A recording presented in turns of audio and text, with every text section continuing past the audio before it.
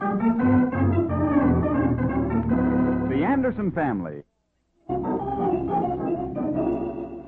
Pop. How's the show? Just fine. Looks like a good program. Where's your mother? In the bedroom, crying. Crying? What's wrong? I don't know. She and Martha came home and Mom wouldn't talk to me. Ah, this is silly. I'll speak to her. Go away, Oliver Anderson. Go away? What's wrong? Why didn't you tell me Antoinette Murphy was going to wear spangled tights? And what were you three men doing pushing her around the stage? Look, Mary, it was part of the play. Oh, it was. I suppose it was part of the play when she pleaded with you men to leave her alone. Oh. Uh-oh. Here we go again, folks.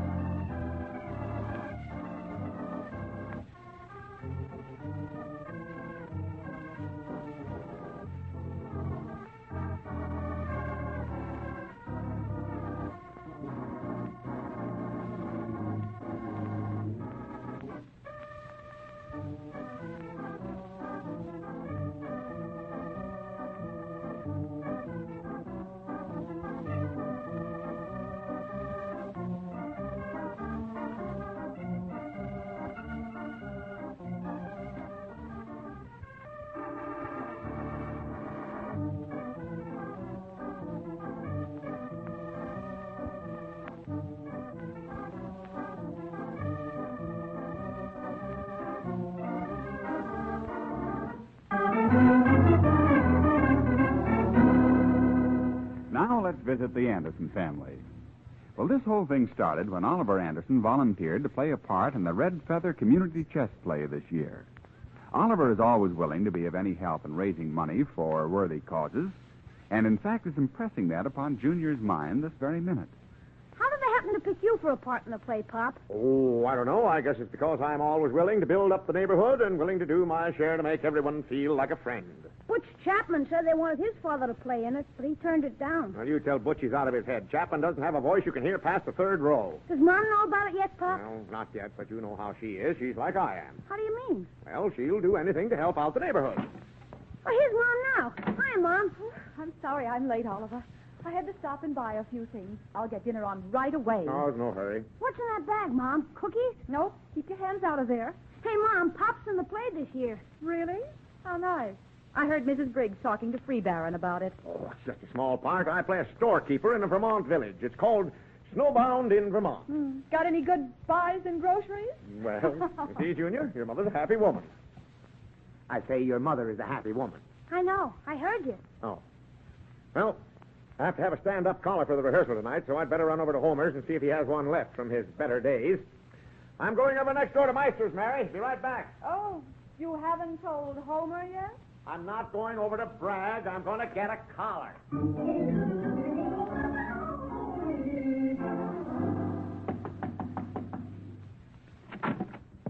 Oh, it's you. Yeah. Well, is Homer home? I guess so. Come in. Just thought I'd drop over and... He ain't going out nowhere tonight. I don't want him to go out. Hi, Oliver. Come on in. Well, just thought I'd ask you if you had a stand-up collar. Huh? What, someone getting married? Why, does someone have to get married if I need a stand-up collar? Well, no, but you don't generally wear one. Well, I want to wear it in the play. Play, eh? Yeah. Well, now, I don't know if I got one or not. You do, too, have one, Homer. What's the use of telling a lie about it? I ain't lying about it. I just thought if they give me a part, I'd need it. Well, the whole play is cast already, Homer. They tell me it's a stinker. Who told you? Chapman, the plumber, said he turned down the main part. He did no such thing, and from what I saw of the play, it's not a stinker. Well, that's the report I got. Now, look now, Martha, we have plays, so everyone will have an interest in it, in the community and the neighbors. I can get along all right without no housewarming. Yeah, I'd hate to be tied up with a bad show. I'm glad you ain't. I guess they ain't going to use any talent this year. Why should she act that way? Well, I can see what she means, Oliver. I lean a lot towards the theater, and she knows it. Well, maybe I could get you into the cast. Nope, I don't want in. To be some little part, and I ain't interested. But it's a dramatic piece, Homer. Yep, I know, but I go more for melodrammy. The mellower it is, the better I like it. Nope, Oliver, just count me out. Well, just thought I'd ask you. Oh, of course, I'll buy a ticket if it's for a good cause, of course. Antoinette will sure be disappointed. Well, I can't help that. Antoinette Murphy from Jim KP. Yep, she's a star. Oh, me. Oh, she is, eh? Yep, and I work well with her, too. Yeah, well, it's funny. She didn't say anything to me about it. Oh, well, the play's not too hot anyhow. Oh, tain't play, Oliver. It's the spirit of it. What time you going to rehearse? 7:30. Let me have the collar, will you? Well, I'd kind of feel like I'd let Antoinette down if I didn't do what I could to help. But look, Homer, the leading man must be a younger man. Now, look here, young fella. When a gal's snowbound, she don't ask a man's age, does she? Well, now, I don't care what you do. All I want is a successful play, Homer. Yep, that's right. You know, we should all get together to put this thing over. Oh, me. So Antoinette's the leading lady, eh? Look, bring the collar with you when you come over, will you? Yep, and I'll be right on the dot. 7 o'clock. Where are you going at 7 o'clock? I'm going to help Oliver out. You ain't going out anywhere tonight. You know what I told you. Well, I'll run on. I imagine you have some things you'd like to talk over. Hey, I'll be there at 7, Oliver. Okay, I'll wait for you. Thought you wasn't interested in the play. Oh, it ain't the play, Marthy. It's the spirit behind it. You know, Oliver's right. We should all work together. He's just talked you into something again. Oh, no, he ain't. Oliver just showed me where we're all in this together. And anyhow, I might get to play a part.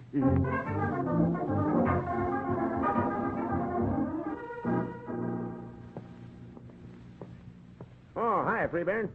Oh, it's you, Anderson. Bought your ticket yet for the play? Though I have not, from what I hear of it, I'd rather just donate the money. Well, it's a lot better play than it sounds. That may be. But I wouldn't get up in front of my neighbors and make a fool of myself for no one. What if everyone said that? Look at that poor kid, Antoinette Murphy. Works at the cafe and then comes over to rehearsal tired as she is. I don't care about that. You mean the little blonde French girl who waits on the two rear tables? Yeah, Antoinette Murphy. I'm a heel, Anderson. What? No, I wouldn't say that, Freeburn. Yes, I am. You're just conservative is all, Briggs. If that little girl can take all that time out to do good, I certainly can help out, too. What time did she come to rehearsal? Well, it's called for 7:30. You may depend on me, Anderson. I'll be there at 7:30. We need more of this sort of thing in the neighborhood. Is that you, Freeburn? Yes, my pet. Anyone with you? No, dear. Where I'm have alone. you been? Now, sweet, I was held up by that Anderson person across the street. I thought you weren't speaking to him. But I have to be neighborly, sweet. He's in the play, though. That is of no interest to me. I'm only thankful that you're not. But, Millicent, I think I should cooperate with my friends in the neighborhood and do anything I can to aid them. I won't have it, Freeburn. I won't have it. I have a reason for doing everything, my dear. I shall go forward, ever forward with the play.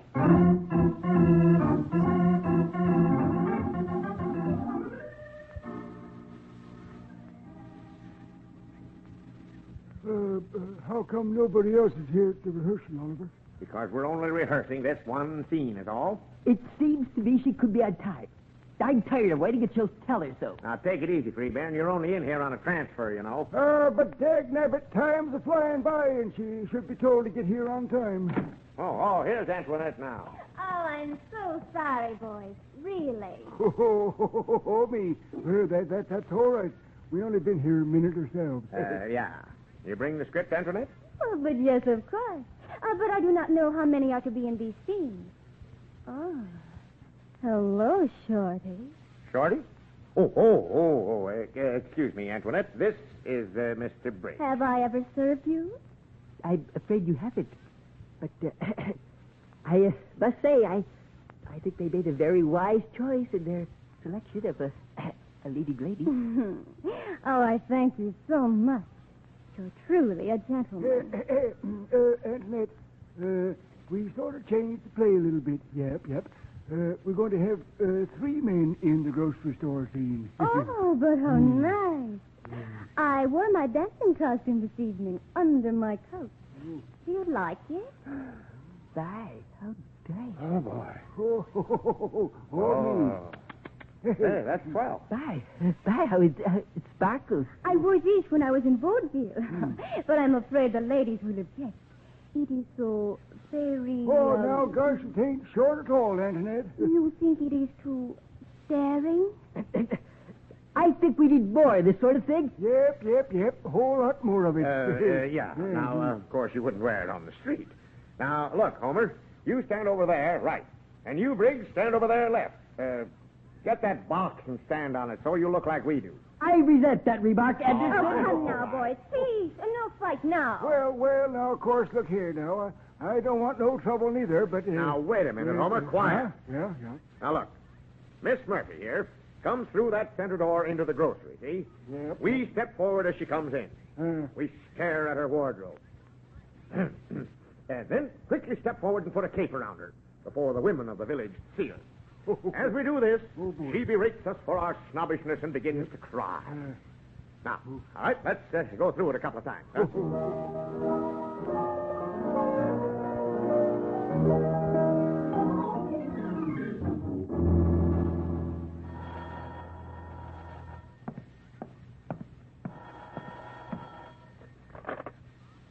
Mary Anderson speaking. Mary, this is Martha.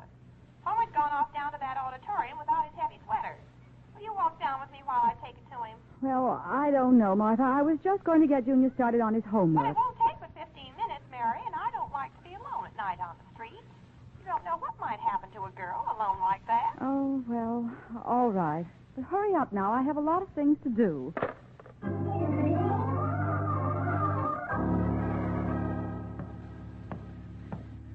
I'm glad Homer's so interested in neighborhood doings.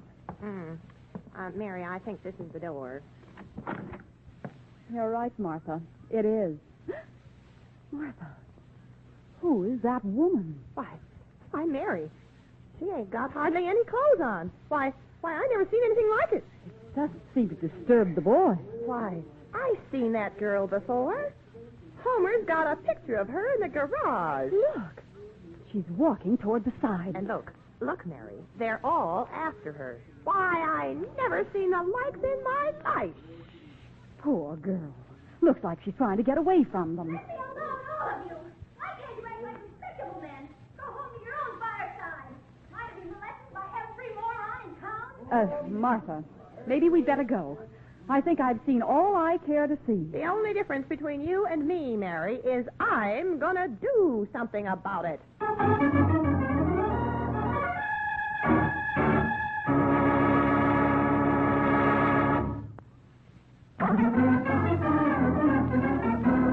And now, back to the Andersons.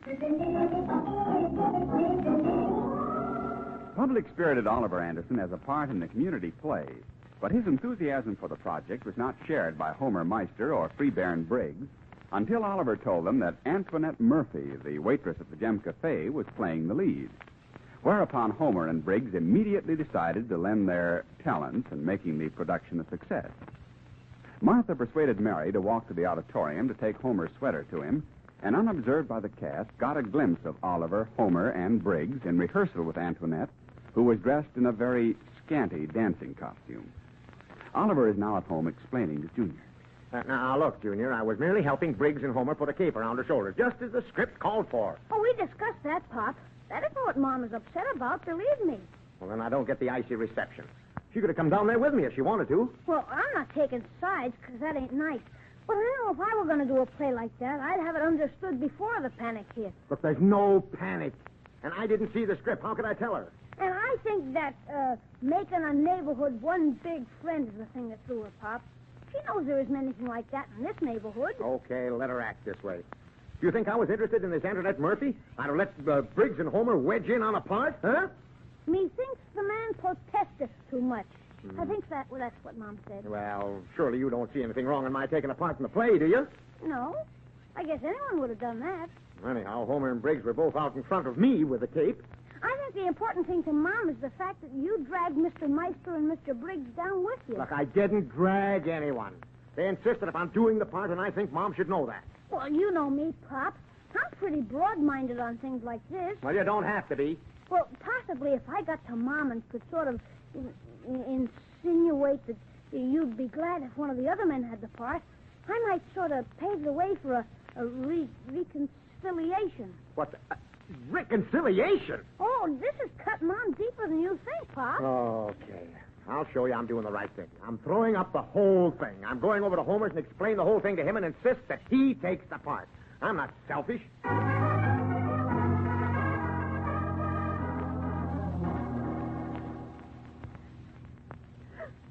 Once a man does a thing like that, a woman ain't got an ounce of respect for her man. Well, now, honey, it hurts me here to see you crying your pretty eyes out. My eyes ain't pretty. Oh, they are to me. When I was looking at that girl, looking past her, I just thought to myself, she ain't the woman Martha is. Well, it's all right. You can't blame it on to Oliver, neither. He tried to get you not to take the part. Well, honey, I mostly wanted to make the show a success so people would say, look, that's Martha Meister, the wife of that fellow who made such a big hit in the show. I don't think of myself when it comes to respect. And poor Mary. Her face just went white. Well, now, honey, look, when you cry like that, my heart just bleeds for you. I want to take you in my arms and kiss away each little tear. Oh, why, sure, I wouldn't trade you for Antoinette if they threw in the cafe with her. Well, you'd make 3 of her. How do you mean? Well, I just mean that you're too big to worry about things like this. Oh, now, come on now. Now, blow hard. Now, here's my handkerchief. Well, I don't care. I'm a good woman. I am. There now. That was fine. Now, just dry your tears, and we'll just be like we was when we was married first off. Yep, wedding supper at my house. We didn't have no meat that night, neither. Oh, me, oh, my. Oh, very quick, Martha. Your eyes are red clear down to your chin. Come on, dry 'em up. Hurry. Oh, Homer, how I misunderstood you. I've been a fool. Oh, it's Oliver. Come on in. I just wanted to come over and fix it for you. Oh, no, Dad Nabbit. I just got her quieted Who is down. that, Homer? Oh, it's Oliver. Hiya, Marthy. I'm feeling much better, Mr. Anderson. Well, I just wanted to come over and straighten out any trouble I caused. You didn't cause none. Yes, I did. And to show you how big I am, Homer, you can have the part all by yourself. I'd rather have everyone friendly than to play the part myself. Homer don't want the part. Who don't? Martha's right. When a feller's got a good woman like I have, his place is home right alongside of her. Homer's a good man. He is? Of course he is. But Antoinette just insists Homer does the part, and I'm stepping down. Leave the room, Marthy. What I'm going to tell Oliver Anderson ain't fit for your pretty ears. Now, Homer, don't have no trouble in the house. I'll tell you one thing, Anderson. You darn fool, I just got everything straightened out, and you have to bring up that gal's name again. Look, Antoinette wants you to play the part, Homer. Oh, me. She does, eh? Yeah. Well, now, I might be able to work something out. Tell her not to give up yet. Okay. I'm glad everyone's happy. And tell Antoinette I'll drop by the cafe later. If I see her, I will. Yeah. Oh, yucky, hicky, hacky, dole. Oh, yucky, hacky, dole. Hick, hick. Oh, you hacky, hacky, Homer, dole. mister. Huh? You ain't fooling me one bit. Why did that Oliver Anderson want to whisper to you in the hall? Why, he was sorry about it. Sorry, nothing. You're as bad as he is. Oh, now, Pet, there's tears in your pretty eyes And there's again. a cut in the garage, too, and I hope you freeze out there tonight.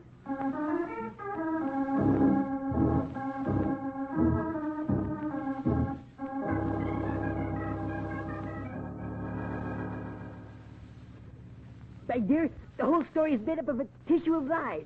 Martha Meister can't see that far. The Free Baron. She wouldn't lie about it. It's that Anderson. But Martha told me she saw the 3 men rush toward her.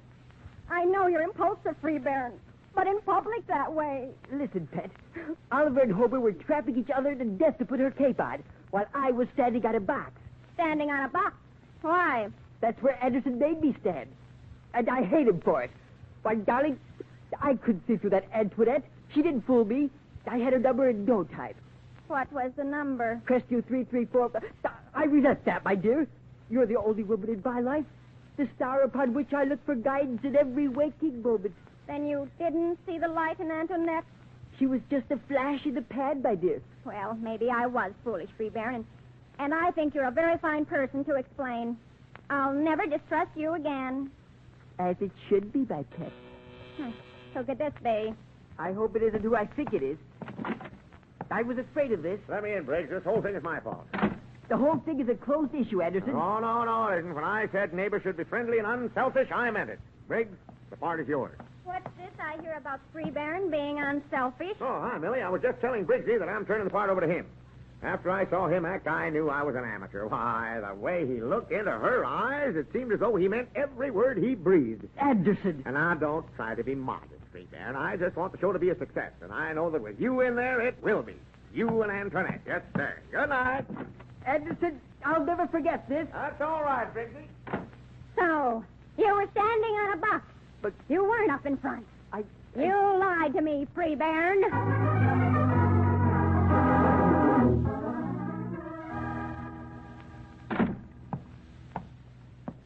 Where's Mom? She'll be out in a minute, Pop.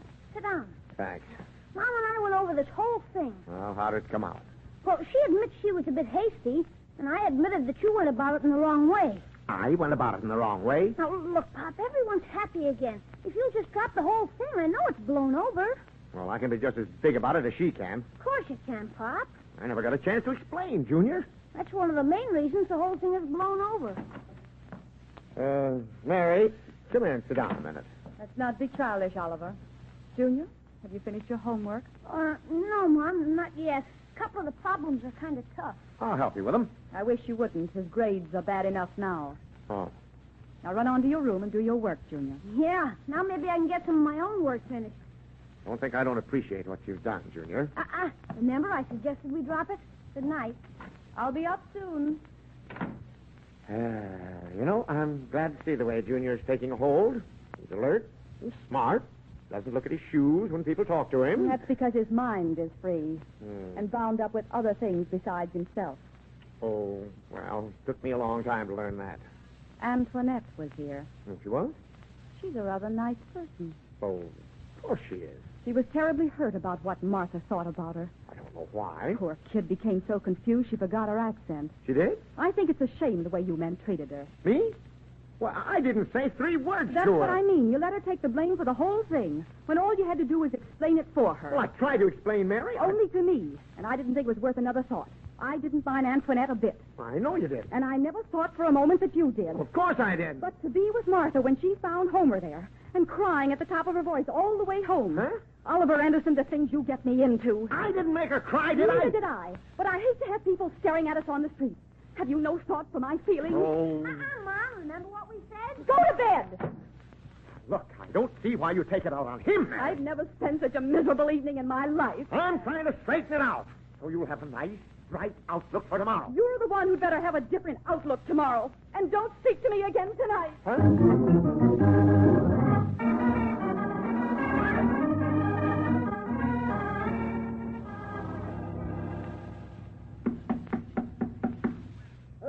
Who is it, and what do you want? Open the garage door. It's Oliver. Don't let him in here. Now, wait a minute, Briggs. Sounds like distress to me. Never turn away a brother.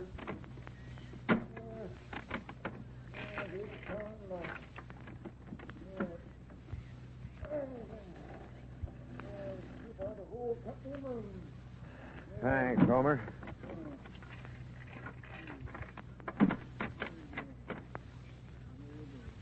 We were just discussing you, Anderson. I suppose you know that Millicent insisted I leave our fireside for the night. That's your lookout, Briggs, not mine. Oh, now, come on, fellas. Look here now. No fighting. Well, This garage is big enough for the 3 of us now. you were discussing me, you say, Briggs. Yes. I know a man who tends strictly to his own business, who's looking for a house just like yours. Would you like to sell it? Oh, I see. How do you feel, Homer? Well, of course, I'm not leaning one way or t'other. But I wouldn't sell unless I got my price if I was you, Oliver. I won't. I mean, it's not for sale. And now, if you have no more to say, get in that front seat of the car, Briggs. I'm sleeping on that cot tonight.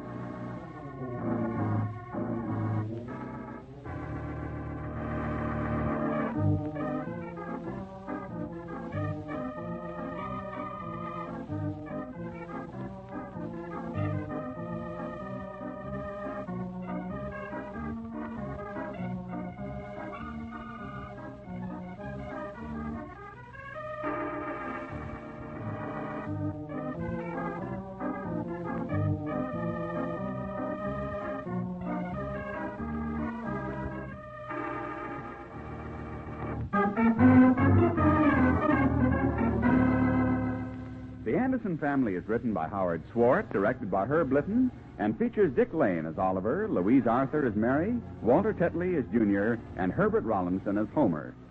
Others in the cast were Jacqueline DeWitt, Jenny Johnson, and George Peroni. Music by Gordon Kibbe, sound effects by Ray Erlenborn, and your announcer is Ken Peters. The Anderson Family is a Hollywood Broadcasters production, transcribed from Hollywood.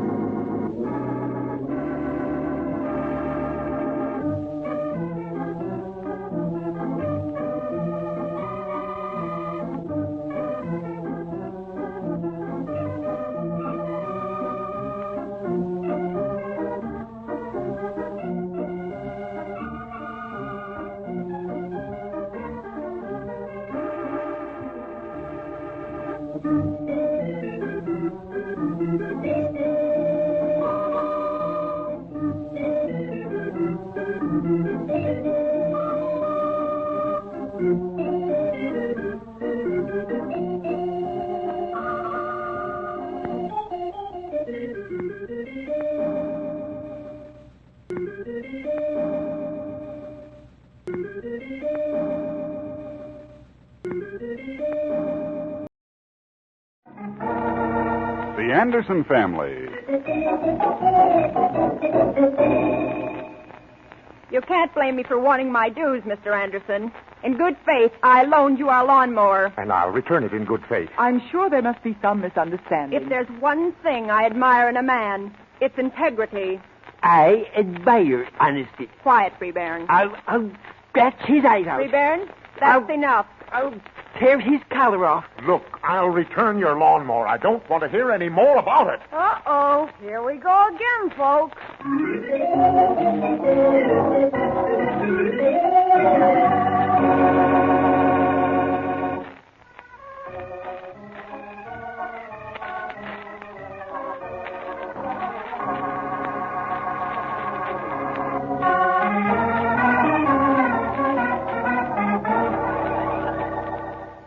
Let's visit the Anderson family. This whole thing started when Oliver Anderson borrowed a lawnmower about 6 weeks ago from Mr. and Mrs. Freebairn Briggs, neighbors across the street. However, all thoughts of having borrowed it had disappeared from Oliver Anderson's mind, for the important thing at this moment is borrowing $2,500 from a new bank in town. Oliver wants to improve his property and must make application by letter to the board of directors of the loan institution. He has just finished writing the letter. All finished. If this letter doesn't get some action from that board of directors, I'll quit. Let's read it. You mean let's tear it to pieces? Now, there's nothing wrong with it. It's a straightforward, honest letter. That's what counts in getting money from a bank, honesty. Oh, yeah?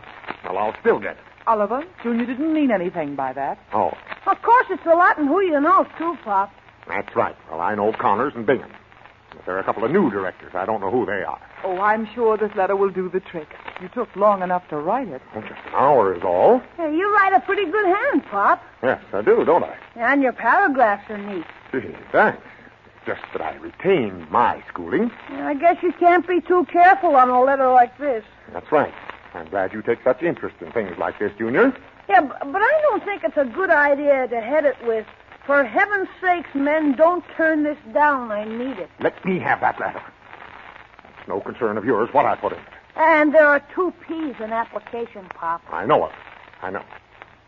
How many do I have? 1.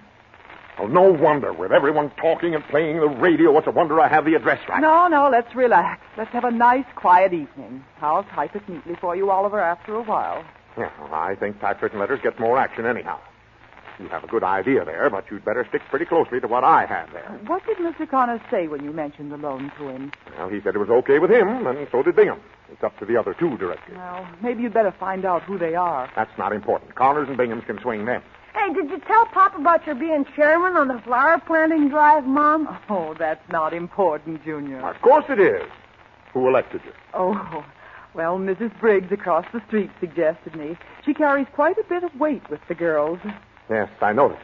She could lose about 100 pounds of the weight she carries. And... Oliver. Oh, excuse me. I just don't like that woman. Yeah, she's always been swell to me. I still don't like her. Or that weak-kneed husband of hers. He can't cut their grass without her permission. But they're very happy, Oliver. Certainly. I've seen dogs and cats eating together, but it's only because they had to. And they just got their new car, too. Oh, did they? What color? Black. They just drove home a few minutes ago. Mrs. Briggs was in the back seat. I'll bet it's equipped with radar from the back seat. Now that's no way to talk, Oliver. Well, she burns me. Old Homer Meister, $10 for 3 months for that cement job and didn't even return his mixer. I don't like people like that. But Mr. Briggs seems like a nice fella, Pop. Of course he is, but she won't let him be himself. I wonder, if she did, what kind of a fellow he'd be. Well, they're happy. That's what counts, as I said before. Oh, you mean she's happy? I don't think Freeburn Briggs has been out after dark for years. Well, you and Junior continue this uninteresting conversation. I'm going to the store. Get some of those chocolate cookies for my lunch, Mom. If they have them, I will. Just look under his counter. Uh-oh. Here comes the Briggs family, Pop. I have nothing I want to discuss with them. No, wait a minute. Can't understand why everyone leaves. Okay, I hear you. Oh, hello, Mrs. Briggs. Who's behind you? Oh, it's Freeburn. Well, come on in. Thank you, Mr. Anderson. Thank you. Gee, got a haircut, didn't you, Freeburn? We didn't come here to discuss personal appearances. Oh. Well, then come on in here where we can be comfortable. Take off your hat, Freeburn, and get that wad of chewing gum out of your mouth. Yes, dear. Well, it's mighty nice of you folks to drop in. Mm-hmm. You've lost some weight, haven't you, Millicent? That is of no consequence, Mr. Anderson. Please don't fawn all over us. Our trip is very unpleasant. Unpleasant? Yes. Freeburn wanted to come over alone, but I know his vicious temper. So I decided to take the cat by the horns. Cat? Bull. No, this is the truth, Anderson. Quiet, Freeburn. Now, Mr. Anderson, when you asked to use our lawnmower a couple of months ago, I said yes. Well, yes, you did, and I... Now, I didn't ask you for references nor a deposit. You mean Junior has borrowed it lately? You borrowed it, Mr. Anderson. Me? You borrowed the lawnmower, Anderson. I believe I did. And I didn't say a word when you pried the lock off the shed to get it.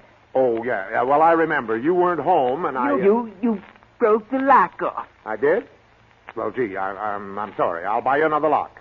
I suppose I should have done something about this before. Now, if there's one thing I cannot stand in a man, it's procrastination. I can see that, but I thought I had taken your lawnmower back or had Junior do it. If you'd have had Junior do it, it would have been done. If there's one boy in the neighborhood who is dependable, that boy is Junior. He must take after his mother's side of the family. Well, yes, Mary's a lot that way, of course. And I'll agree that sometimes things do slip my mind, and possibly the lawnmower was left out in our garage. It had better be out there, Mr. Anderson. How's that? It had better be, she said.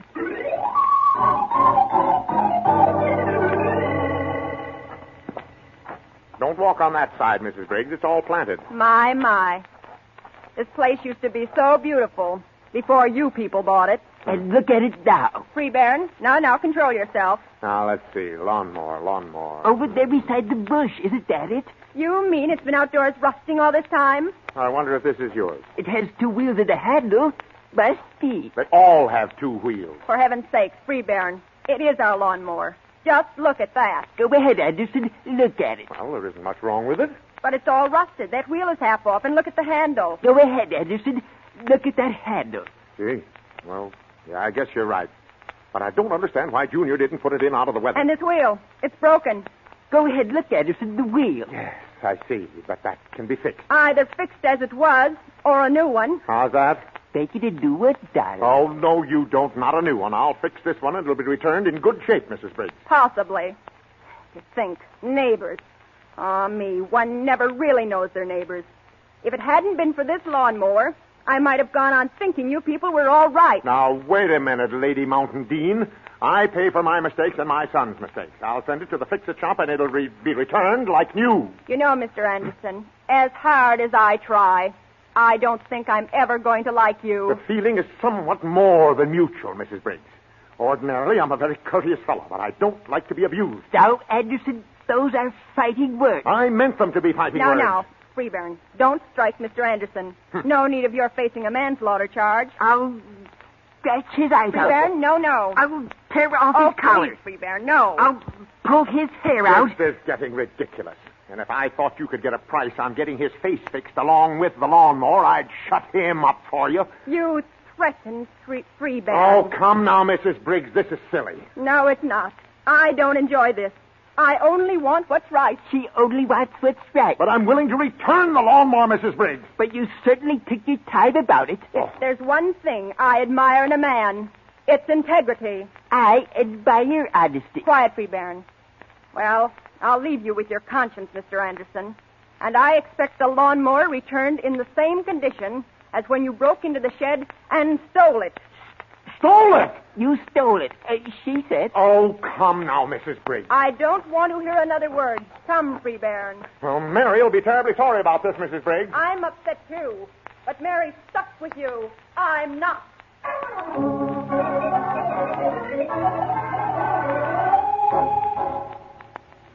I don't see why you keep blaming Junior for the lawnmower being broken and rusted, Oliver. Well, I may have borrowed it, but he's seen that lawnmower 50 times in the backyard. Why didn't he put it away?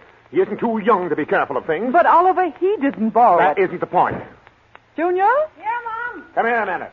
Butch Chapman's waiting for me. Can't it wait? It cannot. Tell Butch you aren't coming back out this evening, and then come here a minute.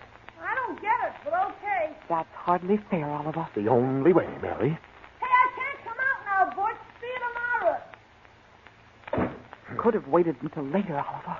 What's wrong? Why can't I go out? Your father wants to talk to you. Yeah.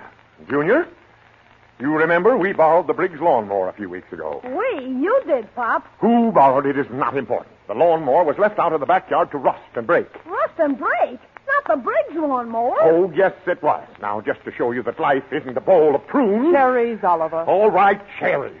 You're going to pay the cost of putting that lawnmower in shape. Oh, gee, Pop, let me explain what you're There's doing. nothing to explain. You know what it's all about. But maybe he wants to say something, Oliver. Yes, I know. But that still stands. You pay the bill. And maybe it'll break you of being careless. But if you'd let me explain There's about... nothing to explain, Junior. I've taken the lawnmower to the fix-it shop, and the bill is $11.12. You shouldn't have taken it to the shop, Pop. Now, you're going to tell me how to run my life. No, he isn't, Oliver. He's just trying Just to... trying to out-talk me. Yes, I know. So go ahead now. Go do your homework, and then go to bed. Okay, but if you just let me say one thing... Never mind now, darling. I'll be up and tuck you in. Okay. Guess I'm outvoted again. He was trying to tell you something, Of Oliver. course he was. He wanted to tell me where I was wrong. He doesn't realize yet that older people learn through experience, and that's what he's doing. I'll get it, Oliver. Maybe Mrs. Meister. Yes? Yes, he is, Mr. Bingham. Just a moment. Oh, Mr. Bingham, the bank director? Huh, good. Let's have it. Yeah. Doesn't sound cheerful to me. Hello, Bingham. How's everything? Making what up for myself? Briggs? Oh, that's phony. Why, I just... Yes? The new director? Oh. Briggs, the new director? But there isn't any place else I can apply for the loan. Yeah, yes, I know you're for it, but... Oh, no go, huh? Okay, Bingham. Thanks anyhow. So long. No go, huh? So go. Briggs is going to stop it, the shrimp. But I'll get around that baby yet. When I take his lawnmower back, I'll have it out with him. And his baby hippopotamus, too.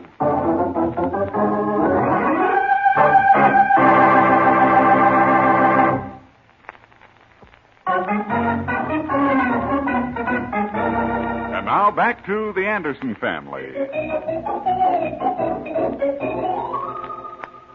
Oliver has just been turned down at the bank on a loan he hoped to make. The deal soured when he had a little trouble with a neighbor, Mr. Briggs, over the return of a lawnmower Oliver had borrowed and apparently forgot to return, only to find that Mr. Briggs is the new director of the bank. Hoping to smooth over the situation, Oliver and Mary Anderson are just entering the fix-it shop to pick up the lawnmower, which Oliver had repaired. Oh, that looks like the lawnmower, Oliver. Well, how can you tell? They all look alike to me. Here comes the man now. Howdy, folks. Can I do something for you? Oh, Mr. Harkness. Is my lawnmower ready? It's for Oliver Anderson. Anderson. Name don't mean nothing to me. I go by numbers. Got your stub? Oh, sure. Here. 33B. 33B. Oh, yes. Sitting right over here. And I might add, I've been repairing mowers for better than 30 years, and I never saw one so bent up as that one was. But you were able to fix it. Well, yes, I did. The only thing left of what you brought me is the washers on the wheels.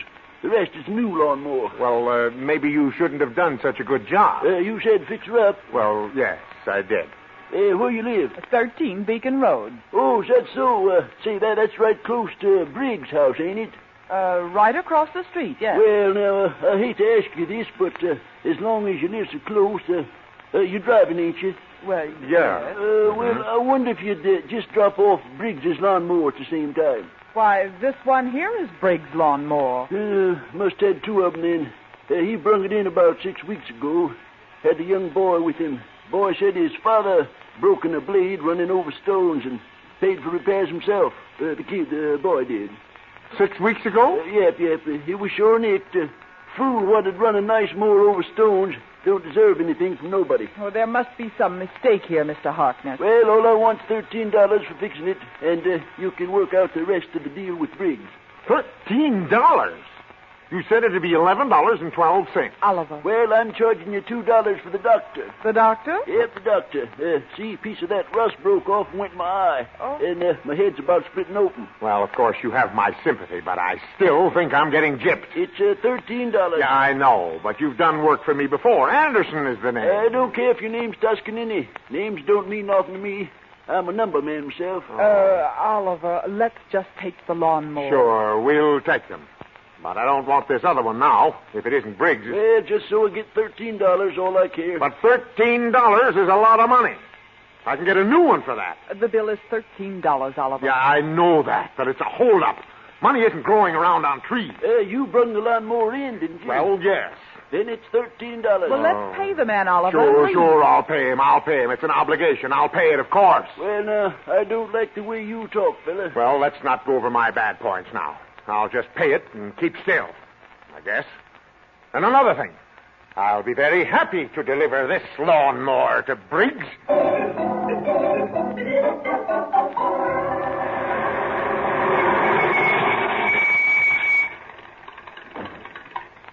Briggs! Hey, Freeman! Hey, Freeman! I have nothing to discuss with you, Anderson. I have your lawnmower here. Unload it and go on. Okay, I'll throw it in this flower bed. Don't you dare. Where is it, Freebairn? It's Anderson with the lawnmower. Well, of all things, Freebairn, I want you to go out there and thrash him within an inch of his life. Yes, dear. If you aren't gone in 30 minutes, I shall come out and thrash you, Anderson. Look here, Briggs. She just left. I'll be right down. I don't get this thrashing business, Freebairn. Shh. I just say those things to please the little woman. Yeah, sometimes someone isn't going to know that. And the little woman is going to be alone. You may be right, Anderson. Is this a lawnmower? It's both of them. Both? Your own that you took in 6 weeks ago to the fix-it shop, and the one I took in. You owe me $13. I do? How? Because you claimed this other mower was yours when it was mine. It caused me anguish, loss of time, and mental worry. Altogether, the civil suit comes to $5,000 if I take it to court. I won't pay it. I won't charge you that much, though. I'm not that type of a person, Freebairn. I'm a nice fellow. I'm a rat. Oh, now come, Freebairn. I understand. It's the influence you're under is all. Yes, you're right. It's baby. Baby? my wife. I shall forever free myself of those shackles. Now you're talking like a man. I admire you. I shall have it out with her immediately. Just let her know you're boss. Boy, it feels great. You've changed my whole life, Anderson. Well, I did the right things for you. Now I expect you to be a man and okay my loan at the bank. I shall do it immediately. I am a new man. Gee, that's swell. Connor and Bingham have okayed it. Now you. You just have one more hurdle to take. Oh, yeah? Who's the other one? Mr. Harkness at the fix-it shop. Harkness? I just left there. And you probably made him hate you. However, I shall arrange it. Right now? As soon as I go in the house and start my new life. Well, you'd better be diplomatic. She's an egomaniac. Egomaniac? Mm-hmm. Egomaniac. Mm-hmm. That's a splendid word. I haven't used that. I'm a new man, Anderson. From today, I am a man.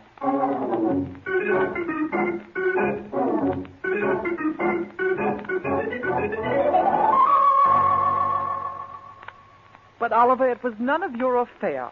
Their home life is their own business. Oh, he won't do anything about it. He was weakening as he went up the steps into the house. But he did say he'd sign for your loan? Oh, sure. He was wrong all along, and he knew it. Oliver. Huh? Coming up the walk. What? Mrs. Briggs. Oh, you talk to her first, Mary. I'll do no such thing. Don't even tell her I'm home. You got into this. Now get out of it.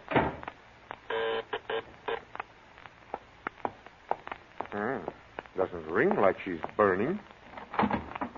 Oh, Mr. Anderson, I just wanted to tell you the news. Well, come on in. Don't tell it to the whole street. You know, somehow I don't mind your ignorance. I'm so happy I could just cry. Where's Mary? Well, frankly, I don't know. What's wrong that you'd be happy? It's Freebairn. Freebairn? He's made you happy? I'm so happy. I'm sorry I berated you over that lawnmower.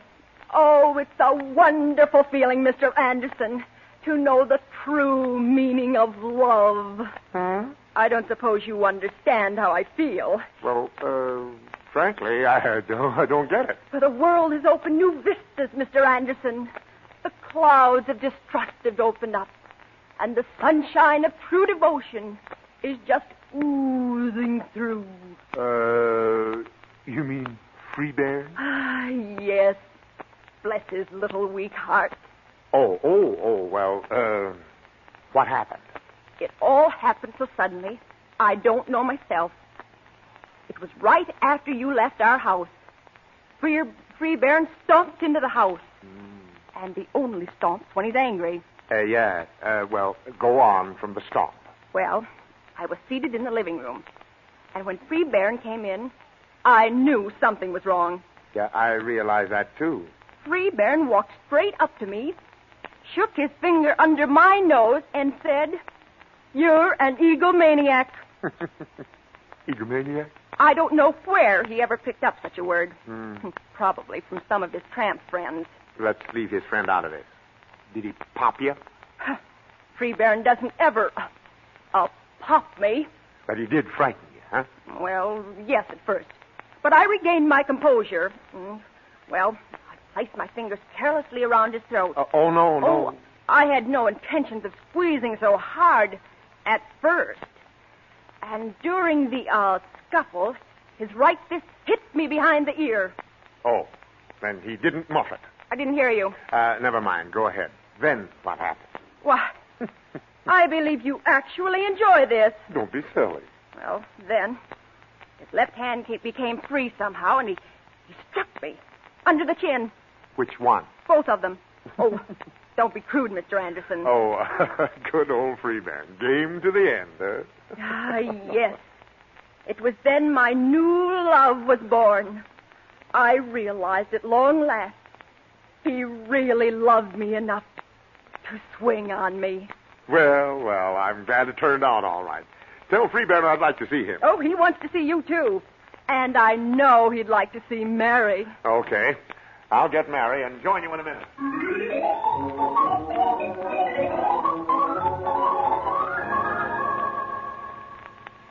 Dr. Smith, call surgery. right down this hall. Quiet, please, in the halls. My husband is a patient here. Yes, I can see why. Name, please. Briggs. Mrs. Freebairn G. Briggs. We're just with her, Doc, really. I'll sit over here and wait, Oliver. Okay, Mary. It won't take long, I guess. Right this way, please. 32A. Just sit in this chair. Please don't stay long. No, just a minute. You a friend of his? Well, I won't know till I talk to him. There you are, Freebie, darling. Yes, baby. Someone to see you. Hi, Freebairn. Gee, I'm sorry it turned out this way. I'm a happy man, Oliver. Oh, I'm so happy too, Freebairn. Well, what happened? I don't really remember. I remember seeing the fireplace go by. Then the chandeliers went by. The chairs, the couch, a bedlam of things. You'll have to leave now. He's getting violent again. Oh, yeah, sure. I'll see you later, Freebairn, darling. Come, that's long enough. I'm a free man. I'm a man again. I'm a man. I'm a man. Will they return Freebairn to me in good condition, Doctor? I'm a man. Oh, come now, Mrs. Briggs. Surely you don't believe in miracles.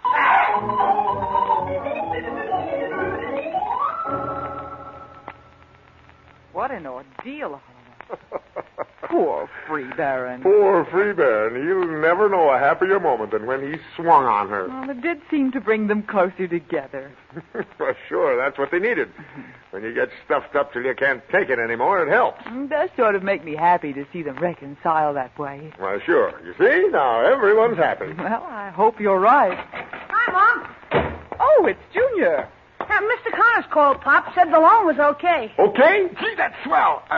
Well, what about Harkness, the fix-it man? Oh, he just okayed it when he found out that Briggs was for it. But he remembered my name, and I was nasty with him. Yeah, I suppose so.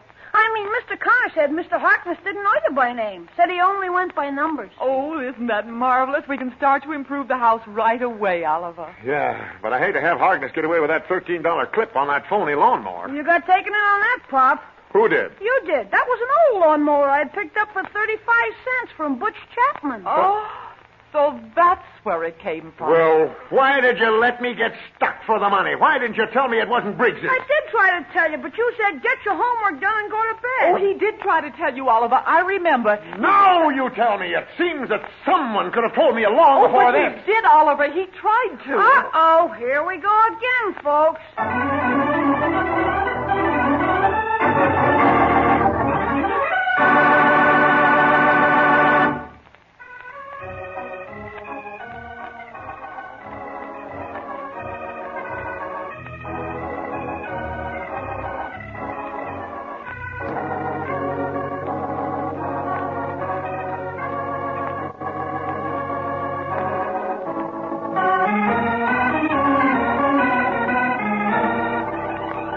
The Anderson Family is written by Howard Swart, directed by Herb Litton, and features Dick Lane as Oliver, Louise Arthur as Mary, and Walter Tetley as Junior.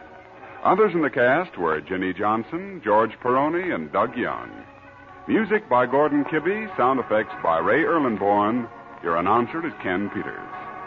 The Anderson Family is a Hollywood Broadcasters production, transcribed from Hollywood.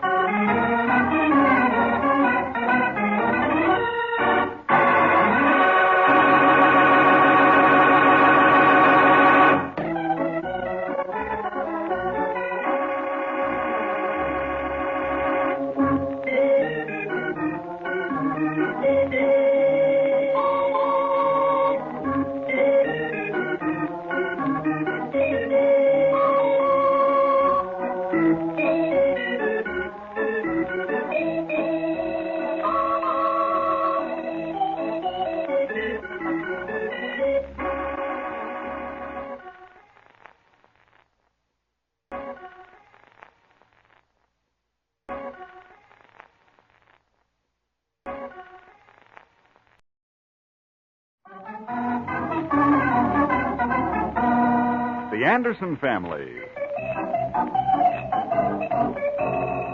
Yes, ladies and gentlemen, meet the Anderson family. There's Papa Oliver Anderson, who doesn't believe in the adage, be sure you're right, then go ahead. He just goes ahead anyhow. Then Mary Anderson, his lovely wife, who thinks everything happens for the best. And she's the best. And let's not forget Junior, 12 years old and the spark plug of the Andersons' daily life. They're a happy family, although Oliver is somewhat confused with life. He takes a beating from the boss all day, and then he comes home to his little family where he is king. Well, almost king. There's no place for morbidity in their lives, and their happy outlook is a tonic for everybody.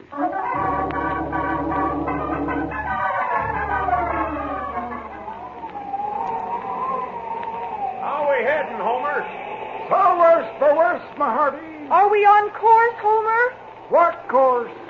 Gee, Mary, you mean Homer's missed the South Seas? This trip's been a nightmare. Well, I can't stand watch 24 hours alone, can I? And Homer can't even stand watch, period. Don't worry about me. It's in the bag.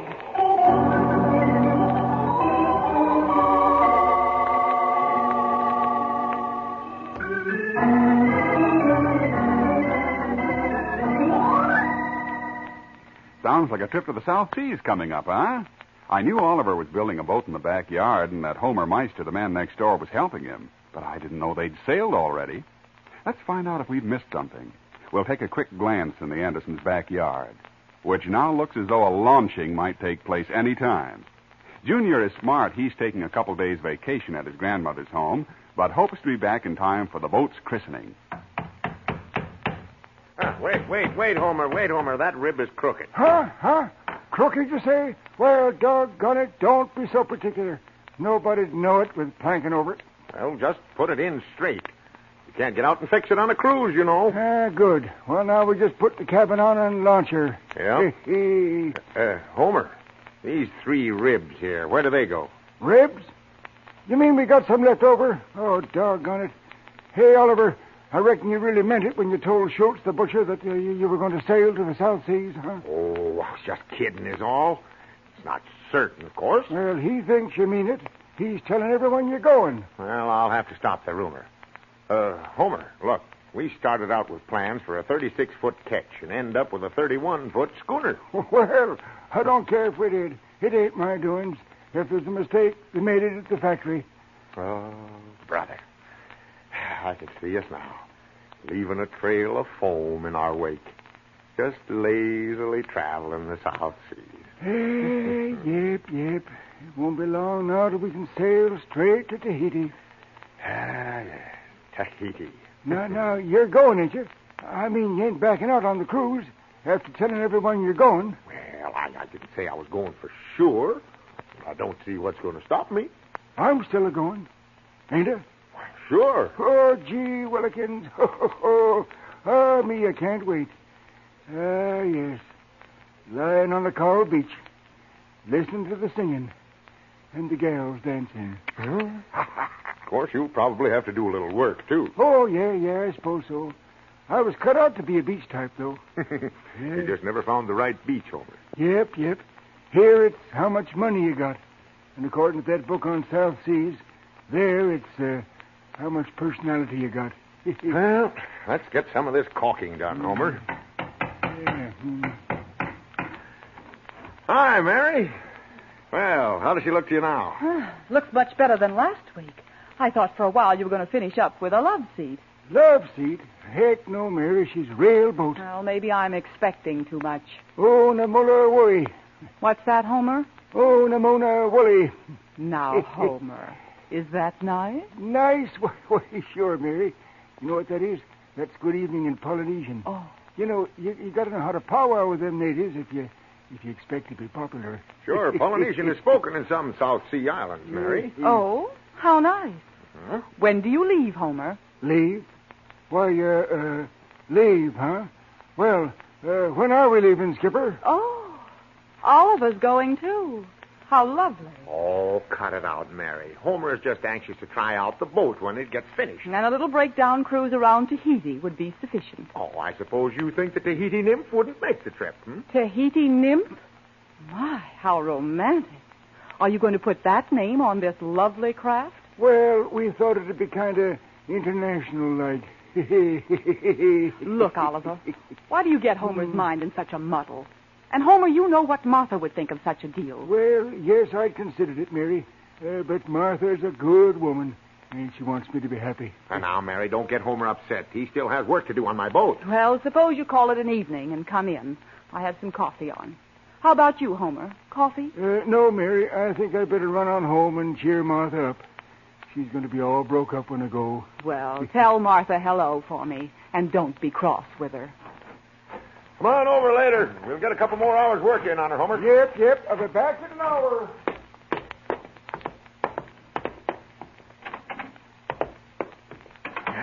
Homer certainly hopped up for a trip to the South Seas. You know, that's a terrible thing you've done to Homer. Well, I don't see why. I didn't say I was going this week. From the way he talks, he's already packed. I know how he feels. Even the fellas at work. Yes, even the boss envy me that little catch. Now, wait a minute. You aren't telling people that you're going to the South Seas. Well, no. That is, I never say just when I'm going. Talk about Homer's mind running away with him. You're going to have to quit this nonsense, or people will be pointing at me and saying, that's the wife of that fellow they came and got. Oh, now you're making a mountain out of the whole thing. I haven't said when I was going. I'll get it. Hello? Anderson residence. Good evening, Mrs. Anderson. How many bedrooms do you have? Bedrooms? Why, 2. Why? And would you consider it a nice neighborhood? Why, we think so. Oh, is your house furnished? Why, of course. Say, who is this? How much is the rent? Oh, and how soon could we move in? Pardon me, but our house isn't for rent. Well, this is Mr. Pierce speaking, and I understood that you folks were leaving for the South Seas. Oh, I see. No, Mr. Pierce. We are not leaving soon, or ever. You've been misinformed. Coffee is great. Who was it, Mary? Do you know a man by the name of Pierce? Spooky Pierce? Well, sure, he works with me. I thought so. He wants to rent our house when we go to the South Seas. Well, now, that's kind of silly. Oliver, listen to me. This boat dribble's going to cause quite an upheaval. You talk too much and dream out loud. Why, even poor Homer will be homeless if you don't stop it. Oh, well, I guess it was just enthusiasm. I might just use the boat to go fishing anyway. But Martha says Homer sits up nights to study the stars. Sits on the porch all day studying the sun. Does he need to know navigation just to go fishing? Oh, that must be Junior. He told me he'd call when he left the Chapmans. Hello, darling. Hello there. Darling. Say, who am I having the pleasure of talking to? I'm so sorry, Mr. Thompson. Tom? Mary, I'd like to have Oliver come back down here this evening and on his own time. Do the work he was supposed to be doing today. Work? You mean he wasn't at the office today? His body was. His mind was 1,000 miles off. Now, an organization such as ours cannot allow an employee to be drawing sailboats all day. Oh, I'm sure Oliver will be glad to come down. Wait a minute. Let me take the phone. Hello. Hi, boss. This is Oliver. What's wrong? I'm calling to see when you expect to leave on that cruise. My wife's brother isn't working, and he's living off me. I thought he could take over your job, as long as you're planning on leaving. Oh, no, I'm not leaving, but I've got a lot of work to do on the Tahitian nymph tonight. Well, I'll see you in the morning. By the way, when you christen the boat with the bottle, be sure your head is way back out of the way. Don't worry. Very well, then. Good night. Good night. Oliver, will you ever learn to keep your affairs to yourself? Oh, now, Mary, I was just a little enthusiastic, I guess, but it's all over. Nose to the grindstone and all that stuff. Nobody's hurt. Just a misunderstanding, that's all. Oh, who's that now?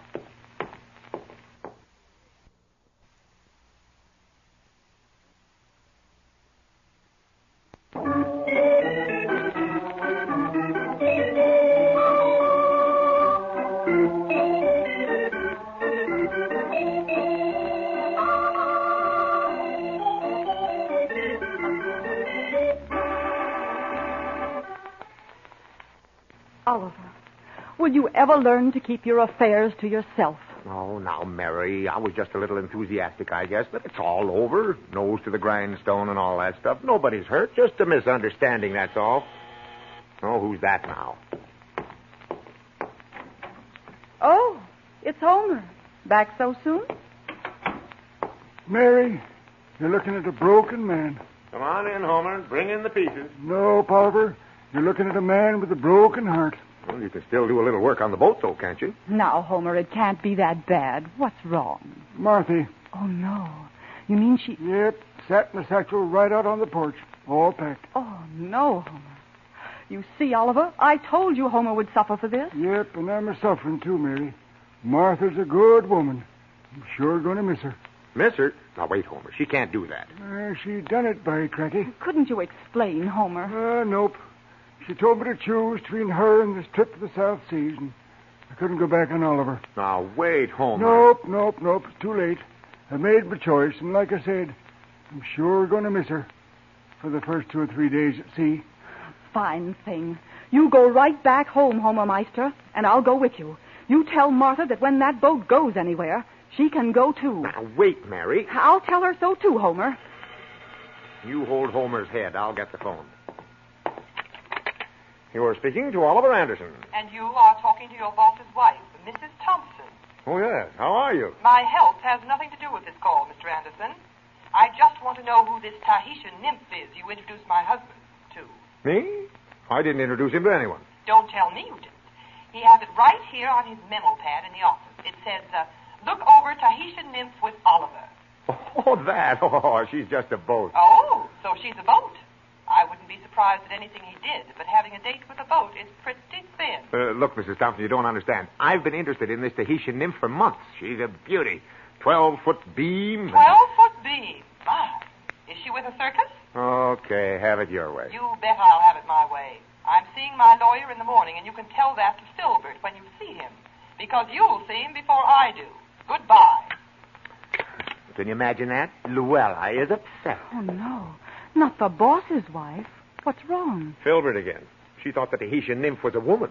So did Filbert, didn't he? He did no such thing. He's both happy, too. She's going to see her lawyer. She spends so much time in her lawyer's office, people think she works there. Poor Filbert. I know just what he's up again.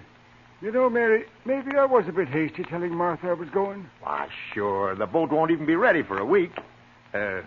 Homer. Huh? What? Martha's out in the backyard. Come here, look. She's probably looking for you, Homer. It won't do her no good, Mary. She's a good woman, but my mind's made up. Oh, look, Homer. You'd better get the trip out of your mind. Nope. Too late, Mary. Can you see Martha now, Oliver? Yeah, she's by the boat. Maybe she's just sentimental is all. Knowing that boat's a carried me away from her, she come over to look at it. Nope. She's not looking at it, Homer. Well, what's she doing, Oliver? She's patting it. Let's have that phone taken out. Just relax, Admiral. I'll take the call in the wheelhouse. She's sure mad, ain't she, Oliver? Yes. Anderson's residence. Mrs. Anderson, my wife wants to know how much you want for your washing machine. Washing machine? Why, I don't want to sell it. But you won't have no use for it in the South Seas. Pardon me. Our washing machine is not for sale. But, mister, I can give you a good buy in a small boat called the Tahitian Nymph.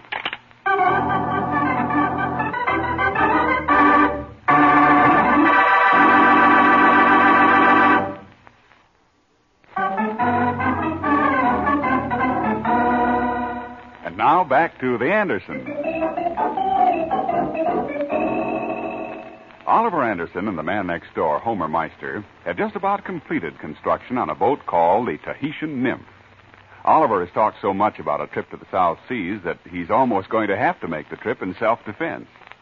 So far, his talk has caused trouble not only in his own home, but in the Meister home and also with his boss.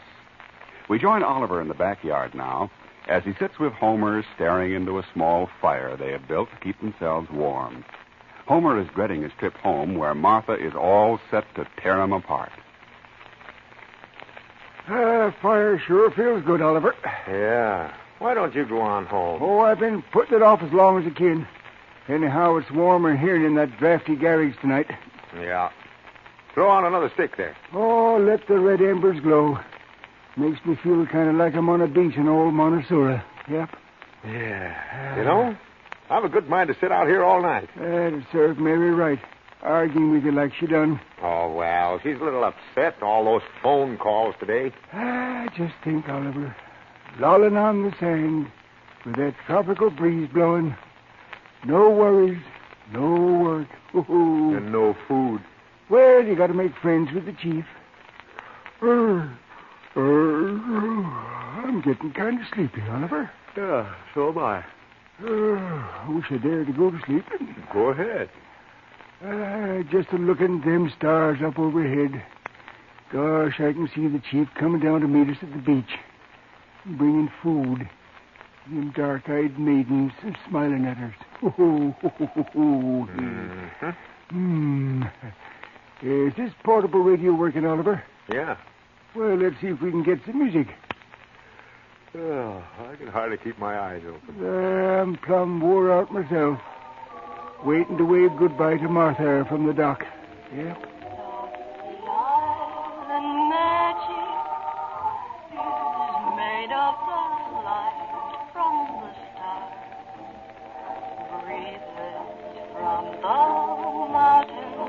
Listen, Oliver. Well, that's South Sea music. Ah, me. Wind whistling through the rigging. Leaning into a 10-knot breeze. New people. New customs. Oliver. Well, bust my britches. Darned if he ain't sound asleep.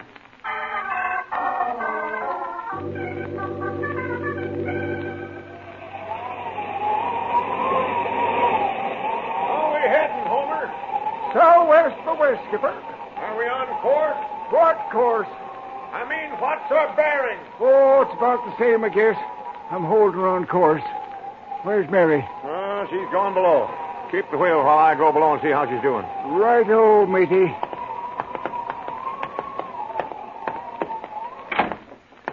How's the sailor? Just fine. Making some coffee. Think Homer'd like a cup? Why, sure. Gee, this is exciting. Taking my turn at the wheel. Well, you think Homer knows where he's going? I was wondering that, too. When I went off watch this morning, we were on a course of 93. What is it now? 55. Brother, that's great. And no landmarks. Oh, well. He says there are so many islands, we're bound to run into one of them. How much water have we left? We just opened our last 5-gallon bottle. You mean we've used 30 gallons in 20 days? Mm-hmm. What's wrong, Oliver? What bell is that? Sounds like Homer has his feet tangled up with a bell rope. I'll go up and see.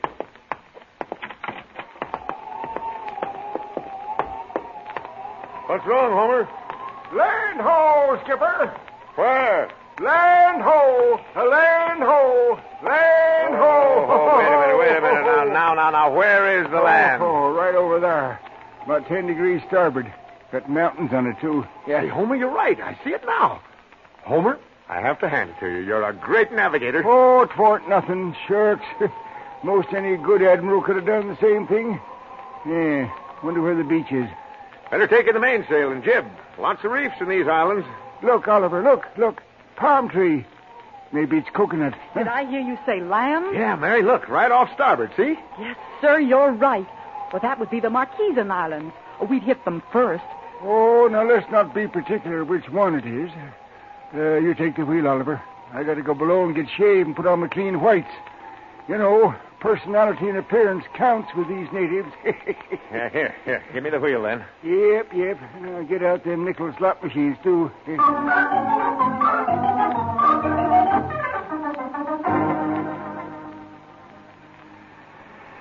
My, this seems so desolate, Oliver. Maybe landed on the wrong side of the island.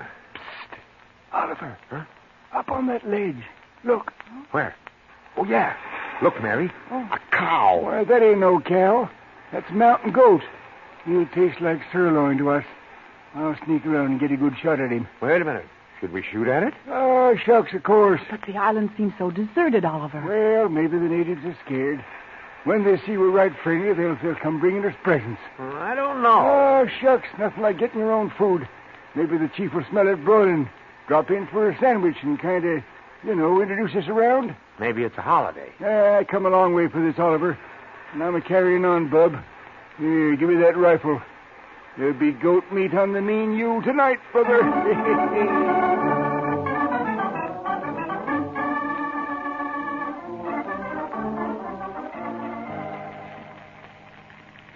That goat's sure a beauty, Oliver. Look at them horns. They're good thing from a den. But about the meat, Homer, I've never had any experience in cooking goat meat. You probably have, but Schultz the butcher never mentioned it. Just broil it like any I other. wonder if anyone heard that shot. What difference does it make? Well, how do I keep this beet sand out of the meat, Oliver? Don't try. Sand won't hurt anything when you're as hungry as I am.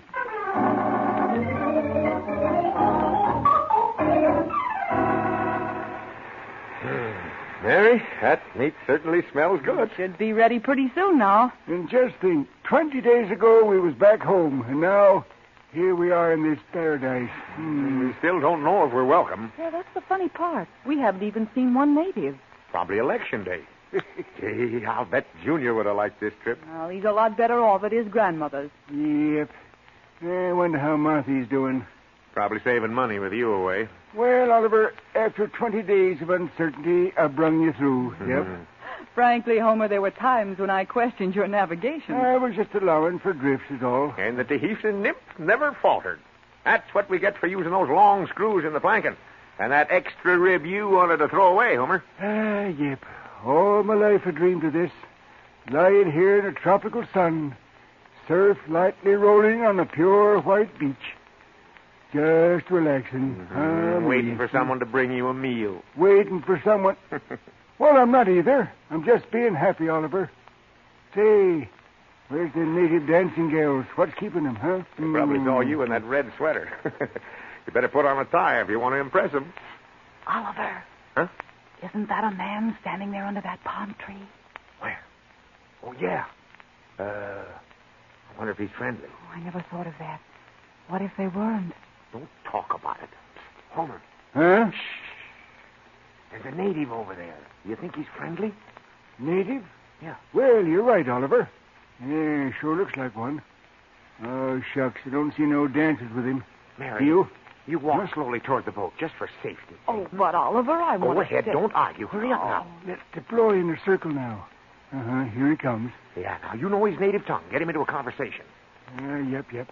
Good thing I learned Polynesian. Ahoy there! Yola Nui, how do you do? Don't say Dewey. He might be a Democrat. How? Una Muna Murray and Frey. I think you're using too thick an accent, Homer. What was that last crack, Junior? Homer, he speaks English. What are you doing on this island? We just stopped off to get some fresh meat. We're sailing in a few minutes. Yeah. Won't you join us in some goat barbecue? Fresh killed. Shot himself about 3 hours ago, yep. Yeah, Homer's a great shot. Never misses. How's the tribe? Tribe? Oh, yes, the tribe. Oh, they're all well. Now, listen, boys. Let's quit playing around. Where you from? Why, Los Angeles. It's a city in California. Yeah, I know. You got your clearance papers? Show them to him, Homer. Clearance papers? Well, we ain't got none, Oliver. We just sailed out of the harbor. This is pretty phony. Get your gear and we'll all go take a little trip and see the chief. Last you get to see the chief, Homer. You work for the chief, huh? Yeah? Chief Mooney Aloha Luna? No, Chief Edgar Hoover. Hoover? Why, he's with the FBI. Right. What you got a man in the South Seas for? Always thought strangers was treated with kindness. Well, now, of course, if you don't want us to stay, we'll take our goat and go. Look, I don't know who you think you're kidding, Junior, but you left harbor with no clearance papers. Your craft isn't registered, and you shoot someone's pet goat. This setup is phony, brother. No, wait a minute. I'm an American citizen, and you're allowed to shoot food in the South Seas. South Seas? This isn't the South Seas, Grandpa. Tain't? Nope. You're on Catalina Island, 20 miles off the coast of California.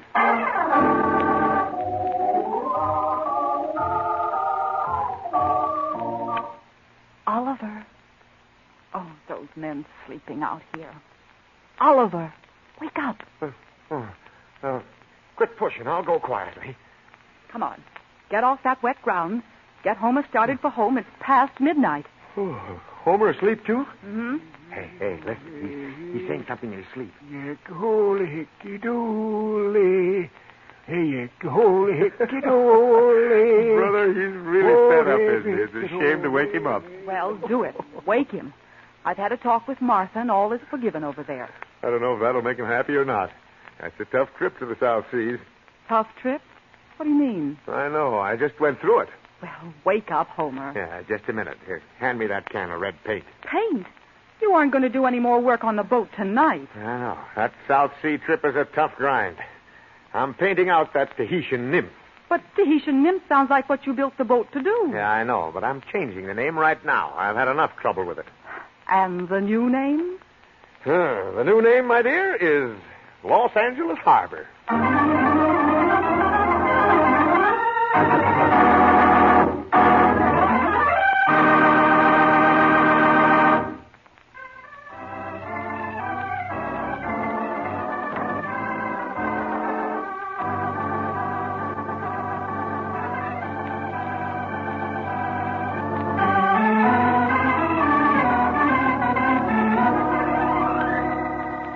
The Anderson Family is written by Howard Swart, directed by Herb Litton, and features Dick Lane as Oliver, Louise Arthur as Mary, and Herbert Rollinson as Homer. Also in the cast were Jackie DeWitt, George Peroni, Paul Theodore, and Doug Young. The singing was by Jenny Johnson, and Gordon Kibbe was at the organ. Your announcer, Ken Peters. Listen again for The Anderson Family, transcribed from Hollywood. This is a Hollywood Broadcasters production.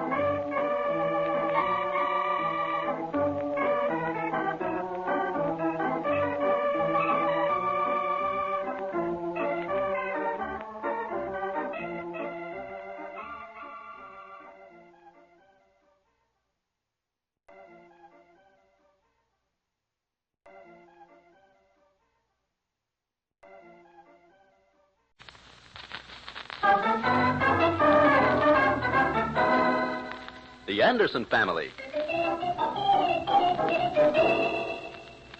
I don't see why you have to buy cowboy boots to wear in the mountains, Oliver. You have to wear 'em, Mary. If a snake strikes you, well, he hits the boot instead of your leg. Well, what about me, Pop? I need 'em too, don't I? Well, not necessarily. The records prove that snakes bite more men than children. I don't see why Junior can't have a pair of those boots. Because they cost $25. And you'd only wear 'em once. Oh, you're going to wear yours to work. How do you like? Uh-oh. Here we go again, folks.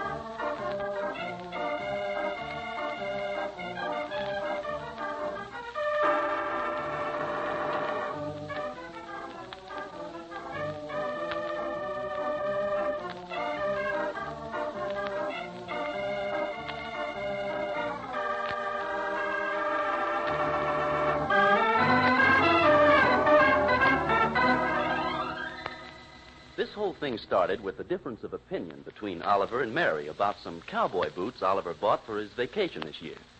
It's finally been settled that the family will go to the mountains, but only after a struggle. The first thing Mary knew about the decision was when she was driving Oliver home from work this afternoon. Well, I bought a tent this afternoon. A tent? Sure. Gets chilly up in those mountains after dark. Well, I don't see why we couldn't have just gone to the beach for a week. The beach and get trampled to death? Oh, no. The mountains are the only place left where you can stretch your legs. What's in this box? This? Oh, why, the fellow where I bought the tent showed me a pair of cowboy boots. Said I'd need them. Need them for what? Roping mountain goats? No, for riding horses if we pack in. I don't know. The more I think of this mountain trip, the less I like it. Oh, you'll love it when you get up there.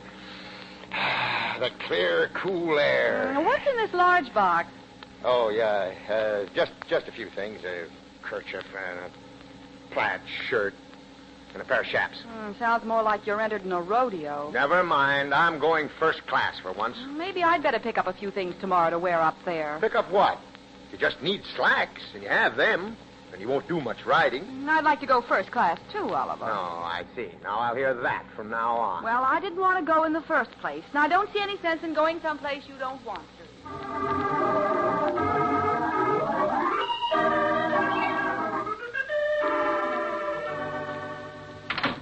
Is that you, Mom? Yes, Junior. Pop with you? Yep. Gee, what's wrong? Speeding again? Oop. Did you get the stuff, Pop? Yeah, most of it. I couldn't get a reel. Oh, I fixed that. Butch Chapman has 2 reels, and he'll let me use one of them. Oh, that's fine. Of course, I had to ask him to go with us to get the reel. What? You mean you invited the Chapman boy to go? Well, sure. I needed a reel, so I made a deal.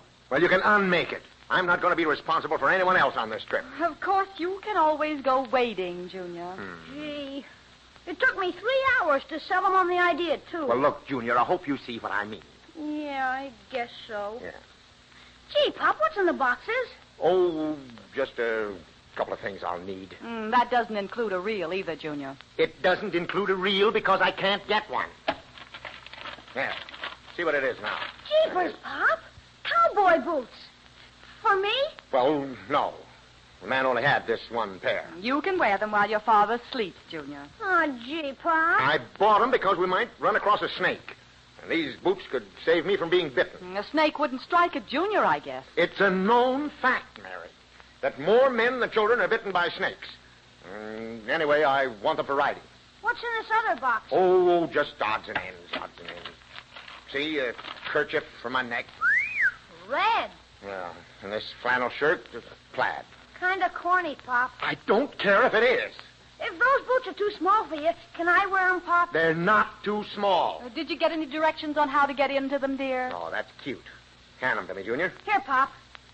Gee, red tops. Like a Russian dancer. No cracks. While your father gets into them, Junior, how about taking these packages out to the kitchen for me? Aw, Mom, I want to see how Pop comes out. I'll come out all right. Go on, go ahead. Put on the whole outfit, Pop. I may do just that. Here, let me help, Oliver. They won't go on that way. Now, who is that? Go ahead, put them on. I'll answer the door.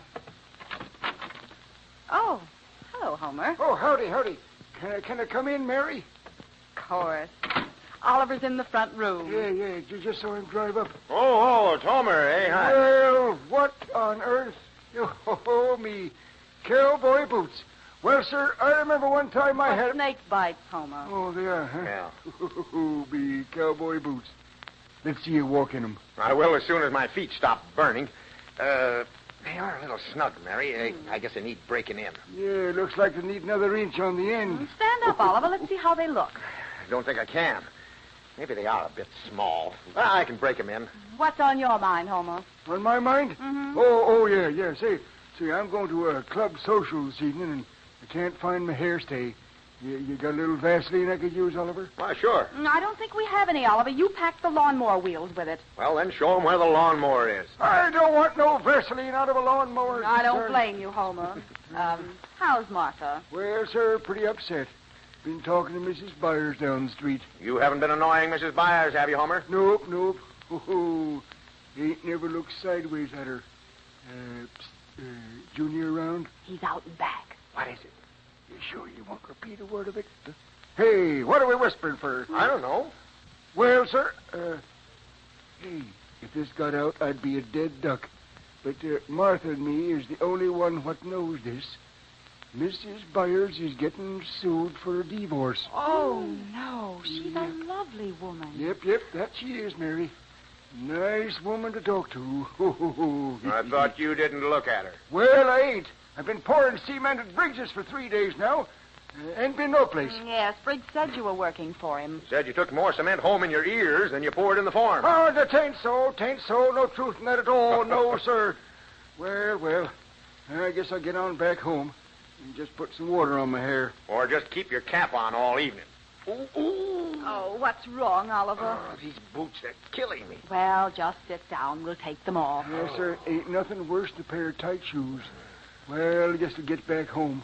Martha will think I've been telling you about Mrs. Byers. Well, don't worry about our saying anything, Homer. Oh, I know you won't. Poor woman feel pretty bad. She thought anyone knew it.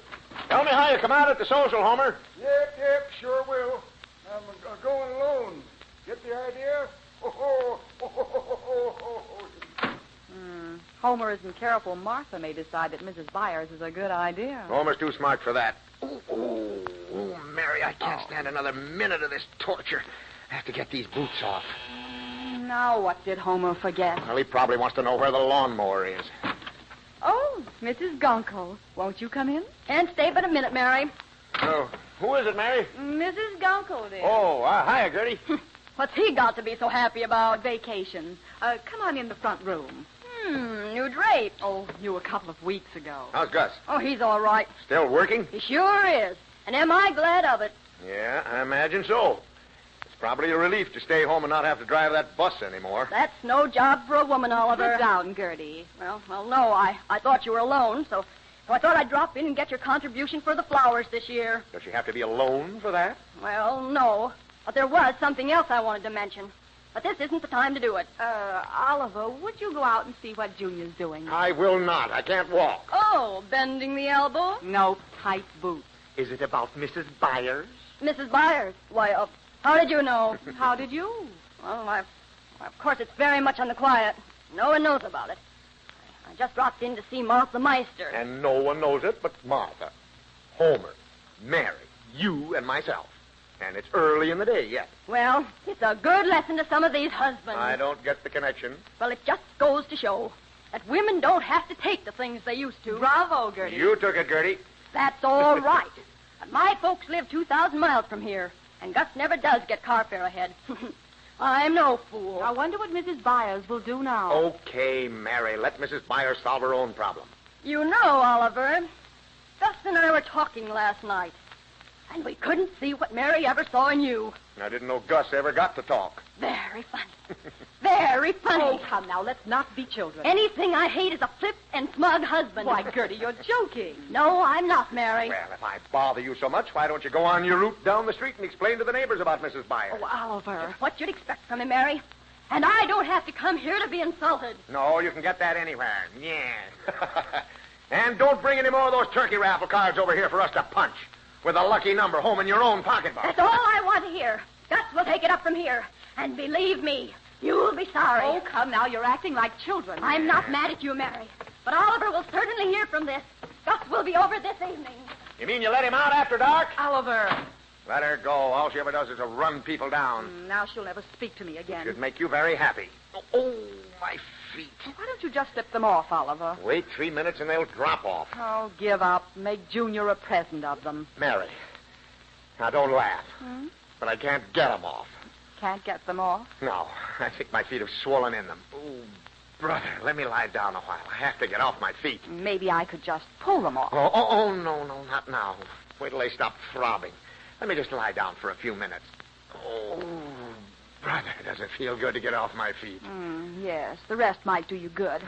I can't understand why you and Gertie Gunkel always have words. Oh, she's just a busybody, Mary.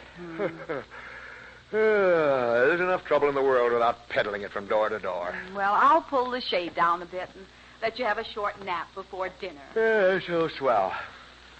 There.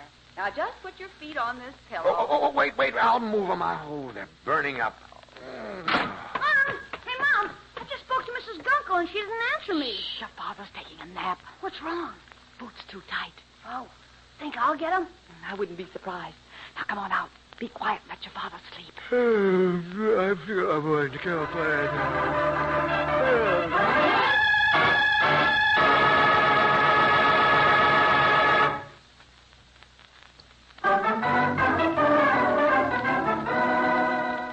And now, back to the Anderson family. Oliver bought some very beautiful and expensive cowboy boots for a vacation trip into the mountains. It seems that he got the boots to fit just a little too soon. And on Mary's advice, and after much struggling, including a heated argument with Gertie Gunkel, Oliver has sought his cot for respite and refuge in a short nap. He has just fallen asleep.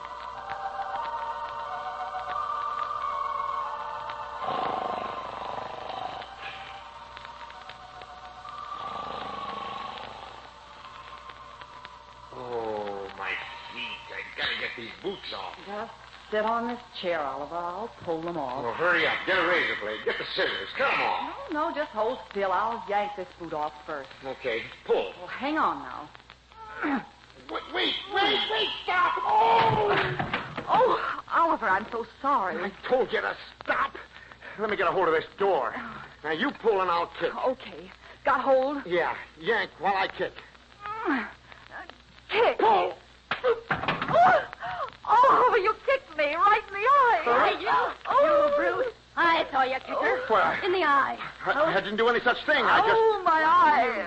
You scoundrel. Huh? You should be in jail. Mary, don't you stay with this person another minute. But, Gertie, you know I didn't mean yes, it. I know. Come on, Mary. I'll send you my lawyer. We'll see if you have to stand for being kicked around.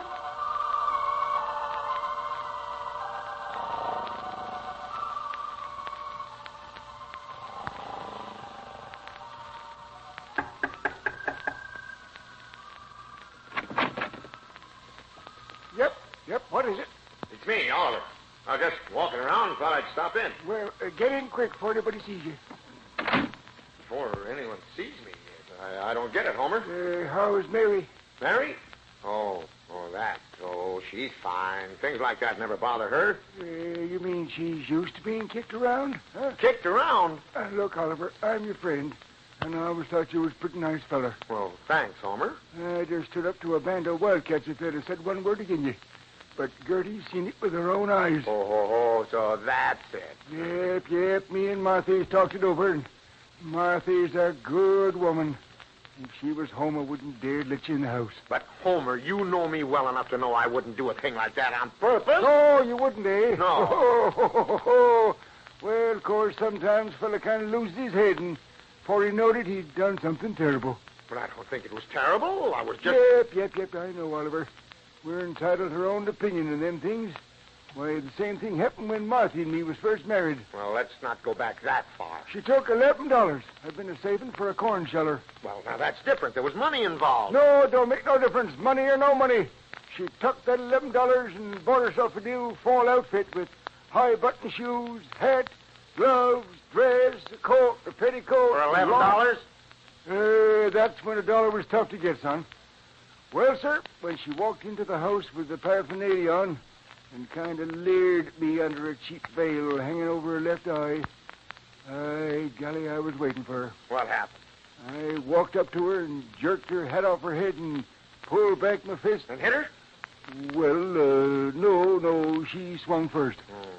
Oh, but it just goes to show that a man ain't always to blame. I won't breathe it to her soul. Listen. Marthy, you coming up the steps. Yeah. Come on, quick, out the back way. Gee, I feel like a criminal. Come on, now, hurry now. I'll see you tomorrow sometime. After dark. Now, get...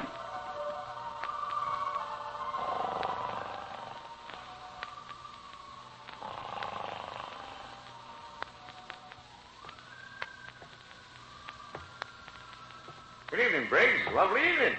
Oh, Anderson. Yeah. Is Mary home from the hospital yet? Hospital? Has she been in one? Don't you know? Or don't you care? Why, of course I care. Oh, I presume you're speaking of Mary's eye. Why? Was something else kicked? Now, look, I don't know who told you about this, but listen. Don't grab me by the shoulder. I don't have to take it from you. Baby will certainly see to it that you don't maul me around. I'm not mauling you. I just want you to wait a minute. Don't think you can go kicking people in the eye or choking them. I wasn't choking you. I merely touched your shoulder. Yes, but it's a short distance from my shoulder to my throat. And I've heard all about you.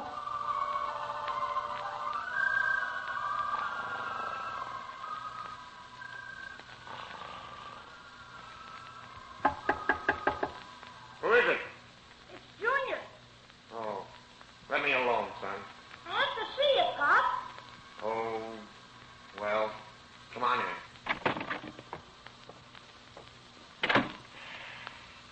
Sit down, son. No, Pop, I'll stand. I won't be here that long. Oh? Going somewhere? Not till tomorrow. Tomorrow? Well, where are you going tomorrow? Well, it seems I'm going to Grandma's till Mom can get settled someplace. Settled someplace? Well, she always liked it here, didn't she? Well, you can see why she couldn't stay on now, Pop. Yeah, I guess so. How is Mom? Pretty bad. Oh. Mrs. Gunkel is nursing her back to normal. Gunkel? Oh, how can a person be normal around Gertie Gunkel? I just wanted to tell you, Pop, I think you're all right. Thanks. I think you're all right, too, Junior. I suppose no one took the time to explain it was an accident. No one explained anything, but I saw Mom's eye. Oh, well, from what I've heard, I didn't know she still had it. Of course, I'll see you every vacation, Pop. Well, that's swell. We'll have so much to talk about. Well, I guess I'll go see if I can help Mom pack. I don't think it'll do me any good to go down and talk to your mother. No, I don't think so. Mom was all right till everyone started phoning. Now she has to do something about it. Oh, you mean Gertie got on her bike again? Yeah, looks like it. Well, shake, Pop. We may get together at a later date. Well, of course. I'll be around somewhere. Now, don't you worry, Junior. Just be a good boy. I will. I'll take care of Mom. I'll try to get to see your mother before she leaves. I wish you would. I think she still likes you, Pop. Really? You think she'd... But don't get your hopes up. Gertie's taken over. Oh.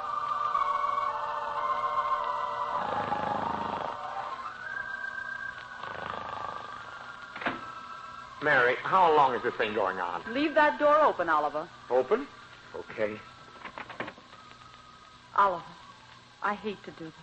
You've been so lovely about everything, and we've been so happy.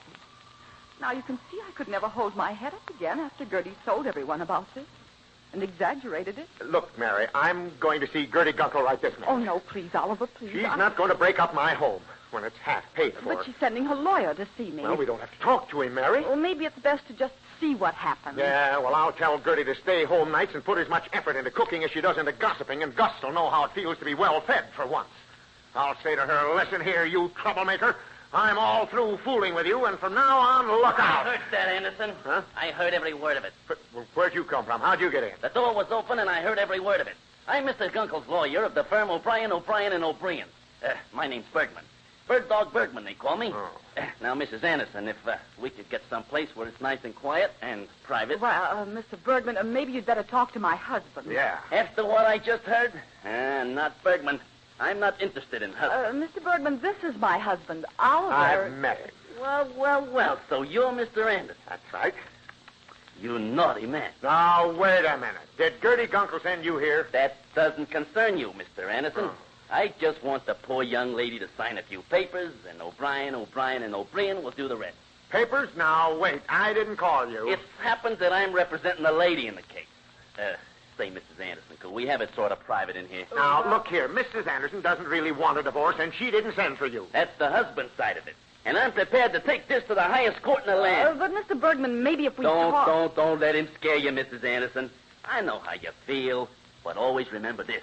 From our long experiences in cases of this type, we find that once they kick him in the eye, they'll do it again. Oh, but Oliver didn't kick me on purpose. Yes, but we got witnesses who say he did. I tell you, this man's unreliable, Mrs. Anderson. Now, I know we all hate to take this step, but why go through a living... Well, even just go through. Because remember this, if he kicked you in the eye once, he'll do it again. I didn't kick her in... Say, pardon me. Leave the room, will you, Sonny? By law, I'm entitled to privacy with my client. Well, I'm all right. I'm just sitting here. That's just what I'm objecting to. Now, look, Mary's not going to be bullied into something she doesn't want. Now, just a moment, my friend. The courts are full of your kind. Kick him in the eye and try to square it with a pair of rayon stockings. And where does it get the wife? Where? Just another kick in the eye. Oh, Mr. Bergman, I don't know what to do. I'm so upset I can't think. Take it up with Oliver. I can't stand any more of this. She can't do this to me. Now, look here, Bird Dog. I know you came out here on legitimate business. I don't mind that. I know you're trying to make a living, and I don't mind that. But I do resent your telling Mary I'll kick her in the eye again. Now you have her confused. Listen, buddy. I know it's tough. We get these remorseful husbands every day. But they always come through after the bird is flown. Look, why don't you settle a few $100 on her and give her a divorce and start over again? Words don't seem to have any effect on you, Bird Dog. And if I could stand in these boots for just 10 seconds, I'd run you out that door. You mean you can't stand on your feet? Well, that's just fine. Because you ain't gonna like this. The little lady's going to get every dime you got. And don't try to come crawling back to her. Because remember this, kick 'em in the eye once, and you'll kick 'em again. Get out of here. Come on, scat! I'll give you 3 to be out that door. Oliver, what a way to talk. Oh, you're back, huh? Want to see me squirm? Quit kicking, Pop. And you can take Gertie with you. Oliver, wake up. Wake up, Oliver. It's Mary. Oh, Mary. Oh, where'd he go? Where did who go, darling? Bird dog. Wake him up, Mom. Oliver, wake up. Come on, snap out of it. Huh? Oh, it's Mary. I've been trying to waken you for 5 minutes. Pick up those pillows off the floor. What's this bird dog business? Oh, brother, am I glad to see you. And, Junior, do you look good. Gee, your dream must have been a dandy, Pop. You wake up so nice and chummy. Well, it wasn't pleasant, I can tell you that. Oh, my feet. They're getting paralyzed. Oh, you poor man. Here, hold your foot up. Get hold of the heel, Junior. Mom, you shouldn't talk that way about Pop. Oh, quiet, Junior. Now, pull. It's moving. Keep pulling. It's moving. Oh, my eye. Pop, you kicked Mom in the eye. Well, do something. Help me pick her up, Mary. Is your eye cut? Gee, someone at the door, Pop. At the door? Well, I can't go. Oh, my eye. I can't see a thing. Quiet, Mary. Junior, you go at the door. And listen. What, Pop? If it's Gertie Gunkel or a fellow by the name of Bird Dog Goodman, don't let him in.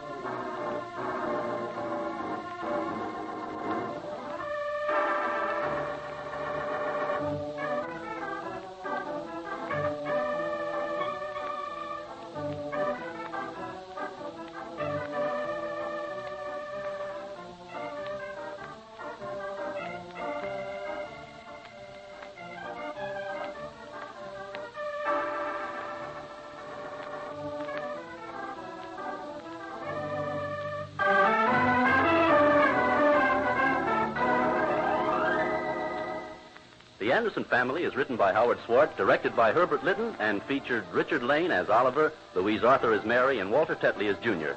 Herbert Rawlinson played Homer Meister. Others in the cast were Jenny Johnson and George Peroni.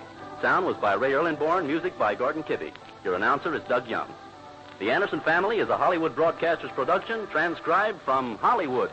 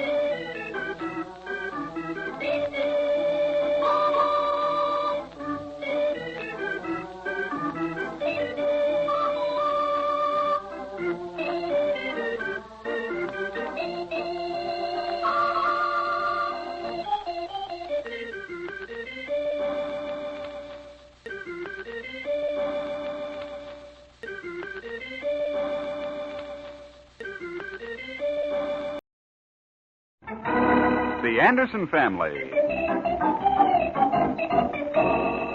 Yes, ladies and gentlemen, meet the Anderson family. There's Papa Oliver Anderson, who doesn't believe in the adage, be sure you're right, then go ahead. He just goes ahead anyhow.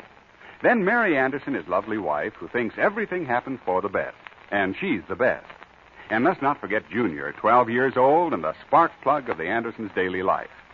They're a happy family, although Oliver is somewhat confused with life.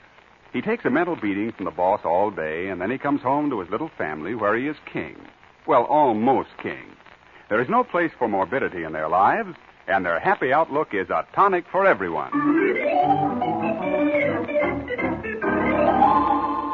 I don't mind your father coming at all, Mary. It's just the fact that he's so hard to get back on the bus. That's no way to talk about Father. After all, he likes you. I know, but does he have to travel 2,000 miles every year to prove it? You want me to tell him not to come and hurt his feelings? He'll feel terrible, Oliver. He won't. What about me, Mary? Uh-oh. Here we go again, folks.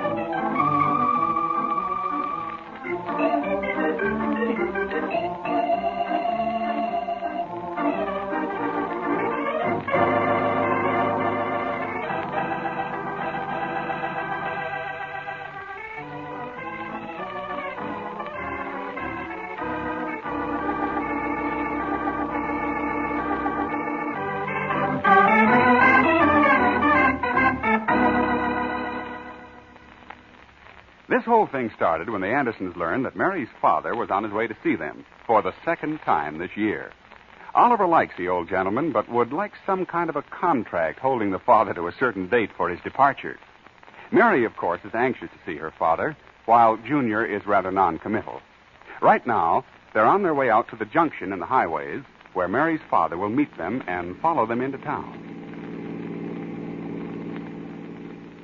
You act like this visit is all my fault, Oliver. I do not. You shouldn't have written and told him I was going to be elected county supervisor. I haven't won yet. I didn't tell him you were going to make more money or anything like that, darling. That's good. Otherwise, he'd have flown out. I wonder which road he'll come in on. Oh, that one on the left, I suppose. It's all downhill.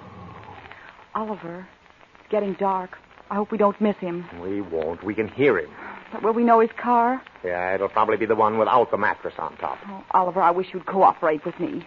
Dad's such a nice guy. You know how hurt he gets when he thinks he's intruding. I am cooperating, Mary. I like him, too, but he keeps buying Junior ice cream and candy, and then he won't eat his meals. It's just because he loves Junior. Oh, of course it is. I'm not saying that. Junior's crazy about him, too. Well, of course he is. I know that. We're all crazy about each other. But, Mary, I'm going to try to win that election, and your dad will want to hang around with me. Well, darling, just tell him how important it is. Are you kidding me? Tell him anything? Don't be ridiculous. His feelings are always being hurt. Well, remember, he's not a very young man anymore. He's not young, and that's what I've been trying to tell you. He's to stay home and rest. But he gets so tired of staying around home, Oliver. Well, he could go to work. Well, you know very well Father isn't well enough to work. I didn't say he was, but I know that a trip like he's taking would put an athlete to bed for a week. Look, darling, promise me you'll be kind to him. After all, he won't stay with us very long. I'll be especially nice. The first day or two, he'll probably be all in. Now you're acting like your old self. You and Dad always had a lot in common. The only thing we have in common is you. Isn't that enough? Do you think we should go on out the road further? Well, the only way he could miss us is by coming in through that cornfield. Listen. That's more like it. Get out the red flag. This sounds like him. Oh, it is, Oliver. It's Dad. Dad! Oh, Dad! Hey, take it easy. You'll go on in on the rims there. Well, Mary, here I am. Does he think we've doubted? Oliver, now, please. Back up, Dad! Yeah, but watch out!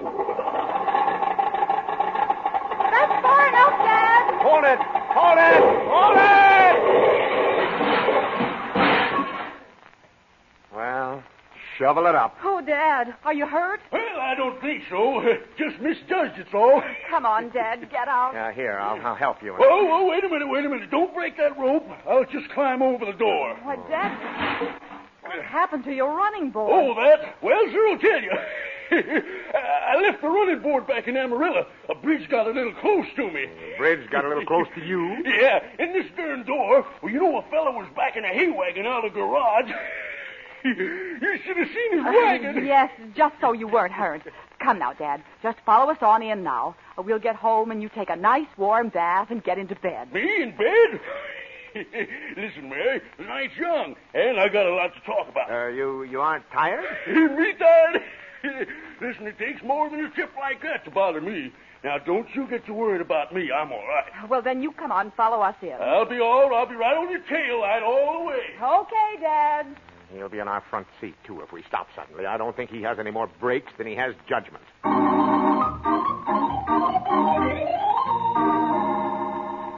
Dinner will be ready in just a moment, Dad. Oh, no hurry, Mary. I stopped back down the road a ways and had 5 hamburgers. 5 of them? I'll show you the model plane I just made, Grandpa. Oh, yeah, all by yourself, huh? Well, I'll help you make one. It'll make the kids' eyes pop right out. You will? Yeah. See how long it'll take. Yeah, there's no need starting it and then leaving before it's finished. Oh, I'll stay till we finish it. Oh. Dinner's ready. Come on, Dad. You're going to sit by me, aren't you, Grandpa? Well, I don't know any place I'd rather sit. You sit right here, Dad. Junior, you sit on that side. Oliver, you take the head there. That's pretty far from the food. Pop's always making Mom and me laugh. Yes. Say, what's this Mary writes us about your running for some political thing, Oliver? Yes, I stand a fair chance of becoming county supervisor. What's the matter with the fellow they got now? Well, some people don't think he's too honest. Well, then I say get him out. Impeach him. Throw him out. Oh, Father, the gravy. Oh, I'm sorry, Mary. Will you get me a towel, Mary? Oh, Oliver, your new suit. That's all right. Just an accident. I must have lost my temper. I promised Ma I'd not do that. Pop doesn't care, Grandpa. He's got another suit. Shall I go get it, Dad? No, bring me my raincoat. Oh, now, Oliver, stop clouding and let's eat.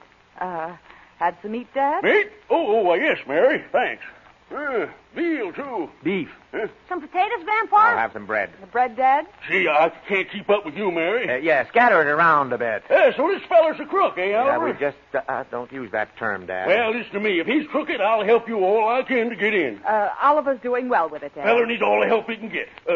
Slide them carrots over here, will you, Sonny? Carrots? Oh, yes, carrots, Pop. Carrots? Oh, yeah, sure. And that Benson has a pretty good machine behind him, and I have to go easy. Then get him out. I say beat him at the polls.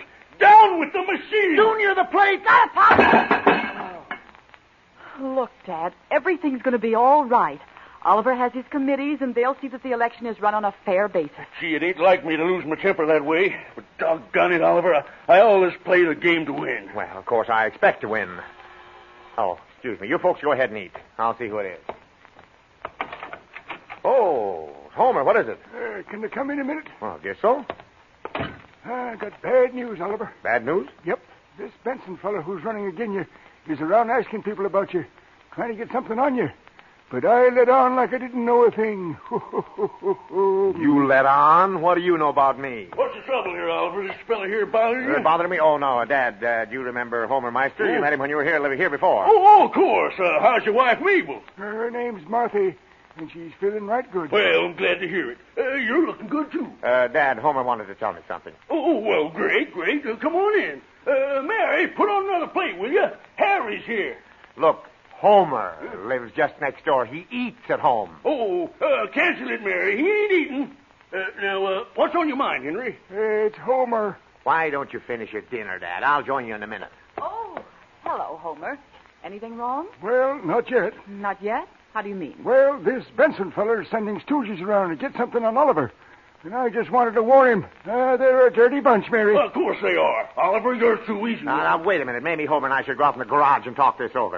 Dad, maybe we'd better finish our dinner. Not me. I'm in this fight to the finish. You are? Well, you don't have anything to do with it. Well, I just thought you'd like to know, Oliver. Well, I am, and thanks, Homer. We'll have trouble finding anything wrong with my life. And when he does, he'll have to prove it. Well, I just thought I'd tip you off. Right glad you did, too, Henry. It's Homer. And come on over later, will you? We'll have a little game of euchre, eh? Not tonight, Dad. Homer has to spend some time with Martha. Yeah, Martha's a good woman. Yeah, and you'll be here for a couple of days yet, Dad. A couple of days? I'll be here longer than that.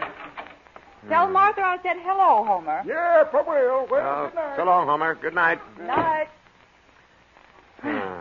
Let's finish our dinner.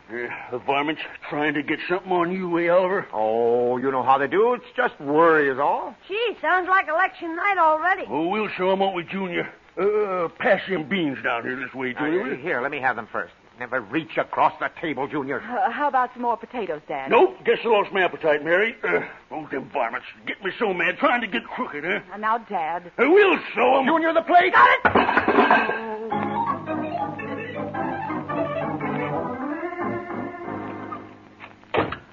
Oh, hi, Dad. I won't be ready to leave for home for a while. Sit down. Thanks. I'm sure tired out.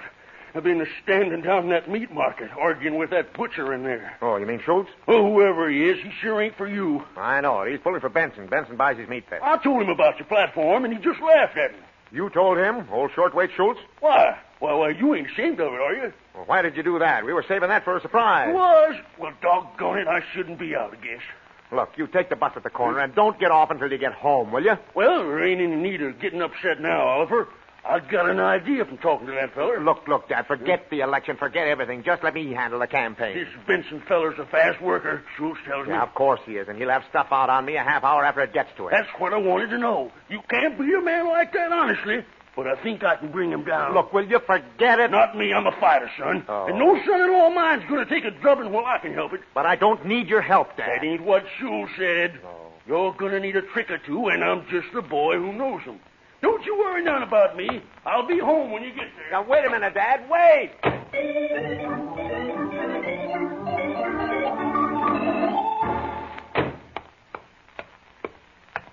Oh, hello, Mrs. Thompson. Let's eliminate the niceties, Mr. Anderson, and get down to facts. Huh? That man who left your office a few minutes ago. Yes? It seems to me you're conducting your campaign for county supervisor like a schoolboy. Me? Why?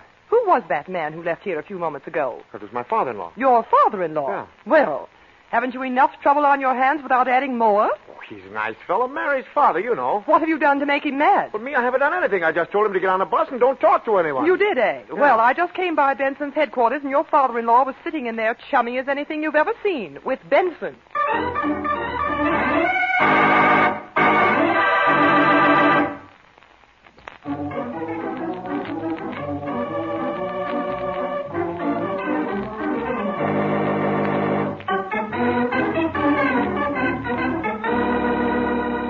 Now back to the Anderson family. Oliver is, as you know, running for county supervisor and is up against a tough political setup.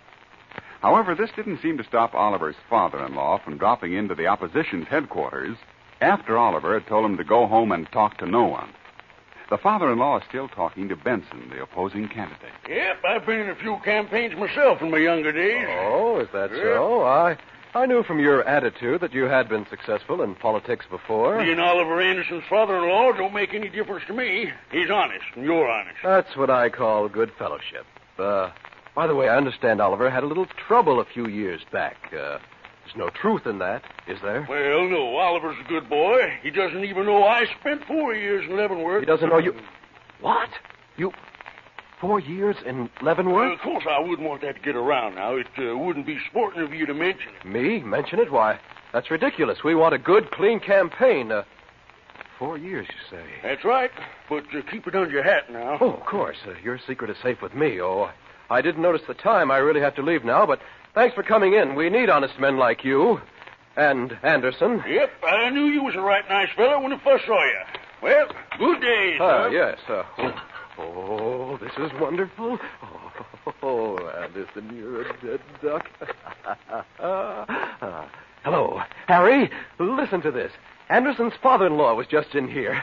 Get this. He served a 4-year sentence in Leavenworth. Yes, in Leavenworth. He told me so himself. I guess he doesn't think so much of his son-in-law himself. So get that right in the speech I'm making at the community club tonight, and we'll blast him wide open.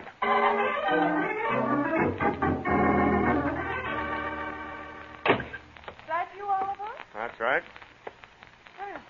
Where's Dad? Don't ask me. I'm not holding a leash on him. But he was coming home with you. He promised me he would. He's been in town 1 day, and he's talked to everyone he's met, but the topper is. He was seen going into Benson's headquarters by Mrs. Thompson. Oh, you know how Father is. Yeah. That's what's worrying me. You know, he talks too much and too loud, and it isn't particularly careful he is of what he says. But Father's no simpleton. You're biased, being his daughter. But any man who could snake the last piece of meat out from under my fork and then laugh it off. Oh, but Oliver, what could he possibly say that would hurt you? I don't know. Well, then there's nothing to worry about. Look, anytime he's loose and has car fare, there's plenty to worry about. I'll go see if I can find him. Yes, I wish you would. Well, maybe this saves me a trip, but don't expect me to fall all over him. Just calm down, Senator. Oh, it's Homer. Oliver home? Why, yes. Come on in. Yeah. I can't stay but a minute, but I want Oliver to hear the good news. What good news? Did Martha get back to her mother? Nope, but I'm going to be doing some cement work for the county pretty soon. Kind of political pull. I don't get it. See these handbills? Why, Homer, what are these? Oh, I see. A fine thing. A trader, huh? Delivering handbills for Benson for county supervisor. I ain't no trader. He's a right nice feller. And he said if I swung this neighborhood to him, he'd see I got a lot of cement work from the county. Well, that isn't honest, Homer. And politics, we don't stand around and quibble over whether the thing's honest or not. Cement work has to be done, and I'm a party man, ain't I? Huh? Well, maybe I could have swung a little cement work for you if your price for the job was the low bid. Oh, well, of course, you're new to politics, and like you always say, you have to stick with the winner. Well, Benson hasn't won yet, Homer. It's in the bag, Mary. Gosh, you know, I'd give anything to help Oliver win. Yeah, I can see that. You're so anxious to see me win, you pass out handbills for Benson. Well, I'm a citizen, ain't I? I can vote for who I want, can't I? If you'd asked me to pass out handbills for you, I'd have done it. But Benson knows the influence I have in the neighborhood. Influence? You can't even get a pound of hamburger on credit at Schultz's butcher shop. Oh, I can't I? Look, let's stop this silly bickering. It isn't silly. My own neighbor, Homer Meister. Well, tell you what I'll do, Oliver. I'm a fair man, and I'll pass handbills for you tomorrow. I don't have any handbills. But Homer offered Oliver. Yeah, he thinks I might win. I sure hope you do, Oliver. But gosh, this Benson fellow's experienced. Knows what to say, and the people go for him. Look, why don't you walk around the neighborhood this evening and tell them what a swell fellow I am? I'd sure do it, Oliver, except I have to be at the Bensons for county supervisor meeting. I got a big blue bags to wear. Ho, ho, ho. Oh, there's going to be something big a-popping tonight. Something big? What? Well, I don't know, but they're sure excited about it down headquarters. Well, I'll run along. Remember, I don't want no hard feelings. Oh, of course not, Homer. Remember, Benson isn't in yet. It's in the bag, Oliver.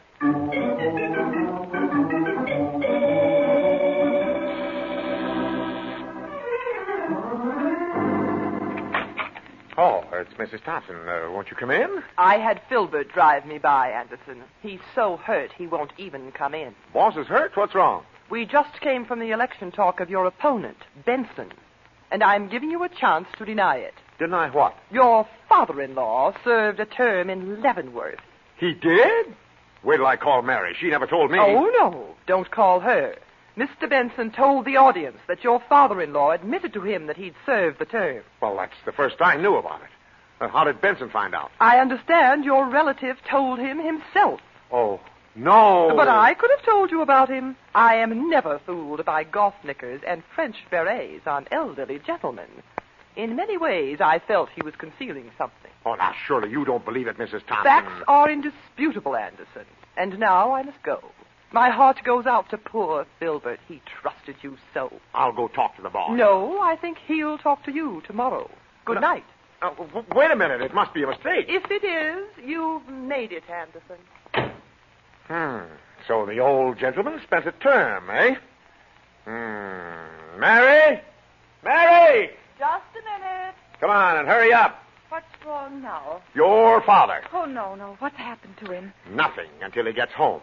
Why didn't you tell me he served 4 years in Leavenworth? Father in Leavenworth? I wish you'd have told me. But, Oliver, there's a mistake. I know, and he's it, Mary. He even told the Benson crowd about it. What makes him tick, anyhow? Now, Oliver, there's something wrong here somewhere. Oh, my father would never do a wrong thing in his life. Is this right? Did he have to come here to make his first mistake? Hi, Mom. Hi, Pop. Oh, home so soon, Junior? Yeah. Oh, what's wrong? Oh, Mr. Chapman told me I'd better run on home. If I wanted to know the reason, ask Pop. Ask me? Wait a minute. Did Chapman attend the rally tonight, the Benson rally? Yeah. And he told me to tell you that if you have anything over here that belongs to him, get it back there. Oh. Oliver, you mean people actually think Dad was in prison? Why, it's simply not true. You mean Grandpa was in prison, Mom? No, of course not, dear. Oh, where is Dad? Oliver, go look for him, please. What, and find him? Not me. And Grandpa always seemed so nice, too. Junior, don't talk like that. It's not true. Oh, listen, there's Dad now. Yeah, the playboy of Gravel Pit Junction. At least we know he's home. Oh, well, Mary. My goodness, you look as though something's happened. I'm afraid it has, Dad. Now, I can explain everything, Mary. Just give me time. Could you spare a minute? I figured you'd kind of be worried about me. I've been worried about what you were doing. Mrs. Thompson said you'd been in to see my opposition. Yep, it was. I wanted to get a slant on that phony politician, and I did. Mrs. Thompson felt that you hurt Oliver's chances by doing that, Dad. Well, of course, women don't understand how them things is done. I don't either. All I know is that even Homer Meister figures I'm going to finish second. Well, now, Henry Meister don't know what he's talking about. Homer. But, Dad, do you mind telling us just what happened? Well, it's kind of long, Mary. I was afraid it would be. Oliver, please. Well, you see, I sized this Benson feller up to be a fast doer and a man who'd give me action. And I wasn't wrong. Yeah, look, I could give you an argument on that. No, sirree, I wasn't wrong. I knew as soon as I told him I'd been in Leavenworth for 4 years. You told him that? Then it's true. Oh, Dad, how could you say such things? Because it's true, Mary. Yep, I admit it. Why didn't you postpone your visit until after election? If I had, Oliver, you wouldn't have won. Well, it's a well-known fact by now that a man with a father-in-law who spent time in Leavenworth isn't going to win. And maybe not even have a job. Well, you just leave that to me, Oliver. You see, the reason I was late in getting home was I had to attend the rally to be sure Benson told folks I was a convict. But, Dad, you're not a convict. That's what Benson knows now. Look. This double talk. You should be running for office. You think it's all right, Dad, for Benson to tell the audience that you were a convict? Yep. I was in hopes he would. Right now, you see, I have a lawyer working for me. Now, wait a minute. This has gone far enough. Right this minute, you will pay for your own lawyer. Remember that. If it works out the way I expect. Oh, who's this? Yeah, 10-1, it's my lawyer, or Benson. Yes? Oh, it's Mr. Benson. Oh, Mrs. Anderson, I come on a peaceful mission. Well, come in. I want to speak to Oliver. I want to be the first to congratulate him. Right in here. First to what? Oliver Anderson, the next county supervisor. Let me be the first to shake your hand. What have you got in your hand, a bomb? Oh, come now. Let bygones be bygones, and let us work together for a finer county. I don't get it. I have withdrawn my name from the ticket, which leaves you the only remaining candidate. Why, Mr. Benson, what on earth? Oh, you're pretty clever, Anderson. Yes, I underestimated you. I'll admit that. You're the better man, and I wish you luck. You'll not prosecute. Well, of course not. I'll not... What? Thanks. Thanks for acting like nothing happened. I'll be able to do you a lot of good as you go along, but now I want you to celebrate your victory, and I'll bow out. Before you go, would you explain this? And, Oliver, quit twisting your tie. You're getting purple. Huh? And as for you, you old goat. Old goat? That's me, Mary. Now, look here, Benson. You can't talk that way to my father-in-law. One more crack like that and... I'm sorry. And I hope you'll accept my apology, the old goat. Why, such nerve. Let it go. He's pretty upset. Well, I could do for a spot of lunch, Mary. And maybe a coffee, too. You know, having to attend his rally was pretty tiring on an old man. Look, wait a minute. First, you're in Leavenworth. The opposition uses that to oust me. Then in comes Benson saying, I'm the new county supervisor, and he goes out calling you an old goat. Wait, Oliver. Let's sit down and have a bite to eat. Dad can tell you about it as we eat. I can't stand people talking with their mouths full. Well, here's how it happened, you see. Well, gee, Grandpa, you got home. Oh, yep, I did. Sit down right here beside me, Junior. Well, I'm not hungry. Don't worry. You won't get anything to eat anyway. Oh, the bread, Oliver. Oliver. Huh? Dad wants the bread. Oh, here. Thanks. Now, if everyone will be quiet, let's clear this thing up. Well, I told this Benson, told him. I said, I've been in Leavenworth for 4 years, and it's the truth.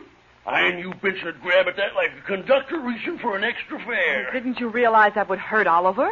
Nope, wouldn't hurt him a bit.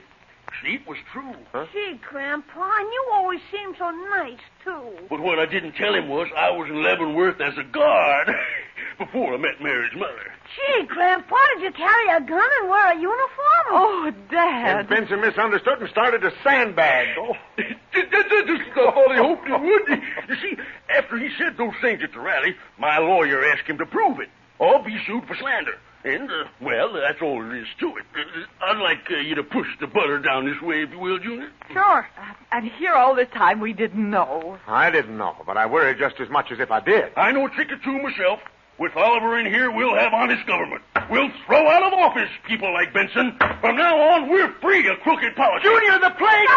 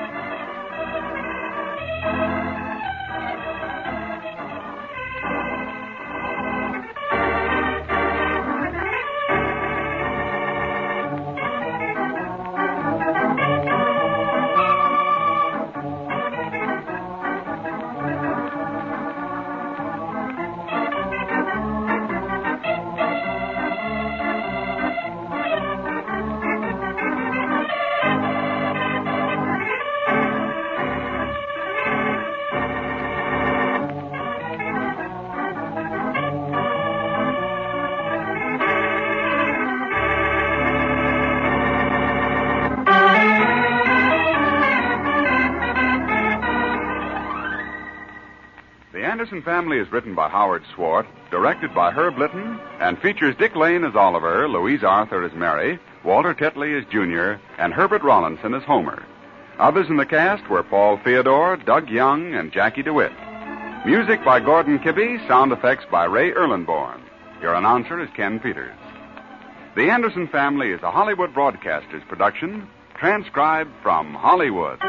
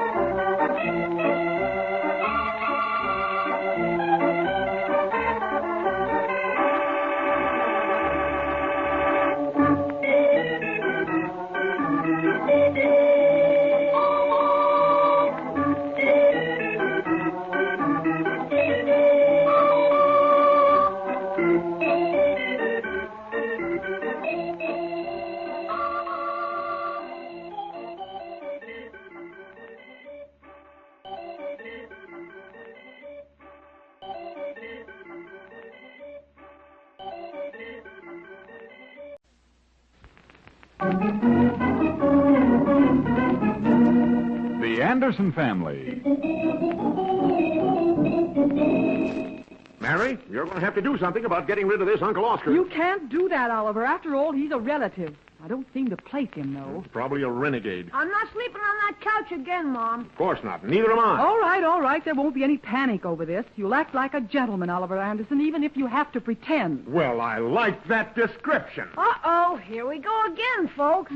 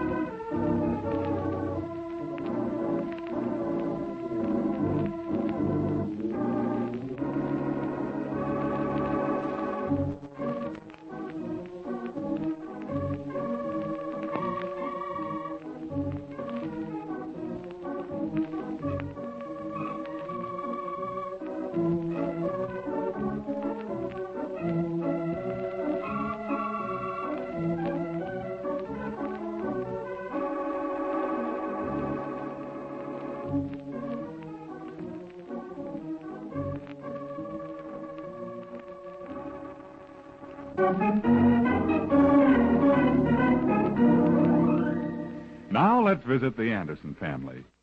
Well, this whole thing started when a telegram came to the Andersons telling of the arrival this evening of Uncle Oscar. Of course, when this thing first happened, Oliver had other things to worry about as he talked to his boss, Mr. Thompson. Now, look, Anderson, let's not kid ourselves. Business is lousy. The Ajax people are taking account after account right out from under our noses. Well, yes, I guess they've taken a couple. How about our Mr. Johnson? Our late Mr. Johnson. He's no longer with us.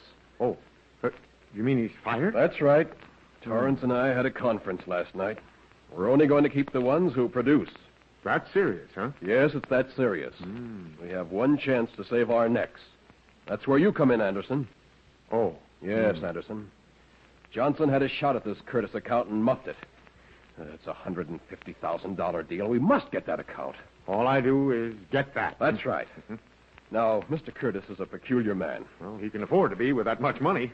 You're treating this rather lightly for a fellow who has one foot out of the concern already. Well, of course. I'm only a human being. I don't want a human being. Huh? I have to have a salesman. Well, I'll do my best, Mr. Thompson. That isn't going to be good enough. But I'm going to give you a good start on this. I've wired Curtis to come this evening. But I haven't been able to find one place for him to stay. That's good. That's good? Yes. Because that gives me an opportunity to have him spend the night at your house, where he'll get to know you better. Spend the night at my house? That's correct. He's afraid of traffic, afraid of violence. All in all, a very peculiar man. Maybe we should get him a room at the sanatorium. He's coming to your house. Oh. The only other house he knows is mine. But I want him to stay at your house so he'll know you better. Remember, there's a lot at stake here. But of course, I'd have to let Mary know he's coming. Oh, yes, of course. Isn't that good? No, sir, that's bad.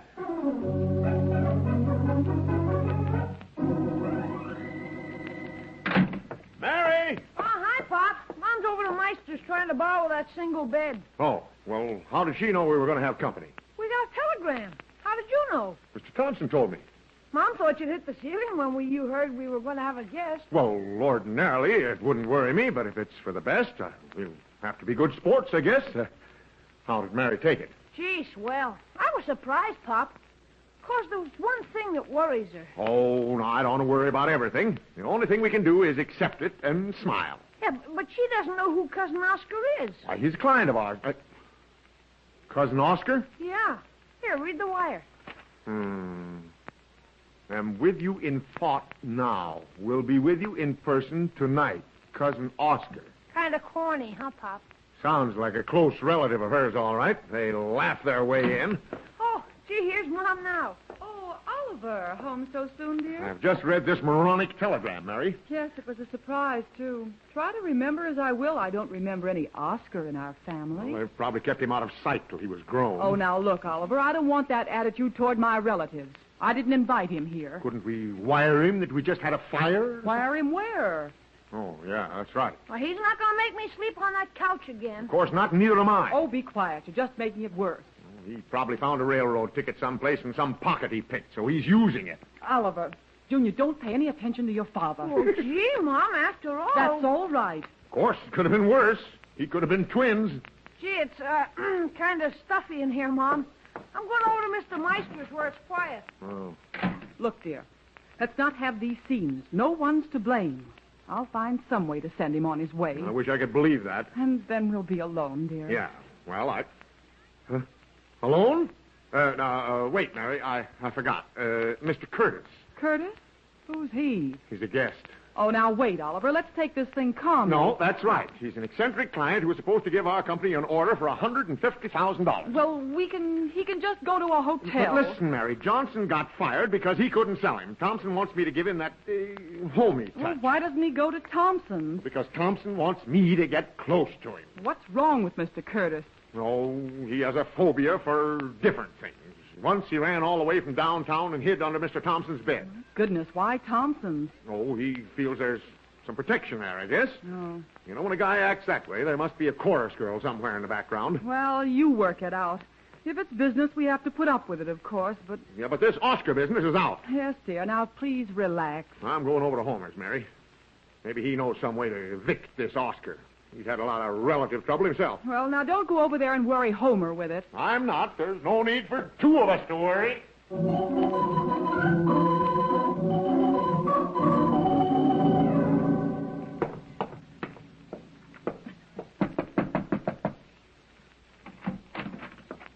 Yep, what is it? Why, nothing in particular, Homer. I just won't annoy you if I step in for a minute, will I? Oh, now, Oliver, I've just gone over the whole thing with Marthy. We can't take Oscar in here. Oscar? How do you know? Oh, Junior and Mary told Martha this evening. Oh. I have enough trouble with Marthy's tribe without going outside the family. I didn't ask you to take him in, did I? Oh, well, no. Think I'd do that to you, Homer? Well, don't suppose you would. It's different having someone here if you know him. How? Oh, well, you kind of know him, and you like to have him around. Well, yes, of course, that makes a difference, all right. And you know how hard it is to get room. Oh, yep, I know. Now, take you. You have that extra bedroom. She's tore up. Tore up? Yep. Getting a new cover on the mattress and getting the springs unsagged. Marthy's big fat uncle bent him up. Oh, boy, something terrible. I can't afford to remodel the beds every time somebody wants to come and visit. Yeah, I know. You're a lot like me, Homer. I am, huh? Yeah. Yeah. See, I'd do anything to help you out. Yep, I guess you would, Oliver. I know you'd do the same for me. Oh, yep, I will. You mean I can have the room, huh? No.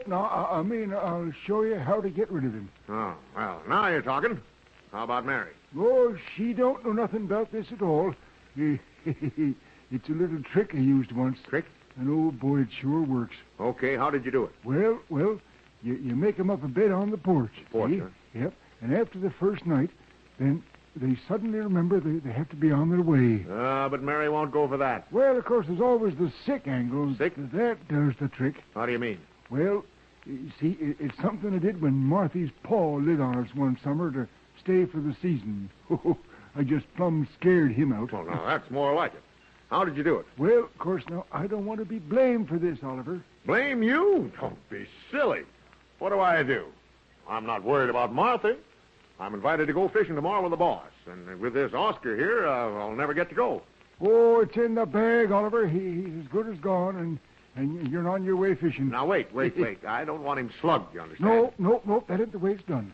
You got to do it legal-like and still be able to live in your own home after he's gone. Yeah, I have to consider that, too. And remember now, act like you're glad to see him. Treat him like one of the family, and if you'll put up with it. Now, wait, Homer. Oh, now, let me tell you. Now, don't interrupt. Or else you got a border on your hands. Oh, I know. Okay, now, hurry up. Now, how do I get rid of this cousin Oscar? Well, look, I got a small bottle of something, and you shake it up and put the cork on your chest. Makes big red blotches. Looks like you're breaking out with something. Now, wait a minute here. Oh, no, it don't hurt a bit. Just makes big red spots, and they go away after a while. Then you roll your eyes and act sick-like, and it scares them right out of the house. Great. I'll do it, Homer. Oh, of course, it works better right after you eat. Then they think it's something you ate, too. Swell. And I'll pull it right in front of him, too. Yeah. Then I'll come on over like I'm worried about you. Now, how do I do it? Well, here, I'll just put the cork on your neck and chest, and you'll complain about a fever. Yeah. Then you discover the red spots and show them to him. It's a deal. I'll get rid of that guy, but good.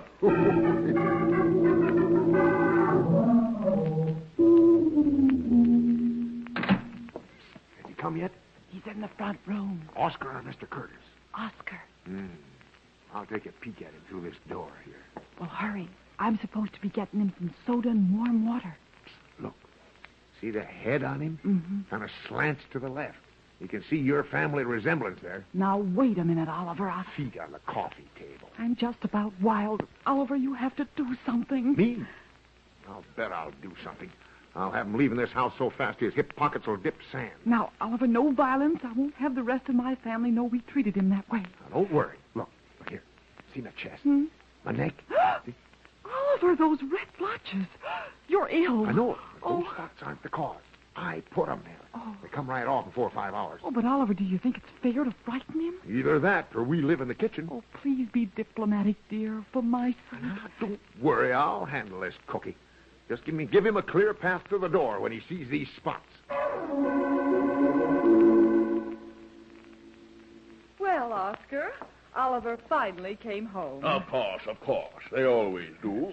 Did you fly in or take the train? No, I took the train. Oh. Why, is there some other way? Oh, no. Mary was just wondering if you'd walked in. Me, what a happy family. Yeah. You know, we worried a little when you folks got married. Did you? Yes, but you haven't done too badly. Nope, not too badly. Is that you, Junior? Yes, Mom. Come in and meet your Uncle Oscar, dear. Gee, Mom. So this is Uncle Oscar. Welcome to our home, Uncle Oscar. Don't make it too strong, Junior. My, what a fine boy. Simply fine. Has a head shaped just like my branch of the family. Now, wait a minute, Oscar. What he meant here was Junior resembles his size. Oh, I thought he said Junior looked like him. Yes. After all these years, you didn't know I worked for the state for 4 years and 7 months now, did you? For the state, huh? Bum checks? Oliver, Oscar is probably too tired to laugh. Gee, if we'd known you were coming sooner, we could have stocked up a bit on groceries, but we're... Notice Oliver's developed a sense of humor? Just so he's happy. That's a priceless thing. How are all your folks, Oscar? Oh, I don't really know. They're such a boorish lot. Isn't it the truth? Oh, I don't think they're any worse than others. Well, now, that's kind of you to say, Mary. How long are you going to stay, Uncle Oscar? Why, Junior. Now, Mary, that's a fair question. Kids can't learn if they don't ask questions. How long are you going to stay? Well, it all depends. Yes, sir, it all depends. It all depends, Junior, you see.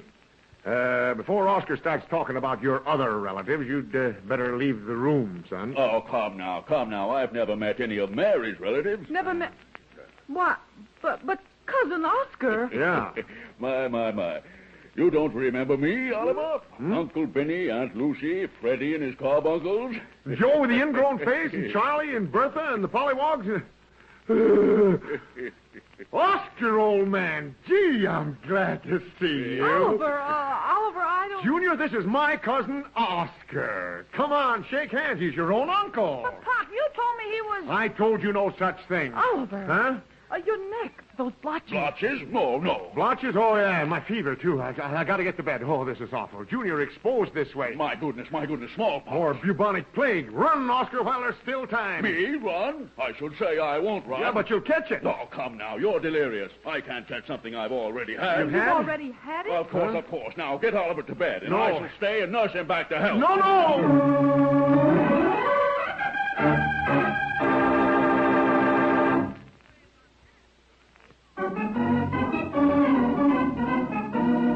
And now back to the Andersons.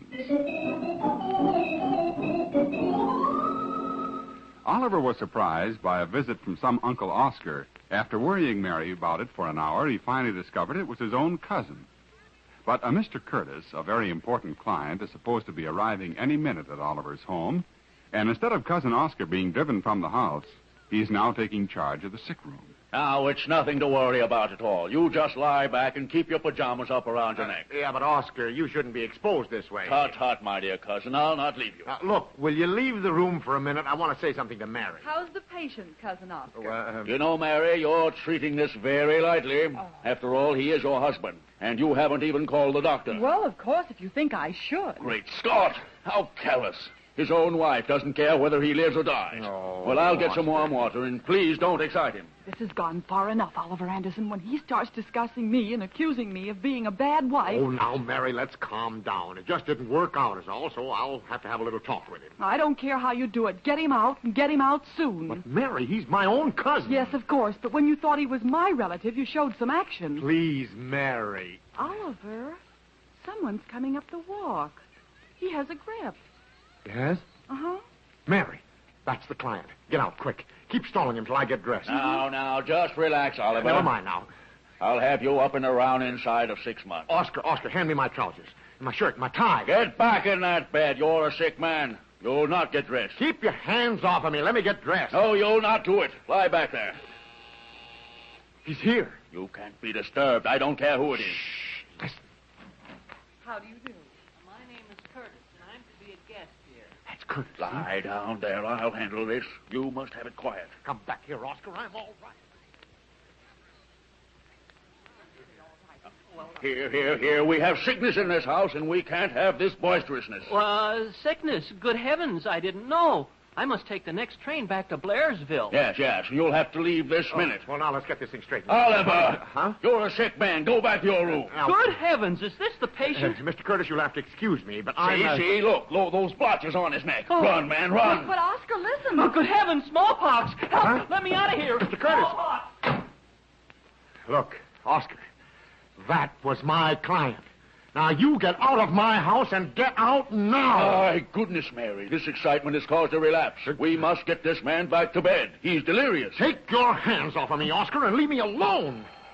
The phone, Oliver. I'll answer it. You get back to bed, Get out of my way. I still can answer my own phone. Let me answer it, Oliver. You get dressed. Oh, all right, answer it. Yes? Anderson, this is the boss.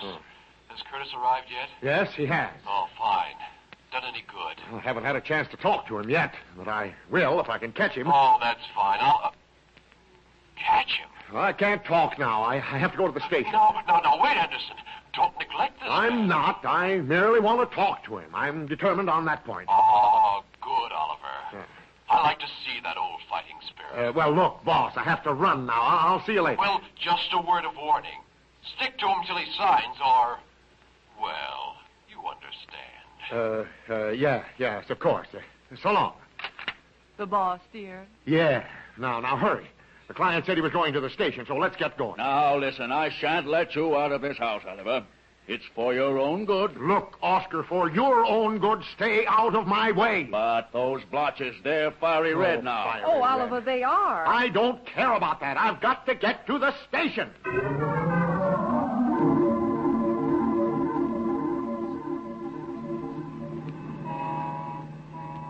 I can't stand much more of this, Oliver. Well, I can't stand any more of it. If I lose this account, Oscar will have to furnish the groceries. Well, if the boss meant it. Well, I hope we aren't too late, dear. We still have 7 minutes before the train leaves. But do you think he'll go to the station? Of course. He's an eccentric man. The only thing he knows is the train station, my house, and Thompson. Well, then, let's get going a little faster. It's 3 blocks yet.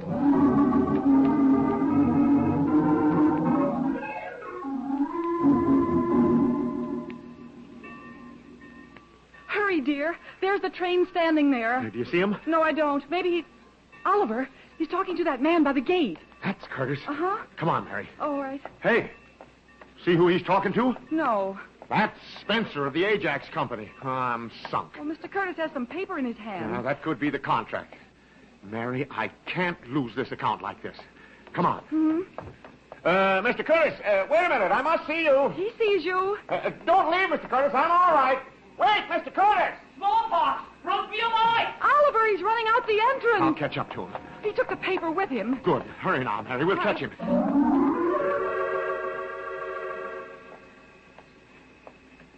I don't see Mr. Curtis. No, he's disappeared. Well, Mary, I tried. Oh, well, don't take it too much to heart, dear. You can find something else to do. But, Mary, I don't want to wash cars or... It's easier on the... Apples and stuff. Huh? What's wrong? Your shirt collar's open and everyone on the street's staring at you. All right, Bub, take a walk. Go on, get it. Wait till I get a hold of that Homer. Oliver, it's those spots. Let's get home.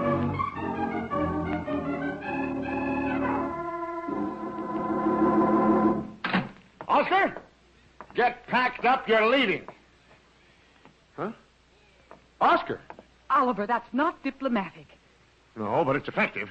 If we're going to stop eating, I want to stop eating by myself. Oscar! Doesn't answer. That's probably Oscar with the health authorities. Oh, Homer, come in. You're not afraid of spots. Me afraid of spots? Ho. Not them kind, sister. Sit down, Bud. I want to go over something with you. Well, now, only done what you wanted me to, and I even run him away by myself. Run who away? Why, this Oscar feller, when he told me he'd had this blotchy stuff before, I told him he couldn't have, because if he did, his neck would have fallen off. Oh, no, Homer. Yep. He took out like a finance man was after him. How's that? Well, sir, that reminds me one time when I was back in North Platte. Had a little farm back there. And, had me a little calf and just couldn't keep that little fella out of the garden. Yes, sir, just poked his nose around there all the time. Well, sir, one day I finally got him on the run. You know what I did? What? Oh, me. Went out and got me some turpentine. That's fine. Huh? That's fine. Excellent, Homer. That's wonderful. I could almost forgive you for getting rid of Oscar. Well, we done it anyhow, Oliver. You can say that again. Yep. Wait, Homer, this cement work you do, is that tough on the back? Cement work? Yeah. Well, not if you do it like I do. Just don't do it too steady is all. Too steady, Why are you asking? Huh? Oh, nothing. I'm probably going to have to find something more suited to my nerves. Well, I tell you, I done what I could, Oliver, and you can't blame a fella for doing the best he can. Well, he's not blaming you, Homer. Oliver just depends too much on other people. Yep, that's the way I figured. He's doing that all the time. Well, I got to get me back. Martha's kind of suspicious when I'm gone for more than an hour. Suspicious of what? Oh, you know how jealous some women get. Yeah, with your new turtleneck sweater. Oh, well, the fella has to keep himself slicked up these days. You know, the gals still look me over. Well, good night. Now, good night, Homer. That's life for you. The guy gets himself a turtleneck sweater and his future is complete. Oh, now stop worrying, dear. We'll manage somehow. You see, I never had a chance. But do you think I could explain that to the boss? Look, why don't you take a hot bath? Get in bed, and in the morning, go down and tell the boss you've resigned. Resigned? Are you kidding? I'm fired. Is that you, Junior? Yeah. Where you going? Oh, I went on to bed. So early? Come in here a minute. Oh, gee, Pop. Well, what now? I thought you were going to the Gargoyle Club this evening, dear. Yeah, I did go over to the Gargoyle Club, but the kids all left. Left? On account of you? Yeah. Well, I suppose I'll be given a leave of absence now. A leave of absence? Why? Oh, nothing. Junior, come over here in the light. Let me see you. Oh, no, it's nothing, Pop. Junior, your neck. Yeah, I'm wrong again. What is it? Well, gee, I don't know. I thought if Uncle Oscar saw me with the spots, too, well, you know, he'd think it was an epidemic. Oh. You mean Homer put some on you, too? What? Yeah, sure. Well, I asked him to, Mom. Well, no, don't get mad at him. Why, Junior Anderson. Gee, when I discovered they wouldn't come off, it was too late. Wouldn't come off? Heck no. Skin gets burned and they just have to wear off. Wear off? I'm going to have these blotches till they wear off? But I know who that is. The boss. Hello, Anderson. This is the boss. Did you land him yet? I'll tell him. Yes? Anderson, this is the boss. Yes, I know. You talk to me during working hours. Oh, come now, Anderson. I don't want any monologue with a departure. Now, wait, Anderson. I know you've had a tough time. Maybe you'd better take a few days off. A few? Oh, I don't know how you did it. But, Anderson, you're solid with Torrance and Thompson from now on. Oh, I never saw such determination, such tenacity. Hey, what number are you calling? And the way you let me get the credit for the order. Such unselfishness. Credit? Oh, well, of course Tut now. You sold me. Yes, sir. Why, Curtis came rushing into my house with the contract in his hand. Signed it, tossed it on the table, said he couldn't shake you. Well, you see, I chased him to the stations. I saw him talking to the Ajax man there. A clever stroke. Shows genius. Curtis told me he was doing business with Ajax when you caught him at the station. Wait a minute. Curtis signed with you? No, don't get upset. The order is yours, of course. Anderson, I always knew you had that bulldog tenacity to follow them till they signed. Gee, that's great. Oh, wait till I tell Mary. She should be well proud of you. Well, take a week or two off and then drop in and we'll put Torrance in your office and you use his. Good night now, you old world beater. I don't get this, Oliver. From your conversation, Now, look, here's what happened. I scared this Curtis so he ran for Thompson's house, just like he did before. He wanted to get out of town so bad he signed the order and kept on running. Oh, I can hardly believe it. Yeah, but let's not take too much credit. You know, Homer helped too. I really think that Oscar's the one who scared him the most. Oh, yeah. I feel kind of guilty about him. Now, Oliver, you don't mean it. No, he wasn't such a bad fellow, Mom. No, he wasn't, Junior. Poor guy was just bewildered. You know very well he was trading on being a relative. Oh, no, he wasn't. And you said his head slanted. Well, it wasn't bad from the left side. But that was before you knew he was your relative. Look, Mary, let's not get on relatives now. Uh-oh, here we go again, folks.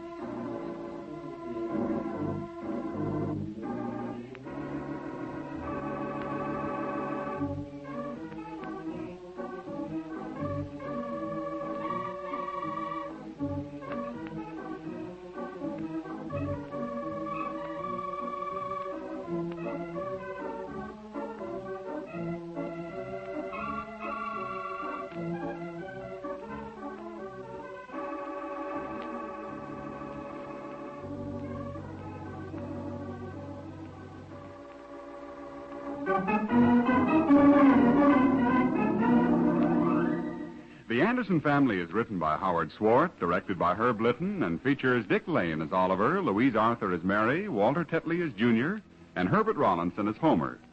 Others in the cast were Paul Theodore as the boss, Doug Young as Cousin Oscar, and Ray Erlenborn as Mr. Curtis. Music by Gordon Kibbe, and your announcer is Ken Peters. The Anderson Family is a Hollywood Broadcasters production, transcribed from Hollywood.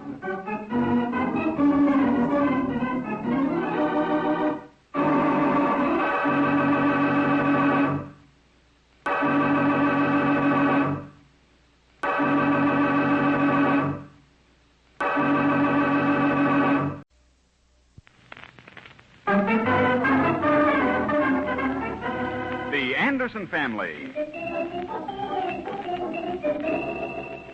I don't see why Junior and I can't go with you and your boss when you go fishing tomorrow, Oliver. Well, I just can't take you, Mary. The boss doesn't like women alone. Anyhow, this is partly business, too. I wouldn't make any noise, Pop. I'm sorry, Junior. I just never get to go anywhere anymore. You just go on your merry ways. Does it worry you that maybe I'd like to go, too? Mary, yuckity, yuckity. Uh-oh, here we go again, folks.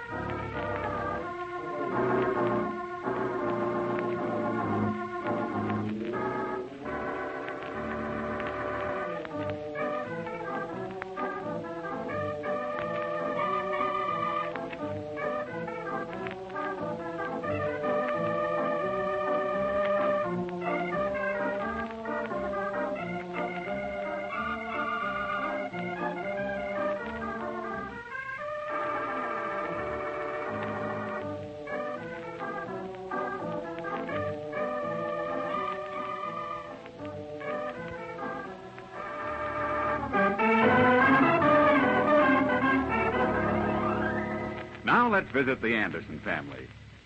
This all started when Oliver's boss wanted to spend a day fishing. Mary couldn't understand that it was for men only. In fact, Mary couldn't understand it at all. It was just about 6 a.m., an hour before the Anderson family was supposed to be up and around, when, through their open window, I love me.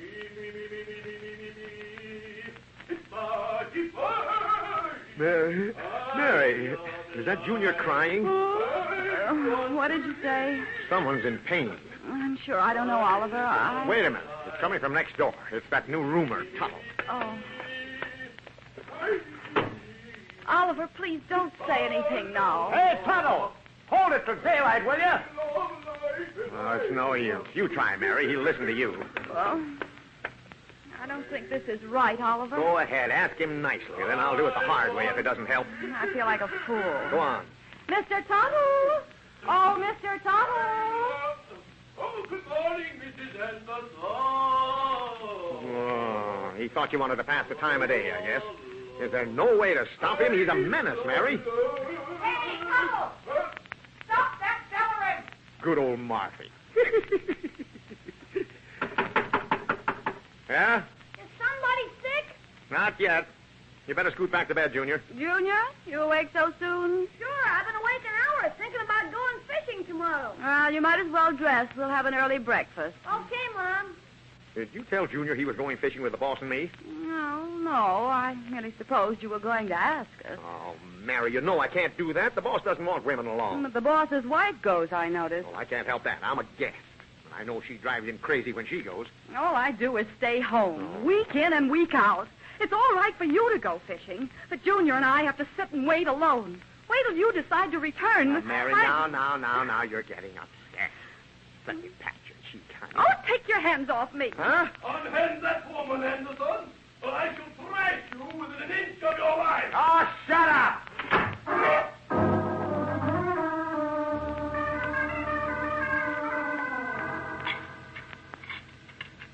Why is it so quiet, Mom? Eat your breakfast, dear. I was just trying to explain to your mother that being a guest to the boss on the fishing trip, I just couldn't invite my family. But, Mom, you told me we were going. That was before I knew of the special plans your father had made. Oh, gee, he didn't have to choke you, did he? Choke her? Sure, I heard Mom scream, and Tuttle yelled something about giving you a thrashing. You heard no such thing. Well, I'll get it. Sit still. Choke her. Yes, Anderson's. Who? J.J. Tuttle? Well, no, he doesn't live here. He almost lives here. Well, yes, I suppose I could call him to the phone. Well, all right, as long as it's urgent. Hold the phone. Mr. Tuttle! Mr. Tuttle! Did you call Mrs. Anderson? Phone, Mr. Tuttle. It's urgent. Phone? Bye-bye. I'll be right over. Thanks.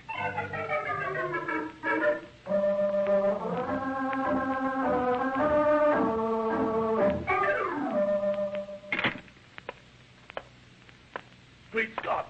How anyone would know to call me here. Unless they knew they could get you here. Yes. Hello? J.J. Tuttle speaking. Oh, yes, of course. Miss Rimkin. Huh? Oh, the position. Why, I'm in the process of manufacture right at this moment, and it may be a day or so before we go on the market with blister fix. Quit listening to him, Junior. Go on and eat. Excuse me a moment, my dear. I can't seem to hear you. There's so much confounded noise here. Anderson, would you stop talking a moment, please? Me? Oh, I'm sorry. And don't you get impatient, my little cornflower. J.J. is a man of his word. Yes, I'll contact you as soon as the position is open. Goodbye. Go ahead, Junior. It's all right to eat again, I guess. I'm frightfully sorry Romance called so early. Romance? Oh, yes, Romance Rimkin, my new secretary, when my product hits the market. Blister fix for tired feet. Blister. Ah, yes. Those that strive for success generally succeed. It's the result of long and tedious study by my brother, Joachim Calendar Tuttle, M.D., Ph.Y. And D.T. Why, look, there's a fortune in that small bottle there, Mr. Anderson. Look at it. Oh, is this the stuff? Why, yes. It's the dollar sign. No label on it? Well, no, not as yet. But Homer mentioned something about your being sort of a designer of trademarks. Oh, you mean stuff like a foot with a wing on it? Yes, that's it. Splendid.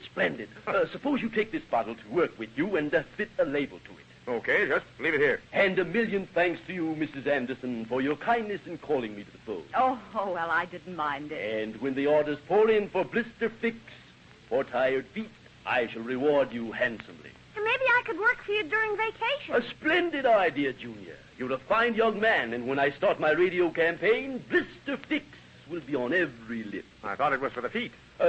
Feet. How little do you realize, Mr. Anderson, that you're observing the humble beginnings of $1 million corporation. Then I shall retire and write me memoirs. That I want to read. It should make Marco Polo seem like a Cub Scout. Well, anyhow, thanks again, Mrs. Anderson. Why don't I just call you Mary? Hey, Bud, wait a minute. Well, that's what the Meisters call me. Where are you going, Oliver? Over to see Homer about his fishing tackle and maybe relax a few minutes.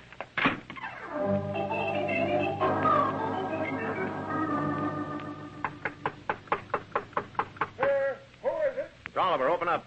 Oh, just a minute.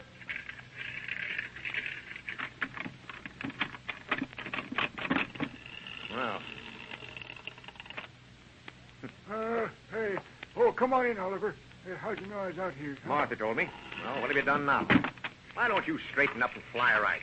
And you could live in a house instead of out here in the garage. Well, you don't know what I'm up again, Oliver. Well, what happened? Happened? Oh, nothing much. Tuttle and me drew up papers to manufacture and distribute blister fix for tired feet. And Tuttle mixed up a batch in the kitchen. In the kitchen? Yep. Just the fire got too hot. Anyway, it blew up. Had too much coal oil in it. So Martha set me pajamas and slippers out in the porch, and I followed them. Oh, I see. Yeah. Martha's holding up progress, huh? Yep. Martha's a good woman, but well, she's kind of difficult, Oliver, yeah. Well, what kind of a deal do you have with this Tuttle fella? Well, I handle the manufacture, and he handles the sales end. So you're the manufacturing end, huh? Yep. You better sit down over on my cot there. I got to put bottles on that chair. Bottles? Yeah, blister fix. Mixing the batch right now on the stove. You got to keep stirring it, or it'll blow up. Well, look, all right. What I wanted to see about was this. How about using your fishing tackle tomorrow, Homer? Oh, I guess you can, Oliver. I'll be too busy to go. Well, it's sort of a private deal anyway. Oliver, always liked you. When this money comes up pouring in, you can have all my fishing stuff for free. Oh, no, I wouldn't give it away, Homer, if I were you. No, you can have it. After 32 years of having it tough, I decided me and Martha could enjoy ourselves the rest of our life. I see. Yep. Better stir that stuff. Stir it? Oh, yep. Glad you reminded me. Yeah. Hard to make Martha understand that you're doing all this for her, Homer. Well, a fella can hardly boss around much when there ain't no money coming in, you know. Martha's crazy about you, Homer. You can see that. You can, huh? It's real love, Homer. Yeah? Worth all these pin-up gals all put together, like these pictures you have pinned up here on the wall. Yeah. Well, of course, I ain't the strayed kind, Oliver. Oh? Of course, I like to be popular with the gals, but in a sort of indirect and quiet way. Kind of masterful like, you know, but not showing it. Yeah. It'd be a tragedy if you and Martha parted now. You think she's figuring on it, Oliver? Well, now, she didn't say. She's a strong personality. She is, huh? Yeah. But you're the strongest of the two. I am, huh? That's right. That good? Perfect. You better stir that goop. Stir it? Oh, yep. Glad you reminded me. That fire's pretty high, too, isn't it? Yeah, gotta keep it head up or it'll congeal, so Tuttle says. Gee, I'll bet Martha'll be happy with all the money. Yep, she can just spend and spend till she's just plumb tuckered out. That's fine. I've often wondered how Martha would look dressed up for once. Yep, so have I.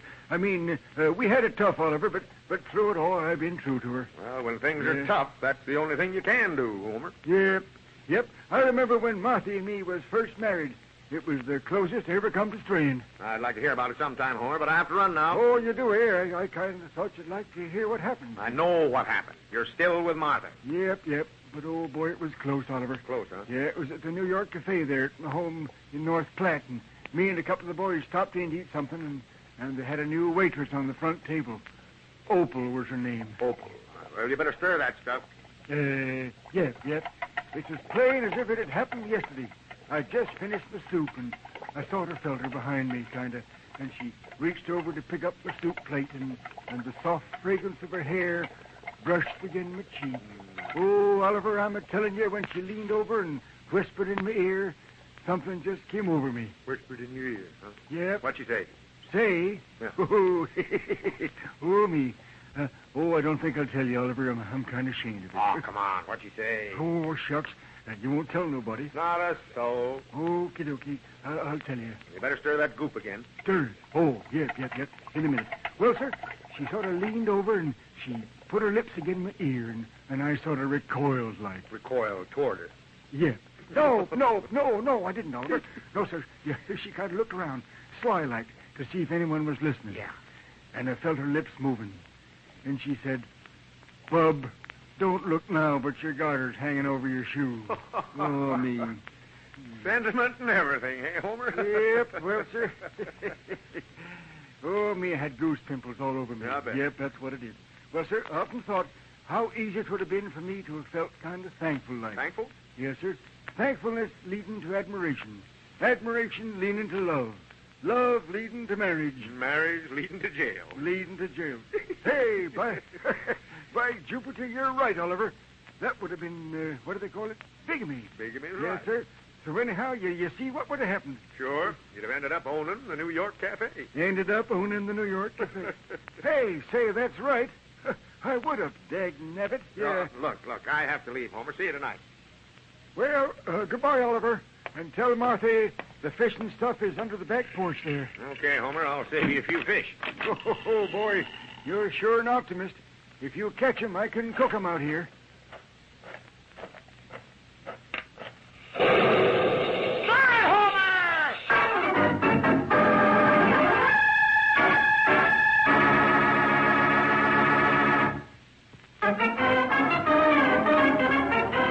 Now back to the Anderson family.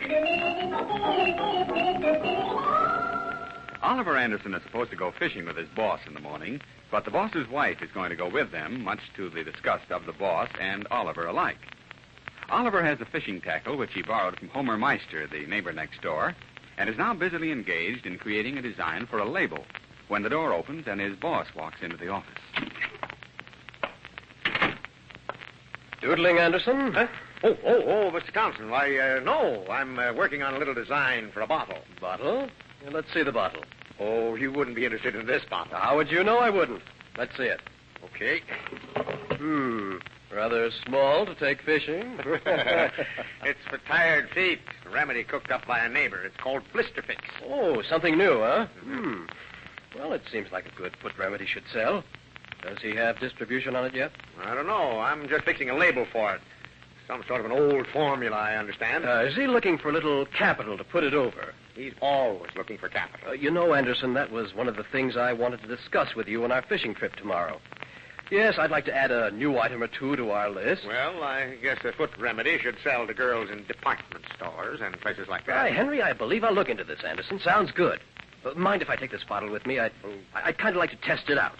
If it's good for tired feet, this man is a deal. Well, go ahead, take it. My feet don't bother me. Not my feet that get tired around by here. the way, I wish there was some easy way to brush off the missus tomorrow. Yeah, it's almost broken up my home, too. Oh, doggone it, Anderson. Fishing isn't the place for women, especially with men along.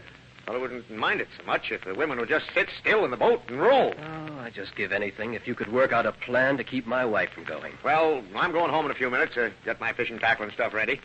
I might think of something. So if so, I'll call you. I'm depending on you, Anderson, so don't fail me.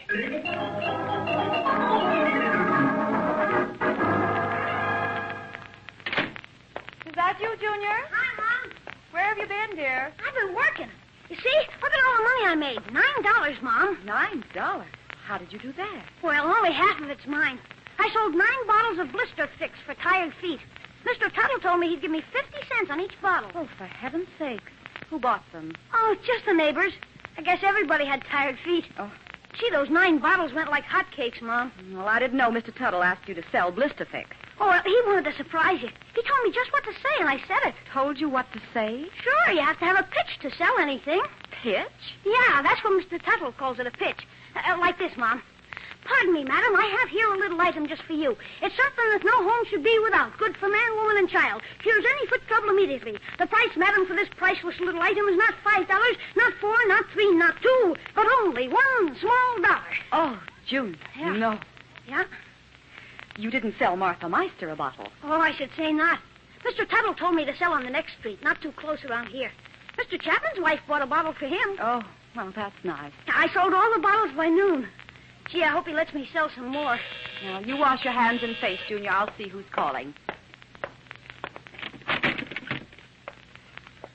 Excuse me, Mrs. Anderson, but I noticed Junior just came home. Why, yes, he did, Mr. Tuttle. Come in. I hope you don't mind giving Junior the opportunity of making a few dollars, Mrs. Anderson. Well, he seems to have taken well to your instructions. He sold the 9 bottles. He did? The whole 9 of them? Mm-hmm. Splendid, excellent. Where is he now? Junior!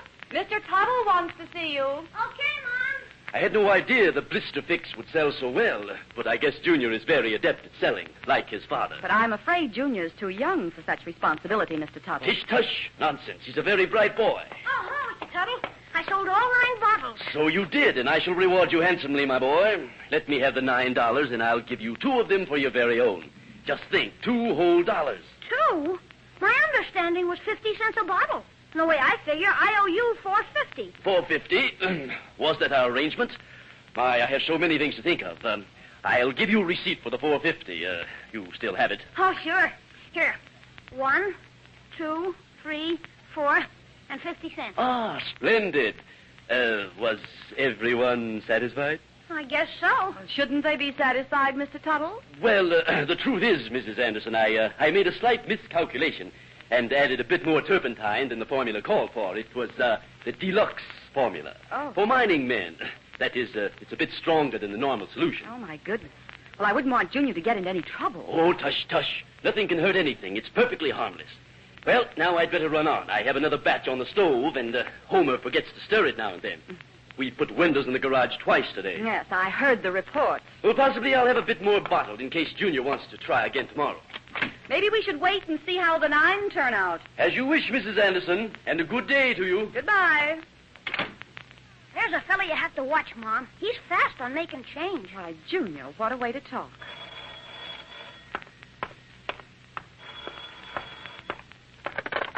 Anderson's residence. Oh, yes. Of course. How are you, Mrs. Chapman? Yes, Junior said you bought a bottle of Blister Fix from him. Now, wait a minute, Mrs. Chapman. Be careful of your language. He was only selling it for another party. It what? Blistered Mr. Chapman's feet? Oh, I'm so sorry. I say I'm sorry. I'll have Junior give you the money back. Yes, I know it won't give Mr. Chapman his feet back. Hello? Wasn't Mrs. Chapman satisfied, Mom? Junior, you give every one of those people their money back before anything else happens. It burned Mr. Chapman's feet something terrible. Oh, gee, Mom, I didn't know. May I come in? Don't be so humorous. Oh, now, look, honey, I've had a lot of miseries all day. I want to hear one kind word. Well, I'm sorry, Oliver, but I'm still in a very disagreeable mood. I guess it's my fault, Pop. Now what? Junior's met with a bit of sales resistance. It looks as though we'll hear more about it. I don't get it. Well, Junior sold 9 bottles of Blister Fix. And so far, we've heard from one customer. Yeah? Well, when you buy something, you're stuck with it. That's the sales slogan today. Let them sing for the money if they buy without knowing what it is. But it blisters the feet, Oliver. It's terrible. You see who it is, Mary. I think I know who it is. You go. Oh, okay, I'm not afraid of him. I didn't sell it. Anderson? Oh, it's Chapman, the plumber. What's on your mind? Blister Fix. And it's on my feet, too. Didn't work out, huh? No.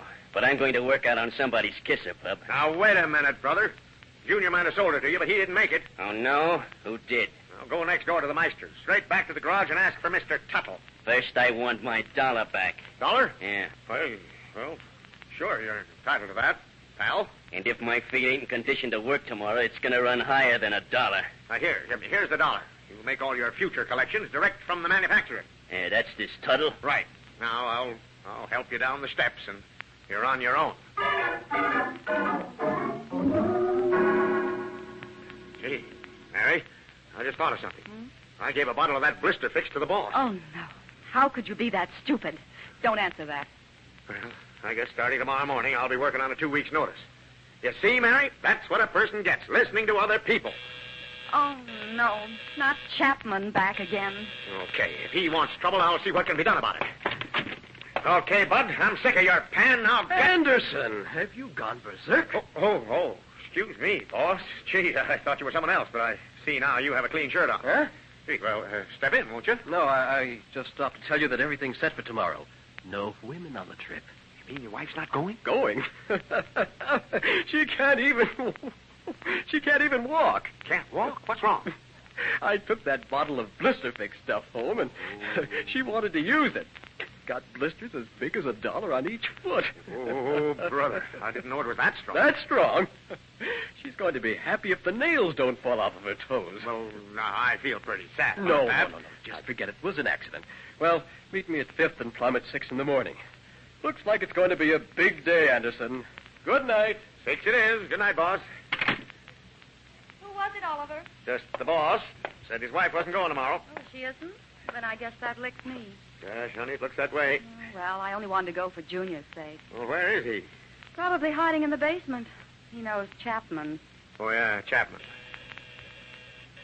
Uh-oh. He thinks Mr. Chapman has again returned. Yes? That's all right. Doesn't scare me one bit. Oh, back, eh? Yeah, buddy, I'm back. Well, okay, start something. Start something. Are you Yeah. kidding? A guy don't go poking his friends in the nose, does he? Friends? You say friends? Didn't you see Tuttle? Yeah, I sure did. I told him I'm suing him for $1,000. Suing him for Yeah? Yeah. He saw that I meant it, so we got together. Wait a minute. You mean he gave you $1,000? Tuttle? Well, not exactly. You see, we worked it out better than that. We talked a few minutes and ended up with my owning 1/3 interest in the Blister Fix Company. You see, he seen I had it. Oh, yeah, you had him. Third interest, for $1,000? Well, no, not exactly. You see, I only had $300 on me, so he made me a deal. 1/3 interest for $1,300. And you gave him $300? That's right. Like he says, Tuttle, that is. Well, like he says, you gotta grab opportunity while it's going by. And, brother, does that guy have personality? Did Chapman get taken for a ride? Oliver Anderson, you know that if Mr. Chapman loses his money in that blister fix deal, he's going to blame you. You'll have trouble with him again. Now, look, Mary, I've had enough trouble today. And furthermore, I think you and your boss cooked up a scheme to keep us women and Junior from going fishing with you. Now, look here. Uh-oh, here we go again, folks.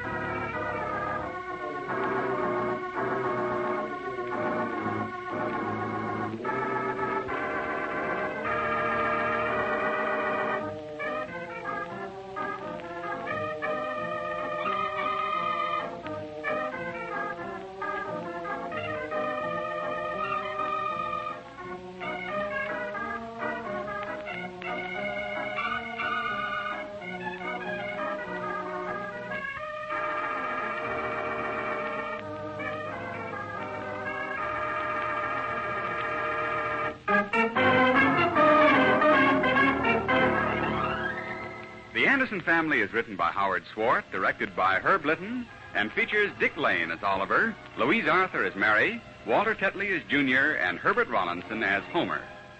Also in the cast were Paul Theodore as the boss, Doug Young as Mr. Tuttle, and Jacqueline DeWitt. Music by Gordon Kibbe, sound effects by Ray Erlenborn, and your announcer is Ken Peters. The Anderson Family is a Hollywood Broadcasters production, transcribed from Hollywood.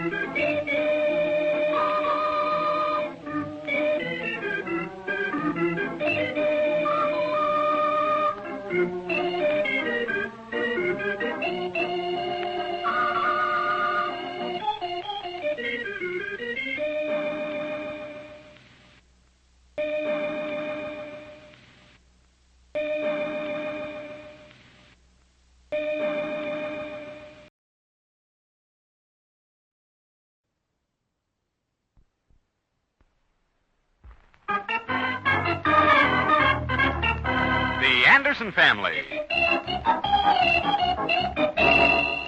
I tell you, Oliver, you got to do something to get rid of this brother-in-law of mine. Oh, boy, he eats like a horse.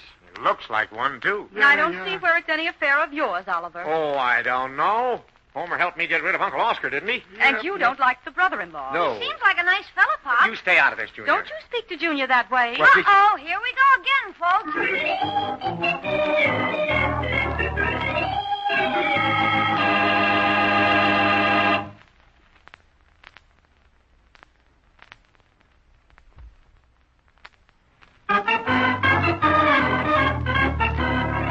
And now let's visit the Anderson family. Well, this whole thing started when Homer Meister, the next-door neighbor of the Andersons, asked Oliver to help him get rid of his brother-in-law. The brother-in-law moved in bag and baggage, and poor Homer's been pushed around by everyone. Mary and Oliver are listening to Homer's tale of woe. Mary, I tell you, I'm a broken man. Rockwell has to go. Oh, come now, Homer. He'll only be here for a short visit. Nope. That's what I thought at first. But he brung a toothbrush and pajamas. That means he's holding up for the season. Yeah. Well, now, why don't you just tell him he's not wanted? Oh, Oliver, he couldn't do that. Well, yep, Mary's right. It's what I'd like to do, but Marthy's got such a strong personality. Well, I'd like to see some stooge hang around here if I didn't want him to. Hey, gum, that's just how I feel. Why, when we went to the train to meet him, Marthy put on her new outfit. Spent a whole hour on her hairdo. See? Homer Meister being jealous of Martha's own brother. Oh, tain't that, Mary. But when we ate this morning, we had side meat and eggs. Something we never have, and, oh, boy, I made a mistake. Mistake? Yep. I tried to be polite-like, and I made the mistake. I pushed the platter over to him and said, "Help yourself, Rockwell." And he? Yep, he did. With one swipe of his knife, he took every egg and both pieces bacon. Yep, took the whole works. Oh, that's hardly fair, Homer. Where are his manners? Mary, he just ain't got any. Oh. He's just like her side of the family, yeah. You know, Homer, if he stays on, you're going to have to go to work to get out of the house. Well, I'm not going to upset my home life for him, I'll tell you that. Well, why don't you have a good talk with Martha? I'm sure if she knew how you felt, Homer, why, she'd do something. You ain't kidding. Yeah, if he's one of them fellers who knows it all. Well, then just get him a job, something to do. Well, maybe you could help him, Oliver. Oh, now, wait a minute. Hold on. Maybe Mr. Thompson could find him something to do. Hold on, wait a minute now. I should lose my job just to get him work. Well, I don't see why you would lose your job. Well... Mr. Thompson could give him something to do in the shipping department. You said he always put the lowest in aptitude down there. Oliver, if you could get him a job, I'd do anything for you. Well, I'd have to lie to get him in. Yeah. Oh, see who it is, Oliver. Oh, probably someone for Junior. Oh, it's Martha. Oliver? Want you to meet my brother, Rockwell. Fine. Come on in. Go on in, Rockwell. He's all right. I know, Mr. Anderson. You gotta be careful who you talk to, you know. Oh, Martha can vouch for us. Come on in. Oh, hello, Martha. Sit down a minute. Just wanted to introduce Rockwell around. He's my brother, you know.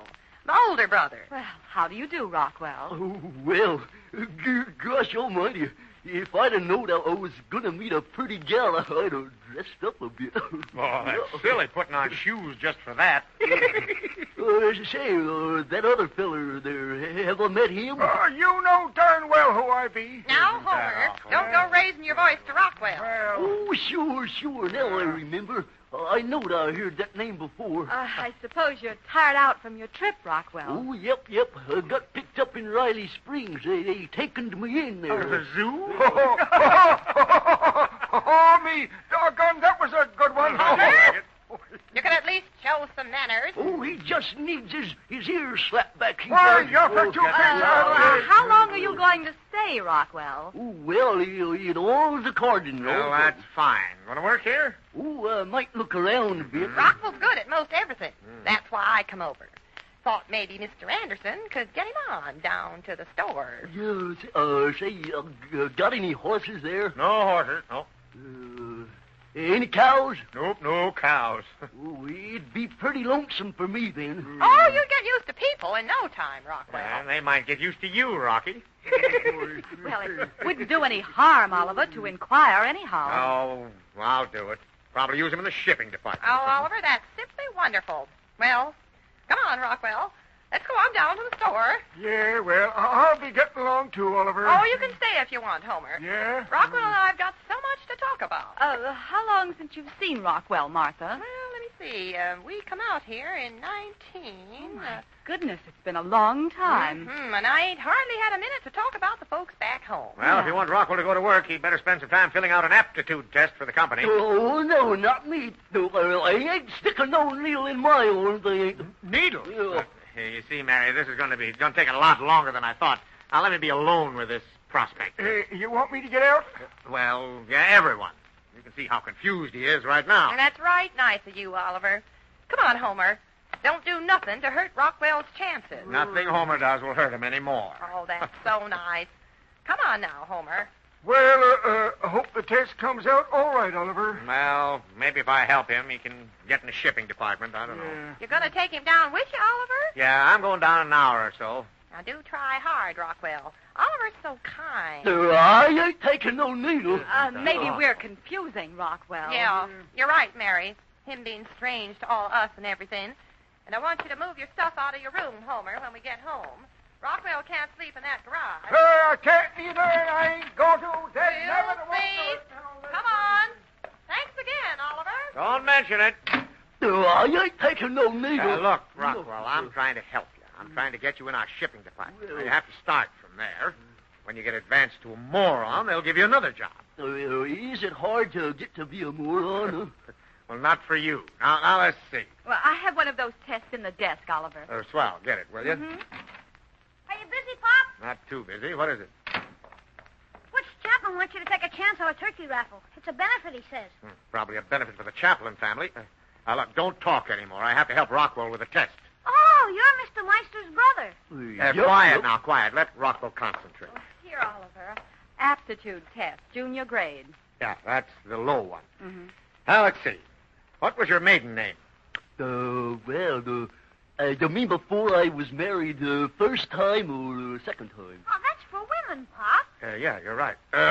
Now, if you can't be quiet, Junior, you'll have to leave the room. Okay, Pop. Second question. What is the ratio of the circumference to the diameter of a circle? First time I was married or the second? This has nothing to do with that. Now, we don't have to answer the first one. See, circumference is 5. No, 6 times. Let's see. The circumference is 3 and 14, 16 10,000ths times the diameter, or pi, Pop. Read it in the book. Stop reading! All right, now I ask you to be quiet. I ain't taking no needle. Yeah, I know that. I'm trying to help you. Now, question 3. What color is Paris green? That's foreign, ain't it? No, I don't know nothing foreign. Well, just guess. Think hard now. Come on, pull yourself together. Let's see, yellow. No. White. No. Look, Paris green is green. Yeah, sure. I was thinking of blue vitriol. Leave the room, Junior. Now. Go on. I'm having enough trouble. No, I'll be quiet, Pop. Honest. I just want to hear the question. All right, but be quiet. This is a tough thing. Now we'll take the next set of questions. All right, we've answered all the questions. Now, just sign right here. I ain't taking no needle. There isn't any needle. Just sign right here and go downtown with me to see the boss. I ain't signing nothing till I read it. But, you see, I don't read so good, so I'll sign it. You won't need me anymore, Pop? No, and thanks for your help. Rockwell will remember you. You're welcome, Pop. And now, let's get down to the office so you can start work tomorrow. I'll go over and get my jeans on. All right, then hurry up now. Gee, Pop, he doesn't know anything, does he? Oh, well, where he's going to work, they just pound nails, and a big husky man like him doesn't have to think. There's a place for guys like him down in the shipping department. Okay, Pop. Good luck. Yeah. Hey, I didn't like the way you said that, son.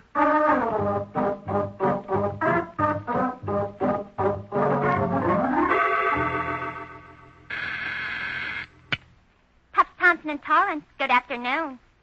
Oh, yes, Mrs. Anderson, I'll tell him. Thank you. Thompson and Torrance. Oh, yes, Mr. Trainer. Well, Mr. Thompson is tied up, but I know he wants the money. So why don't you bring it on over? Mr. Anderson will be out in a minute, sir. I ain't taking no needle. I didn't get you. Well, everything's fixed up, Rockwell. The boss is going over your aptitude test, and...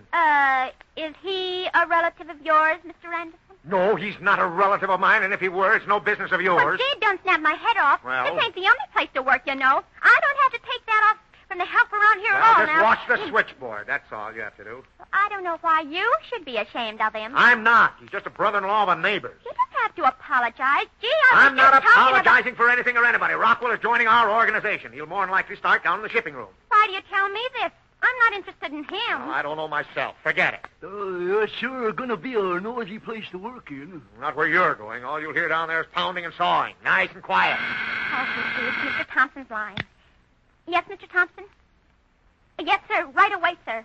Thank you. Mr. Thompson says he'll see you now, Mr. Anderson. Also, your protege. Well, thank you. That's probably the first thing you've done right today. And look, Rocco. Yeah? Just don't open your mouth in there, and we may be able to slip this over on you. Okay, bro. I ain't taking no needle. Oh, come on.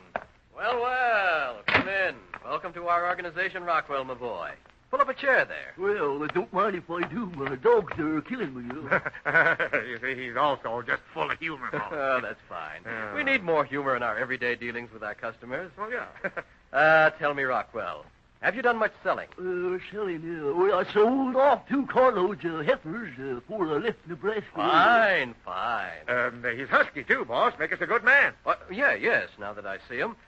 Well, I read your aptitude test, Rockwell, and we can certainly use a man like you in our organization. That's right nice of you. How did he do on the test? Excellent. In fact, it's one of the best thought-out tests it's been my pleasure to correct. He has a quick mind. You know, that's where he fooled me. To look at you, Rockwell, I don't suspect a thing. But from your test, I know you're a good listener. That's important. When the time is right, you step in and close them and make the sale. Oh, I'm a good thinker, I am. Boss, there won't be a lot of selling to be done down there in the shipping department, will there? You're quite right, but good heavens, I couldn't put a man with his thinking in the shipping department, Anderson. Huh? You couldn't? Why, of course not. That's why I have this test. Appearances are sometimes deceitful, but this test has never failed. Why, do you realize that this man rated an even 90? Is that above a moron? Considerably, Anderson.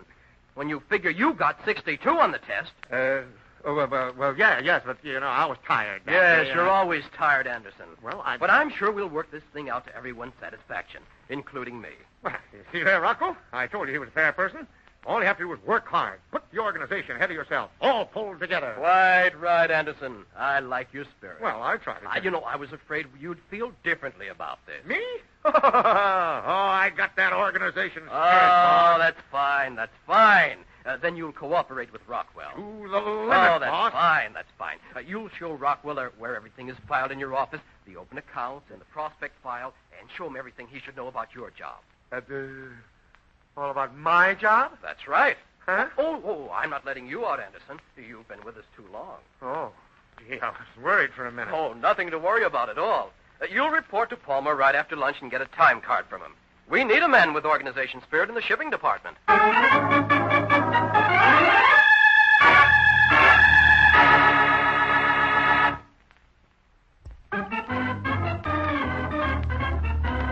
now back to the Anderson family. Well, Oliver has taken a brother-in-law of Homer Meister's down to his shop. In order to get him a job, Rockwell, the brother-in-law, had to fill out an aptitude test. He knew absolutely none of the questions, and Oliver himself didn't know too many, but Junior sat in on the discussion, and his answers made a grade of 90 for Rockwell. To show how good a grade this was, the boss put Rockwell in Oliver's job and put Oliver to work in the shipping department. Well, right now, Mary is calling at Tubbs, Thompson, and Torrance office to see Oliver about a dentist appointment. There's Pop's office over there, Mom. Let's go on in. No, dear, the lady will phone. Gee, Pop's a pretty important guy around here, Mom. He's worked hard for it, darling. That's what I've always tried to tell you. You only get promotion through hard work. Yeah. Now, honest, Mom, I wouldn't want this to get back to Pop, but he didn't know half those questions on that test. Well, that's understandable. As you grow older, you forget many things you learned when you were young, because you're busy learning new things. And that Rockwell. Mom, he's stupid. Junior, not so loud. That's no way to talk about a person. I'm sorry. Gee, I wonder what's keeping Pop. I'll find out. Just sit still. I'll be right back, dear. Tubbs, Thompson, and Torrance. Yes, Mr. Jones. Well, now, don't get tough with me, brother. I didn't order anything from you. Take it up with Thompson direct, and he ain't talking to nobody this afternoon. Pardon me. Is it all right for me to go in Mr. Anderson's office? I'm Mrs. Anderson. Mrs. Anderson? Gee, you're nice. Oh, thank you. Nothing like him at all. How do you stand him? Well, I'm sure I don't know what you're talking about. Oh, I'm sorry. I'll go in if you don't mind. Of course not. Come on, Junior. We're going in. Okay, Mom. Oh, it's Rockwell. What you want? Busy? Yeah. I'm Mrs. Anderson. You remember? Oh, then you'd be looking for Mr. Anderson. That's right. Well, I'll show you where he is. Where he is? Isn't this his office? Not no more, it ain't. It's What? mine now. Gee, Pop did better for you than he expected. I already thanked him. I'm polite, I am. Well, you just follow me and you can see him. But his boss won't like it.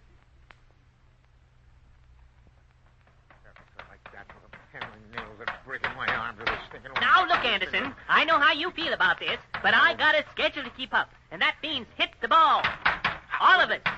Drive that nail. Pull that wire. Do our best. That's the motto of the shipping room. And now come, settle down and just keep plugging. Oh, my back. Oh, brother, this is tough. Now you can talk while you're nailing. I can hear you. Yeah, but these blisters. In a couple of weeks, you'll be used to it. Now let's get on with that new stack there. 4 nails to a board, 8 boards to a box. Now set an example for the men around you. Mary, what are you doing here? Hiya, Pop. Hi, Oliver, what is the meaning of this? Well, I'll tell you tonight. I can't talk now. Please, don't keep Mr. Anderson from his work. You see, Mary? You can talk to him as long as you want after working hours. It's a rule of the organization. Drive that nail. Pull that wire. Oh, Oliver, what's happened? Oh, you heard what the men said now, Anderson. Hit that nail. Pull that wire. Shut up, you moron, and get out of my sight. Oh, gosh, he ain't got no humor at all. Oh, what happened, dear? Plenty. Junior answered so many of those questions right on that test that the boss gave Rockwell my job and put me down here. Oh, I'll not stand for it. I'll go right up and see Mr. Thompson. Oh, no, not that, Mary. I've been a fool. Now let me take it. Gee, Mom, Pop's got 2 thumbs. So where? Shut up. I have not got 2 thumbs. That's a blister, Junior. Oh, Oliver, this is what you get for trying to help people. You try to help him. I wanted no part of it. Maybe Mom and me ought to talk to Mr. Thompson, Pop. He likes me. Now, wait a minute. I'll do my own talking. Now, I'll see you at home. Now, go on. I don't want to lose this job, too.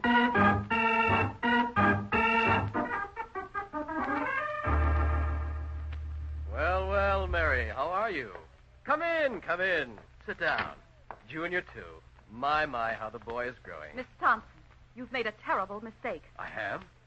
How, Mary? This Rockwell. Oh, yes, Rockwell. A good man, Mary. Mighty good. Highest test I've ever corrected. But I have to tell you excuse me, Mary. Hello, Thompson speaking. Oh, yes. Hello, Bert. You're what? Oh, excellent. You're bringing the $10,000 over from the bank. Wonderful. How I need that loan for this carload of washers. Thanks. $10,000. Wow, was that tough to get from that bank. Mary, no one knows what that $10,000 means to me right now. It's my life's blood. Now, about Oliver. Do we have to talk about him? Yes, we do. There's something you should know. Well, he's had 11 years to show me, and I haven't seen it yet. Haven't seen what? That necessary spark. Wasn't that what you were going to tell me? That he'd make good if given a chance? Well, I had no such intention. I wanted to explain about that test. There's really nothing to explain, Mary. Good grief, if one man gets a 62 in a test and another man gets 90, who would you hire? If he wasn't your husband. That's beside the point. Oh, you know, Mary, I'm far too happy over that $10,000 the man is bringing. Bring it to me, personally, mind you. Well, I'm glad you've got the money, of course. Excuse me, Mary. Yes, Thompson speaking. Who? Now, wait a minute, Jones. I never told you I'd take that $10,000 worth of spikes. Oh, no, I didn't. Oh, you're going to get tough about it, huh? You'll what? You'll punch who and whose nose? Okay. If that's the way you feel, come on over and try it. Man from the bank? No, it wasn't the man from the bank. Now, hurry. Go on out and come back later. There's going to be fireworks, and I may have to clean up the office with this powder. You'll do it all right. Don't worry about it. Now, you get that straight, Rockwell. I'm leaving you in my office. The man comes in. He's going to make me take some nails I never ordered. Well, I'm going out for a while. Now, if he doesn't get out, when you tell him, use your own judgment. I don't care what you do to him. Get that? Gee, I sure like that. I know just what to do. Oh, good. Then you just use your own judgment. Now I'm leaving. Handle it any way you like. You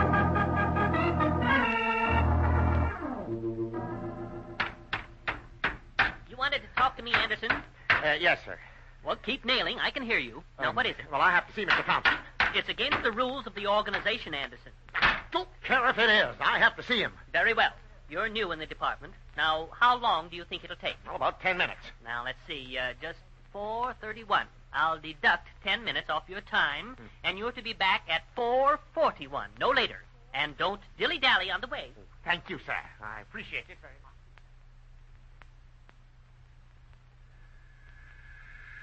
Tops, Thompson, and Torrance. No, I'm sorry. We don't handle that line at all. Look, Sadie, do something for me. Oh, you startled me, Mr. Anderson. All that sawdust on your whiskers. Well, I'm sorry, but where I'm working, you can't help getting some on you. I don't think that new guy's going to work out, Mr. Anderson. Huh? Honest? He don't know from nothing. Well. He's trying to talk Mr. Thompson into carrying a line of harnesses for horses. Imagine. Is Thompson in his office? No, I'm sorry. He just sneaked out the back door. Probably his wife. Or some jam he's in again. Oh, he's gone, huh? Yeah, but Rockwell's in his office. Rockwell? Taking over the boss's office? Oh, no, not that. He's just sitting in there is all. Oh, well, that's different. Your wife said she'd be right back. Why don't you wait for her? I can't. I only have 10 minutes, and I've got a lot to talk about. Why don't you just go in and keep Rockwell company? Look, I don't want ever to hear that name again. Well, you brought him in, didn't you? Against my best judgment, yes. Oh, here you are, Oliver. Oh. I was just down in the shipping room. Mr. Palmer Yeah, said I that know. you- He said I had 10 minutes until 4:41. You didn't quit, did you, Pop? No, I'm waiting to see Mr. Thompson. Well, he's standing on the fire escape with his hands over his ears. On the fire escape? Yeah, and I spoke to him, and he said, shh, I don't want anyone to know I'm out here. Oh, hiding out so he doesn't have to see me, huh? Pardon me. I have something for Mr. Thompson. He's waiting to see me. Where's his office, little Oh, lady? right over there. The big one. But he's out Oh, right... thank you. I know he'll be glad to see me. Isn't that Mr. Traynor from the bank, Oliver? Yeah, he doesn't remember me, I guess. I wonder what he wants with the boss. Where's Thompson? Oh, now, he don't want to see you about nothing. So you get on out. Oh, he'll see me all right. I have something for him. He don't want it, and he told you so. Now, look here, my good man. Oh, I ain't a good man. I'm Rockwell. And I'm here to protect Mr. Thompson, and I can do it, too. He said I could do anything I wanted. Yeah. Oh, come now. Surely you must be needling me. I ain't taking no needle. Not me. Take your hands off me. I ain't taking no needle. No, I ain't. Rockwell, let that man up! He ain't gonna needle me. He isn't trying to. He's a gentleman. That ain't what Thompson said. Get off of it. Cut it out. That's what Thompson says behind my back. Very well, he'll hear me from this. Here, what's going on here? Ask your bouncer, Thompson. I've been assaulted, and you'll pay dearly for this. It's all a mistake, Bert.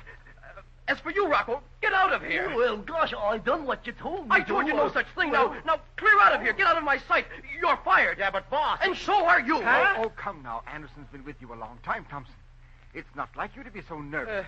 My goodness, maybe our money isn't safe. Oh, I'm all right, Bert. Just had a bad night is all. Leave the money. I'll just make this all up to you. I'm so sorry I could just crawl. It's humiliating. Well, it's a good thing that you're surrounded yourself with good men like Anderson. Or we'd not take a risk on such an irritable person. Anderson, why, Anderson is part of us here, Bert. Well, couldn't get along without him. Right-hand man. Then sign right here, and I'll leave the Oh, money. thank you, Bert. Thank you. Thank you. And see that your reception committee is a little more gentle the next time you walk alone. Yes, sir. Anderson, I've been a fool, an utter fool. no. Take your job back and forget this whole thing. I must have been out of my mind. Oh, well, it was an experiment. Oh, run on. Take the rest of the day off. Well. I believe there's still a half hour to go. Thank goodness everything's over. Gee, that's fine. There's something I have to say to Mrs. Palmer in the shipping room. Good heavens, Oliver, what's going on? It's all over, Mary. I'm back in my old job. Gee, did you have to beat him up to get it? I did no such thing. The boss is okay again, and from now on, things will be normal. He said so himself. Where's this Thompson Boyd? Oh, well, he's in his office. Who's calling? He don't need no introduction to me, but... Well, hey, wait a minute. Gee, he was burned up, Pop. Oh, Oliver! Look out for him! I'm off for the afternoon. Rockwell, go in and stop him! No, not me. I quit 10 minutes ago. Oh, he ain't gonna needle me.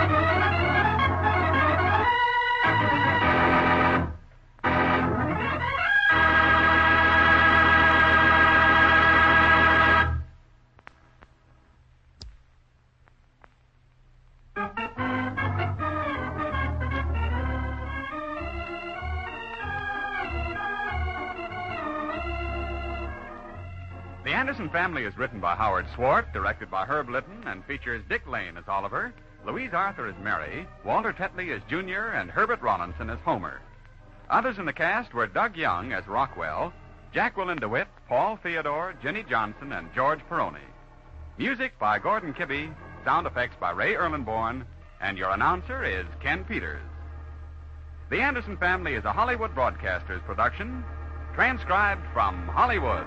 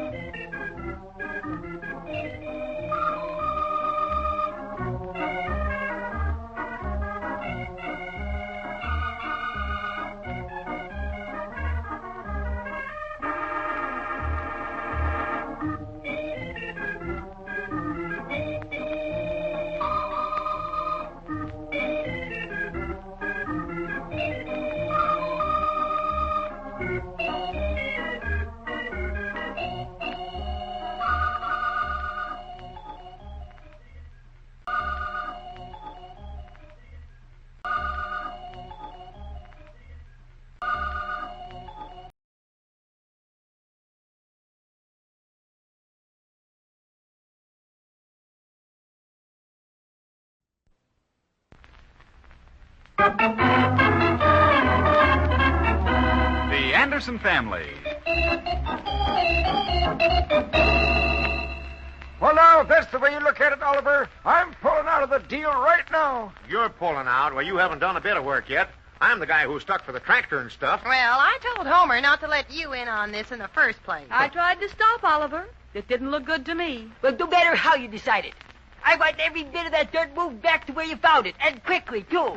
Not me. I'll sue, and take everything you have, Anderson. Believe me. Don't tell me what you're... Uh-oh, here we go again, folks.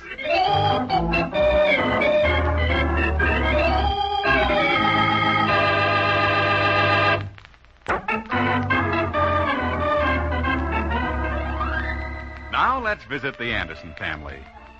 Well, this whole thing started when Homer Meister, the man next door, tried to get Oliver Anderson to back him financially in a contract job which consisted of grading a couple of building lots.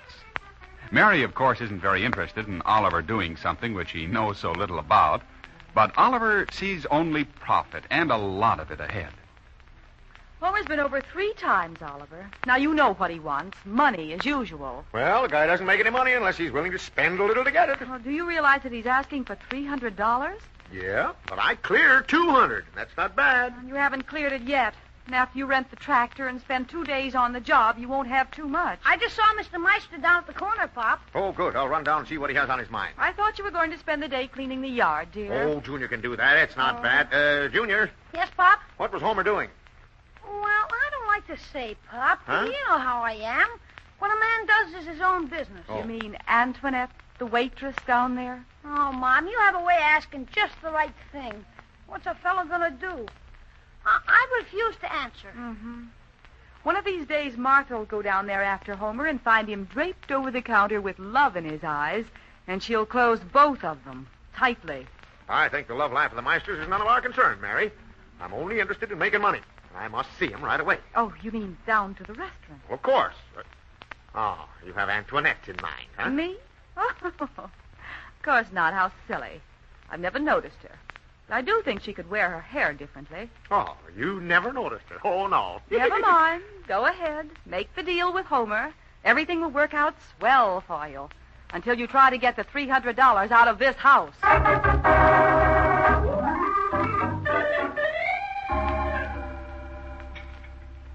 But, Mr. Meister, Oh, look, I've been coming in here for months. Just call me Homer, honey.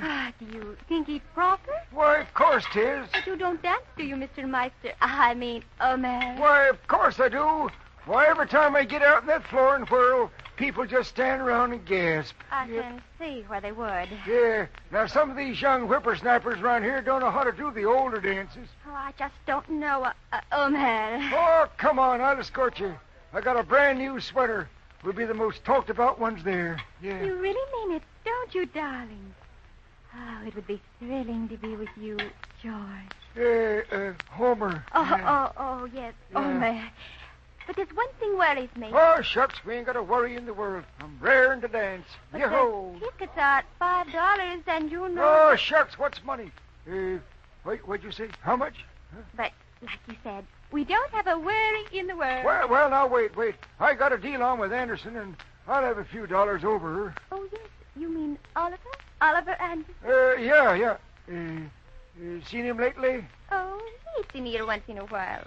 Always leaves a quarter tip. Oh, he does, eh? Well, here's my tip. $50, babe.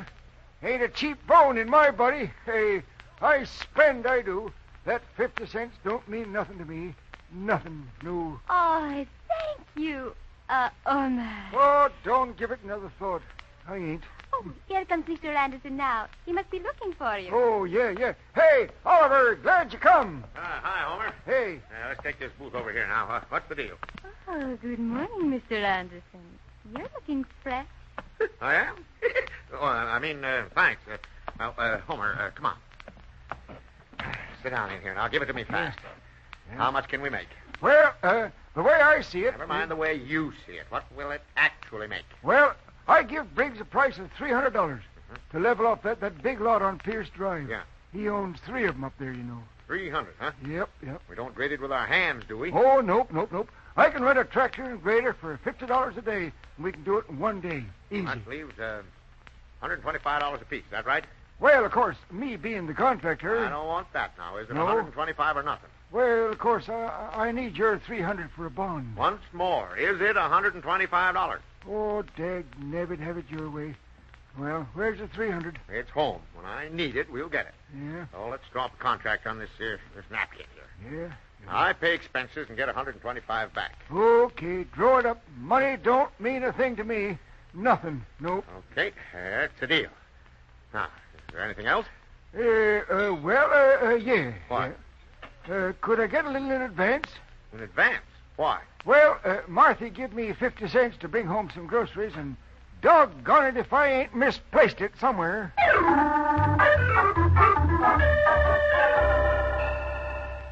All right, now let me do the talking to the tractor man, Homer. Well, it's my job. I'm the contractor. And it's my money. Shh. Now, here he comes. I can get him to shave the price a bit, I guess. Yes, come. What is it? I'd like to talk to you about a tractor. Well, talk to me. Yeah. Well, we have a little job of grading to do, and I want to rent a tractor. Oh, I suppose I can fix you up all right. You have a driver's license? Oh, sure. Ever driven a tractor before? Not that I remember. Then that'll be $100 a day. But your ad read $50 a day. That's the price to someone who has driven before.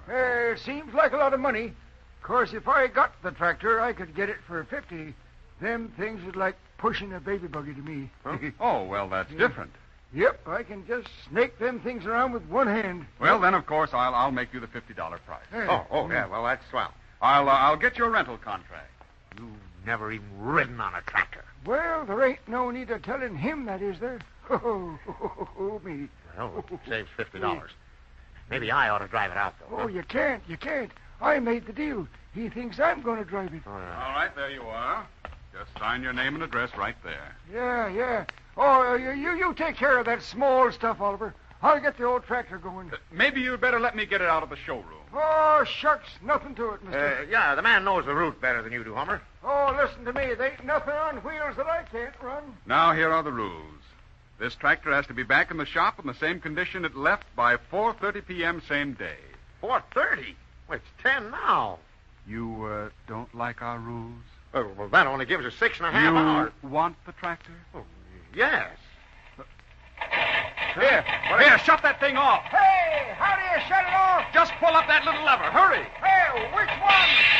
Good grief, right through the window. Homer, are you all right? Oh, dag nabbit, got my britches caught in the gear shift. Must be an old model. What do you think you're doing? Running that thing right through that window. Well, I just took me a shortcut. That'll be $66.50 for that window. Now, wait a minute. Do you want the tractor? Well, yes. Okay, I'll just add it onto the bill. That'll be $166.50. $166.50? That's right. $100 for the rental. Because, mister, that spook isn't going to drive one of our tractors anyway. Hey, look here, what's your name? Never mind, Homer. I see what he means. I'll give him a check for $66.50, mister. Okay, then it's back here at 4:30 on another day. Is that clear? It'll be back in the same condition. Oh, brother, I wish I were as optimistic as you.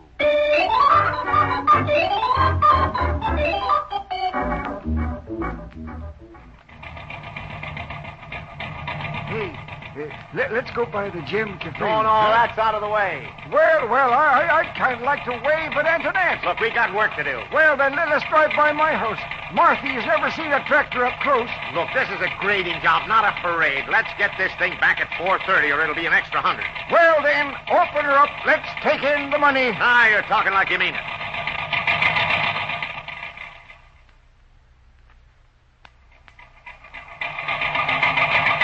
There we are now. Which one of these lots is the one? Well, let's see. Hey, shut off that motor so I can hear you. Shut off that... Shut off that darn motor. It's shut. Yeah, well, now, let's see. The second one from the corner. Second one. Yeah, that's the one right there. Oh, brother. You think we can move that mountain in one day? Oh, shucks, that stuff moves away easy. Yeah? We just got to take off that big hump up in front there and grade her back level. That's all, huh? Well, we ain't going to get it done standing here. Okay, let's get on it. I can use that $200. Yeah, less $66.50.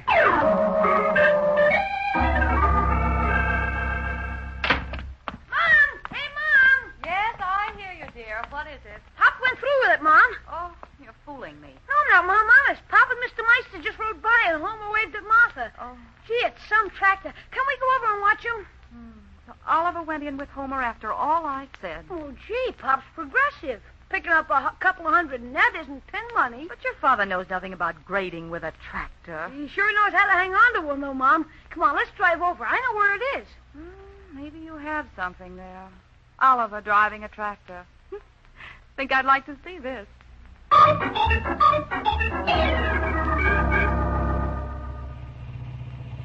thought you'd like to ride along, Martha, just to see what they're doing.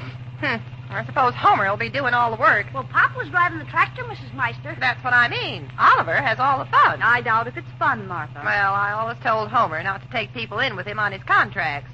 But he don't listen to me. Well, he couldn't have taken the job if Oliver hadn't promised to put up $300 bond. Promised to? You mean he ain't done it? Well, not while I hold the purse, he doesn't. That's why I can't understand why he went ahead with it. You see, that's what I mean about Homer. He just ain't got a bit of sense. Because he likes Oliver, he gives his whole income away. Seems like Oliver would quit taking advantage of Homer's kindness someday. Look, Mom, there they are, up on that hill. Look, Pop's driving us. Oh, boy, can I ride with him? Quiet. No, you can't. I don't see Homer killing himself, Martha. In fact, I don't even see him. Like as not, he's got Homer pushing the tractor. I see Mr. Meister. Over there, under that tree. Well, let's be quiet, dear, so Homer can see. This is humiliating, Mary. Can I go up there, Mom? No. We'll park here till he comes near the edge. Hey, he sees us. Gee, look how he's leveled that old hill off. Looks keen, doesn't it, Mom? I will say it's an improvement. Hey, what do you want? Oh, just drop by to see if you needed gas, dear. No, but I could use some help. That's just a slam at Homer is all. Pop's coming down, Mom. You ask him if I can ride. Maybe we can swing it. Well, you're all dirty, Oliver. Looks like you've been leveling it off with your nose, Oliver. Yeah, and I could sure use one more nose. Well, what's wrong with Homer? Oh, the tractor makes him sick to ride it. So you're doing the whole thing alone, I suppose. Well, I have an investment. I only got an hour's more work, and then I collect from Briggs. Don't forget, Homer has the contract with him. He has. You talk as if you had it. That's a good one, Pop. Junior. I'm sorry, Mom. Well, I don't know how you can blame Homer just because he's got a weak stomach. I'm not. You're the only one complaining so far. He's already cost me $66.50 with a broken window. Hey, look, Mr. Briggs driving up. I wonder what he wants. Anderson, you fool. Who, me? What have you done? Huh? You ruined the only chance I had to sell that piece of land. I had the lot practically sold for $1,500 as is to Mrs. Crandon. Oh, but Homer said to grade it. He said you... I don't care what Homer said. I'll not pay you 1 cent for that job. I lose $1,500. Oh, wait a minute, Briggs. I worked 5 hours on that. Paid $100 for the tractor. You see, Mary, Oliver's so stubborn. And not only that, Anderson, but if you want to avoid a lawsuit, you'll put every pound of that dirt right back where it was.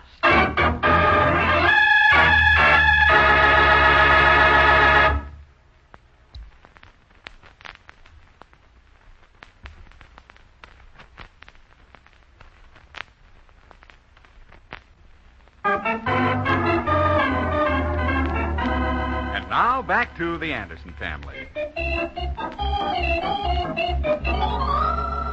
Homer Meister, the man next door, has involved Oliver in a deal to grade off a couple of lots for Freebairn Briggs. But after grading the whole thing and spending $100 to rent the grader, they find they've graded the wrong lot. And Mr. Briggs, the owner, has told them that they'll have to put every pound of dirt right back where it was. Well, Briggs is driven away. Mary, Junior, and Martha are leaving, and Oliver doesn't quite know what to do.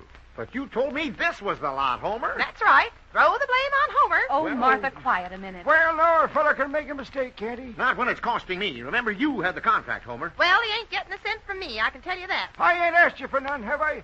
Oliver's putting up the money, and I got a contract to prove it. Is that true, Oliver?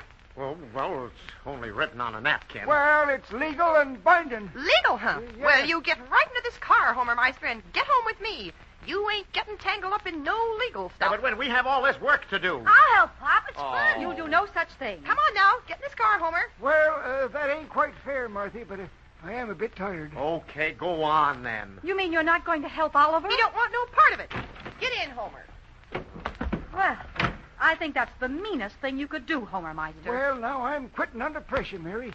If it was up to me, I'd stay and work my fingers to the bone, just like I've been doing. Go on, Mary. Get him out of here. This time is costing me money and lots of it. $66.50 for the showroom window was bad enough. But, Oliver, why don't you just let the whole thing go? No, I'm in it now. Next time I'll not be so stupid. Okay, have it your own way. Goodbye. Now, I can just remember where every pound of that dirt was in the first place, huh? Mr. Anderson. Huh? Somebody calling me? Oh, yes, Mrs. Crandon. Oh, my goodness. What have you done to this lot? Oh, it's just a mistake is all. Mistake? Goodness, it looks like a lot now. Yeah, I thought it looked good, too. Well, now, this is a different thing. Huh? Mr. Briggs tried to sell me the lot the way it was, and I wouldn't give him a dime for it. He wouldn't? Why, he told me he had it practically sold to you for $1,500. Oh, well, then he misrepresented. It was worthless before. Well. But you've made a marvelous building site out of it.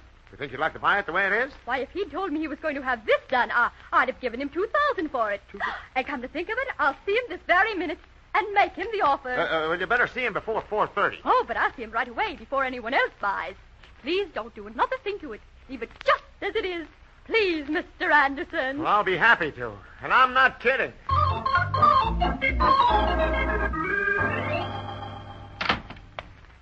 Well, don't tell me you have every pound of that dirt put back already, Oliver. Whoop.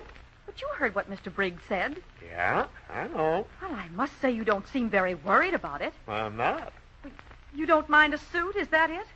Remember, you spoiled a $1,500 sale by your mistake. Briggs lied about that. Well, I don't see how that's going to help you. I'm not going to put that dirt back, as I said before. Mrs. Crandon asked me not to. Mrs. Crandon? Well, what does she have to do with it? She's the new owner by now. New owner? I don't understand, Oliver. Remember? You, Martha, Junior, and Homer heard Briggs tell me to put every pound of dirt back where it was. Why, yes. I just want you to remember that. But the tractor. I'm taking it back. Oh, are you going to believe Mrs. Crandon or Briggs, the owner?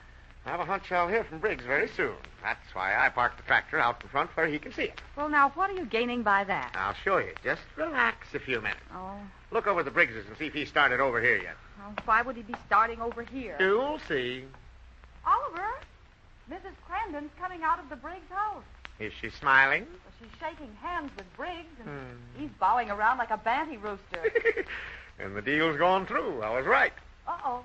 He's coming over here. I thought he would. Now, you'll hear some fun. I hope you know what you're doing, Oliver. Don't worry about me. He's going to pay plenty for every jolt I got off of that iron seat on that contraption I was riding on. Walking up our walk. That's fine. Now, you keep him here. Tell him I'll be back in 5 minutes. Well, where are you going? Over to the Meisters and get those contracts straightened out.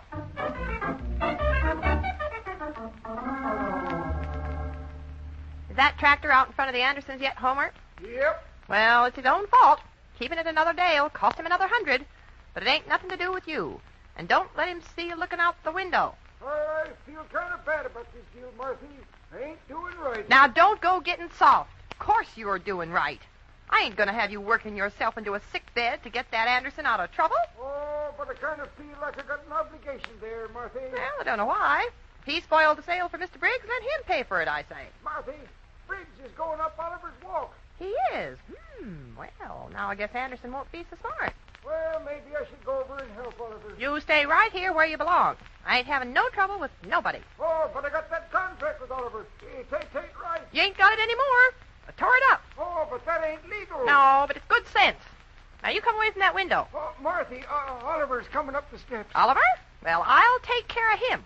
You just keep still, and I'll settle this thing once and for all. Oh, say, maybe I better go. You sit right still. I'll get it. Yeah. Well, I'd like to talk to my partner. he don't want to talk to nobody. He'll talk to me, and he'll talk now. You can't push your weight around here, Oliver Anderson. You ain't home now, and we ain't your family. Oh, now, Marthy, cool off. Now, look. Do I have a contract with Homer? Well, no. No, you ain't. Just wanted to know. You went ahead and graded the wrong lot. Now you want Homer to suffer for it.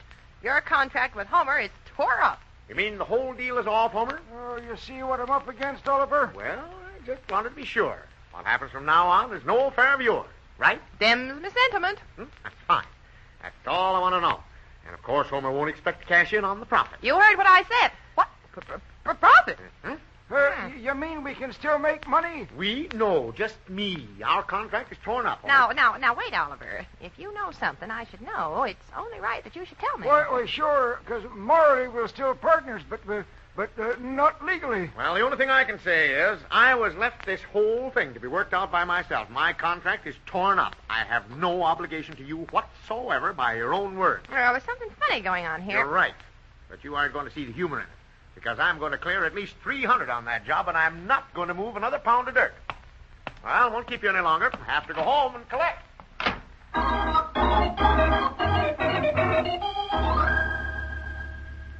I'm sure Oliver will be here soon, Mr. Briggs. He has to put all that dirt and rock back. There won't be any need for that, Mrs. Anderson. Really. Millicent reprimanded me for my propensity. I believe this is Oliver now. Oh, Briggs, I'm sorry I haven't got started on replacing that dirt. I have good news for you, Anderson. For me? Yes, indeed. I'm not the sort of person to expect you to do all that extra work just because I was in a temper. Oh, come now. I gave you my word. By tomorrow morning, that dirt will be the same mess it was before I started. But I won't allow you to do it, Anderson. You won't? That's funny. You told me in front of 4 witnesses that I had to replace that lot as I'd found it. But why should you want to go to all that extra work? Because when I do, Mrs. Crandall will stop payment on that check, and you'll have another sand pile on your hands. Now, wait, Anderson. There's a law, you know. I can forbid you to trespass. Yes, but I have a contract, an oral order from you to place every pound of dirt back the way it was, and that's what I'm going to do. Now, wait. There must be some other way. There is. I want the difference between the $1,500, which no one would give you for it, and the $2,000 you got for it after I graded it. But that's unfair, Anderson. Okay, then. I guess there's no more to talk about. Goodbye. No, wait, Anderson. You're right. Mrs. Crandall did pay me $2,000 for the lot. Which is $500 overpriced. Now, I'll take that $500 and we'll call it a deal. Going? Gone. Gone. You win. I'll give you my check. Now, that we understand each other, I have to hurry back with that tractor before it costs me another $100. Very well. You'll not mention this to anyone, of course. Not a word. Bring the check over as soon as you sign it. Very well, Anderson. Well, I will say you handled that admirably, Mr. Anderson. I can get tough when I have to. Well, I have 10 minutes to get that tractor back to save that extra $100. What about Homer? He's out. Oh, come now, wait a minute. That's right. He listened to Martha just once too many times. That's one chin concert he listened to that's costing him plenty. Oliver, I won't allow it. Martha tore up the contract and has forgotten about the deal. I venture to say she hasn't.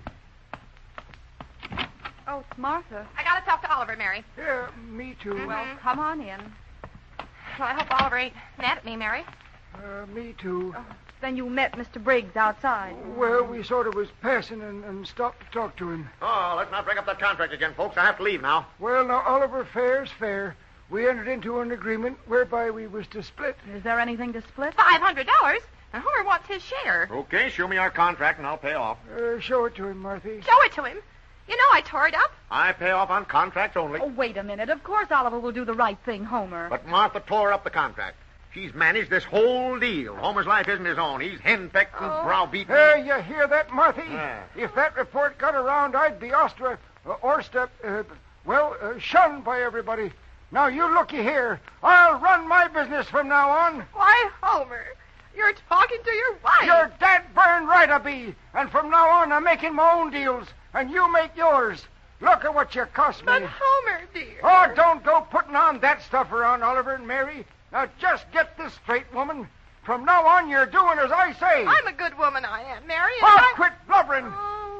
Well, we're licked. We might as well just crawl on back home. No, let's not do it that way, Homer. Let's just go on through with our original deal. Gosh, you mean it, Oliver? Me get half? That's right, Homer. That's the only way. We're neighbors and friends. Well, Dale, burn it. I'm kind of ashamed.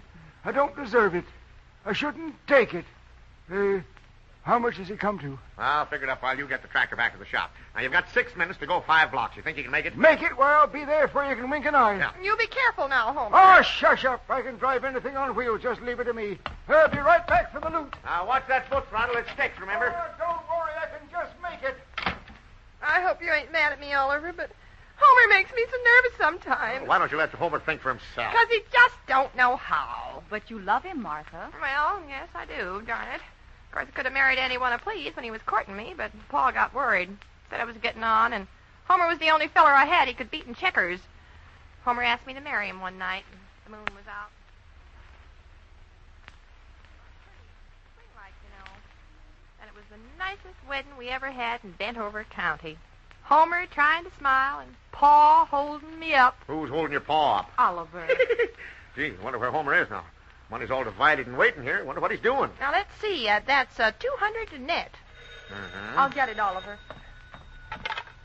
Yes, Mary Anderson? Mary, look, tell Oliver I just made the showroom on the 2nd. Oh, good. You just made it, huh? Yep. Well, hurry back. We have your 200 waiting for you, Homer. Well, just deduct $66.50 from my share and tell Oliver to bring it down to me. Why, Homer? Just tell Oliver I smashed that same dagnam window again.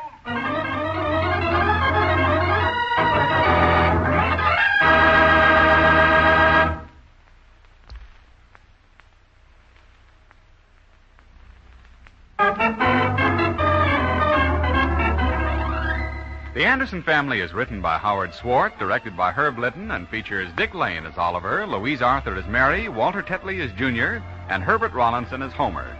Others in the cast were Jacqueline DeWitt as Martha, George Peroni as Mr. Briggs, and Jenny Johnson as Antoinette. Music by Gordon Kibbe, sound effects by Ray Erlenborn, and your announcer is Ken Peters.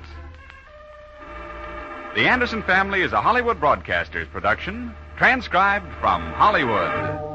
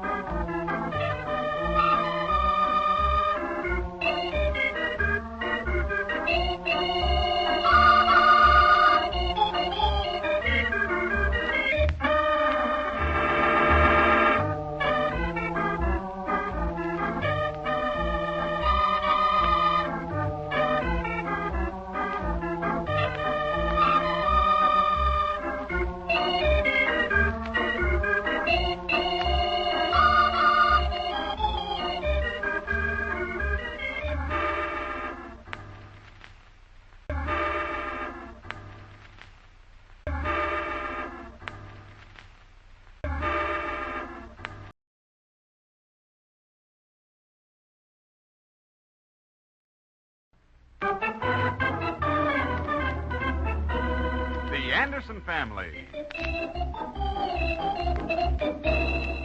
Now, look, Homer, your personal affairs are your own. Now, leave us out of them entirely. Yeah, but don't you see, Oliver? Marthy's leaving me after all these years. Oh, come now, Homer. I don't believe she'll go through with it. Thing to me is how she stayed this long. Well, that's no concern of yours, Oliver. I've been mighty good to that woman, Oliver. And you darn well know it, too. Oh, yeah? Does she know about Antoinette down at the Gem Cafe? Oh, that ain't true. Huh. That was a simple friendship, nothing more. Hey, she don't know about that, does she? What about Antoinette? Nothing. It's a secret. Well, now, just a minute. If it's a secret, how do you know it? Well, Uh-oh, here we go again, folks.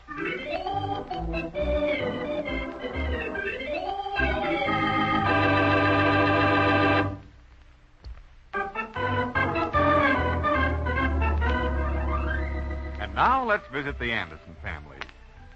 Well, this whole thing started when Homer Meister, the next-door neighbor of the Andersons, had a little tiff with his wife, Martha. He figures that Oliver and Mary can help him out of the jam, but Mary wants no part of it. Oliver is built of sterner stuff, And he's going to see that his friend Homer gets this affair all straightened out.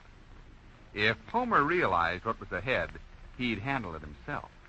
You see, Oliver, it was on account of Marthy's brother, Rockwell. He had to move in and start trouble. I've had enough of that guy myself. Don't bring him over here again. Don't you worry. He's packed up and thumbing right out of town right this minute. Then you should be happy. Nope. It seems like all the happiness has gone out of my life. Huh? Yep, I'm a broken man, Oliver. Well, look, think of it this way. It only cost half as much for one to live, and you could take what Martha cost you and invest it in something else. Nope. I'd always worry where she was and what she was doing. Well, if you want my advice, I'd call for a showdown. Huh? How do you mean? Well, I'd just pretend that I was through. Tell her off and insist that she be off the premises by midnight. Of course, you don't mean it, but she'd see you meant business. Think I'd dare? Huh? Well, you could stand near the door, just in case. She's been talking about a division of community property or something. What does that mean? That means you don't get anything.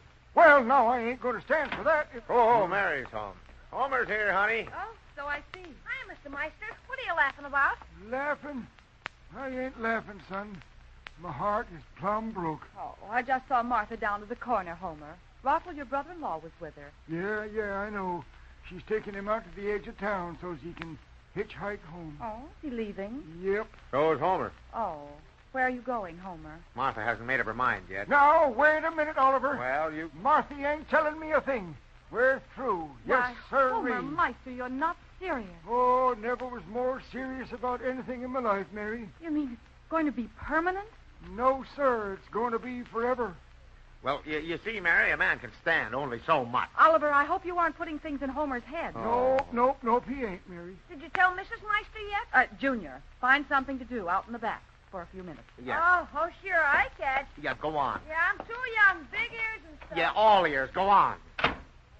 Well, now, surely you must have some grounds for leaving, Homer. Yep, I have. Well, she's jealous. Oh, she's awful jealous. And she's bossy. Oh, she's terrible bossy, and then she sticks up for her brother. I sure got a case. Well, have you tried to sit down and talk it over with Martha? Have you ever tried to sit down and talk anything with her? All I do is sit there like a big lunkhead and listen. I never get to say what I want her. Well, it's a problem to be worked out by you and Martha. I don't see where Oliver fits in. Well, of course, Marthy likes Oliver, and she might back down if we both talk to her. Not Oliver. Well, I don't see anything wrong in it, Mary. I'm Homer's friend, and I like Martha. I know, but I can't see an outsider interfering in an argument of that kind. Why, Oliver ain't no outsider, Mary. Well, gosh, he's like one of the family. Sure. Come on over with me, Oliver, will you? She should be back home by now. Oh, I wouldn't do it, Oliver. Oh, that's silly. I'll kid around with Martha, and she'll be laughing in no time.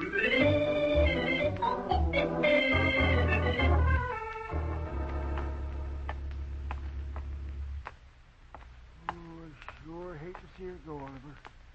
Yeah, she's been a lot of company. Oh, well, she hasn't gone yet. Oh, well, there's so many cute little things she used to do. Like fixing the roof and splitting the wood and carrying out the trash. Oh, me, I'm going to miss all them little cute things. Oh, well, don't worry about it. I'll take care of it. Yeah, I'll get a lump in my throat every time I see her welding helmet and her Levi's in our clothes closet. Oh, well, you can bury them. There may not be another job for her in that line. Well, no, I'll keep them around. That welding helmet will remind me of many happy, prosperous days. All right. Now, you just keep still and leave everything to me. Just go in front of me. Now, wait. I ain't going in first. This was your idea. Oh, well, I'm not afraid. Just step aside in case I have to make those steps quick. Yeah. Homer, here we go. Right into the lion's den. Yep.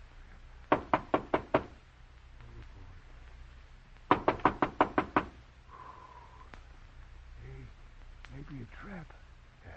Huh? No. Let's try the door. Martha, it's Oliver. May I come in? Maybe we'll find a body. Huh? Come on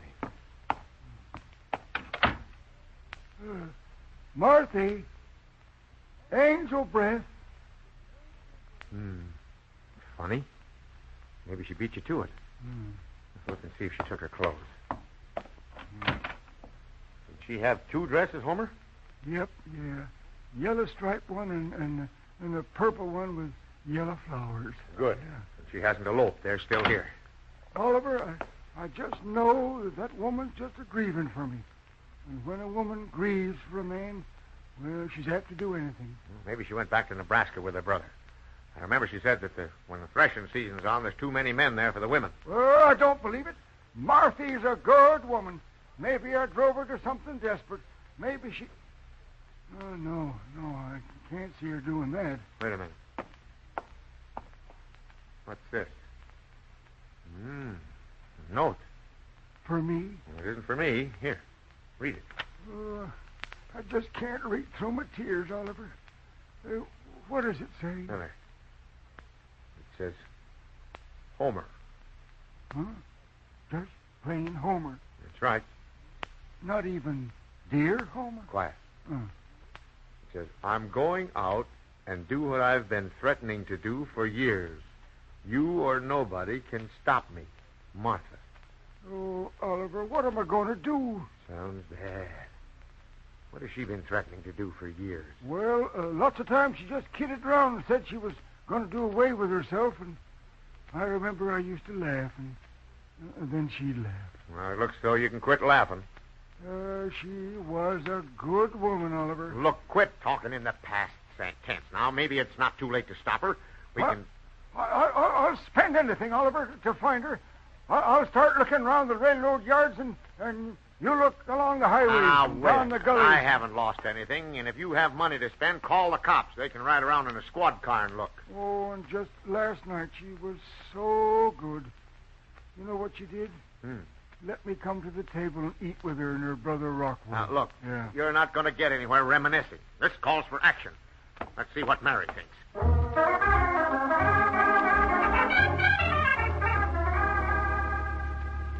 Now, just a minute, Oliver. I asked you not to get involved in Homer's family trouble. I'm not, Mary, but look at the poor guy. He's fit to be tied. That's all right. Maybe he'll learn how to treat her when she comes back. Oh, but she ain't coming back, Mary. Oh, I think she will. She left both her dresses, Mary. Well, then she'll be back. Well, I wish I could believe you, but this note doesn't say that. Note? What note? Show Mary the note, Homer. It's somewhere here in my wallet. Oh, my. Oh, that wallet. Here it is. It's her handwriting, Mary. Let's see. I'm going to do what I've been threatening to do for years, and you or nobody can stop me. Martha. You see, Mary, she's done it. Any insurance, Homer? Insurance? Yeah. Oh, I plumb forgot about that. Let me see.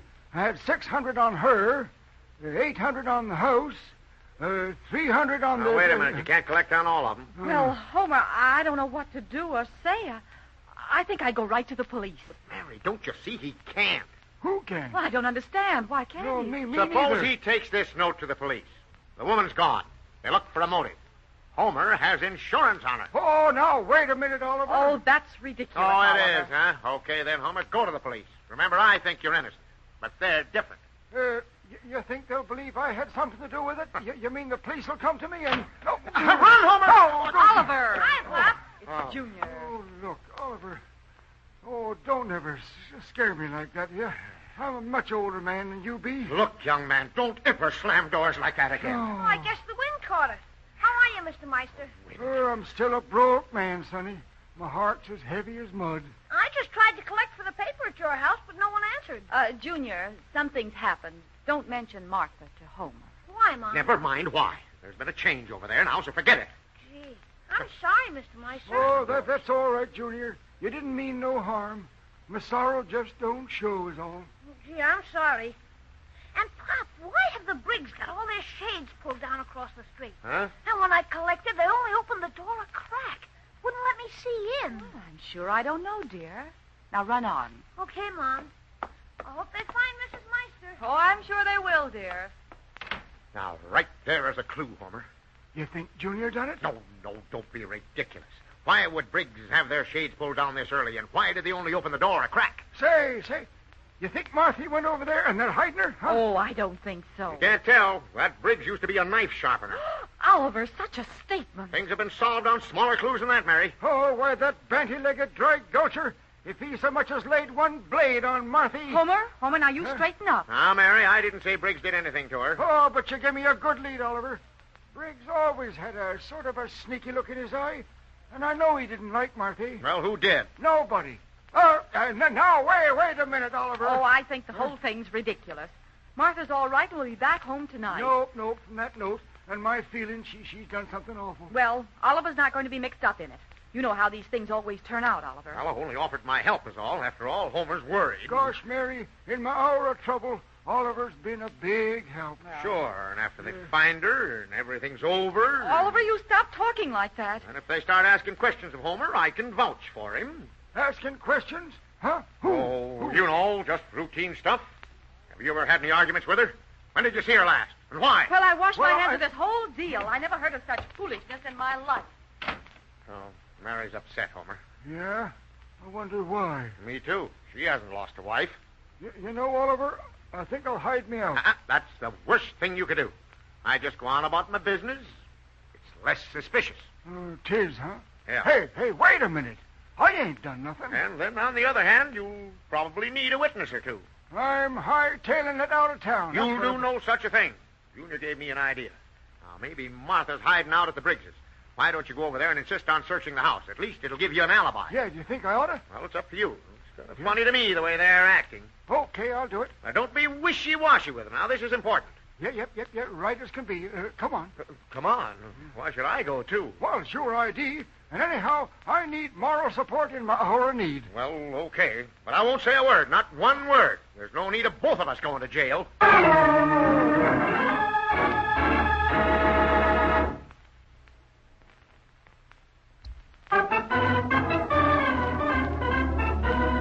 And now, back to the Anderson family. Well, Oliver has managed to get himself mixed up in the family troubles of Homer Meister, their next-door neighbor. It seems that Homer's wife left a note for Homer and disappeared. After talking the thing over, Homer has decided to go across the street to the home of the Briggs and see if Martha's hiding out there. Oliver is merely along for moral support and has promised Homer not to say one word. Not one word.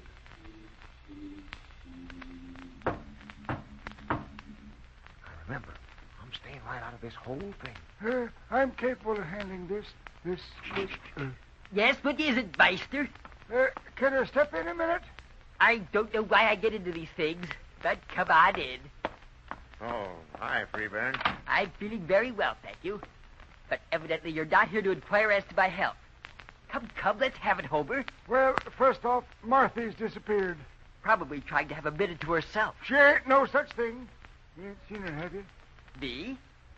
She ain't here, is she? I hope not. I have one wife, and she takes most of my time. How come you got the shades drawn down? I fail to see where that's any concern of yours, Homer. Well, 'tis. Everybody's under suspicion until Marthy is found. Don't come now. This is ridiculous. What's going on, Freeburn? Nothing, Millicent, dear. Homer thought Martha was over here. Ugh, heaven forbid. Now, look here, Mrs. Briggs. Marthy's a good woman. Best I ever seen. And my heart's broke. Well, I'm sure that Mr. Briggs or myself can't do anything to help you. What are you doing over here, Anderson? Did Mary finally get wise to you, too? Now, wait a minute, Millie. That was uncalled for, Millicent. Darling, I shall have to speak to you when these persons go. I just wanted to know if Marthy was hiding over here, that's all. I don't want no trouble, no argument, nor any hard feelings. Would you like to look under our beds, in the cellar, or anywhere else where she'd feel at home? Well, no. Maybe she ain't here. What reason would she have for being here? Now, Millicent, dear, let's have it quiet. Don't quiet me, Freeburn. Don't try to give the impression that you dominate the household. My dear, don't make me speak forcefully to you in front of neighbors. We better go, Homer. Yes. Sorry I bothered you. Don't bother at all, Homer. Well, it's a bother to me. You think I want people to even dream that Martha would be in my home? Now, Millicent, dear, Martha's a good woman. Well, if she's a good woman, suppose you go out and join the scouting party. No, Millicent, no. We'll say me who's right and who's wrong, James. Take your hands off me, no. Millicent. I'll show Release. you exactly what I've been Release wanting me to this for years. moment. Well, good for you, Briggsy. You really told her. Yes, I didn't I? Oh, gosh. I hope Martha's being gone ain't caused you no trouble, Freebairn. No, quite the contrary. I've been meaning to speak up to Millicent for weeks. Is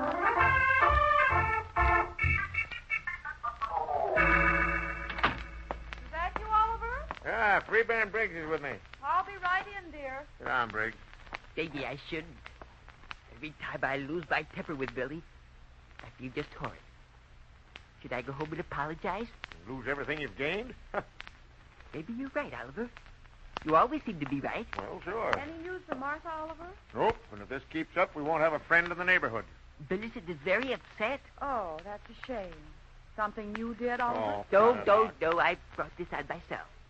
I'll just have to pay for being impetuous, I guess. But, Martha, what about her? Has no one heard a word from her? And where's Homer? Oh, he's walking around in a trance. I feel sorry for him. He's all broken up, the poor guy. Oh. He's probably sitting on a curb somewhere trying to hide his tears. Well, I don't see where that's going to help any. Why don't you call the police? What for? I don't want her. And likewise, Mrs. Anderson, I feel that Homer brought this on himself. He's always looking sideways every time he passes a lady on the street. Well, is that unusual? Well, he's not looking sideways now. That guy is really worried. And the guy goes off by himself. You know, Antoinette, in my early youth, I was known to be quite domineering. Yep. Well, how can you go and enjoy yourself when you know your wife is missing? Missing? Hey, how did you know? Mr. Trotman, the plumber, told me just before you came in. Oh, he did, eh? If I had that chap in here, I'd twist him around my little finger, spying on me. He's right over there in that booth. Huh? He is? And I don't like him either. Uh, Here he comes. I ain't gonna wait. Hi, Homer. Hi, you find the old lady yet? What's it to you? Nothing. In fact, it's been quiet since she screamed. And you too, babe. Screamed. Oh, what a birthday. Now, look here, Meister. A dame don't just leave a note and disappear unless she's had some help. Now, what did you do with the body? The body? Yeah. Now, wait a minute, Chapman. There ain't no body. Then where is she? Oh, so help me, I don't know, Chapman. I'm grieving my heart out. Yeah, it looks like it. Sitting around trying to date up some Nope, I ain't. I just figured I'd ask one woman where another would be apt to go if she left. Well, it don't make sense. Now, look, come on with me. I'll walk as far as your house with you. You sit in your house till you hear some word from her or the police. You ain't gonna mention the cafe to nobody? Well, not if you get home and act like a human being. Come on. By gosh, I'll do it. I'll get Oliver to sit with me.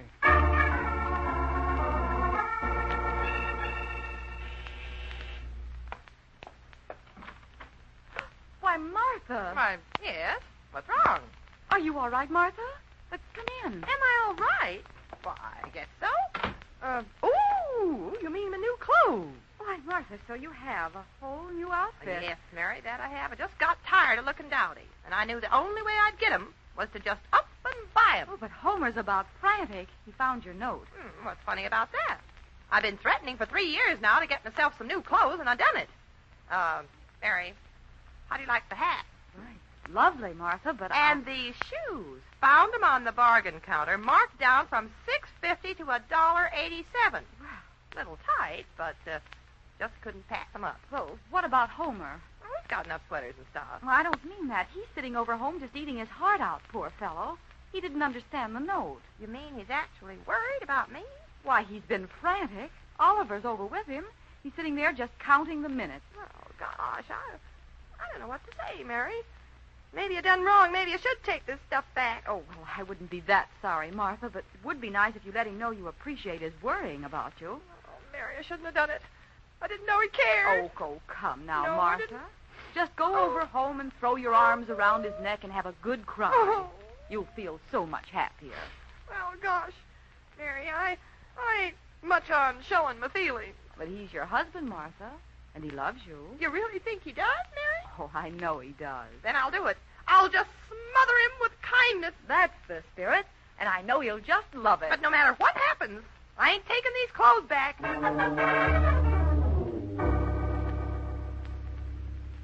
You know, Oliver, if Marthy'd only come home, I'd give up Antoinette in a minute. Give her up. You can't give up something you haven't got. Well, now, I wouldn't say that, Oliver. I just been kind of playing her along. Like a cat and a mouse.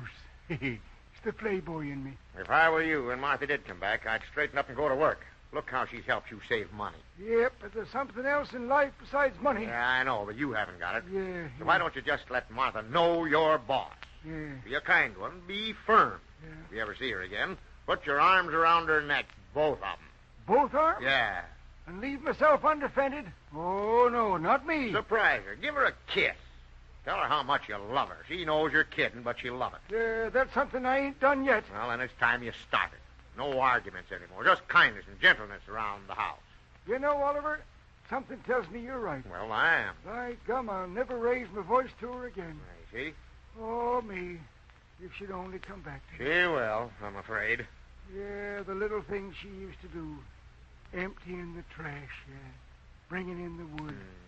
Oh, Oliver, she endeared herself to me in so many little ways. Oh, come on, Homer. You Don't know. break down now. Well, I just can't help it. Poor old Marthy. Yeah, been like one of the family for years. Huh? Oliver, the door. Maybe Marthy. Or the cops. I'll go. You hide. Marthy, Mary, where did you find her? Homer, where's my beautiful little lamb? Come on out, Homer. It's Martha. Oh, Homer, dear. Oh, my own little Homer. How could I have done this to you? Oh, my own little Marthy. Oh, don't you have anything else to say to me? Nope. Just let me look at you. Oh, I thought sure you'd gone, Marthy. Oh. I was all broke up. Well, it won't happen again, Dumpy. Never a cross word. Oh, that's very sweet, Martha. And never again will I raise my voice, baby. Oh, I'm sure glad you're back. Well, I guess that's settled. Shall we go? Yes, I think we might as well, dear. Gee, Mrs. Meister looks swell, doesn't she, Mom? You little darling. Now, you're the first one that's told me you liked my new clothes. New clothes? Why, yes, Homer, dear. I left you a note. And you do know I've been threatening to buy these clothes for 3 years or more, and I just decided I'd better do something. So that's it. Why, sure. Would you, Mary and Junior, step outside a minute, Oliver? Why, yes, of course. It's been right nice of you a little bit of help, but your plan ain't going to work. Well, good night, Homer. Good night. Take off them duds, wrap them up, and take them back. Now look here, Weasel. If them duds go, I go. And at that, it ain't such a bad easy. Come on, Oliver. This is no affair of ours. That's what I told him to be kind to her. Why did you tell me to say those clothes look nice on her, Mom? Because it's the kind thing to do, Oh, Junior. well, she's back anyway. Now, come on, let's go home. You know, wouldn't be a bad idea for a lot of women to leave a note like that. Certainly wakes the man of the house. Why? What have I done wrong now? Nothing. Just let this be a lesson to you. Yeah, but they're different. You just got a new hat and gloves last week. So I did, darling. This week, I got my new shoes. You see? Mm-hmm. You spent $25 and I didn't care. That's fine.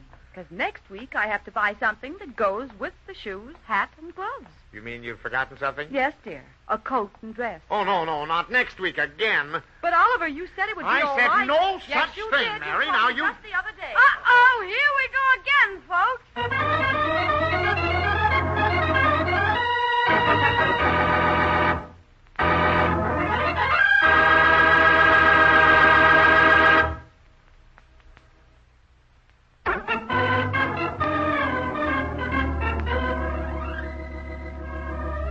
The Anderson Family is written by Howard Swart, directed by Herb Litton, and features Dick Lane as Oliver, Louise Arthur as Mary, Walter Tetley as Junior, and Herbert Rollinson as Homer.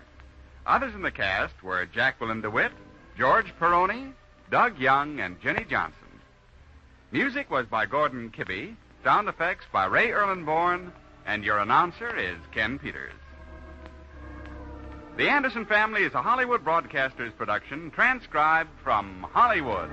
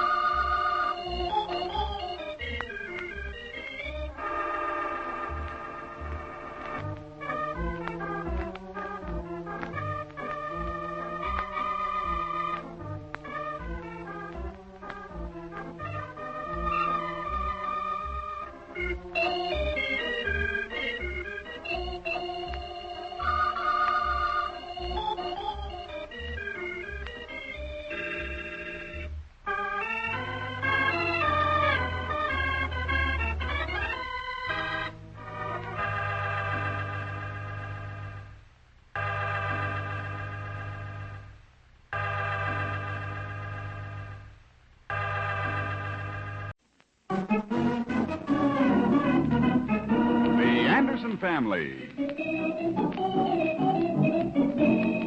Now, look, Junior, don't be carrying all that money around with you on your calls. Oh, gee, Pop, there's only $150. He hasn't lost any of it yet, Oliver. That's not the point. You can't tell what might happen to a kid if anyone knew he had all that money. But I know everyone in town, Pop, and I need it for change. Look, do I have to get a habeas corpus or a delecti to get anyone to agree with me around here? Don't raise your voice, Oliver. Uh-oh, here we go again, folks.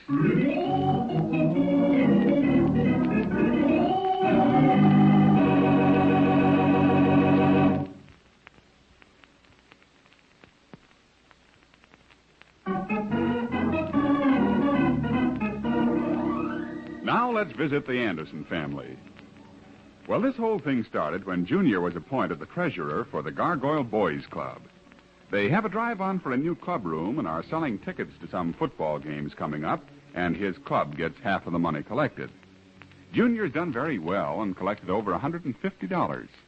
Oliver doesn't want him to carry the money around with him, so he's trying to get Mary and Junior to see his point of view. Now, look, Junior, $150 is a lot of money, even for a man to carry around. Well, I have to make change, Pop. You don't have to change any $100 bills in this neighborhood, or someone's not on the level. He's done very well so far, Oliver. Why do you try to discourage him? Mary, I'm not trying to discourage him at all. I don't want anything to happen to him, nor the money. You're afraid he'll be held up? Well, not necessarily. But how do we know what might happen to him when he's carrying that money? Despite what you say, Mary, I still say that some of our neighbors are not above it. You're just making a mountain out of a molehill, Oliver. It's Junior's money. Okay, then you two figure it out so you both are satisfied, and I'll check out. Oh, Oliver, you aren't half as worried as you act. Gee, I can run, Pop. I could call for help if I needed it. Yeah, you could call just as loud if you had only $20 on you, couldn't you? Yeah, I suppose so. But I go right from collecting to the Gargoyle Club. And I have to come way home first to get the money. Well, it's better to come way home and have it, isn't it? What would you suggest, darling? I'd suggest that he have someone come over here this evening and pick it up and leave a receipt for it. Look, darling, suppose you go on to work now. I'm sure Junior and I will work out some arrangement. Okay, just as you say, I'm through worrying. Whatever happens to that money or Junior is on your shoulders. It always has been, darling. Now go on and don't worry. Don't worry? Of course not. And don't come around later weeping on my shoulder and asking what we're going to do. What we going to do? Gee, you're sure taking it hard, Pop. Just being sensible is all. And you'll stop worrying? I guess so. You know, it gets kind of monotonous being outvoted on everything around here.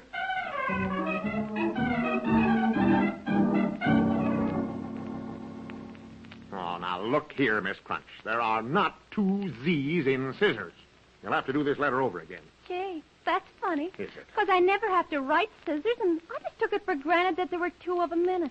Well, after this, when you're not sure, look it up.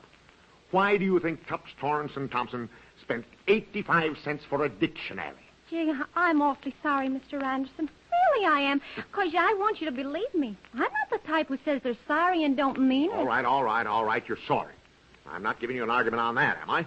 Now, go ahead and get that letter written again. And don't leave smudge marks on it. Wherever did you type it? In a foundry?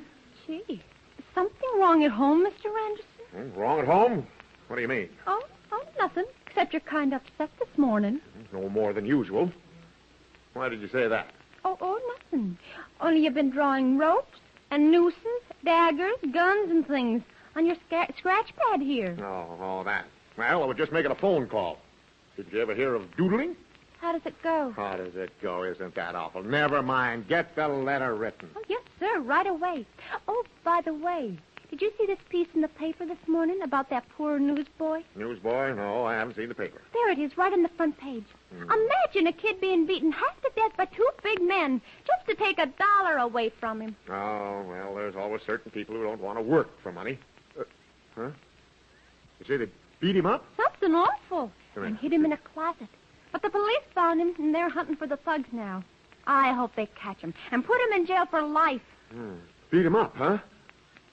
Gee, the kid isn't safe. I knew you'd want to read it, because you have a kid about his age, too. Now you know what his mother went through. Mother, huh? Go ahead, get that letter typed. I can read. Yes, sir. Right away, Mr. Anderson. Happy Charters, newsboy, was kidnapped and severely beaten by 2 thugs last night while on his way home. They obtained $1 from him and... Oh!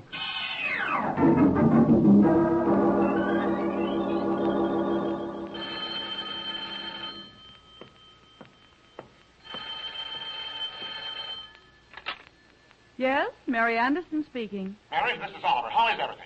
Why, everything's just fine. Why? Nothing. Just didn't have much to do, so thought I'd give you a ring. Well, I'm flattered, darling. Let me speak to Junior, huh? Junior? Yeah. Well, he's not here right now, Oliver. He isn't? Mm-mm. Well, it's almost dark. Yes, I know, dear. Does he have the money with him? Not all of it. He just took $50. He was going to collect another 100. He's working so hard, Oliver. How long's he been gone? Oh, come now. There's nothing to worry about. I know. I'm not nervous nor worried. Is there anything peculiar about a father wanting to know where his son is? Oh, of course not, dear. Junior was going to phone me and tell me everything was all right. Yeah, what time's he going to phone? At 6:30. 6:30? Well, it's 10 minutes to 7. It is? Yeah. My, how the time flies. Well, I'll slip on my coat and go see if I can find him. Now, don't worry, dear. Don't worry. Listen, they beat a newsboy half to death this morning for $1, and Junior's carrying over 100. Now, you stay right home till I get there. I'll grab a cab and be there in 5 minutes.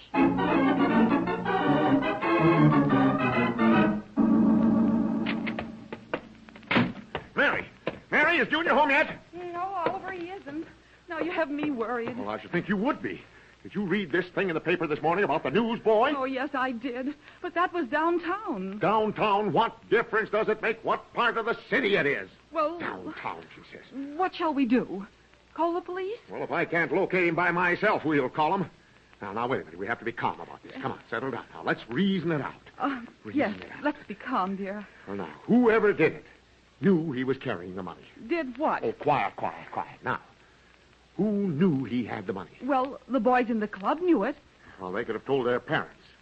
Now, who do we know that needs money? Everyone, including us. Oh, I mean badly enough to, well, take it away from a kid. I'm sure. I don't know, dear. Well, where's the rest of his money? Well, it's right here in this jar. Here, Why? Let me have it.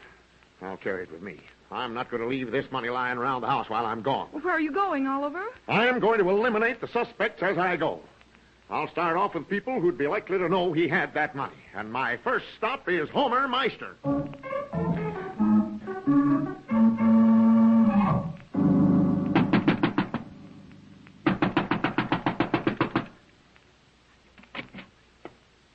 Well, bust my galluses if it ain't Oliver. Come on in. Thanks, Meister. But my visit isn't a pleasant one. Oh, it ain't, eh? Well, now, just sit down. Go ahead, sit down. Now, look here, Homer. Yeah? Can you change a 20 for me? 20, $20 bill. Yes, I guess you can. Fine. Here you are. Oh, me. What's the matter? Always have trouble getting my wallet out. I got one of them big horse blanket pins, you know. Tucked through my pocket so them pickpocket fellers can't get it. Marthy was trying to undo it for me one time. Stuck her finger on the point. Never mind that. She hollered. Meister? Yeah? I'm surprised you had change for a 20. I thought things were slow with you. Well, off and on the bee. Now, let's see. Change for 20. Yep, that's Meister? Huh? Where'd you get that roll of bills? Hey, Martha, you don't know I got them. Hey, there you are. 10 and 2 5s. But let's have that 20. Come on. There you are. Yep. Meister, how much do you have in there? What's it to you? It's a lot to me. Yesterday you had 35 cents. Today you have a roll and Martha doesn't know about it. Oh, now, wait a minute, Oliver Anderson. I'm not waiting. Wait a minute. You think I stole it? Just answer my question. Where did you get it? Well, now, that ain't none of your business, Oliver Anderson. Well, I'm making it my business. Okay, then you get out of here as fast as you can get, because I don't stand for no such talk, not from nobody. Wait a minute. No. I'll ask you one question. Did you see Junior this evening? Junior? Yeah. Well, seems as though it did. What? Come on, talk. Yeah, I walked a short way with him. He turned into Chapman's house, and I went right on about my business. Into Chapman's house, huh? Yeah. Did you see him come out? Nope, I didn't. Well, because he didn't stay around there long. Okay. Don't leave town, Meister, because I may want to talk further with you. No, I won't leave town. Hey, wait a minute. Say, what the tarnation's wrong? Why would I leave town?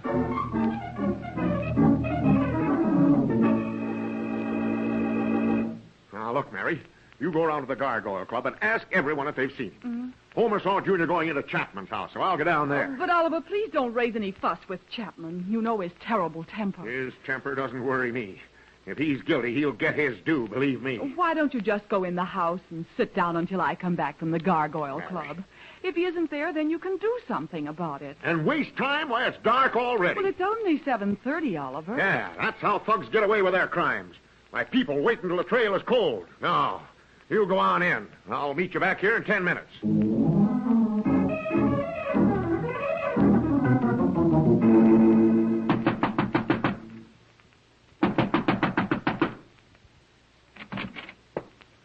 Ah, it's Anderson. Yeah. What can I do for you?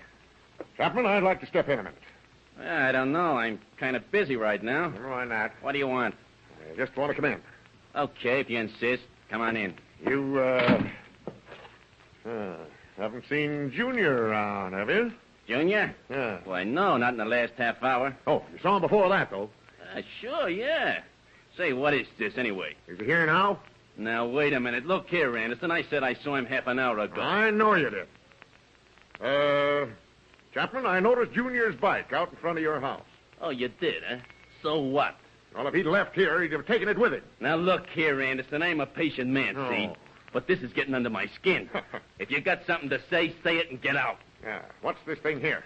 That happens to be a washing machine. A surprise for the little woman. Uh-huh. I thought you were broke day before yesterday when you borrowed that 10 from me. I was, but I picked up some dough today. You mind if I look around your place? Oh, now you want to look around my place. Maybe you think I got some dough hidden. Well, look, if you do, pal, I'll look with you and we'll split it. That's not funny, Chapman. Just answer one question. Is Junior in this house or out in your woodshed? Oh, so you think I'm holding you, kid? I'm not thinking. I want to know for sure. Now, if you're innocent, you'll have nothing to hide. Oh, so that's the way the wind is blowing, huh? Now, let me get this straight.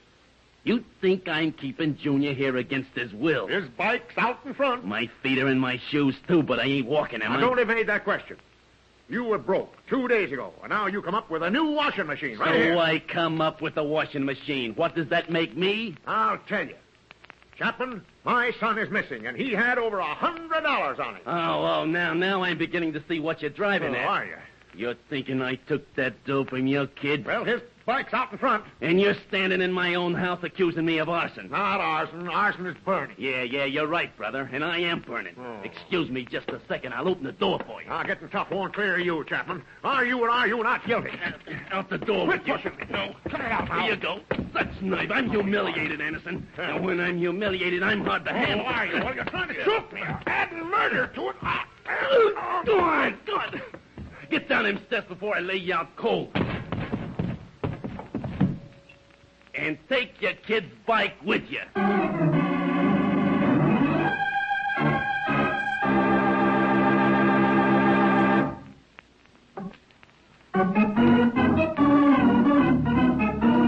And now back to the Andersons. Junior's been missing for an hour now and had $100 on him when he disappeared. Oliver has questioned Mr. Meister next door and also Mr. Chapman, who didn't like to be quizzed. And Oliver is now back home, and Mary is telling what she found out at the Gargoyle Boys Club. I saw several of the boys, Oliver, and the last any of them saw of Junior was when he went up that long lane to that old house in the woods. Who lives there? No one seems to know. Man isn't very friendly. Okay. I'll make that one more trip. Then we'll go to the police. You're not going alone. I'll get Homer. He'll be glad to clear himself. Clear himself? Oliver, you didn't accuse Homer of anything. Of course not. But did you know that he has over $200 in his wallet? Explain that. Well, that must be the 200 Briggs paid him for that cement work. That's pretty weak. Unless Homer pulled that double time gag on Briggs, he could never earn that much. Well, I'm not going to stand here and talk about it. Let's do something. I will. I'll get Homer and drop in on this bird who never goes out much and is unfriendly.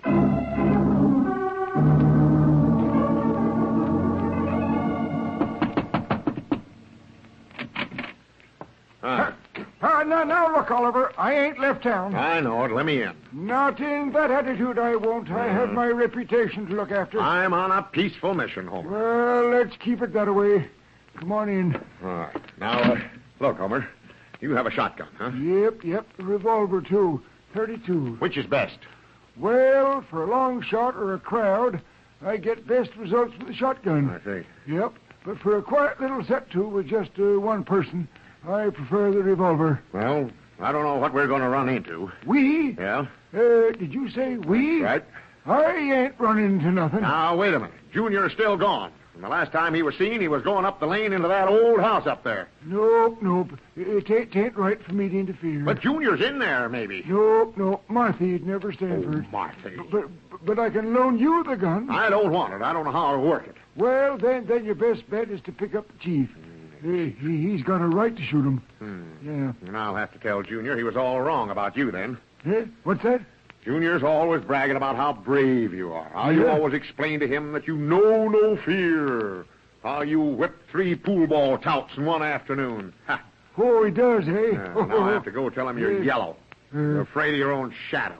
To let him down. No, you ain't telling him no such thing. Well, it's the truth. Oh, 'tis, huh? Yeah. Well, 'tain't. I'm a-strapping on my holster and I'm a-showing you. I can slap leather with the best of 'em. Lead me to this den of, this dive of, Well, let's get going, huh?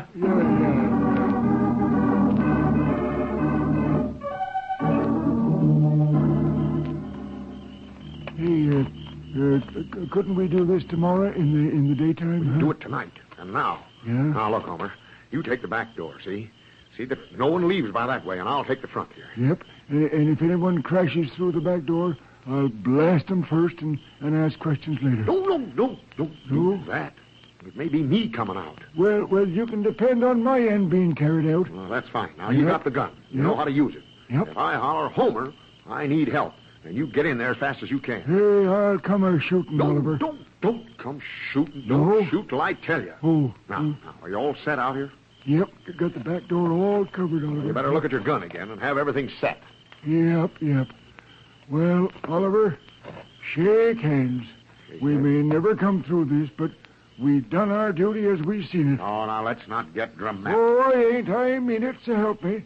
Well, now go on in the front. Okay, Homer. How do you feel?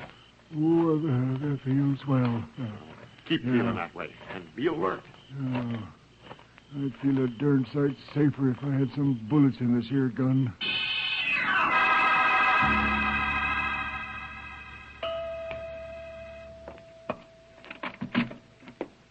Good evening.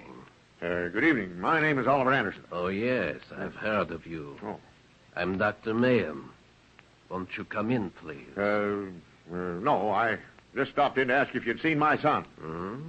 Your son? Yeah. Please step in. Why? I do not like to talk in the doorway. Oh, okay. But no funny stuff. I do not understand your attitude, Mr. Anderson. Come in the study. Well, sit down, won't you? No, thanks. I'll stand. Now, Dr. Mayhem, as I said before, I'm looking for my son, and he was seen to come in here. Son? Oh. Yeah. You must mean a boy called Junior. That's the boy. He's my son. I would never have known it. He was such a polite little fellow. Well, that's neither here nor there. He hasn't come home yet, and he was carrying a large sum of money. Yes, I'm interested. Please go on. Well, I'm hunting for him. Is he here? My dear fellow, you can see he isn't here. He's not in this room, no. Where does that door lead to there? That door? Yeah. Why, that is my den. Would you like to look? Well, see, I have nothing to conceal. What's behind that big glass case with the curtain drawn? It's really nothing. Would you like to look further? I want to see what's behind that curtain. Very well. But you won't like it, my friend. Well, there's a skeleton. Yes, that's Siegfried. Siegfried, huh? Not a very pleasing personality. Look, Mayhem, I've seen all I want to see. Now you show me the rest of the house and be fast about it. Very well. Shall we go? What are you doing here, anyhow? Where are you from?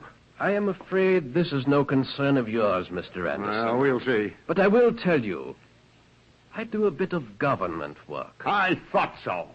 What government? You're being impertinent, Mr. Anderson, and I Well- don't like it. Would you leave my home, please? I won't leave till I'm sure Junior isn't here. What's in that room there? That is none of your business. Oh, Now, oh. please go. I'll not leave till I look in that room. Mr. Anderson, you do not retire this moment. I shall be forced to use this. A gun? Yes, my friend, a gun. Full of that stuff. And I'll not hesitate to use it unless you leave this moment. I'm not going, though, till I look into that room. I'm afraid you will, my friend. I've been very considerate of your feelings, Mr. Anderson. But now I must protect my home. Well, that's a phony phrase. Something you can lean on in case you want to do away with someone. One step toward that door, Anderson, and I warned you. Stop where you are. Who's that? Please be seated in that chair till I see. Homer. Oh, Homer. Quiet, please, till I see who this is. Homer! Is my father here, Dr. Mayer? Huh? Oh, but of course. May we speak to him? Please come in. Mary, stay out of here. For heaven's sakes, what's wrong now? Mary, you shouldn't have come here. We've been looking all over for you, Pop. Junior. I thought something had happened to you. Junior, where did you come from? From a conference of the Ways and Means Committee, Pop. Your father was worried about you. Yes, I can imagine he worried you, too. I'll admit he did, Mrs. Anderson. But he's distraught, and I made allowances for that. Did you show Pop the skeleton, Dr. Mayhem? Yes, he has met Siegfried. Well, doggone it, Mayhem, I don't know what to say. I guess I kind of made a fool of myself here. It's very understandable, my friend. Please do not give it another thought. You know something? I'd still like to see what's behind that door there. Very well. Now that you're in charge of your senses once more, I will tell you. I do photography for a hobby, and that is my dark room. Oh, I see. Had anyone opened that door to the light, I would have destroyed many of my precious negatives. Yes, he's going to take a picture of me, Pop. Yes, this is true. I'm taking the picture of the whole Gargoyle Boys Club in their new edition. Oh, I think that's wonderful. Swell. When Oliver, Huh? I think you owe Dr. Mayhem an apology. No, I would not think of it. Please now.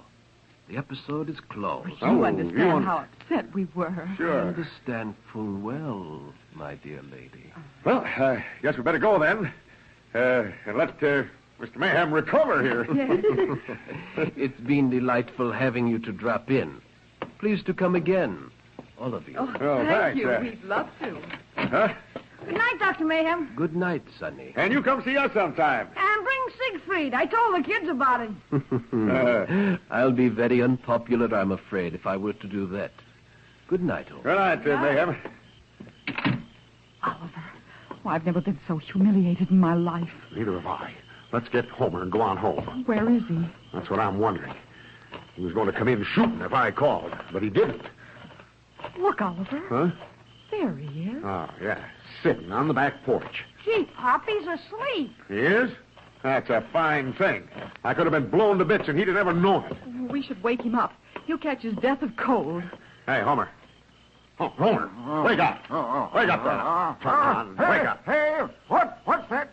Stand back or I'll blast Now, you. hold on. I'll fill you so It's full of holes. Oliver. You Wait a minute. sidewinder. Wait a minute. Hey, slap leather, Slap partner. leather, nothing. You Wake up ain't there. dry gulching me. Get Homer. back there. Homer, it's Oliver. Get a hold of yourself, Homer. Oh, me. Yeah. Oh. Look around. See where you are. You don't know how close you come to getting blasted. Well, you'd have had to do it in your sleep. Come get up, Homer. Mark will be worried about you. Well, I showed him, didn't I, Sonny? I ain't afraid of no human being. Oh, That gee. Huh? You're wonderful, Mr. Meister. What were you going to say? Well, it reminded me of Never one time- mind. It'll be a long story. Tell it to him some other time. Yeah, well, gee, you're wonderful out here alone in the dark. Well, I've been in the dark a good many times, And I was just a-doing it for you, son. I remember one time when I was back in North Platte one night. Yeah, never mind, Old. Never mind. Look, let's get Homer out of here. And I'll take it up further with you, young man.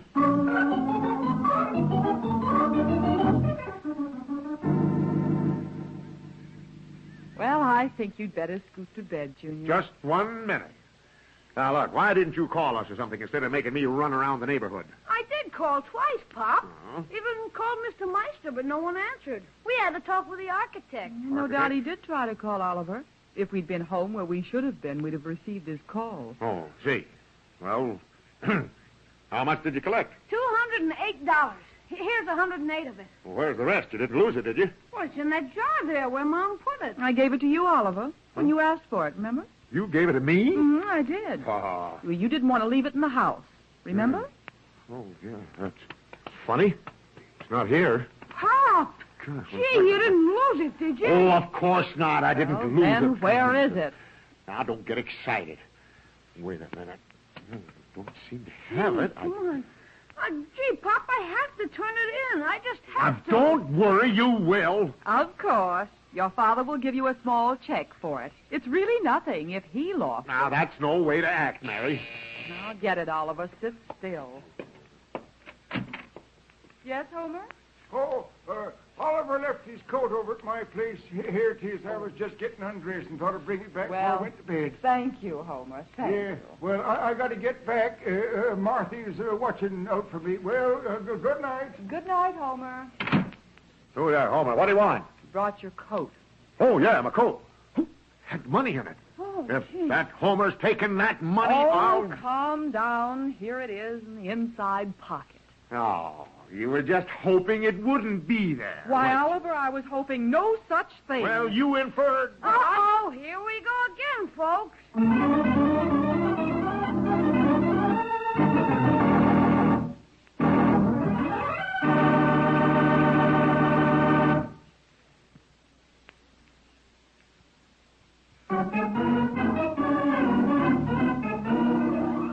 The Anderson Family is written by Howard Swart, directed by Herb Litton, and features Dick Lane as Oliver, Louise Arthur as Mary, Walter Tetley as Junior, and Herbert Rawlinson as Homer.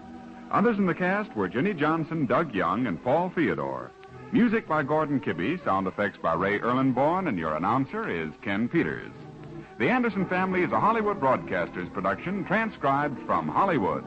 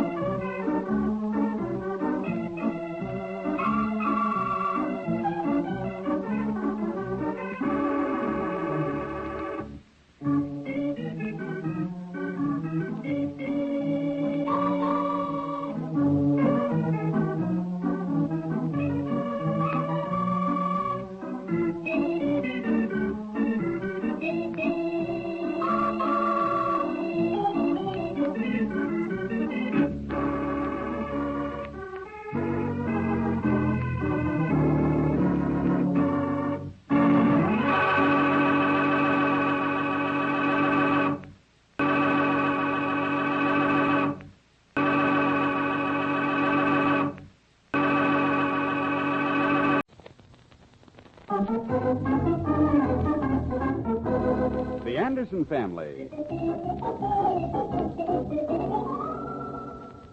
I don't see why Junior can't go with you to your broadcast, Oliver. But I'm trying to tell you, Mary, they won't let children in the studio. But Junior's so proud of you, dear. Oh, of course he is. But can't he be just as proud staying home and listening to our own radio? Uh-oh, here we go again, folks.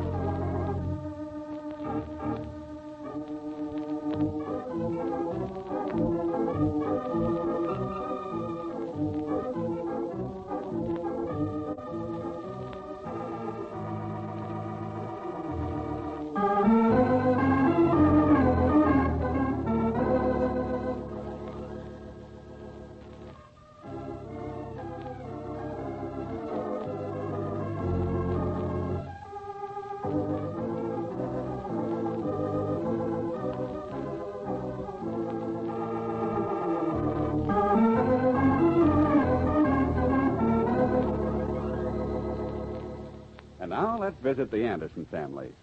You wouldn't believe that one person, and I'm speaking of Oliver Anderson, could take things so seriously, do everything the hard way, and still keep his balance. For instance, this evening, Oliver has been chosen by the Big Brother Club to be a part of the radio program for better understanding between boys and their parents. So right this moment, we find Oliver in the attic, digging his army uniform out of a trunk. Why, Oliver, all these bottles in the trunk. Where on earth did they come from? Well, I'm not sure, but your father always wanted to read in the attic, remember? They say we should turn in all our empty bottles. They mean milk bottles. Oh, there are so many of them. Yeah, your father read a lot. Wait, don't drop those papers, Oliver.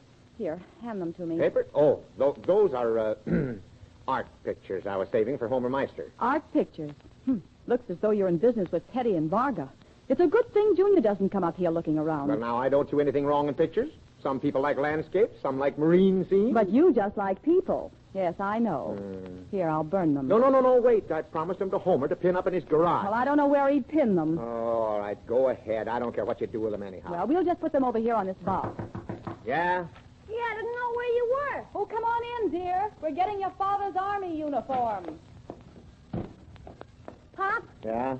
do they let kids in the radio studio? Not under 12. But I'm 12. Yeah, but you're small for your age. I just have an argument down at the radio station, and I'm in no mood for another one. Your father's very nervous, Junior. After all, he has almost 2 pages to read. I'm not a bit nervous. One of the big brothers is coming over to the Gargoyle Boys Club and pick out a representative boy for the program tonight, Pop. Well, that's different. They're on the program. But I can't take you in with me. Wouldn't you like it better to sit at home, Junior, and hear me over the air? It's no fun that way. You can hear him on our radio, Junior. Just keep your hands off those pictures, dear. I'm burning them. Oh, those? I've seen them. Oliver, bring your uniform downstairs. It needs some dusting and pressing from the way it looks.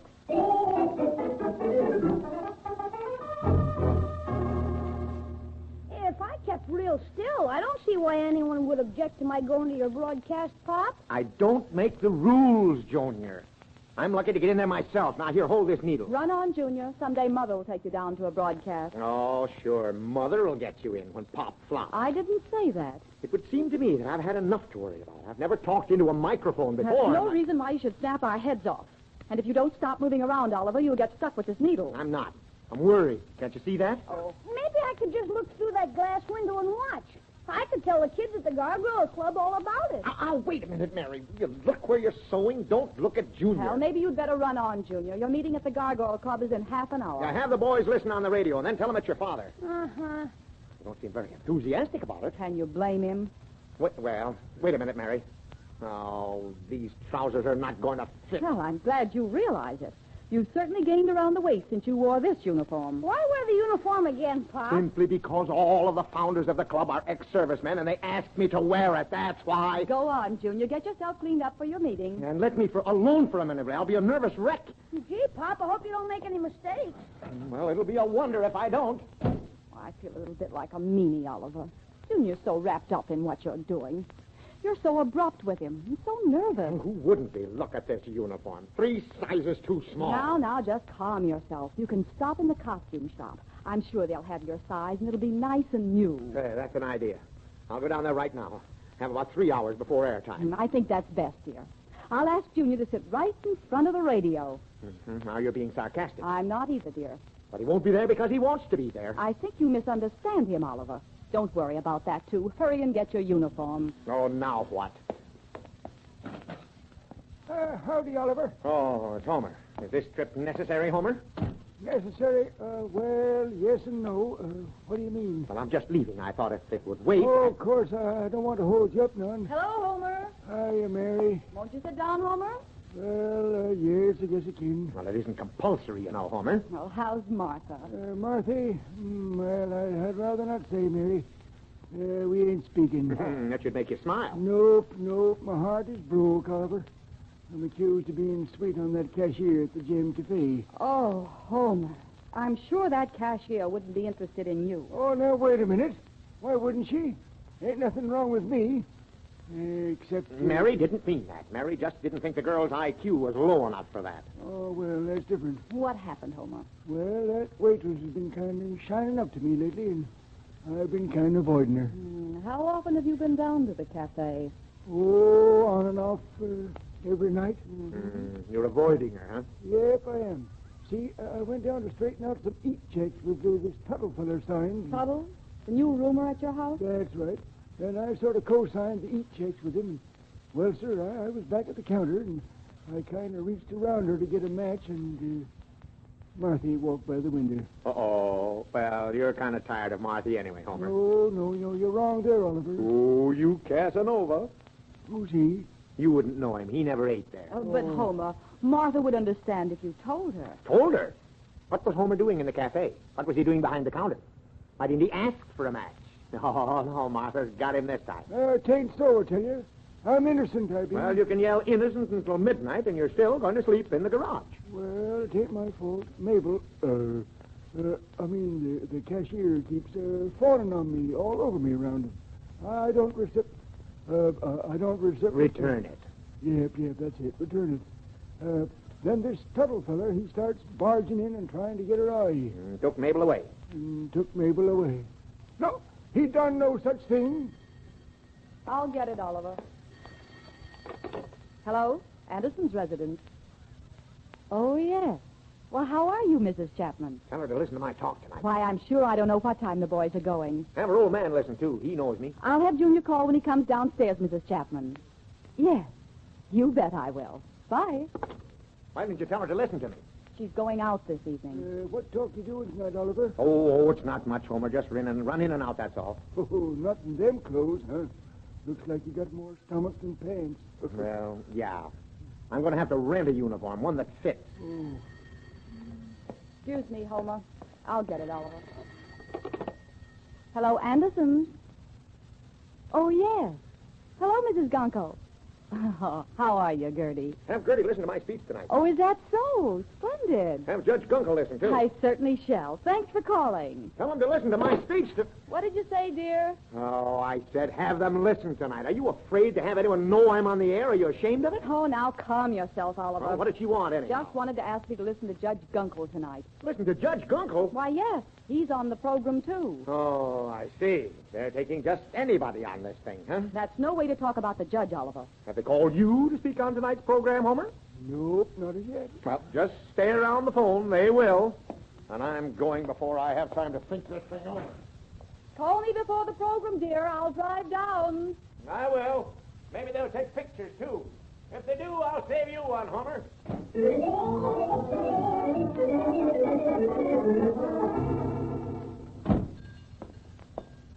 How do you do, sir? Something? Or are you just in out of the rain? No, I'm looking for a uniform to wear tonight. Splendid. Uniform, doorman, usher, cab driver, or waiter? No, just an Army uniform. What's wrong with the uniforms they issue you? Well, nothing. I haven't been issued any. A fine Army. No uniforms. Must be graft somewhere. Look, you've got the wrong idea. I'm not in the Army. Not in the Army? Then why do you want a uniform? To make a talk on the radio. I'm entitled to wear a uniform, but mine's too tight. Seems to me you could get some action by writing to your congressman. Look, my friend, I just want to rent a uniform. Oh. Why, yes, of course. You want to rent one of our uniforms. Yes, that's right. Why, of course. That will be $11. Well, wait a minute. I haven't been even fitted yet. Oh, well, if you're going to be fussy about it, it'll cost you more. Look. First, do you have an officer's uniform? We do. Good. Now we're getting someplace. Let's try it on. Officer's uniform. Will that be French, English, Russian, Scottish, or do you want pants with it? Pants? Of course. An American uniform, second lieutenant. Here we are. Just slip into this for size. Where? Right here in this dressing room. Look, do you have a parade cap with this? Why, yes, and we include a whistle, too. I don't want a whistle, but I can use a belt. There. How does that look? Just splendid, sir, but splendid. And I'll just wear it. Now, your credentials. You mean I have to have credentials? You wouldn't want to wear your business suit this evening. No, of course not. Then let's have your credentials. Look, I'll write you a check for whatever it is. That will be fine. And give your Social Security number, place of employment, and $16 in cash. 16? You said $11. 11 for the coat, 4 for the trousers, and 1 for the cap. Maybe I'll just pay in cash. Here you are. Now, 10, 15, 16. Is that right? Thank you. That pays you up until 10 this evening. Oh, well, I'll have it back by that time. But wait a minute. These eagles on the shoulder. This is colonel. I have to be a second lieutenant. Well, what do you want for $16? A 5-star general? Well, no, but You have the uniform, sir, and that's what counts. Well, maybe you're right. Do you have a phone? Oh, yes, right there on the counter. Thanks. Colonel's uniform. Well, alibi it somehow. Yes, Anderson. Mary, this is Oliver. I have the uniform. Oh, I'm so glad. You'll get it all wet in this rain, won't you? Maybe you're right. Look, have Homer drive you down and meet me in front of the radio station at 8:40 sharp. Okay, darling. And you might suggest to Junior that he listen to me tonight. Junior? Why, will if he gets home in time, dear. Bye. Okay, goodbye. Now, about the rain, you wouldn't want to get that uniform all wet, would you? Why, no, I guess not. I thought not. Now, here, use this umbrella. Gee, thanks. You think of everything. Indeed, I do. And that will be $3 extra for the umbrella. $3 extra? Yes, and 10 cents for the phone call.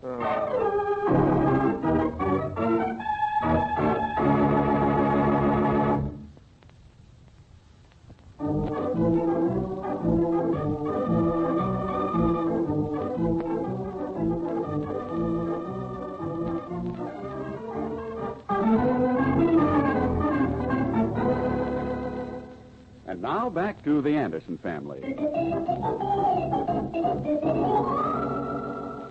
Oliver Anderson has just rented an Army uniform to replace his own, which was too small for him, and is on his way to the radio station where he is to make a short talk.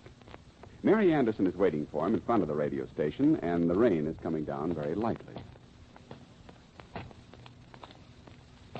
Oliver? I didn't see you, Mary. I wasn't playing hide and seek. I was just getting in this doorway out of the rain. Well, is Homer going to pick us up? Right after your broadcast. How does the uniform look? Looks rather nice. What's that on your shoulder? That. Well, the man at the store didn't have any lieutenant's bars, so we just left the eagles on. Oh, well, no one will notice them. By the way, you only have a few minutes. Here's the radio station. We'd better get on in. Yeah, I think so.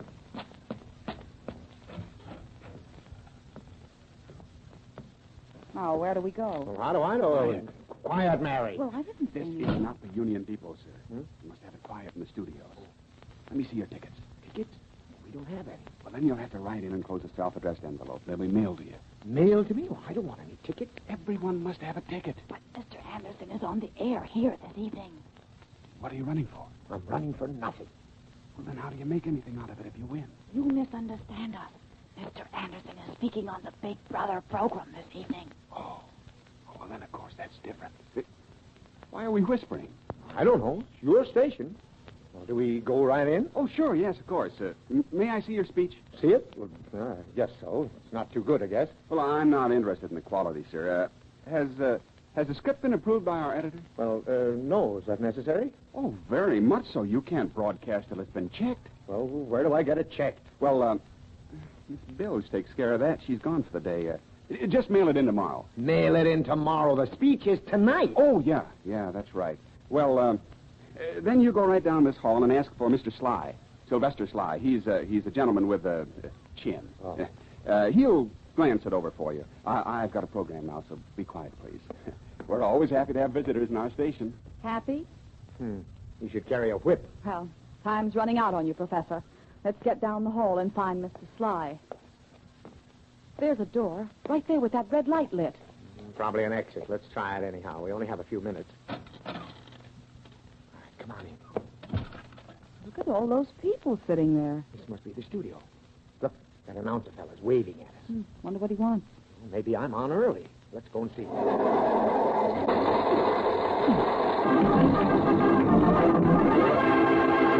And a good evening to you, ladies and gentlemen, and welcome to a half hour of fun on Guess Who I'm Thinking Of and Take Home a Washing Machine program. Now, this program is entirely unrehearsed and brought to you by the makers of Tin Toes, the new toenail polish for old toes. And I see our first contestant is coming up on the stage now. How do you do, sir? Hello there. Your name, please. I told you out there in the hall, Oliver Anderson. Yes, of course. Now, here's a little question, and if you answer it correctly, you will receive our gallon size of Tin Toes, spelled T-I-N, T-O-Z-E. Tin Toes, the new wonder polish for unruly nails. Now, if you answer the question within 10 minutes, you'll receive also 15 silver dollars. All right now, sir. All right, here's our question.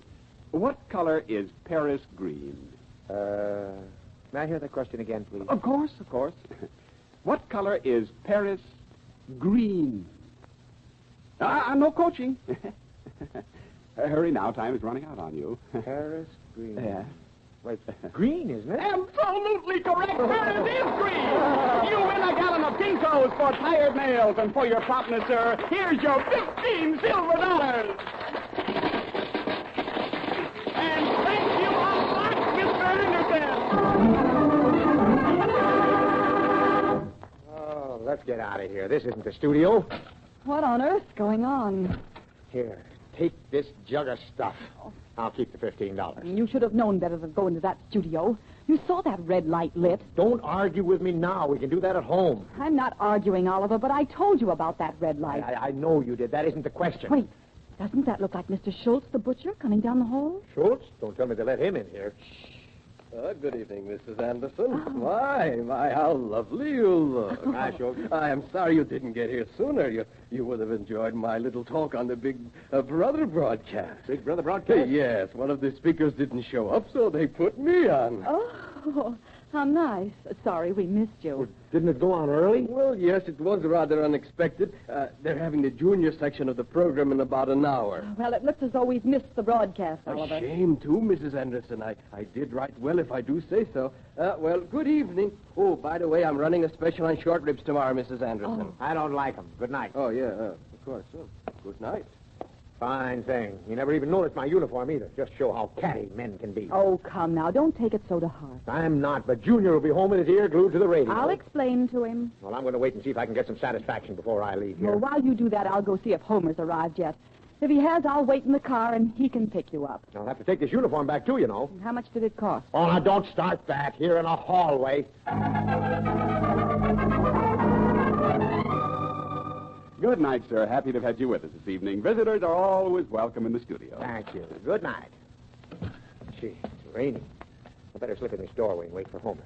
You'll get wet out there, mister. Well, yeah, it is a little wet out here. There's room for you to stand here in the doorway. Huh?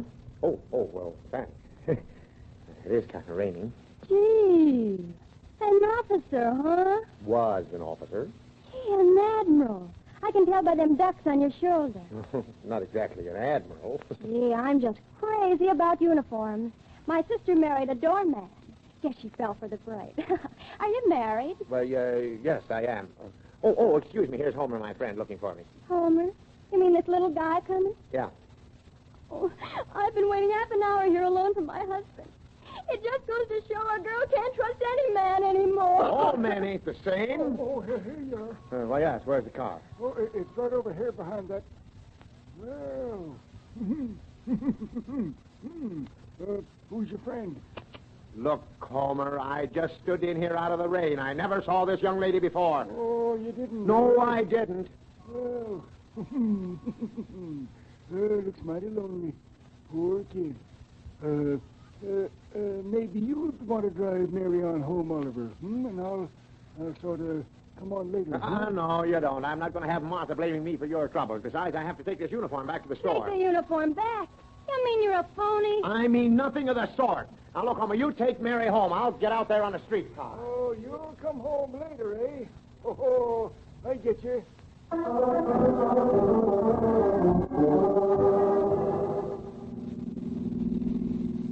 Did Oliver seem worried when you talked to him, Homer?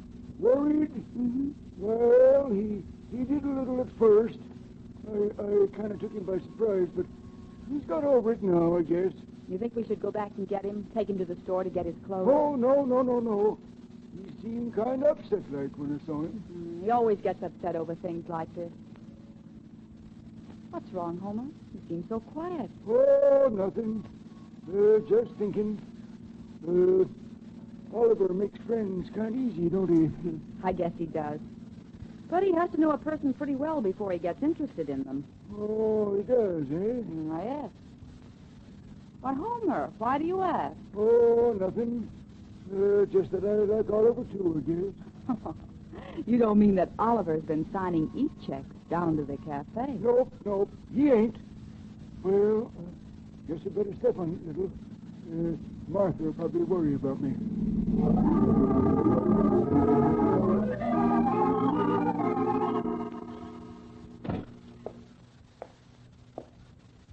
That you, Oliver? Yeah, Junior home? I haven't seen you. again? That's funny. Did you call the Gargoyle Club? I did. No one answered. I called Mrs. Chapman. She said Butch had gone someplace with Junior. Gone where? She didn't know. I wonder if they went to a show. If he did, he's in for it. Oh, maybe they let him go with them to the radio station. Well, he'd been home by this time if he had. Well, look, it's only 8:30. 8:30, that clock stopped. Well, it might be a good plan to set it. I'll get the time from the radio. Imagine that fellow at the radio station saying, "We always are happy to have visitors," and then throws you out. Here's the time. And now it's my pleasure, ladies and gentlemen, to bring you the most representative boy in our Big Brother Club, Junior Anderson. Junior? He's on the air. Quiet, be still. Let me get in there. Turn it up. I guess all I can say is, if a boy goes halfway with his pop, he'll come out all right. Of course, some boys don't want to be like their father. But no matter how peculiar he may seem at times to us, he's generally right. I'm not peculiar. Quiet. Quit pushing me. If my folks are listening, hello, Mom. Hi, Pop. I'll be right home. Okay, Junior, no hurry. Oliver. Gee, Junior on the radio. Now, I suppose I'll never hear the end of this. Oh, I don't think Junior will ever even mention it, Oliver. They chose him to speak. Oh, it makes me very happy. And we're both happy. Maybe we could go down to the store and get a pint of ice cream so he could eat when he comes home. Pint? Oh, all right, a quart. Gee, I wonder if Homer heard him talking on the radio. I don't think so. Homer acted rather strangely on his way home. Strange? Hmm? What'd he say? Why? Was there something he should have said or shouldn't have said? Well, no. You see, she was standing in the doorway first. She? In what doorway? Huh? Oh. No wonder you wanted to take your uniform back by yourself. Now, wait a minute. I was just in out of the rain, and Homer walked up. There's nothing wrong in that. Nothing wrong? Oh, of course not. You didn't know she was standing there, of course. You know I wouldn't do a thing like that, and here you were so happy just a minute ago. I'm happy now. See? That's what happens to Homer. It's just a mistake, you say. Yes, I know, but Homer has to pay for his mistake. Ah, fine thing. It wouldn't have been so bad if Homer hadn't seen it. He'll tell Martha. Martha will tell everyone she meets. Oh, Oliver, how could you do such a thing to me?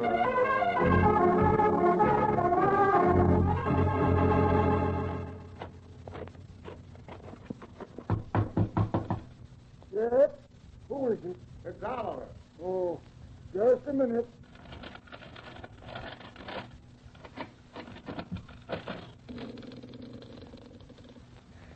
Thanks, Homer. Wait, Oliver. I want to barricade the door again. Martha, you know.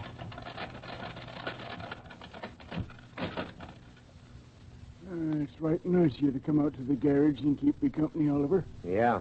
Yeah, it gets kind of lonesome out here alone. These long, dark nights. Well, you can cheer up, Homer. Huh? Yeah. I'm spending the night with you.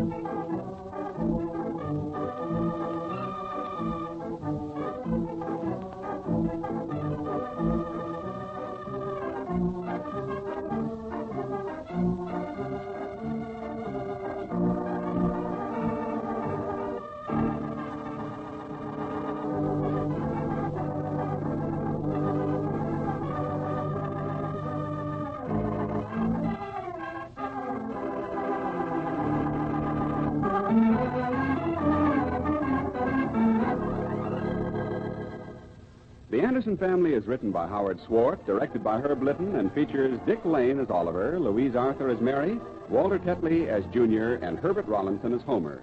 Also in the cast were Paul Theodore, Jenny Johnson, and Doug Young.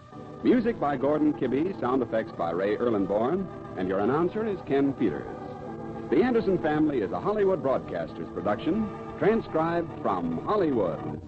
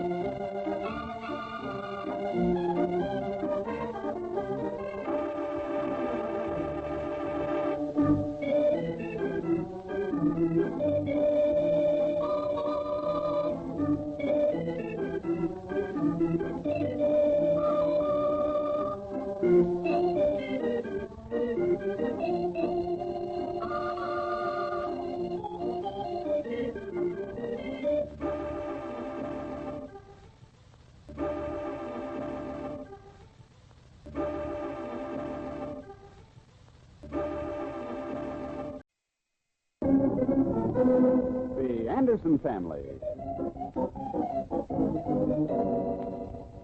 Oliver, aren't you proud of Junior? Winning the essay on why I want a horse. I certainly am. Maybe I'll win a horse, Pop.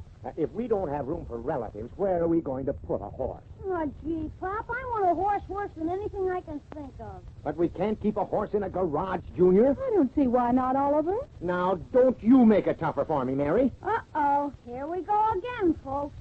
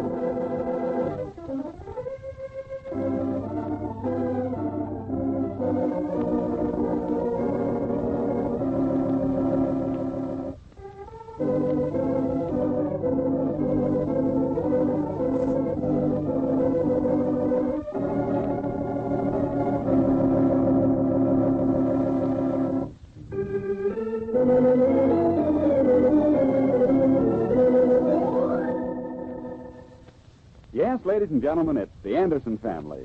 There's Papa Oliver Anderson, who doesn't believe in the adage, be sure you're right and go ahead. He just goes ahead anyhow.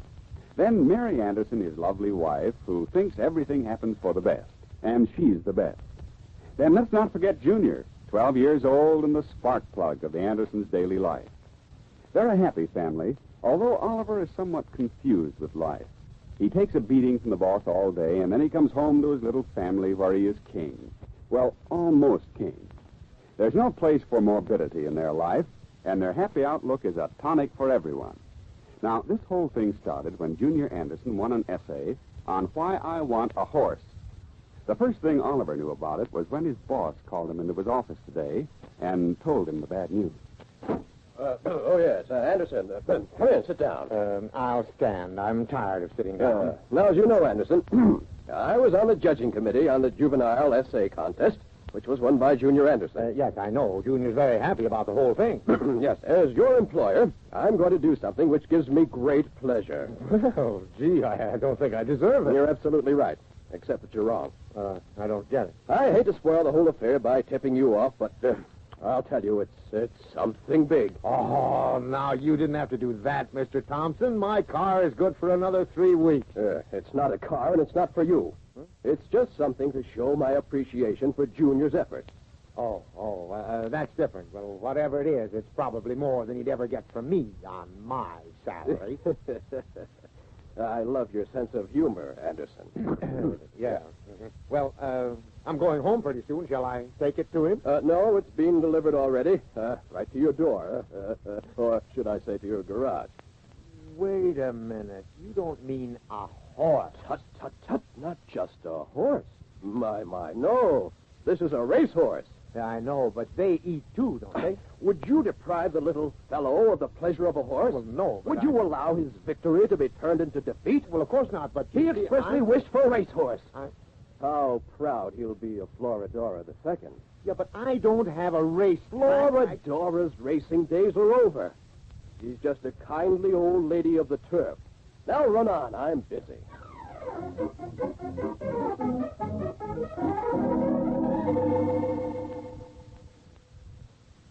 Gee, Mom, a real racehorse. It really is. But I wonder if Papa will let me keep her. Why, of course he will. He's always glad to see you happy. But why can't I go in the garage and pet her, Mom? The horse isn't any good if you can't ride him. I think you'd better wait till your father gets home. He knows more about horses. Oh, gee, Mom, I have to get acquainted with Floridora sometime. I'm sure she likes me. Uh-oh. Something fell in the garage, Mom. That was the horse. Oh, me. If we don't do something with it, she'll kick our car to pieces. Oh, here you are. I thought you folks had left home. Oh, Oliver, I'm so glad you're home. Junior wants to bring the horse out of the garage. Well, then why doesn't he bring her out? I was going to, but Mom said wait for your father. Well, maybe your mother's right. What's that? Oh, I don't think the horse likes to share her quarters with your car. My car. Well, let's do something. Don't look at me. I'm not a trainer. If you'd just bring her out, Pop, I'd lead her around. Well, now, this has to stop. I won't have my car kicked to pieces. I must... Wait a minute. I'm a stranger to this horse. Maybe I hadn't better go in there right now. Wait. I have an idea. I'll go get Homer Meister. He's an old horseman from Nebraska. And anyhow, if he's laid up, he won't lose any salary.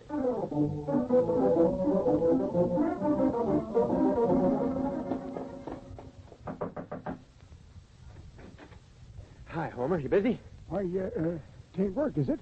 Nope, no work. Oh, well, then, come on in. Martha's home. What do you want Homer for? Hello, Martha. Oh, I just wanted to see Homer about a horse. See him about a horse? That's a new one, ain't it? No, I mean it. We have a horse. Oh, shush now, Martha. Let Oliver talk. I can hear you anytime. Well, I knew you liked horses, Homer, and I know you're familiar with them. Well, now, you're right, Oliver. Why, I rid bareback when I was 12 years old, hanging on by nothing but my teeth and his mane. Then I had a little pinto once. Yeah, I know. Look, before we go into the pinto, I just want to explain that the horse is in the garage, and I don't think she likes me. Oh, shucks. You just don't know how to handle them, that's all. Keeping it in the garage. How about your car? I've been thinking about that, too. Well, now, shucks. Now, there ain't a horse living that don't make up to me. Wait till I get my hat. Oh, gee, Willis, there's a horse. Mary, Yes? What is it? can Junior walk? Why, yes, I guess so. Why? Well, then have him come in here. I'd like to speak to him a moment. Well, we'll be right there, Oliver. Had a horse 4 days and haven't got a friend left in the neighborhood. A fine arrangement. Oliver, what did you want? Junior, why did you allow Floridor to eat up all the Gunkel's imported tulip bulbs? Oh, gosh, I just let her nibble some grass in their yard. Before I knew it, she'd eaten a few of those green things. I see. Well, he's going to sue us. Oh, Oliver, he's always suing someone. Yeah, but this time he is going to, he said. Oh, gee, Pop, I've been pretty careful with her. Homer's been riding her more than I have. Boy, could he ride a horse.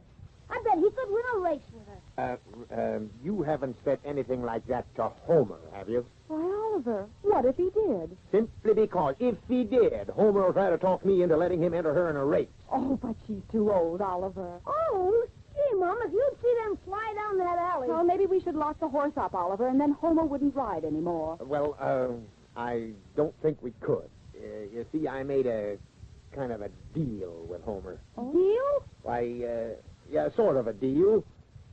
Well, Homer's paying half her hay bill, and for that, he gets to ride her as much as he likes. It seems to me you could have consulted Junior. It's really his horse, you know. Well, it doesn't hurt to humor Homer a bit.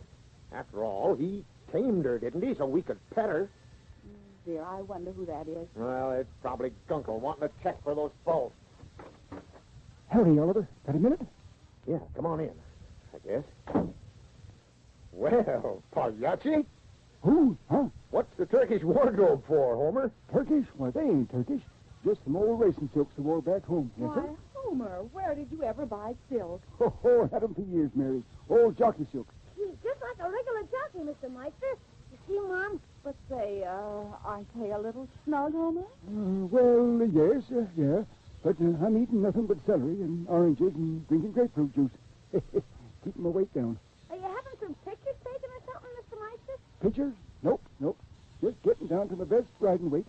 Lost 9 pounds. Be down to 120 by Friday, Friday? Yep. Oliver, let me look at that racing record book again. The page that shows Floridora's racing record. Oh, sit still, Oliver. I'll get it. You've seen it 50 times, Homer. Did you tell her about our deal? Haven't you, about you having the use of her? Well, yeah. What'd she say? What are you whispering about, Pop? Why, nothing. I'll tell you later, Junior. Oh, here you are, Homer. It's on page 206, Mr. Meister. Even knows the page, huh? Wait, that's the page, Pop. Oh, yeah. Here it is, Homer. Floridora, the second. Bay mare by Mudhog out of Floridora girl. Born 1930. Well, age don't make no difference with a horse, Oliver. Just like a woman. Give them a kind word and they'll knock themselves out trying to make you happy. Let's see now. Third race at Pimlico, 1934. Oh, yes, here it is. This is what I wanted to see. Yeah, that's a racing record. Yep.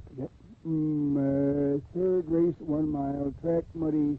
Finished third, Oliver. And 3 horses in the race. Why, she couldn't have been worse. Well, give her a chance. She was out training, maybe. Yeah, I can just see her at the post, turning to the next horse and saying, "Pardon me, I'm a stranger on this track. May I follow you around?" Somehow that isn't funny, Oliver. Nope, it ain't, Mary. A horse has got a heart and feelings, well, just like anyone else. Yeah, and you should see how Florodora obeys Homer when he says get going. Well, of course, she won't have her full speed for a few days, you know. And with you looking over her shoulder, it probably keeps her from doing her best work. I don't see the necessity for this rigid training routine, Homer.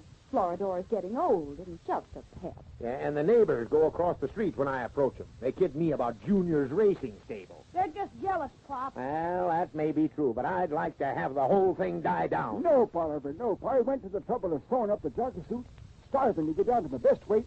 It's too late to quit now, Oliver. Anyhow, it's going to rain Friday, and that's where I got him. Now, look, Homer. Floridora's too old. Now, get a hold of yourself. Her racing days are over. But, Pop, it's going to rain Friday. What is this rain on Friday business, young man? Well, it's a secret, Mom. You mean it was a secret? Well, regardless, I got a deal with you, Oliver. And besides, Floridora's a mother. I don't care if she's a grandmother, Homer. I'll not let you go through with this and have people laughing at me. It's too late, Oliver. Too late? Yep, I entered Florodora already. In the third race at Marthorn, Friday.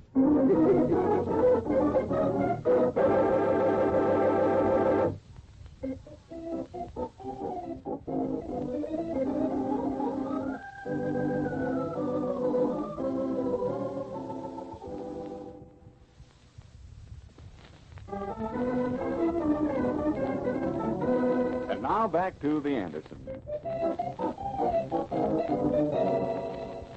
Junior was rewarded with a real live racehorse for writing the best essay on Why I Want a Horse. Homer Meister next door has been training the horse, Florodora II, for 2 weeks. And now it's Thursday, the day before the big race. Oliver Anderson, by this time, has most of the neighbors avoiding him, and he wishes Homer would scratch the horse. Mary and Junior are waiting at the racetrack for Oliver, who has stopped to chat on a corner with his boss. Now, see here, Anderson. You have to do something about this hat-rack Florodora running in that race. I'm losing face all over town. People will think I'm the owner. Oh, now, wait, boss. It's just a phase in the life of Junior. He's thrilled to death. His horse in a real race. So you're going through with it, huh? Why, sure, there's nothing wrong with it. And you did give him the horse. Okay. Let me tell you this, Anderson. If that plug runs in that race, you and I'll have an important conference first thing Saturday morning, and you won't like what we talk about. You mean I'm being fired? It could amount to that. Huh? Make your choice, Anderson. You can only push me so far.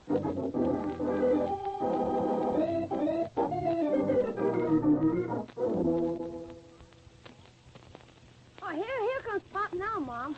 You'd think he was the one who'd been standing in the rain to see his dejected appearance. Oh, here you are.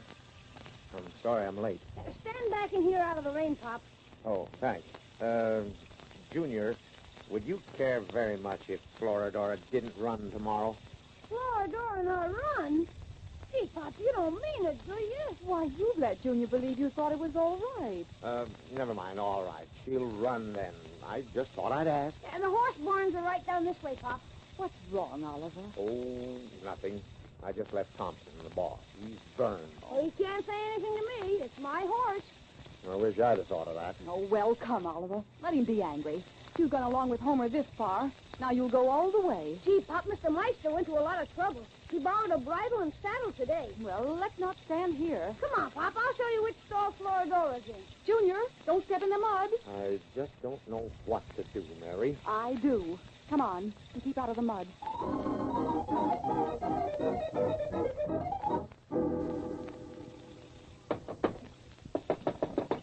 Go away. Sit now. It's Mary, Homer. Mary? Well, wait a minute. Let me in out of this rain.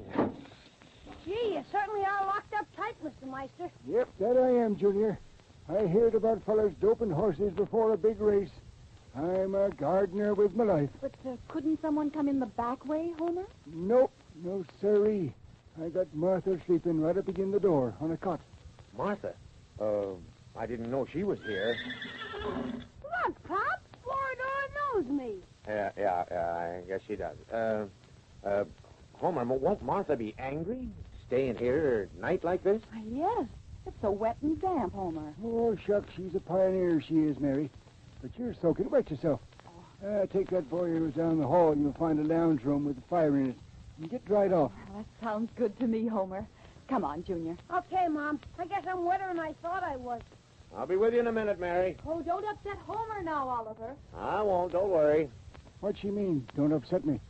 What's wrong, Oliver? Oh, nothing. My boss doesn't want the horse to run. Oh, fiddlesticks.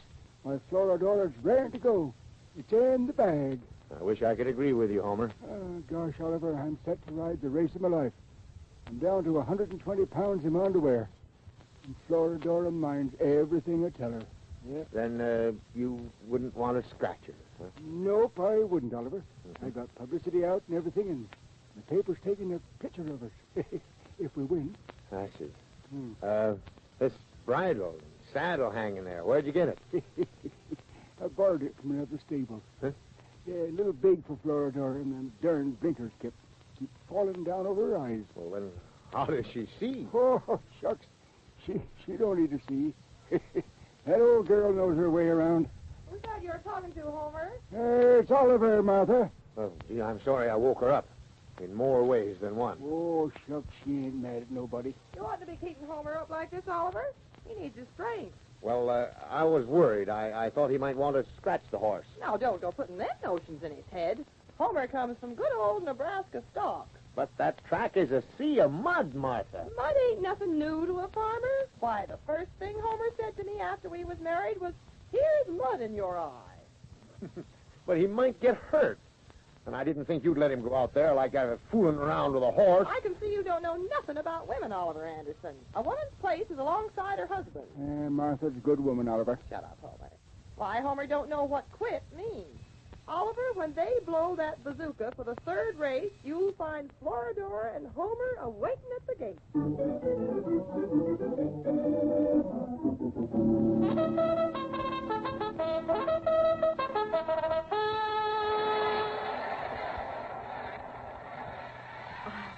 I never saw Homer more serious than he is today, Oliver. Yeah. Let's stand under this lean-to, back a bit from the track. We can see the finish line from here. Homer has his race all planned, Pop. He knows how to rate a horse. And saving for the stretch, he told me about it. I'm sure he does, dear. This must be the third race coming up. I can't see 30 feet ahead of me in the rain. Attention, ladies and gentlemen. All horses have been scratched in the third race except Blue Bonnet, Big Boy, and Floridor the Second. This is a three-horse race. Just like her record at Pimlico. Third. Yeah, but she didn't have Homer up that time, Pop. Of course she didn't, Junior. Homer said he waved to me when he went to the gate. He's lucky just to hang on in There this mud. at the gate, it's Blue Bonnet on the rail, 1 to 4. Big Boy, second post position, 1 to 7. Floridora, 65 to 1. 65 to 1? Boy, look what we win. Oliver, you didn't bet. What's $20? Well, If Homer can keep a saddle on her, he might even win. He can swim her home. There they go. Junior, quiet.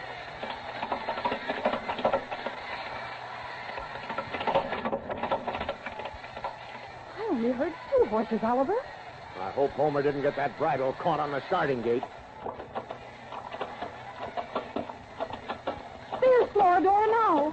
It's in the bag, Oliver. They went on ahead, Mr. Meister. Hurry up. Rounding the first turn, Blue Bonnet by 2 lengths and Big Boy by 15 lengths. Oh, Homer. Homer will never catch them now. 15 lengths. Come on, Floridor. Hurry up. You can do it. Junior, people are looking at you. Going into the back stretch, Blue Bonnet by 6 lengths and Big Boy by 9 lengths. He's gaining. Come on, Homer, ride it! Oliver, people are looking at you. Well, let them look. They have nothing to lose. Rounding the far turn, Blue Bonnet by 6 lengths, Big Boy by Big boy by 23 lengths. Oh, Oliver, dropping back. Yeah. He's saving us for the stretch, Pop. Mr. Meister explained how you do it. Into the stretch. It's close. Oh, I hate lightning. Let me under the roof, Pop. Into the stretch. Bluebonnet by 2 lengths. Big boy by 35 lengths. Floradora's trailing. Almost blinding. That lightning hit something. Just a minute, folks. Something has happened. Bluebonnet threw her jockey, and Big Boy is down. Oh, no. What about Homer? He didn't say. I wonder if he and Floridora are still together. Junior, let us go find Floridora, Pop. Oh, I don't know, Junior. This is all my fault. I could have stopped all this, but I'm too soft. Oh, listen. A horse. It is a horse.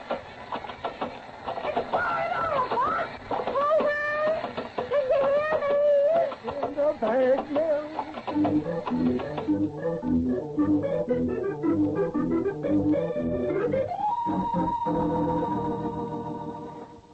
Well, Homer, here we are home and everyone's happy.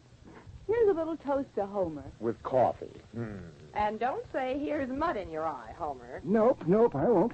It was a good race, and I'm glad I won. And so is Oliver.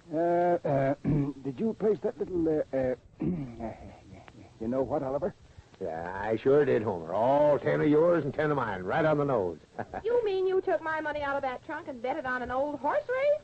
Why, Homer Meister, Oh, come now, Martha. We're visiting now, you know. And you're so proud of him, Martha. Well, yes, I am. And I'm proud of that horse, too, and Mary. Gosh, I guess every kid in the neighborhood's out in the garage looking at her with Junior. Well, now that you're warm and comfortable, Homer, tell us what happened. Well, Mary, I planned the race beforehand, and I followed my plan. You followed the other horses, too, Homer. I didn't do no such thing. I just went out in front, right off the bat, and they never did catch me. Now, wait a minute. The announcer said you were trailing. Maybe you was, Homer, but you didn't know it. Maybe I was, but I swear I didn't hear nobody go by me. Well, so I eased her up a bit on the first turn and, saving her for the stretch. I think you did a wonderful job, Homer. I do, too, Mary. First thing he's done right for years. Oh, let me be. Who's telling this? I'd have made better time, too, but that there saddle kept sliding over on the G side. Yeah, I noticed that saddle. Hush your mouth now. Well, sir, I got off on the back stretch and pulled up some slack on the cinch, and that darn saddle was just too big for old Floridora. But what I don't understand, Homer, the lightning scared the other 2 horses, but Floridora didn't seem to mind it. Well, now, I'll tell you.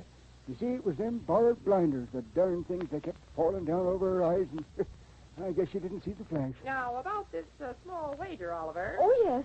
It was $20 and paid off at 65 to 1. That's $1,300, and most of it's Homer's. Now, wait a minute, Mary. I'm out of work, starting tomorrow, and 10 of that was my money. Now, just a minute, Oliver. You didn't ride Florida. Neither did you. Oliver, stop it. Be quiet. I'll get it, Mary. Hello? Well, congratulations, Oliver. May I be the first to shake your hand? Now, wait a minute, boss. I don't have to talk to you until 9 o'clock tomorrow morning. No, Anderson, I greet you as a friend and admirer.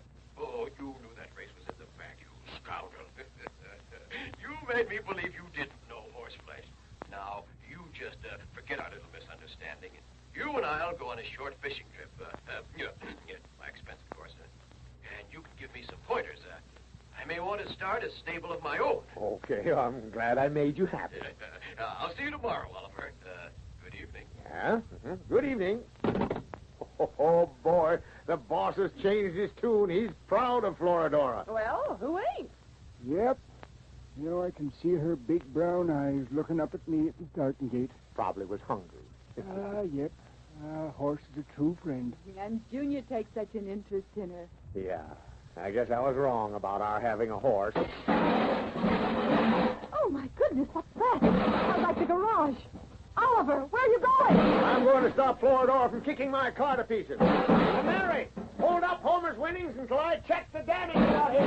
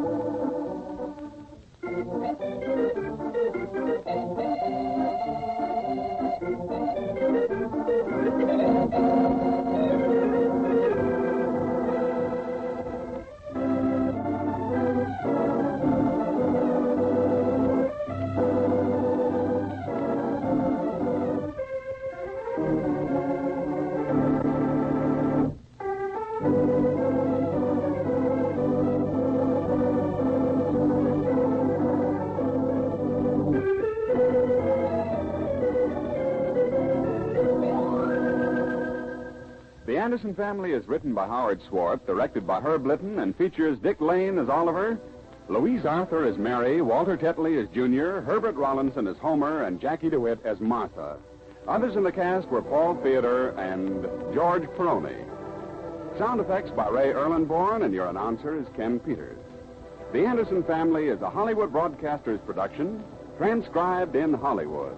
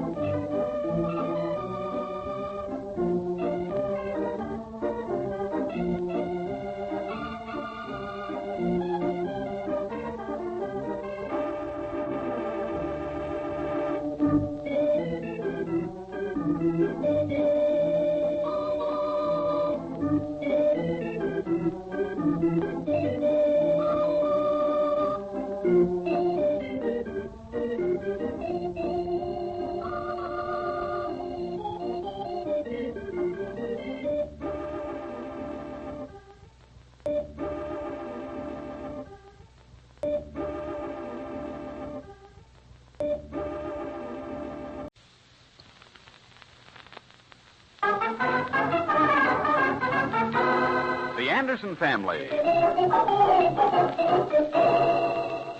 I don't see how you think this juvenile delinquency problem affects Junior. I didn't say it did. Now, the boys need supervision. The kids in the Gargoyle Club are all nice, Pop. I didn't say they weren't. Then why do you want to supervise them? Just to help. It's a father's job. Well, according to that reasoning, a boy can't think. I didn't say that. Uh-oh, here we go again, folks.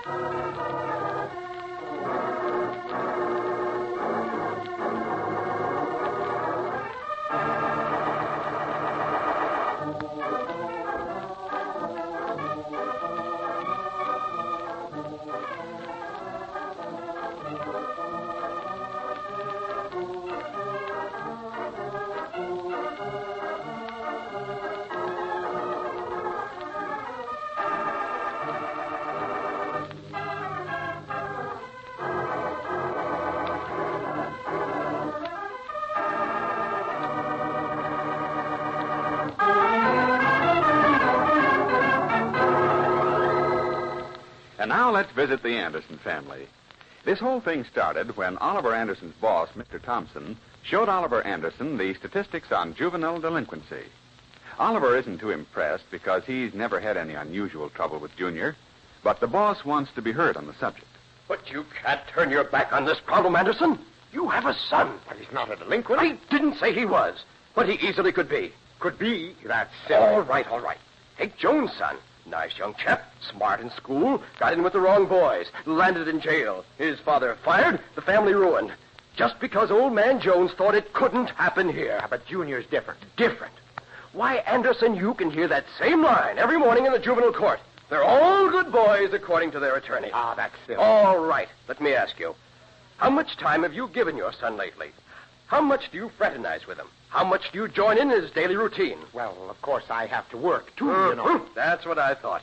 Why don't you go home and show him his father's a great guy, even if you have to lie about yourself. Lie, huh? Well, that's a good idea. Then he'll respect you and live the clean life. Well, Junior doesn't smoke, that I know of, and he doesn't stay out late at night, I hope. There, you see? Just as I said, a father feels pretty well satisfied if his 12-year-old boy doesn't smoke, shoot craps, and stay out late at night. Well, I can save a lot of time by agreeing with you. Don't agree with me.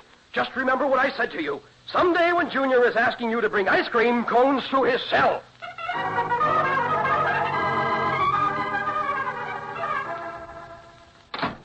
Mary? Yes? Where's Junior? Junior? I don't know. You don't know. Well, I mean, right at this minute, he's probably delivering his papers. Why? Nothing. But the boss has me sort of worried talking about juvenile delinquency. Worried? Why? Junior seems to be a normal person. Yeah, but I don't give him enough attention. He needs supervision. Why this sudden interest in your son? Do you know the statistics on juvenile delinquency? No, I can't say that I do. Mr. Thompson does. Did Mr. Thompson think Junior was going to the dog? He didn't say that. He must have implied it. He says the whole structure of family life is being ruined. So there. How many children does Mr. Thompson have? Children? Why, he doesn't have any. That's what I thought. But he's going to tell everyone else how to bring up their children. He's doing no such thing. Well, do you have any ideas? Well, not at the minute. It would take some thought, of course. Maybe if Junior took up the subject of vitamins or something in the chemistry line, I could help him with it. And then he wouldn't feel he was growing up in ignorance. Well, you know how to handle Junior. All you have to do is talk to him, man to man. He's willing to learn. If a father would just stop and take the time to explain things. A child can't be expected to know the things his father does. What's that? Sounds like Junior. Of course it's Junior. Hurry up and wash Junior. Your father wants to eat. Oh, sure. Hi, Pop. Hello, son. Better sit down so we can eat. I asked him to wash his hands, Oliver. Talk to him afterwards. Gee, now I'm confused. Face washed or sit down? Right in and get your hands and face washed. Okay, Mom. Too bad, Pop. I couldn't help it. Oh, that's another thing. Boss said, no security. You tell him one thing, and I tell him another. Talk to him at the table, darling. He's more at ease. Well, I guess we're just about ready. Now, let me handle it, Mary. He expects me to be firm. All right, but don't nag him, Oliver. Nag him? Of course not. Now, don't coddle him. Just have to be firm. Here we are. Gee, Pop, you're looking on a beam tonight. Had a haircut, didn't you? Why, yes. You, like it? Gee, I'll say I do. When I'm grown, that's the way I'm going to have my hair cut, if I have as little hair as you have. Potatoes, Junior? Sure, thanks, Mom. Potatoes are good for you, Junior. I'm glad you eat them. I know it. They have starch in them. Why, yes. Potatoes and bread. Bread's especially good now, isn't it, Pop? With added riboflavin and nicotinic acid. With, what? You know, Oliver, riboflavin. I guess Pop wasn't listening to me. All I do is chatter. Oh, no, I wouldn't say that, Junior. You're a smart little guy. Anytime you have anything to say that's important, you just say it. You mean that if you're right, go ahead stuff, huh, Pop? Well, on that order, yes. Could I interest you in some spinach, son? Spinach? Yes, Mom, thanks. Although spinach is somewhat oversold, don't you think so, Pop? Oh, I hadn't given it any thought, Junior. All I know is it's full of vitamin D. Vitamin D? You're thinking of fish oil, Pop. Spinach has iron in it. Have some spinach, Pop? Me? Oh, well, yes, I'll take a little. Junior, let Mother ask you something. Are all the boys nice in the Gargoyle Club? Oh, sure, they have to be, Mom. We'd blackball them out if they aren't. Well, I'm glad to hear that. Now, I have a surprise for you, Junior. Oh, good. You going to get my bike fixed? No, not yet. But I'm going to start a hobby for you, something to keep your mind occupied. Oh, gee, Pop, we just started one this afternoon at the Gargoyle Club. Voted in the captain and everything. Well, this won't interfere with what you've planned. I'm going to get you an indoor bat and a ball. Gee, that's swell. I was going to ask for one. That's what we've organized, an indoor team. A Gargoyle Giants. Oh, you've already started it, huh? Well, that's fine. Get all the boys together as soon as you can, and we'll have a meeting. We'll get 8 gloves and 8 bats. 8? Sure, a bat for each player on the team. 8? Gee, we must be playing it all wrong. Well, no, there are different ways to play it, maybe. Now, right after dinner, you get the kids together, and we'll all chip in $1. $1? Gee, Pop, I don't think the kids will go for a clip like that. It's not a clip. If they pay for things, it makes them appreciate them more. Well, why don't you try to cooperate with your father, Junior? I am, Mom. But I know how the other kids feel. Now, just let me handle them. Now, if you're finished, round them up, and we'll have a meeting. Okay. Yes, sir.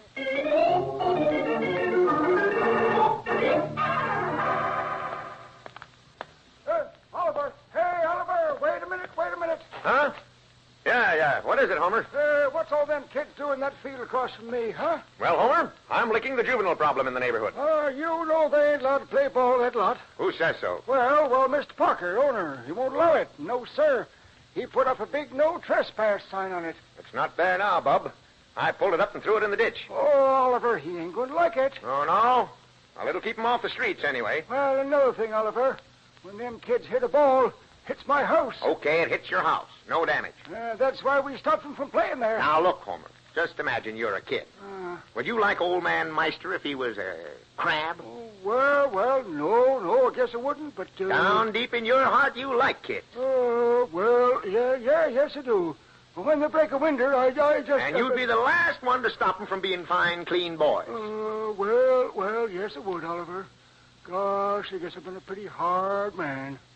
I was just doing it to keep Marthy from arguing with me. I knew you'd see it my way. Yeah, Marthy's good woman.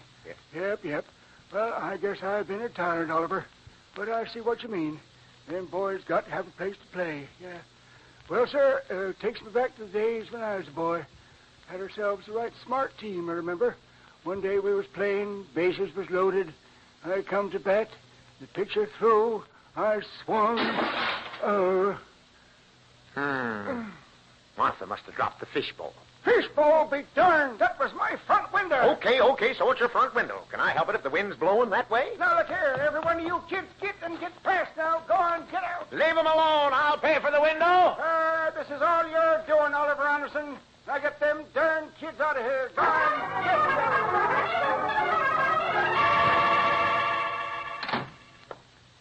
What on earth were you and Homer yelling about? Why, nothing. Why? Such a racket. What'll the neighbors think? Kids did that. They'd want to send them to the juvenile home. A ball went through Homer's window, but I'll pay for it. Through the Meister window? Oh, Oliver. That's all right. It was cracked anyhow. Well, why don't you drop this whole thing, Oliver? I have too good a start now, Mary. The kids all seem to be happy about it. What did they say? Why, they didn't say anything. I just told them about the deal, and that's that. A couple of them paid their $1, too. Do you think we ought to tell the other parents what you're doing? Why? They should feel happy that I take such interest in their boy. Well, what about Homer? Oh, he would have been mad about something anyhow. He'll be happy with a new window. Yes, Mary, that's just what those kids needed. Supervision. Well, you're getting results already. I'll get it, darling. Maybe another kid with $1. Yes? Is Mr. Anderson home? Why, yes. Won't you come in? My name is Chapman. Oh, yeah, Chapman the plumber. My name is Anderson. Sit down, have a cigar. I just talked with your boy a while ago. That's what I want to see you about. Did you ask him to bring you $1? Why, yes. Yeah, then it's true. I thought he was lying to me. Why didn't you go to the Red Cross or the community fund if you needed dough that bad? Now, wait a minute. Oh, I'm sure you'll understand when Oliver... If you'd have come to me like a man, I'd have let you have a couple of bucks for a week or so. I won't see nobody go hungry. I didn't need the money for food. I was just buying a bat and ball with it. Oh, I see. Let your family starve while you hang around with a bunch of kids and putting a bee on them for spending money. Now, look here, Mr. Chapman. Mr. Anderson is collecting from several boys. From several of them, huh? Say, this is worse than I thought. A kid ain't safe in this neighborhood. Now, look here, Mr. Chapman. I don't need money so desperately that I take it from children. Oh, I see. You don't need the dough. It's just a hobby, eh? And they talk about a juvenile crime wave. Brother, I've met some dandies in my time, but... If that's all you have to say, Mr. Chapman, you may leave. Well, I never believed in causing a man trouble in his own home. But, brother, there ain't nothing to keep me from catching up with you when you step off your land.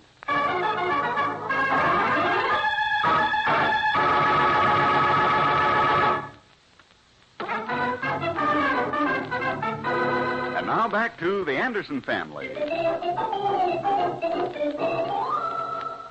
Oliver's idea to organize a boys' indoor team seemed to have bumped into a snag by the name of Mr. Chapman, who, by the way, is still hanging around the Anderson home, hoping Oliver will come out. The trouble started when Oliver asked $1 each from the boys to buy the equipment. It seems that some of the parents misunderstood this. Well, here are Mary and Oliver again. Outside of Mr. Chapman, things seem to be going along all right, Oliver. I hear the boys playing out there. Look, why don't you go out and explain to Mr. Chapman? Explain to him? He won't hold still for anything. I tried to explain to him in here, and you heard how he acted. Well, don't worry. I want you to go to the store for me anyhow. Sure, To the store? Mm-hmm. Now, wait a minute. I don't know where this Chapman is, and I'm not looking for trouble. Oh, well, I'll run over myself. I'll see what the boys are doing when I go by. Maybe I should go out and have it out with Chapman. Oh, now what? Maybe it's Junior. How do you do? Something? Can I help you? You most certainly can. Let me in. Now, look here. Don't Please. say to me, you fagin! Please, close the door. And be alone with you in here? Not to me. Well, what's wrong? Has Junior done something? Did Junior do something? Don't change the subject, you delinquent. Now, wait a minute. I don't even know what you're talking You about. know what I'm talking about. My little Albert don't lie. I never met your little Albert. I don't even know who he is. Don't know him. He's the boy with the yellow sweater that you snapped down and grabbed $1 out of his hand and ran. Why, he's telling a falsehood. I never did. Don't deny it. Little Albert wouldn't lie.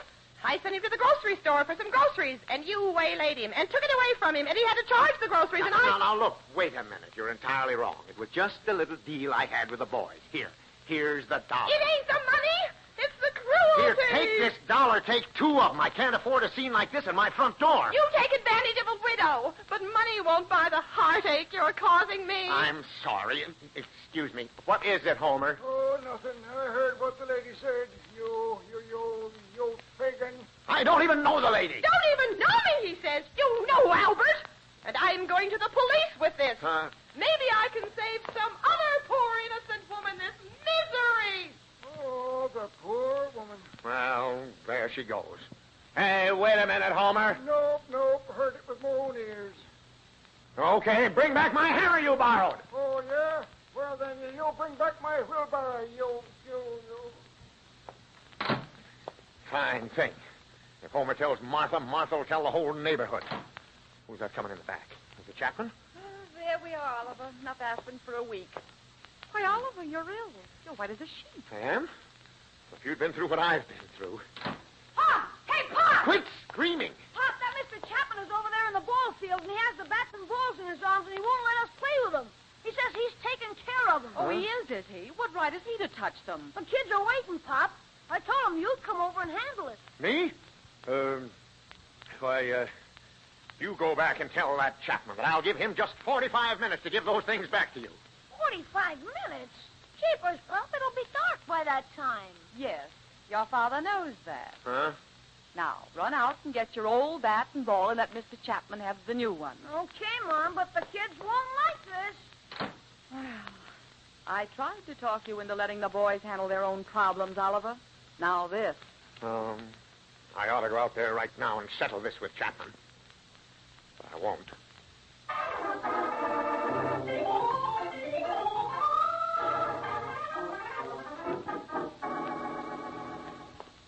Well, maybe we better call Junior. It's getting dark, dear. Yeah.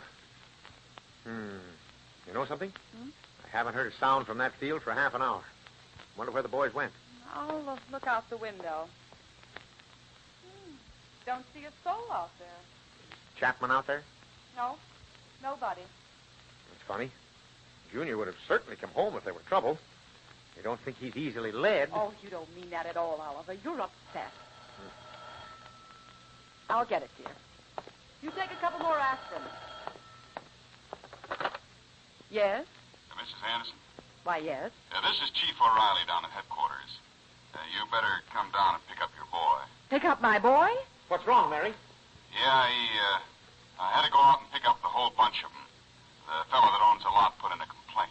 Oh, no, he wouldn't do that. Oh, what's Junior done, Mary? Oh, I knew it. Oh, we'll be right down, Chief. Keep him there. Mary, what's happened? And get your coat, Oliver. Hurry. Junior's in jail.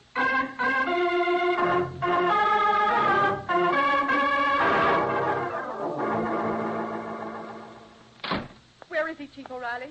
Where's Junior? Now, just take it easy, Mrs. Anderson. He's okay. I'd like to know what right the police have in taking in a group of boys who aren't bothering anyone. If you'll just keep your shirt on, Anderson. Now, a fellow by the name of Parker said these boys was trespassing on his land, and he signed a complaint. Said they deliberately threw away a sign. Now, of course, that's wanton destruction. All I could do was take the kids in. After all, the law is the law. You mean you put those little boys in a cell? Me with boys of my own? No, Mrs. Anderson, they're on their third soda right about now. Third soda? Sure, over at the ice cream parlor. And the lieutenant is trying to talk Mr. Parker out of the complaint right this minute. But we sure put that ringleader on ice, resisting 2 officers. Ringleader? Yeah, a fellow by the name of Chapman. He wanted to get tough. There must be some mistake. No mistake. No, the officers found this Chapman with the balls and the bats in his arms, said they were his, and he started to get tough. Got tough with you, too, huh? Look, Chief, Mr. Chapman isn't to blame. It was Mr. Anderson's idea. Anderson? Yes, he wanted to help the boys organize a boys' club. Mm-hmm. Well, that's different. Wait till I get this Chapman in here. Send in Chapman. It's a terrible thing to have happened. Well, it always happens when children don't have supervision at home. I was supervising them. Well, that's funny. No one saw you around there. Well, I was, you know, busy. Anderson, Parker wasn't mad about the boys playing on that lot, but when they caused destruction by pulling up a no trespassing sign and deliberately threw it in the ditch, well, that was the last straw. Oh, the sign, huh? Oh, yes. Come in, Chapman. I see you got the ringleader, Chief. I hope he rots in jail. Making a jailbird out of my son. Stealing money from kids. Now, wait a minute, Chapman. I was just trying to help. No wonder there's inflation. Even a kid's dollar ain't safe. Mr. Chapman, we didn't need his Now, hold on a minute here. Now, Chapman, this fellow here, was merely trying to help out on the juvenile problem. Why does it cost a kid $1 to join? Keep quiet or back in the tank you go. Now, Anderson here had a great idea. Just hit a couple of snags, that's all. But I'm going to publicize this thing. It's a great idea. Oh, no, wait, Chief. My boss told me this thing would happen. I'm a dead duck if he hears of this. Well, wait a minute. You, Chapman, now, try to realize the benefits and help Anderson instead of pulling the other way. Well, that's different. I didn't know he was doing it for good. And, I'm the kind of guy who apologizes when he's wrong. Shake, Anderson. I'm a bum. Oh, now, Mr. Chapman. Yes, I am. Maybe we can work this out together. We sure can. What they need is supervising. Yeah, well, then I guess there's nothing to keep any of you here any longer. Old man Parker isn't a bad guy, so go pick up the boys and get them off the street. Yeah, but the boss is... Well, give me his phone number. I'll call him and square the whole thing. Don't worry about a thing. Well, then we'd better get the boys, dear. Yeah, thanks a million, Chief. Okay, gentlemen, just get along together. Get along? Well, of course. Well, I'll show you what I think of $1, Chapman. I'll pay for their sodas. Oh, no, you don't, jerk. I mean Anderson. I'm paying for them. Want to make something out of it?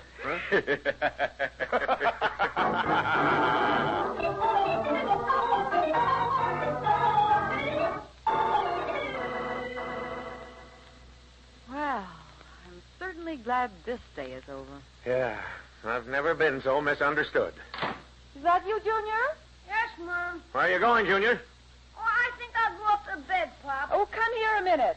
Tell us what happened at the gargoyle meeting. I'll tell you tomorrow. I'm tired. I won't be here tomorrow. I want to know. Come in here a minute. Oh, gee, Pop, it isn't that pressing, is it? Now, hold up your head, Junior. Why, Junior, your eye, it's black.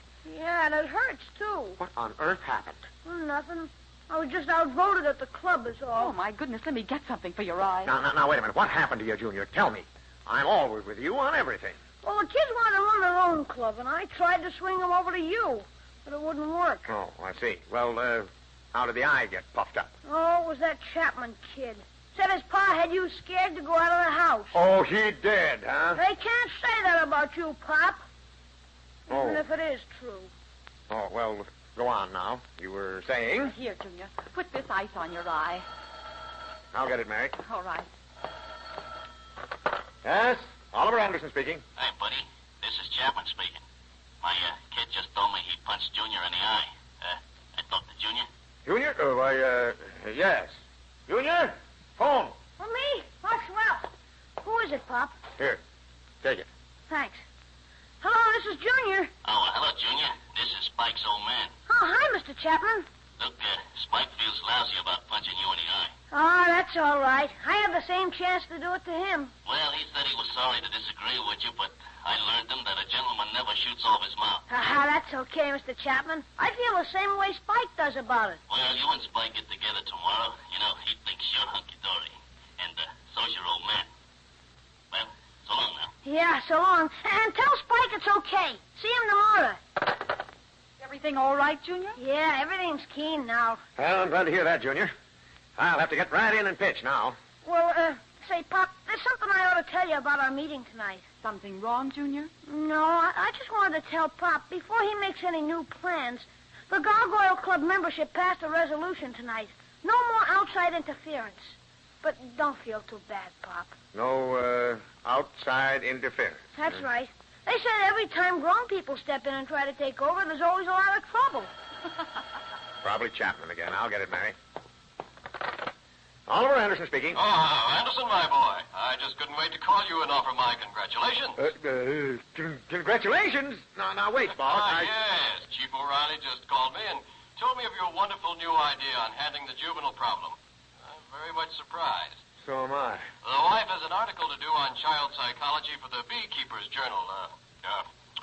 Could you help her a bit on the article? Well, Mr. Thompson, from my experience with the juvenile problem, I have found there is one thing of a paramount importance. Yes. That sounds excellent. Go on, Anderson. It can all be summed up by saying intelligent handling of the juvenile problem can best be brought out by the parents showing less outside interference and more inside information. And, brother, you can quote Oliver Anderson on that.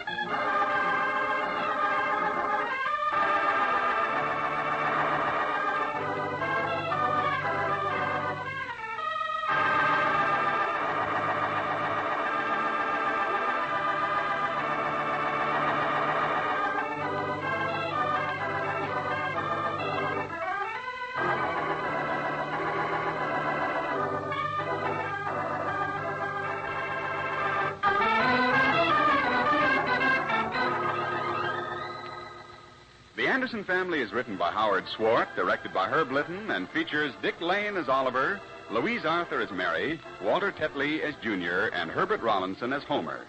Others in the cast were Paul Theodore, Jackie DeWitt, and Doug Young.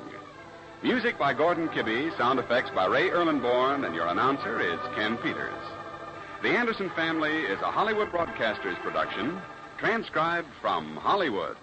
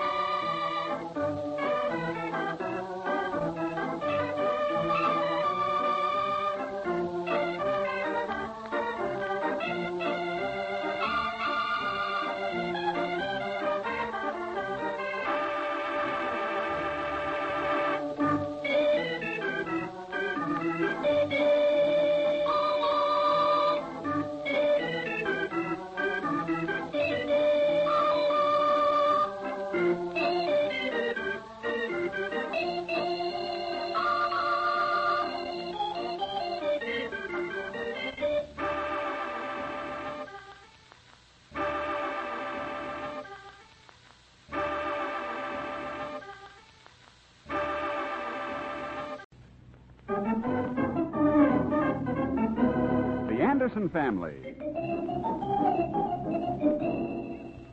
Hurry up, Mary. I have to meet that 2:30 train, and I'm already late. But I thought you were going to take me to the hairdresser's, Oliver. I just can't take the time, Mary. I'm meeting a fellow by the name of Childs, a big buyer, and the boss won't stand for any side errands. Well, it won't take but a minute, darling. Okay. Are you ready to go right now? Well, no, but I could be in 10 minutes. And I just have to have my hair done for PTA tomorrow. Would you like to have the ladies point at you and say, her husband isn't working anymore, you know? Uh-oh, here we go again, folks.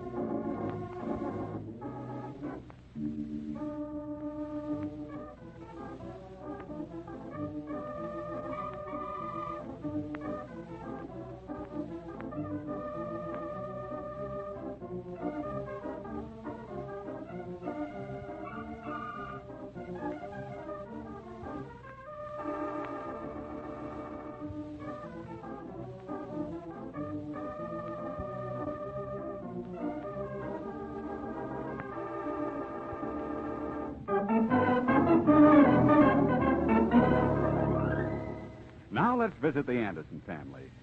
Well, this whole thing started when Oliver Anderson came home unexpectedly in the middle of the afternoon and told Mary he had to meet a train in half an hour. A big buyer is coming in on this train, and the boss has given strict instructions that Oliver give the buyer plenty of attention. Right now, Oliver Anderson is putting on the rush act as he enters his home. Mary? Mary! Yes? What is it? What are you doing home so early, Oliver? I can't take the time to explain. I'll tell you as I go along. I'm to meet a train in a half an hour. Now, where's my clean shirt, sports shoes, and my brown suit? Well, I haven't ironed yet. Your sports shoes are at the shoemaker's, and your brown suit's down to the cleaner's. I see. Does Junior have an extra pair of Levi's I could use? Oh, now, look, calm down, Senator. Oh. What train are you to meet and why? Well, a big buyer's coming in, and the boss has laryngitis, so I'm the selected one to make the deal. I'm also supposed to dress accordingly. Well, it won't take but a minute. I'll iron a shirt for you. No, I'll get it, Mary. Get started on the shirt. All right. Hi, Oliver. Oh, it's Homer. Well, come on in, I guess. Yeah, thank you. I seen you drive up, Oliver, and I thought maybe someone were sick or something. No, everyone's well, and I have to hurry. Well, where are you going? To meet a train. Oh, I see. Well, I thought I'd ride downtown with you if you was going right back. Well, I'll be leaving in 5 minutes, I hope. Yeah, I gotta see the hotel man about some cement work. I'm meeting him in the lobby, 2:45. It's right on your way. Okay, come on in and sit down. How's Martha, Homer? Oh, she's got a slight cold. Oh, that's too bad. Look, Homer, Mary's ironing her shirt. Don't talk to her now. I've been giving her peppermint tea and stuff. It seems to kind of relax her. I remember one time... Maybe she should get more rest, Homer. Look, Homer, wait out in the car for me, will you? You're just holding up things. Oh, wait in the car, huh? Yeah. You ain't going to take long. No, I'll hurry. Now, go on. The car's out and back. Well, get on your toes, fella. Can't keep a man waiting, you know. I'll be right there. Now, how's that shirt coming, Mary? Just take it easy now, Oliver. Everything's going to be all right. You're going to make it.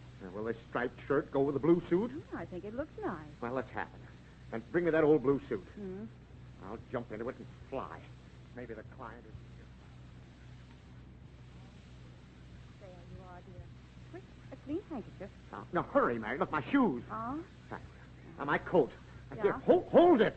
Quick. But, Oliver, dear, wait a minute. I don't have the time. Here, give me a kiss. Wish me luck. I do, dear, I'll be back with a fat order. But, Oliver, wait a minute. I can't, Mary. Goodbye. Oliver Anderson, come back here and put on your pants.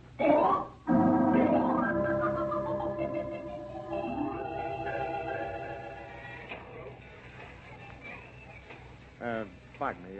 Is the train in yet from the east? How should I know? I don't work here. I'm with just like you. Oh.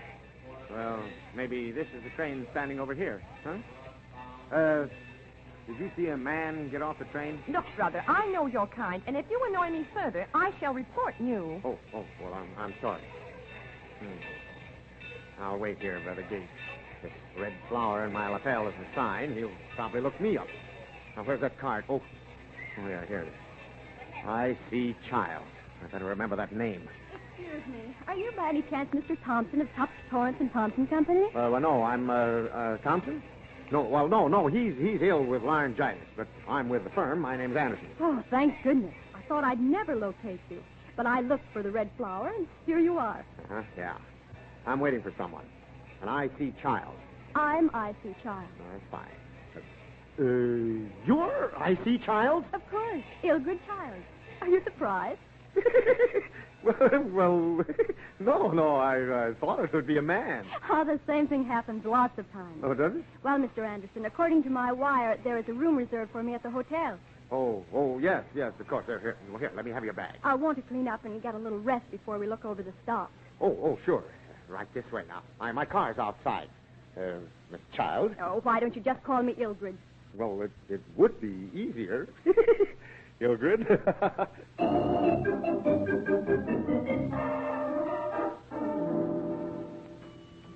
Going, Mr. Gilroy. Here's your key, Miss Childs. It's 304. I'll carry your bag over to the elevator. I'll wait down here for you, and then you'll probably want to eat. You're very kind, Mr. Anderson. It's just part of our firm's service is all. Who's that elderly gentleman in the yellow sweater?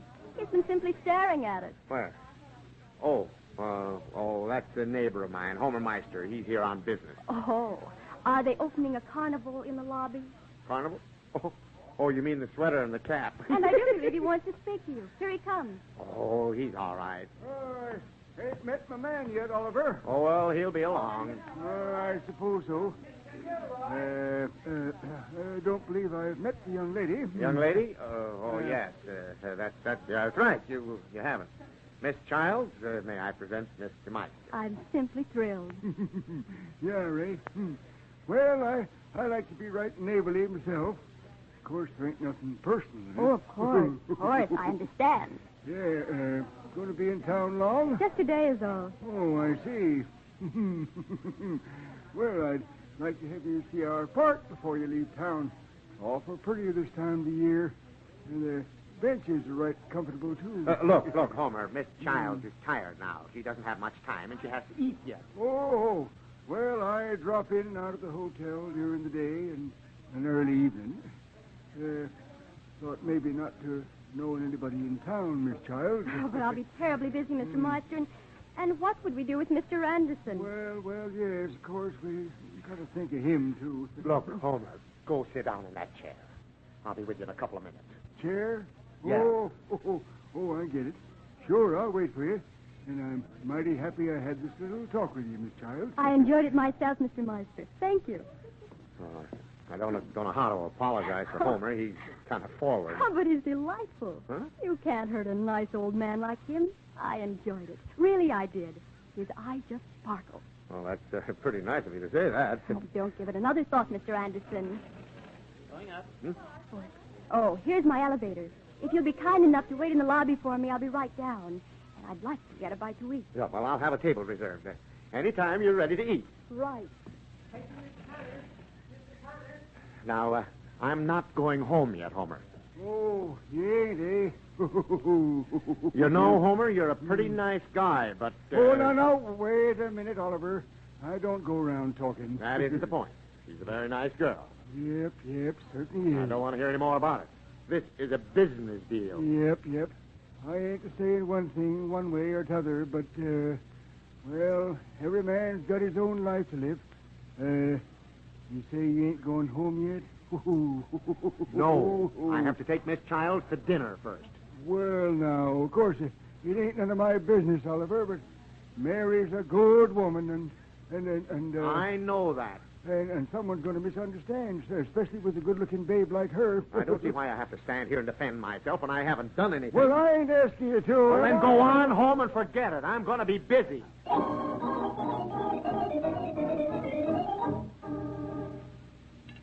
I'm afraid I put you out terribly, Mr. Anderson. Oh, now, don't give it another thought.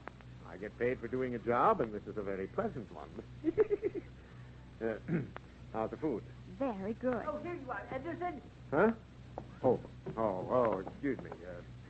Miss Childs, Mr. Briggs, another neighbor of mine. Oh, how do you do? Thank you. I just met Homer Meister. He said you were in the hotel. I just had to see you. Slide over a bit.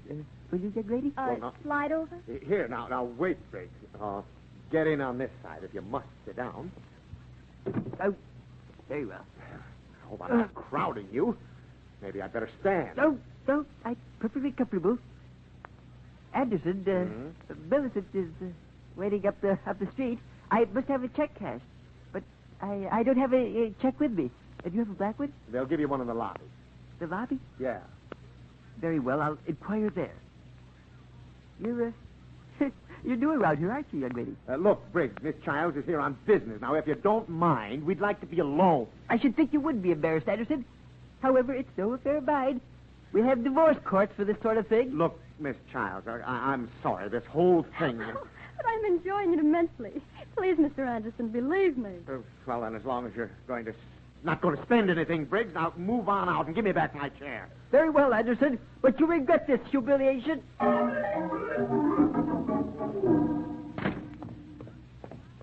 Mary? Mary! Junior! Huh? Oh, hi, Pop. Come on in. Where's Mom? Mom? Yeah. Gee, I don't know, Pop. She was so mad when she left, she didn't even say goodbye to me. Mom left? Yeah. Gee, I haven't done a thing, honest. Well, what happened? I mean, what's she mad about? I didn't hear. All I know is Mrs. Meister came over and Mom was putting up some pickles. Oh, I see. Martha was over, huh? What'd she say? I don't know, but I heard Mom working herself up into a rage. And when I went out to see what was going on, she threw the whole pan of pickles out in the backyard. Oh, so that's it. Homer went home and told Martha, and Martha came over here and told her, what, Pop? Nothing. I think Mom left some kind of note before she went. She asked where a pencil was. Note? Yeah, here it is. Have gone to Mother's.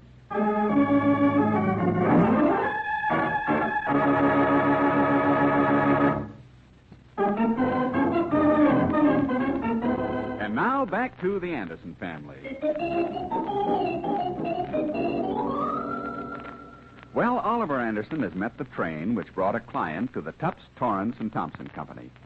The client turned out to be a very lovely young lady. As Oliver escorted her to her hotel, he met Homer Meister, the neighbor next door. And while dining with the young lady, Oliver had another brush with a neighbor, Mr. Briggs. Oliver got the order, but when he returned home, he found a note saying that Mary had gone to her mother's. And so to carry on further, here's Oliver talking to Junior. Look, Junior, here's the whole story. The client I met was a young lady. Pretty? Kinda. Gee, no wonder. No wonder what? Oh, nothing.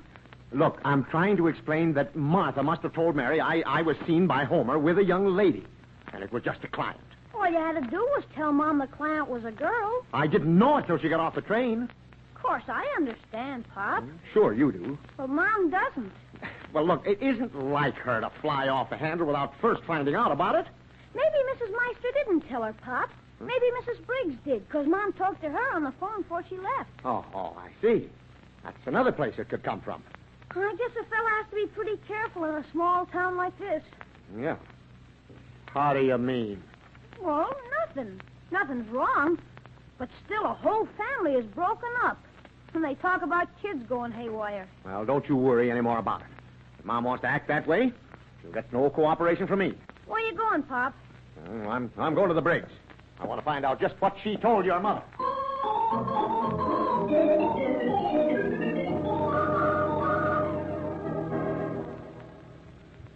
I can't understand why you act so evasive, Free Baron. I'm angry. I don't see why. If Anderson was impolite to you, you must consider the sword. I'll scratch his eyes out. Now, Free Baron. I'll pull his tie off. I'll tear it to shreds. Please, Free Baron, control yourself. I'm angry. Why don't you tell me just what he did to you? It's between him and me, Pet. What have you and this Anderson been doing? Nothing, my dear, nothing. It's mighty suspicious to me. He's done nothing. Still, you're angry. Please now, Free Baron, control yourself. And please adjust your toupee. Good evening, Mrs. Briggs. May I step in? I don't want any trouble now, Anderson. I don't either. I've got enough. Free Baron is in here. Come in. Yeah, I want to see him. What do you want, Anderson? I want to know what your wife said to Mary on the phone. Me? Why, nothing. Nothing at all. Well, he must have said something. I came home and found a note saying she was going to her mother's. Probably needed a rest. How do you mean that? Just a moment, Pet. I'll handle this. Anderson, you're acting in a very obnoxious manner, and I will not have my wife insulted by every peasant in the block. Why? What are you afraid of? Yes, Free Baron. What are you afraid of? I'm afraid of nothing. I had nothing to do with your misfortune at home, Anderson. Then how did Mary know we were with that girl? Free Baron, you didn't tell me. Oh, he just kissed him. Free Baron. I barely passed the time of day, my dear. Yeah, he only wanted to get a check cashed. Oh, I see you're both in this together. Well, how do you mean that? Simply this, Anderson. Your little alibi won't work about the check. Cause Free Baron cannot cash a check unless it's countersigned by me. Well, maybe it was some other check. Where did you get another check, Free Baron? I refuse to answer. Very well. You'll never forget this little episode, Free Baron. Humiliating me in front of a neighbor. I don't get it, Freebairn. Millicent knew nothing about your escapade. Well, it wasn't an escapade. Only you and Homer knew I was with her. Then perhaps you'd better look up Homer. In the meantime, you'll excuse me while I help Millicent pack her clothes.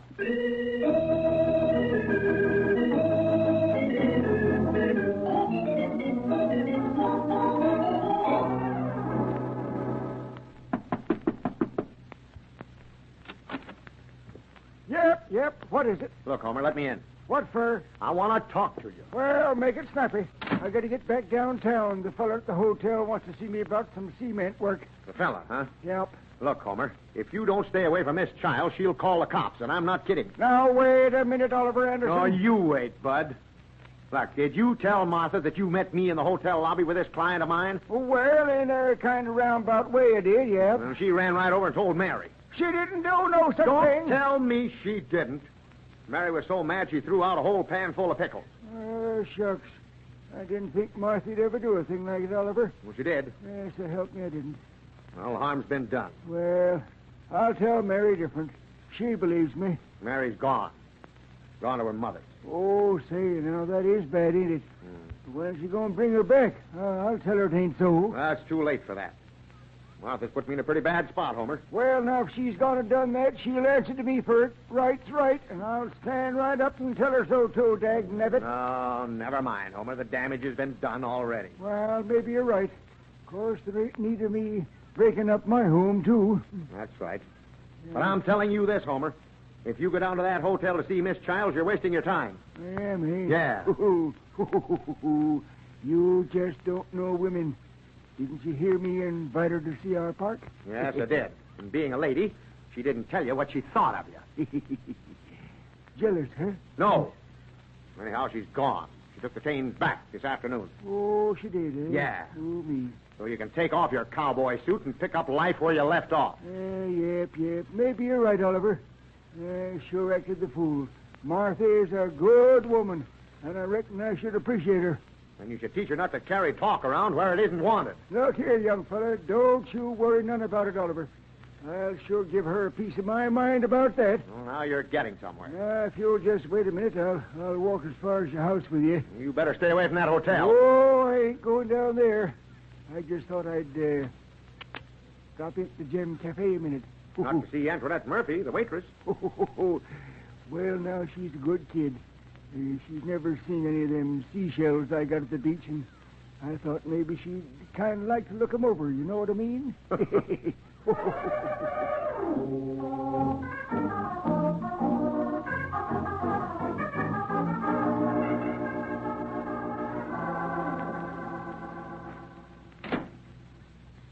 you, Mom?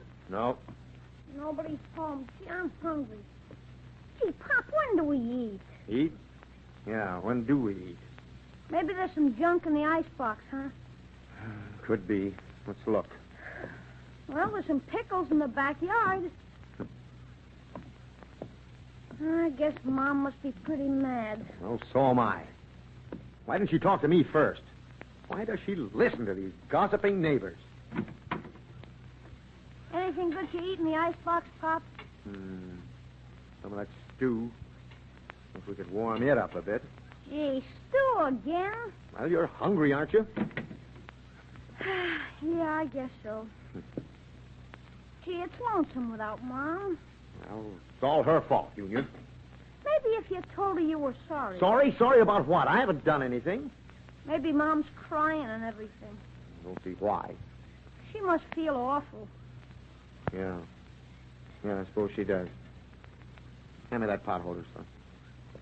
Well, you just can't pull up your roots and start over. Yeah, here, Pop. Thanks. Well, I suppose I can spend my vacations with you, Pop. Sure. What are you talking about? Well, I mean, if Mom can't get over the shock and everything. That's your mom now. Yeah. Now, just act like nothing happened. Give her the cold treatment. Okay. Oh, I've never been so angry in my life. Never. Welcome home, Mom. Mother kept me talking for hours. Well, what's wrong with you, Oliver? You decided to come home, huh? Why, of course. Well, you've heard Martha's story. Now, do you want to hear mine? Yours? Oh, what do you know about pickles? What does pickles have to do with it? Martha told me the wrong way to fix the pickles. I was so mad at the way they came out, I threw the whole pan of them out. Now, wait a minute. You didn't go to your mother's just because Martha told you... Oh, of course not. I went to Mother's to get the recipe she uses. I left you a note. Surely you saw it. Pop found it. Oh, wait a minute. You mean you only went to your mother's to get a recipe and you're not angry? Oh, of course not, silly. I met Mr. Thompson on the street. He told me what a wonderful sale you'd made. I'm really proud of you, darling. You are? Mhm. Did he tell you who the client was? Oh, come now. Don't be childish. Huh? Of course he did. He said she was a very attractive young lady, Oh. and she complimented you highly. Oh. Gee, Mom, you're sure broad-minded, isn't she, Pop? Oh, well, certainly. What made you think she could be otherwise? Now, if you'll get out of the way, I'll get us something to eat in a hurry. Oh, gee. You're really back home to stay, huh? Mm-hmm. You didn't believe what Martha said? Martha? Well, she didn't say anything that... Oh. Oh, I think that's Mr. Briggs. He was coming this way when I saw him. Junior, tell Briggs I can't see him now. Okay, but hurry up dinner, Mom. Look, after this, when you go to your mother's, put down the reason, too, will you? I thought you left because the client turned out to be a girl. Oh, how silly. What's wrong in showing a client around the store? After all, business is business. Gee, that's swell. Can't help it if your father is busy. I've deceived this very boat. Now, wait a minute, Briggs. We're just going to eat. I can't help that, Anderson. I don't care how you treat your own family, but you'll not break up mine. Why, Mr. Briggs, what's wrong? I'll go over, Mary. I won't be but a minute. Well, I don't get it. Mr. Anderson will be over in a few minutes, Mr. Briggs. Very well. I'll not be blamed for Anderson's escapade. I'll be in my room, Mom. When dinner's ready, call me, huh? Wait, Junior. What does he mean, Oliver? What escapade? Oh, nothing. I just took the client to lunch at the hotel, and Millicent is angry because Briggs sat down with us. Oh, how cozy. Well, You didn't tell me you took her to the hotel to eat. we didn't have a chance. And how many times have I asked you to take me there to eat? Oh, How many times have you said it's awfully expensive? it was on the firm. I had to do it. Now, what do Millicent and Martha think about me? Oliver, you should have more respect for me than... Now, look, Oh, Mary, I just- please try to understand. Uh-oh, here we go again, folks.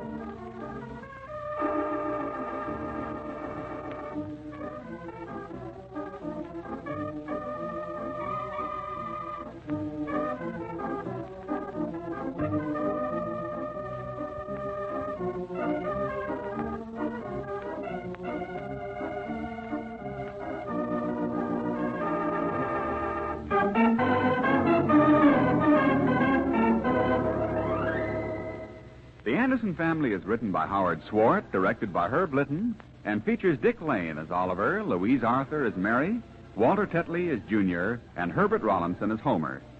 Others in the cast were Jenny Johnson as Mrs. Briggs, George Peroni as Freebairn, and Jacqueline DeWitt. Music by Gordon Kibbe, sound effects by Ray Erlenborn, and your announcer is Ken Peters. The Anderson Family is a Hollywood Broadcasters production, transcribed from Hollywood.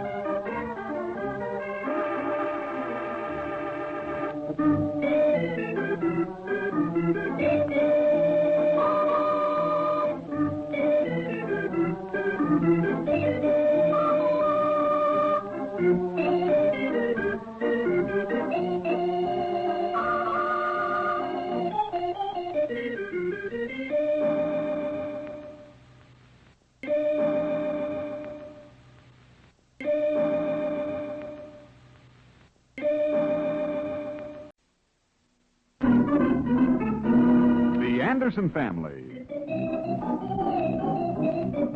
But Oliver, darling, if Junior says he didn't use the saw, he didn't use it. But he had it last. Now, they're building a clubhouse, and he has to use a saw. Of course, but he didn't necessarily lose it. All the circumstances point to the fact that he did. Uh-oh, here we go again, folks.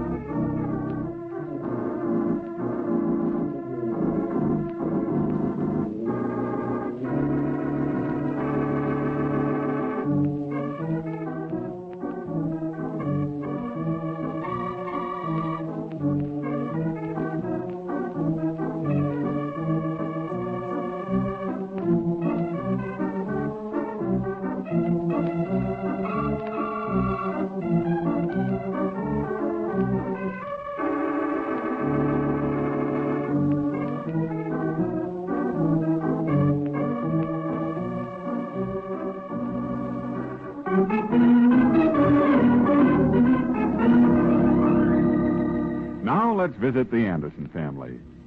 Well, this whole thing started at the office where Oliver Anderson spends a lot of his time. It seems as though some very valuable papers have been lost, and Oliver is implicated, according to the boss. Now, look here, Anderson. That letter was right with those other letters I sent in to you. Look, now, I'm rather an alert sort, Mr. Thompson. At times. Yeah. Well, if the letter came into me, I'd have seen it. Where do the letters go when they leave me? Into me. Right. And when I want a letter, where do I get it? From me. Good. So far, you're batting 1,000. What letter was it? Letter, close the door, Anderson. Secret? Yes, it is. But what am I whispering for? I don't know. Look, Anderson, that letter is a bill for a corsage I sent to a young lady, and you know how my wife is. I'll say I do. What's that? I mean, yes, I know about her. Good. Now, she wouldn't understand, of course. I never do. Isn't that the truth? This woman's name must never be repeated by anyone, Anderson. I know a fellow who takes his wife some sort of a little pet when he's been a bad boy. It works, too. It does. It does. How does it work? Oh, well, if it's something small, you take home a bird or a parrot or something. Oh? Now, if it's bad, then, of course, you have to get up into the pet monkeys and so on. No! I will not take my wife a pony. Gee, bad as that, huh? It's that bad, Anderson. If you don't find that letter before she does, you're in a spot. Yeah, but I didn't lose it. The circumstances point to the fact you did. Yeah, well, I guess it does. But just last night, the police chief let a criminal go, even though he had a lot of circumstantial evidence against him. That's the trouble with the chief. Oh, boy, I told him off. I'm on the committee, you know. I laid him out proper. You did? Yeah. Just watch where you park, Anderson. Yeah. Okay. Now find that letter.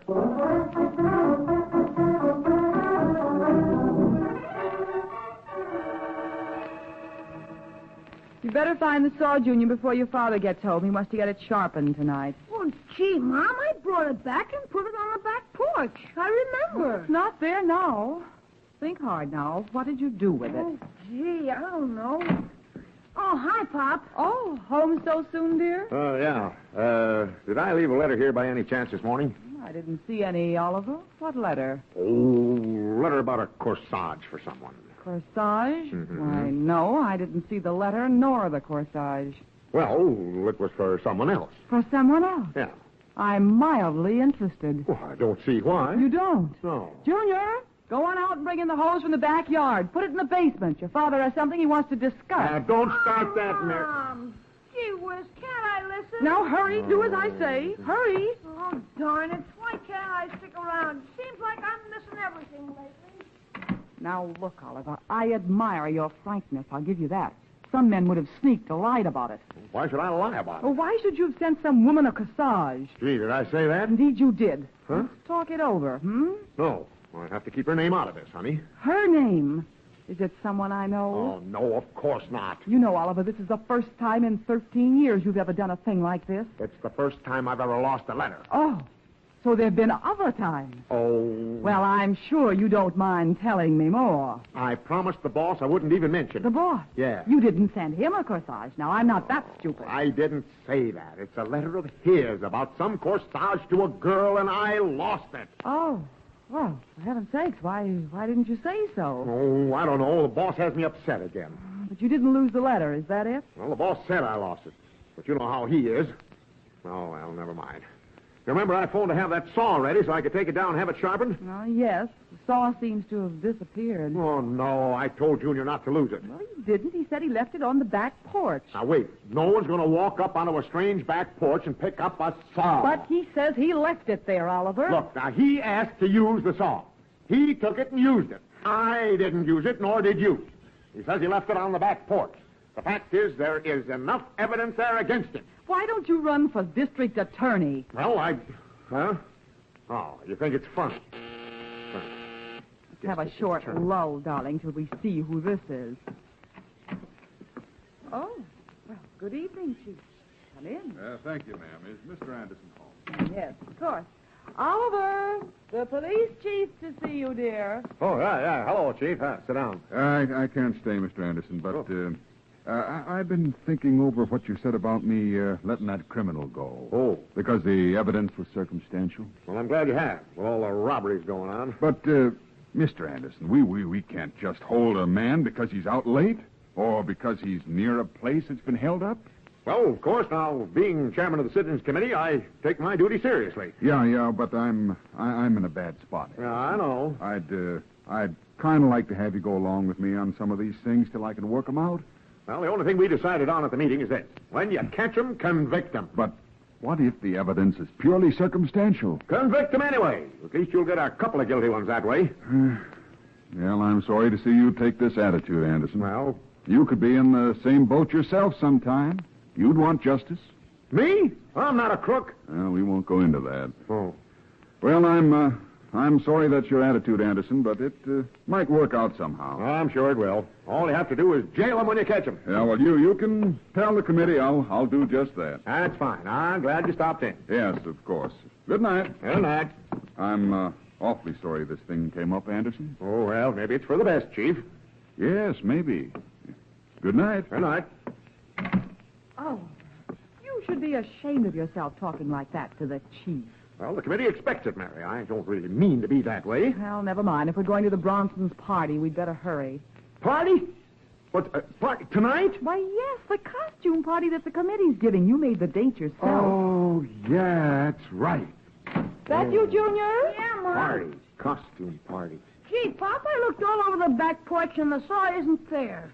You know why it isn't there? Now, I know what you're thinking, Pop, but you're wrong. Believe me, I did, too, put it there. I just know I did. Never mind. We'll find it tomorrow. We have more important things to do. Look, Junior, Homer's coming over to sit with you tonight till we get home. Oh, Mom, not that. Gee, those corny stories he tells about back in Nebraska. He's kumquat happy. Why, Junior, what a way to talk about Homer. I know what Junior means. I've heard him, too. Well, anyway, you be a good boy now. Does that take care of everything now? Yes, indeed. Now, let's hurry or we'll be late.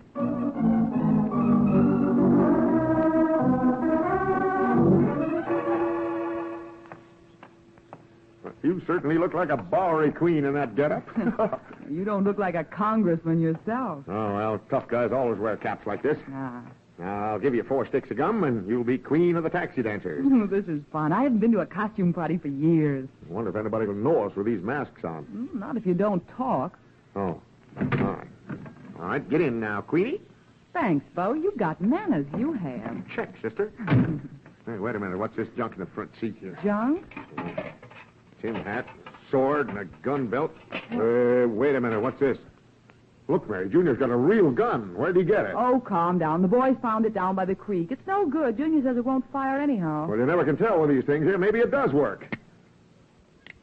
Oh, Oliver!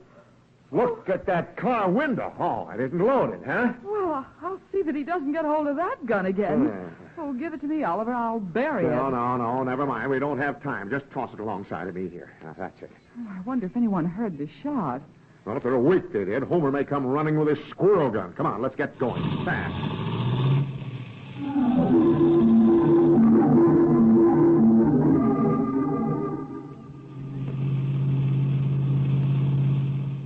I think you'd better stop and get gas, Oliver. Gas? Did you get gas this morning? I didn't use the car. There's a station right there on the corner. Okay, don't point.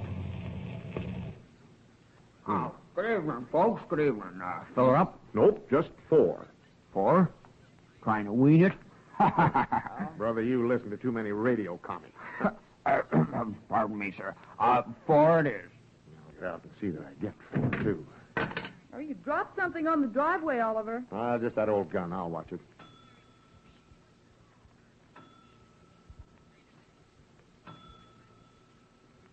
Let's hear that last chime, son.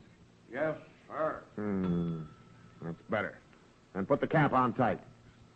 All set, sir. Fine. How's your oil? Good. How's yours? Hurry, Oliver. We'll be late. Water okay? Yep, perfect. Better let me look at the battery. No, I've seen it. Looks pretty good. I can get that windshield for you. Gee, how'd that window get broken out? It was shot out. And do I have to get all this service? Well, no. I was just being a good salesman like they taught me. I got a wife and 3 kids. I got a wife and 1, and I'm not beefing. Well, gee, I don't want no trouble, mister. I can see you're a tough guy. Yeah. Don't see many guys wearing caps anymore. Hey, I am tough, son. Why, I could shoot that cigar right out of your mouth and never nick you. Gee, I read about fellas like you. Ain't you scared of the police? Scared of the police? Say, I'll take 'em on all day. You know how tough I am? Hey, leave me alone. Gee, I don't blame them. And there ain't a jail that can hold me, pal. Put up them shooting irons, partner, and let's get. Okay, babe. Gee, the phone. Now, don't get sore at me. Come on, Oliver, leave that poor fellow alone. He's actually scared. I must look like warmed over lightning to him. We go down 3 blocks. Turn left now. Hey, come back here! What's the station attendant, Oliver? He's waving something. It's that revolver you dropped out of the car. Well, let him keep it. Hey, did you pay for the gas? Me? Why, no, I didn't bring any money. Well, neither did I. My wallet's home in my other pants. Oh, well, we'll get it when we pass back this way.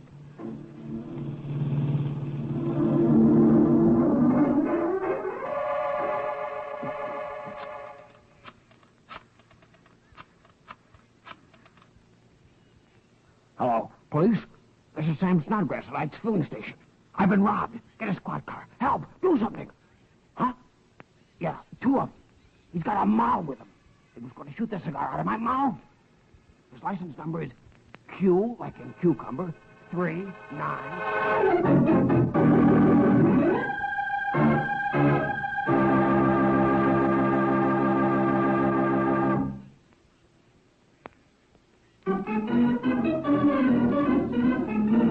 Now back to the Anderson family. Oliver and Mary were on their way to a costume party. Mary dressed as a tough dame and Oliver as a thug. They stopped to get gas and forgot to pay the man, who has, of course, called the police. Nothing has happened so far, and right now Mary and Oliver Anderson are leaving the friend's house. I'll be glad to get home and out of this outfit. Yeah. Can't understand why they gave Snyder the prize. Anybody could see he wasn't a bullfighter. No sour grapes, dear. Oh, where's the car? Oh, right over here past the hedge. Well, Junior's all right. Oh, he and Homer are probably both asleep by this time. Homer puts himself to sleep with those gags of his. Well, here we are, dear. Okay, Mary, hop in. Just a minute. What's Take that? it easy now. What? What is this? This your car? Our car? Well, of course it is. What's wrong? No parking lights or something? I wouldn't be so cute, brother. Frisk him, Freddie. Frisk him? Frisk, what are you doing? Say, wait a minute. This is a fine state of affairs. A citizen can't even go out in the dark. What is this? Okay. Can the Chin Music Club. But we live in town. This is Mr. Anderson. Oliver Anderson, that's me. Oh, Anderson. Yeah. Let's see, where did I hear that? Oh, yes, the chief. Yeah, oh, now, that's it. The chief will know who I am. Well, just to make sure, let's see your driver's license. Driver's license? Yeah. Driver's license. Sure. Oh, no, wait a minute. I don't have my wallet. That's all I want to know. Huh? This is getting funnier every minute. Well, wait a minute here. Go over here, Freddie. They're riding in our car. And will the chief be glad to see this guy?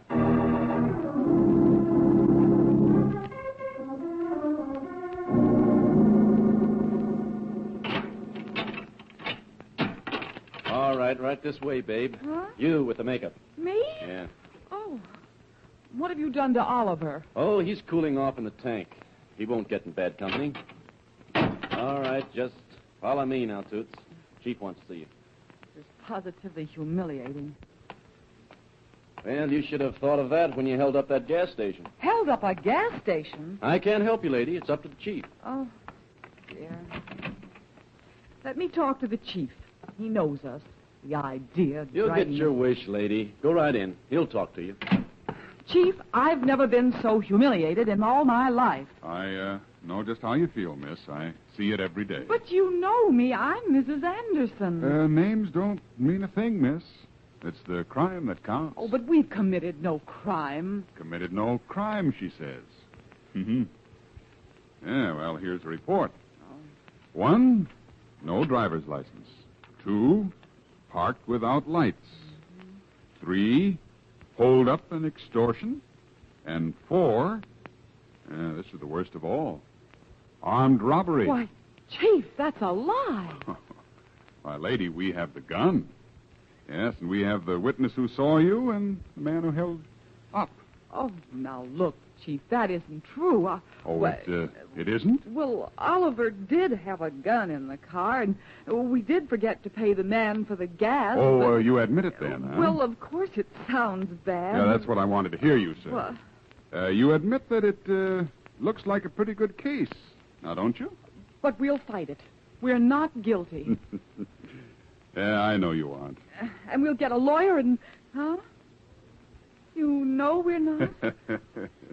Of course I know it.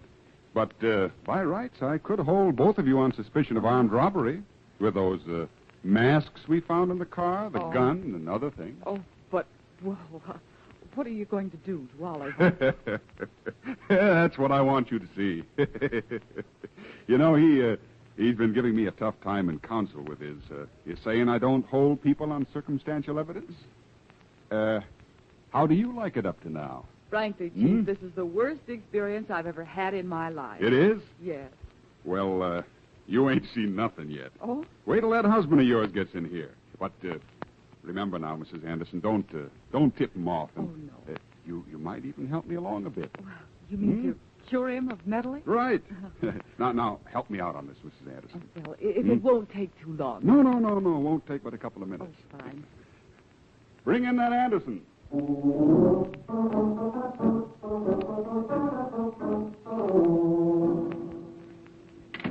Here's Anderson, Chief. All right, now get your hands off of me. Don't start pushing me around. Okay, Bob. Anderson. I don't care if you are an officer. Okay. Huh? Sit down. Now, look, Chief, you know me. And you know I'm not a crook. I only go on the evidence. Evidence. Now, let's see here.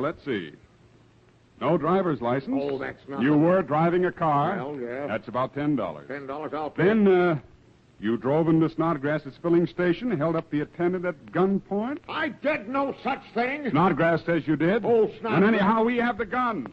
We've got the fingerprints. Tell him all, Oliver. Yeah, I'll tell... Huh? What do you mean? Well, the little lady here just told a straightforward story and saved the county some money. Judge Brown will probably go light on her sentence.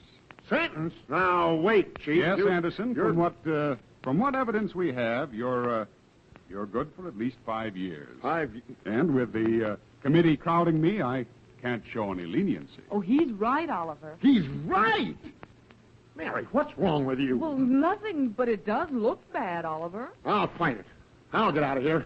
Don't you worry. But, Mr. Anderson, I haven't even mentioned larceny yet. Larceny? Uh-huh, larceny it is. Huh? Driving out and not paying and holding the man at point of gun. Mary, come on. Tell him how it happened. Now, wait a minute. I'll tell you how it happened. Oh. Send Snodgrass in. I'll get him. Oh, I don't know what to advise you to do, Oliver. Advise me? You mean you think he has a case? Okay, get in there. Oh, yes, sir. Yes. Oh, that's that Come guy. Come in, Snodgrass. Come in. That's him, Chief. Right there, yes, sir. Right there, that's him. Now, wait a minute. Of course I got gas from you, yeah. And he was going to shoot the cigar right out of my mouth. Oh, that. Well, I was... Some shooting, And huh? they drove out without paying. Don't let him get away. Yes. I'll admit it. That's what I wanted. Yeah, a confession. That's not a confession. It's... Oh, why, Oliver, you did. It's true. Mary, not you, too. No. Don't add wife beating to this rap, too. Well, I'm not. But look, Chief, think of my reputation. I can't stay in his jail. Gee, Junior'd be thrown out of the Gargoyle Club and my job. Well, it's pretty late to think of that now. Well, But I'll do this one thing, Anderson. Just for the little woman there. Oh, you will? What? Just a minute. Hello. What? It does? Well, now that's a break. Bring it up to me in 10 minutes. May we go now? Yeah. Go? You know who just called? No. It was ballistics. Ballistics? Who's he?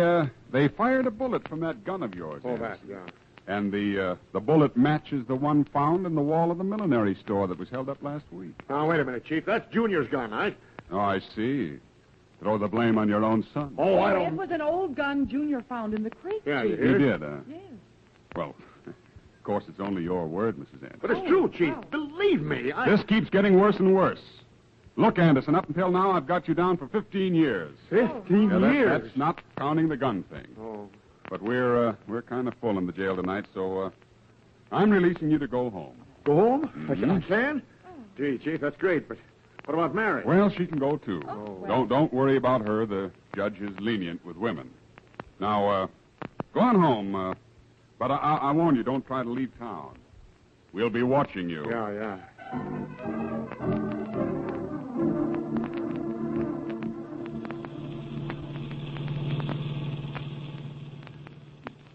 But Mary, he said 15 years. Oh, now, don't worry, dear. You'll still be a young man when you come back. Don't talk like that. You've already got me in for life. I wouldn't take that chief too seriously, Oliver. It probably won't come to 15 years at all. Maybe not more than 10. Good behavior. Now, wait. You know darn well I didn't do anything. But, darling, the chief doesn't know. Well- He just goes by the evidence. And Junior. Oh, now, never mind. I'll tell Junior you didn't do it. But I'm still in jail. Explain that to him. I'll get the best lawyers. Oh, in the- that's foolish, Oliver. It'll cost the state a lot of money. Cost them. It's costing me years. Well, let's not cross our bridges before we come to them, dear. I wish I had a good high bridge right now. I'd jump off. Now, just take it easy. I'll work something out.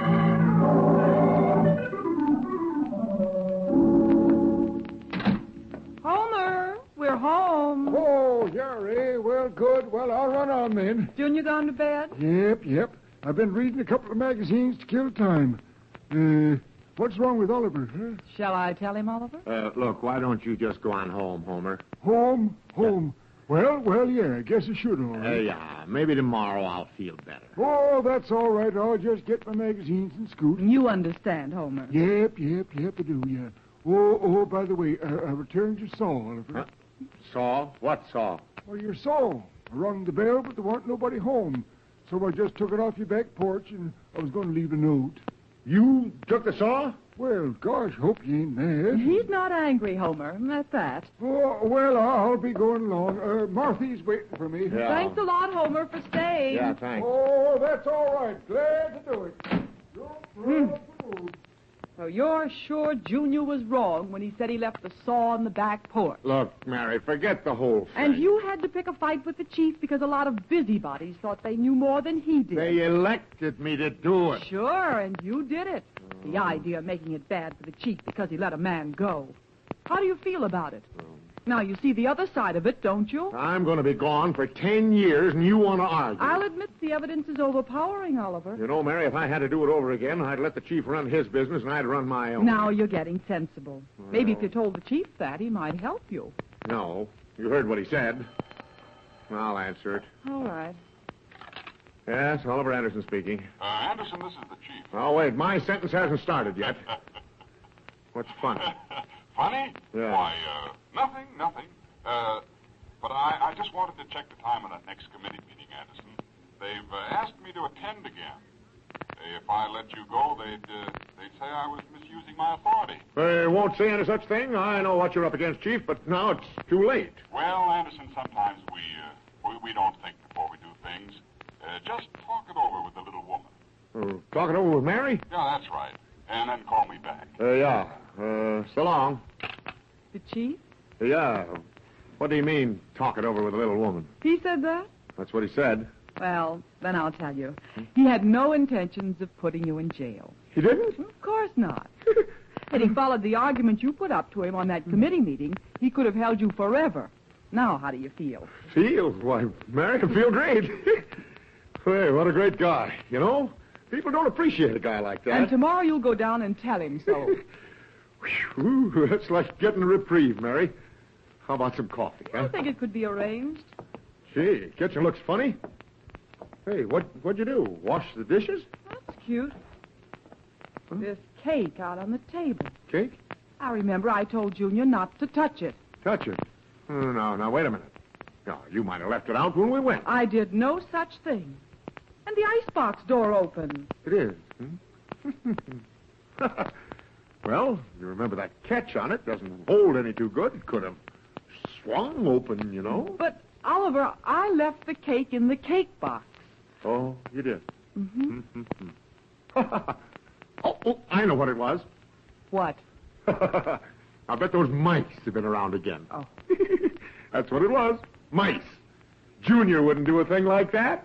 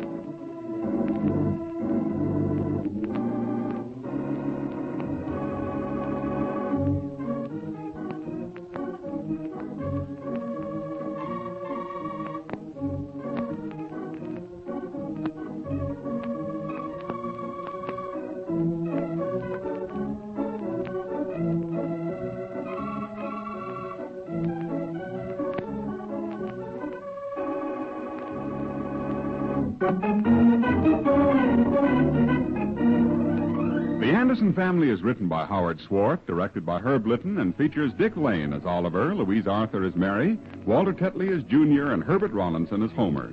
Others in the cast were George Peroni and Doug Young. Music by Gordon Kibbe, sound effects by Ray Erlenborn, and your announcer is Ken Peters. The Anderson Family is a Hollywood Broadcasters production, transcribed from Hollywood.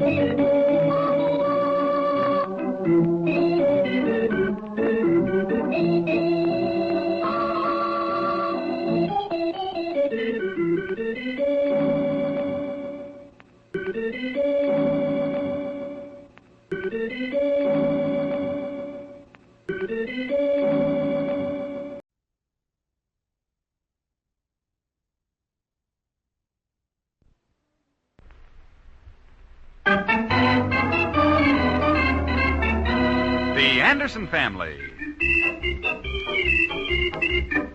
But Oliver, Myrtle is my cousin, and I see nothing wrong in your taking her to the symphony. Nothing wrong. Have you looked closely at her face? I know, darling. She's not as young as she was, but... She's still trying to act as young. Well, I don't care to discuss it any further. I told her I'd have someone escort her. Not me. What's wrong with that goon she's been going with for 20 years or more? Well, they had a little spat is all. You probably saw her with her makeup off for the first time. Oh, Oliver Anderson. Well, Uh-oh, here we go again, folks.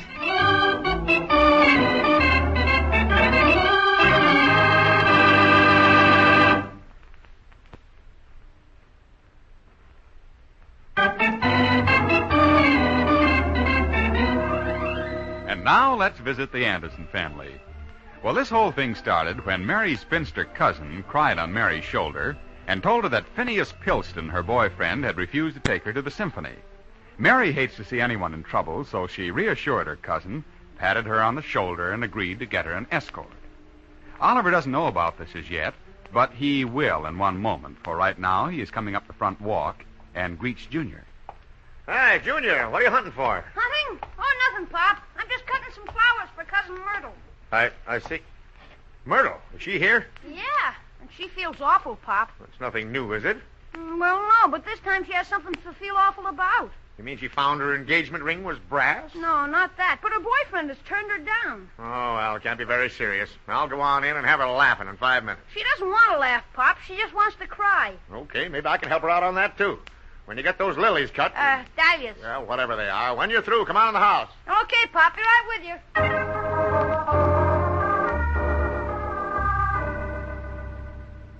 No, Mary. I don't think I'll ever love another man. Phineas was so kind, so thoughtful. Yes, I know. I wonder why Oliver doesn't get home. I gave him the best 22 years of my life. Always at his beck and call. Myrtle, please, dear, don't take it so seriously. Please? And another thing, Mary. Oh, excuse me, Myrtle. I think Oliver just came in. Is that you, Oliver? Yeah. We have company, dear. Yeah, I know. You lucky girl, Mary, having Oliver for a husband. You mean I'm lucky to have been married? Well, Cousin Myrtle, I haven't seen you smiling like this for ages. I'm not smiling, Oliver. Oh, come now. The last time you were over, you were just personality itself, full of the old pep. I was? I was, huh? Yeah. Well, Oliver, I don't feel that way today. My heart is broken. Oh, well, it's nothing to worry about. Oliver, would you help me a bit with dinner? Huh? I'm late, and I know Cousin Myrtle will want a rest. You just go on like I wasn't here. Don't let me spoil your happiness. Even though I have very little, I like to see other people happy. Well, the paper is right there, Myrtle. I don't think I'm well enough to read, Mary. Well, you might get Junior in a game of ping pong. Shut, Oliver. Huh? Door? Oh, sure. What's wrong? You're going to have to do something with Myrtle. I am.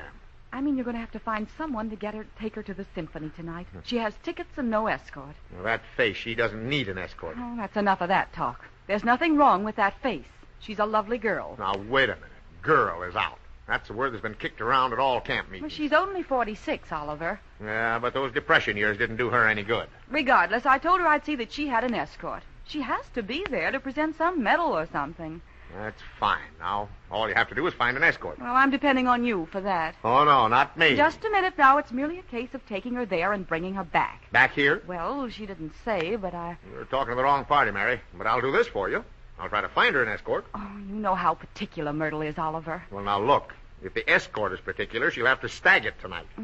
Who did you have in mind? Oh, well, thought I'd ask Homer Meister. Oh, no, not Homer. Well... Martha would pass out, Oliver. Oh, Martha's too broad-minded for that. I'll run over and ask him. Oh, it's not right, Oliver. Well, it's Homer or else. He'll come through.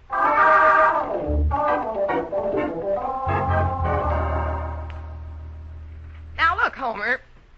I don't see no need of you going down to the corner and hanging around just because you got a new sweater. Oh, that ain't the reason. I've been tied down too much. I don't get out and get around like a fellow should. Well, there's lots you can do right here at home. Nope, I'm going, Marthy.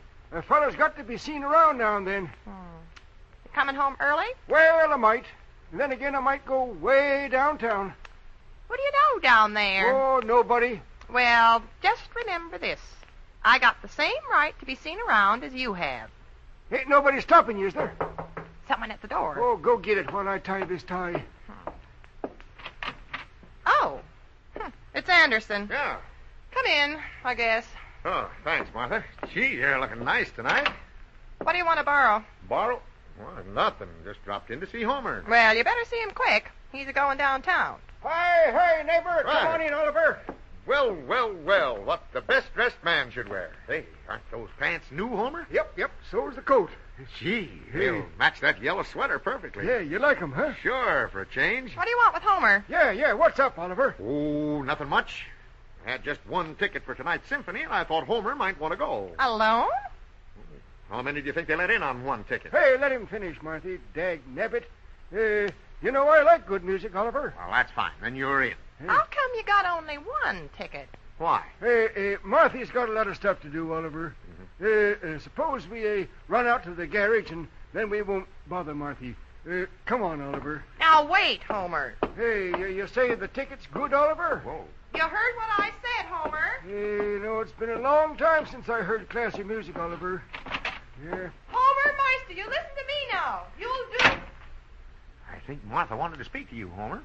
Yeah, I know. She just mad she ain't got 2 tickets. Well, maybe she could just go on over to my house, and you can meet the party you're going with. Yeah, who am I going with? A cousin of mine. Oh, do I know him? It's her. Her? Oh, now, wait, Oliver. Oh, now, don't start to apologize. She'll like you. Nope, not me. I'm a married man, Oliver. Got one of the finest women ever see. Hey, how old's this gal? Old? Yeah. Oh, I'd say in the neighborhood of 45. 45, eh? Mm-hmm. Is she hefty? Well, no, I'd say around 140. Well, how come she wants to go with me? Well, she has to go with someone. Yeah? Wouldn't want a lady to go to a symphony without an escort. Well, no. 'Tain't hardly the thing to do, of course. And You love good music. Yep, I do. Don't I? You'll have a fine time, Homer. She's a lot of laughs. A lot of laughs, eh? Yeah. Hey, how do you mean that? Oh, nothing personal, Homer. Just jolly is all. She'd probably think you're all right. Oh, nope, Oliver. 'Tain't right. I shouldn't go. No. Wait a minute. Now, look at it this way. Here's this lonely girl. Everything is platonic. Oh, 'tis, huh? Sure, and Mary could think of no one whom she'd trust with Myrtle like she would you. Oh, she couldn't, eh? Nope. Well, of course, I'm a dependable She just feller. wants someone to take her to the concert and see that she gets home unmolested. Yeah? You know, a pretty girl appreciates an escort with finesse and class. One who understands music. Yeah? That's why I thought of you. Oh, you did, eh? That's the stuff. Come on. Yeah. Well, I guess Marthy would understand. Of course. And I sure like good music. That's the way to look at it. And I'm helping out a neighbor. And I appreciate it. Nothing wrong in it. Can't see what it'd be. Well, okay then. I'll do it. Good. Just for you, Oliver. Ho, ho, ho, ho, ho. Hey, you say she's 45, eh?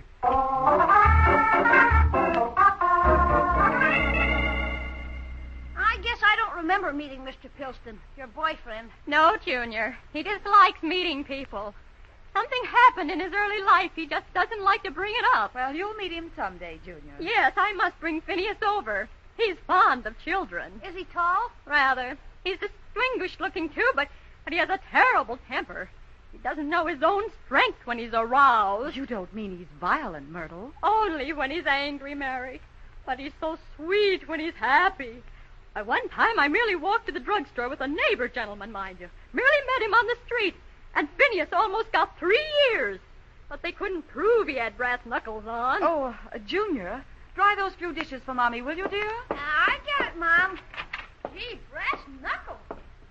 Oh, here's Oliver now. Come on, Homer. Take your hat off. Hat? Oh, yeah. Hat, Why, yeah. Homer, isn't that a new suit and sweater? Yep, 'tis. But there ain't no reason making fuss over it. 'Tain't the first suit I ever had. Oh, howdy, gal. Gal? Oh, I'm sorry, Homer. Meet my cousin Myrtle. Myrtle, this is Homer. I've heard so much about you. Yeah, got a good report on you, too, Myrtle. Yep. Oh, my. Where has this man been all my life? Never mind that. He's consented to take you to the symphony tonight, Myrtle. Hey, Oliver, I just thought I don't just see how I'm going to... come on now, Homer. It won't take but a minute for Myrtle to get ready, will it, Myrtle? Oh, my goodness, no. You hold him till I get my fur coat. Are you getting a break, Homer? See, with a lady wearing a fur coat? Yeah, I know, but you kind of misrepresented, Oliver. Huh? Boy, if I had a face like that, I'd nail a board over it. And she ain't going to see no 45 again. Honest, Homer, she's just 45. And jolly. Sure. Well, I know it ain't gentlemanly, Oliver, and of course I agreed to do it. You did. But you didn't mention nothing about... Oh, boy, about that face. Well, now... And the fur coat ain't coming up that high. Why, Homer, beauty's only skin deep. It's the personality that counts. Oh, 'tis, eh? Mm-hmm. Well, all right. Wait till I see how she looks in the fur coat. Here she comes. There, didn't take long, did it? Why, Myrtle, you look lovely. Well, I do try to keep myself up. Ready, Pop? Hey. That's you, Homer. Me? Yeah. Oh, brother. Oh, yeah. Well, I just been thinking. Oh, come now, Hobart. Hey, that's Homer. Oh, yes, Homer. Yeah, Homer. You've made me forget my whole miserable day. All I see is happiness ahead. Ahead, eh?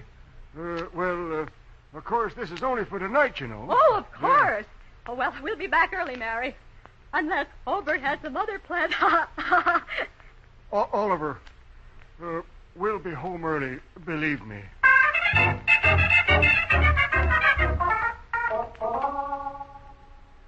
Well, that's the happiest I've ever seen, Myrtle. And the unhappiest I've ever seen Homer.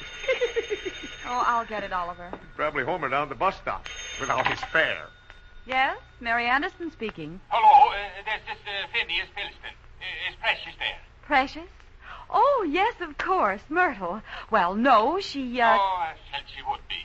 I'm calling from down the corner drugstore, and I am very angry. Oh, come now, Phineas. The world doesn't stand still. Myrtle must go on. No, that may be true, Mrs. Anderson. But she will go on with me, or she will go on with no one. And I mean that from the very bottom of my soul. Well, you'll have to speak to her about that. Good evening. Who, Phineas? Right. Angry as a hornet. Good.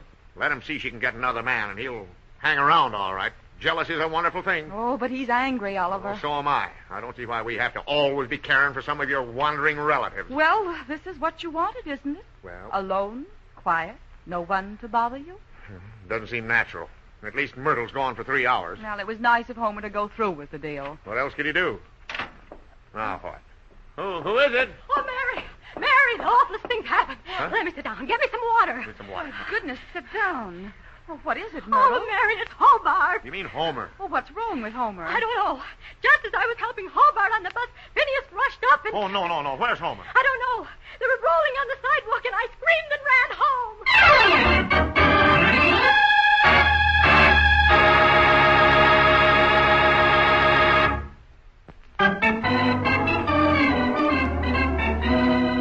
And now back to the Anderson family. Well, Oliver Anderson persuaded Homer Meister, a neighbor, to escort Mary's older cousin, Myrtle, to the symphony. Homer started out all right, but met up with Myrtle's boyfriend, Phineas Pilston, at the bus stop. So far, no one has found Homer, and Myrtle is still determined to go to the symphony. So it looks as though Oliver will have to do it. But, Oliver, Myrtle is sorry about everything. Does that help Homer? And Myrtle must be there to present that medal. It's her big moment, dear. Well, I asked Schultz, and he said no. I asked Chapman, and he said, are you kidding? Shh, here she comes, Oliver. Well, Mary, what am I going to do? I'm already late. look, why don't you phone it in, Myrtle? The men around here don't want to cooperate. But you could do it, Oliver. Yes, dear, that's right. Now run on and get your coat. And I'll put on a little makeup. I don't know where she's going to put it. There's no room on her face for any more. Oliver, please, do this for me. I know how you feel, but it's one way to get her started. Oh, all right. But this is doing my reputation no good. Oh, who's going to see you? Well, And after all, she does look nice. okay, I'll go. But I wish I knew what happened to Homer. Well, I'll find out for you while you're gone. Now hurry, dear.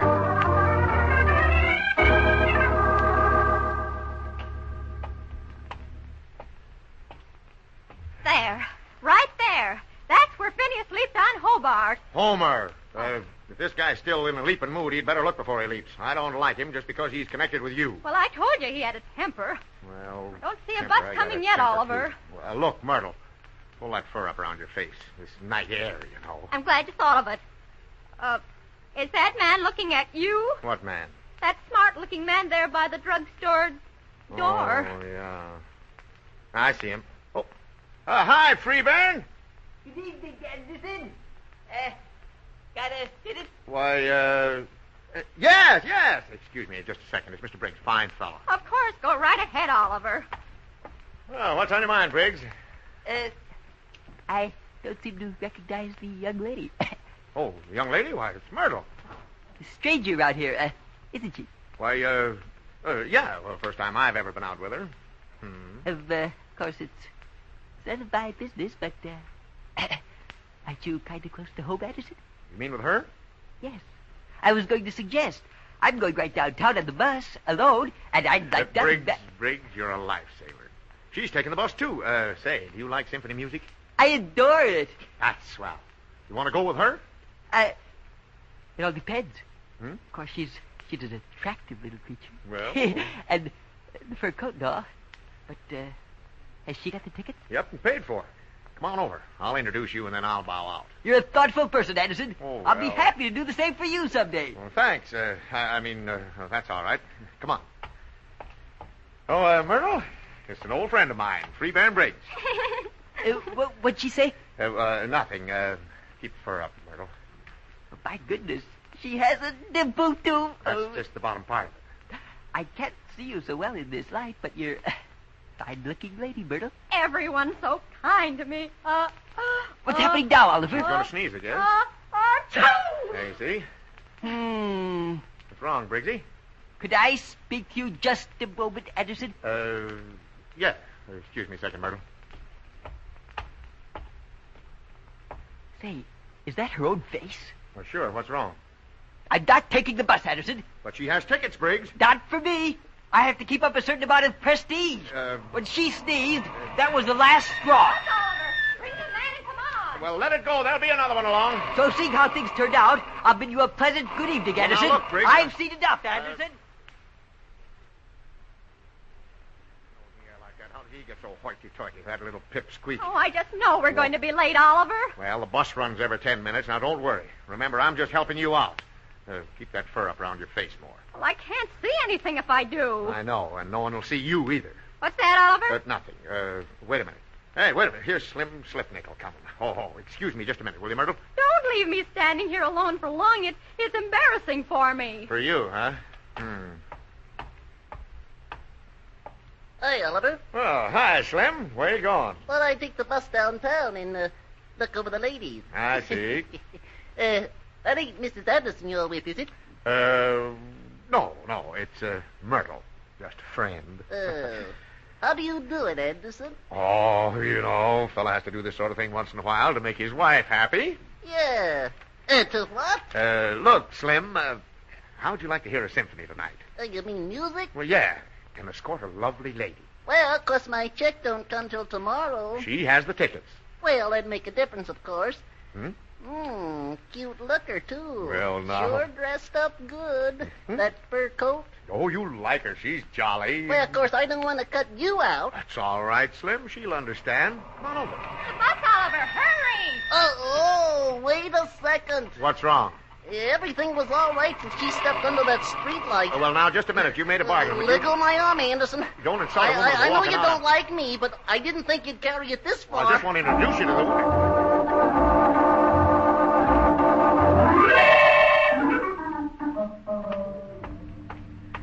Top step now. Just take it easy now. Delightful concert, wasn't it, Oliver? Yeah. Psst, Oliver. Huh? Oliver. Look, Myrtle, go on in. I have to see someone. Just one humiliation after another. Well, what's wrong, Homer? What happened? Well, lots of things. Hey, Phineas. Phineas? Now, wait, Homer. I'm a relative, you know, Phineas. Your baby have been waiting for you, Anderson. Well, now, look. And Homer has told me all about it. Just a minute now, Phineas. I was just doing her a favor, and you, too.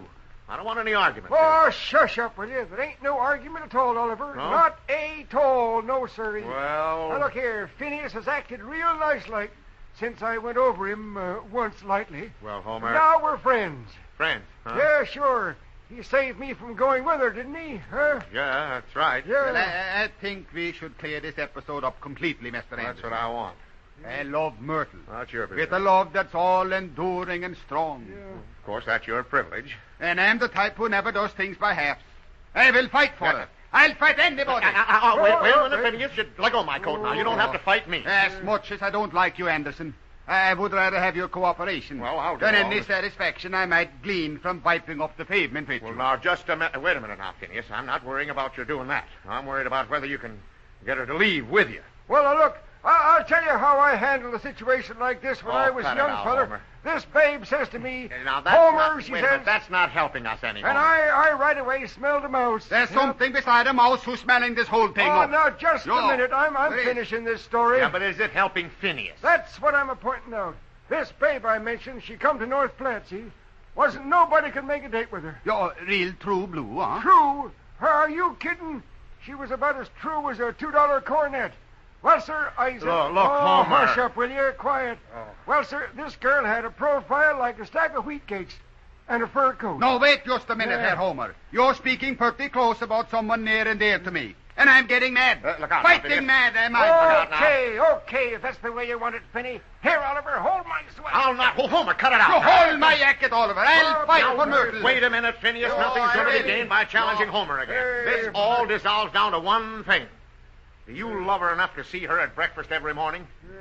Well, for years I have worshipped her from afar. No, it's safer that way. Every waking moment she's been on my mind. Yeah? Well, have you ever told her these things? Well, no. Well. Do you think I should? She wouldn't think me giddy. Giddy? Well, brother. I don't think so. Do you, Homer? Well, it's all in how you do it, Finney. You gotta look right into her face. Homer, look, now, that's going a little too far. I think the sensible thing to do is just put your arm around her and look the other way. The other way? Yeah. Well, is there a special reason for that? Well, Phineas, yeah. You wouldn't want her to see your lip quiver, would you? Golly, I think you're absolutely right. Well, sure. I've been a fool. All these years I've been afraid of a woman. Well, I know a lot of other fellows just like you. Now, you go on in, Phineas, and sweep her off her feet. By golly, I will never forget you for this, Anderson. Good. Hey, wait, how do you mean that? When you see us together again, we will be husband and wife. Well, good luck to you, Phineas. Just go on right in there. Oh, boy. You ain't doing that guy a good turn, Oliver. Well, It ain't right. That's Ain't the way he right. wants it, Homer. That's the way he wants it. And if they get married and settle down, then she'll stay home. You know, I kind of feel sorry for him, Oliver. You feel sorry for him? After what he did to you? Did to me? Yeah. Why, he didn't do nothing to me. He didn't? He took me by surprise at first, but I kind of run him down that back alley of the drugstore. Well, you're pretty And then fast on your foot. Yeah, and I whopped him good with my knuckles right off his nose. Yep. Backhanded And him. then- Yeah, backhanded him. Then he give up. He give up, huh? Yep. Just couldn't be mean What'd you to do, him, run him Oliver. till he winded him, or what'd you do to him? Yeah, punched him right in the belly. Yeah, several times. Hey, but look, Oliver, look what he saved me from. Well, I guess I owe you an apology, Homer. You don't owe me nothing, Oliver. It's a thing like that makes me appreciate Marthy, dagnabbit. Well, then it wasn't a total loss. Nope, 'twarn't, Oliver. Phineas promised me that after he married Myrtle and moved into her house... Oh. Yeah, he said he'd give me all the cement work in the patio. Well, now that's Yeah. reciprocation for you. Yeah, I'm glad to doggone hear it, nice Homer. fella, yeah. I guess I'll go in and see the courtship of the mastodons.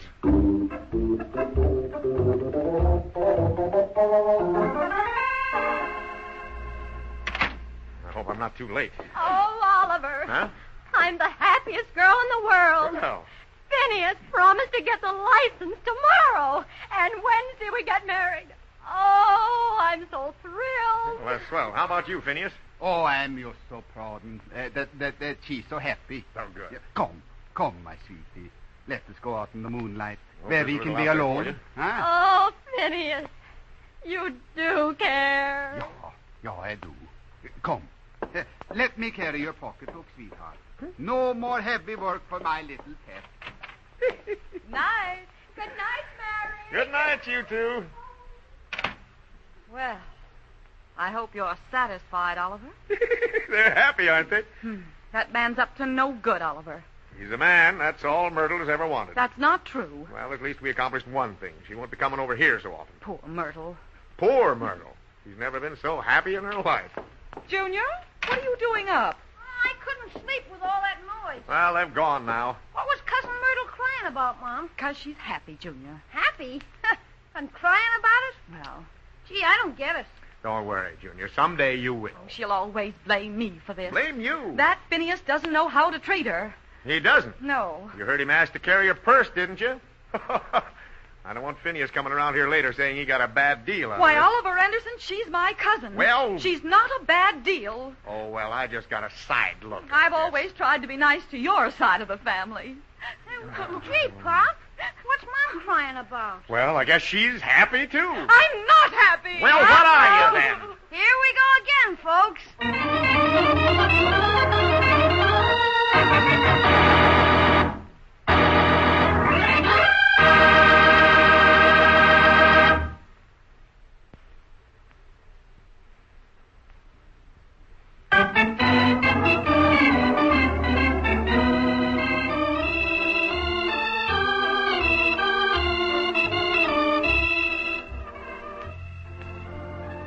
The Anderson Family is written by Howard Swart, directed by Herb Litton, and features Dick Lane as Oliver, Louise Arthur as Mary, Walter Tetley as Junior, and Herbert Rollinson as Homer. Martha was played by Jacqueline DeWitt, Myrtle by Jenny Johnson, Slim by Doug Young, and Mr. Briggs by George Peroni. Music by Gordon Kibbe, sound effects by Ray Erlenborn, and your announcer is Ken Peters. The Anderson Family is a Hollywood Broadcasters production, transcribed from Hollywood.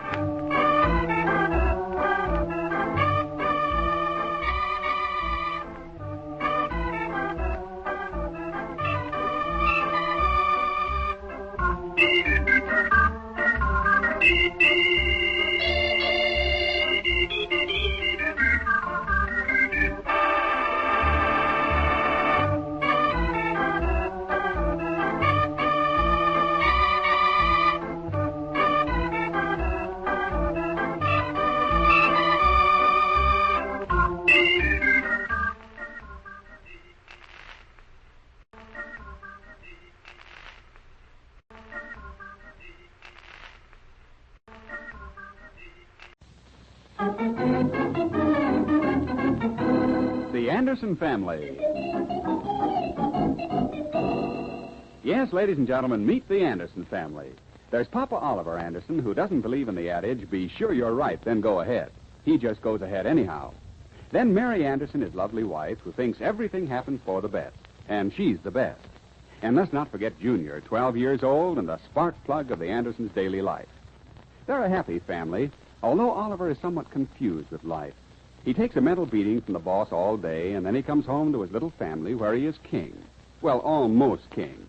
There is no place for morbidity in their lives, and their happy outlook is a tonic for everyone. I don't mind your father coming at all, Mary. It's just the fact that he's so hard to get back on the bus. That's no way to talk about Father. After all, he likes you. I know, but does he have to travel 2,000 miles every year to prove it? You want me to tell him not to come and hurt his feelings? You'll feel terrible, Oliver. He won't.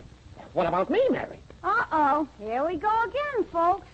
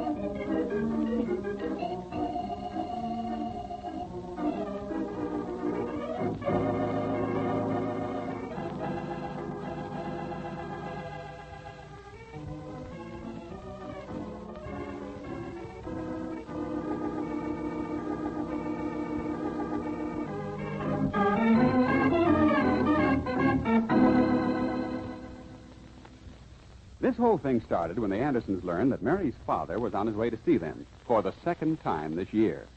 Oliver likes the old gentleman, but would like some kind of a contract holding the father to a certain date for his departure.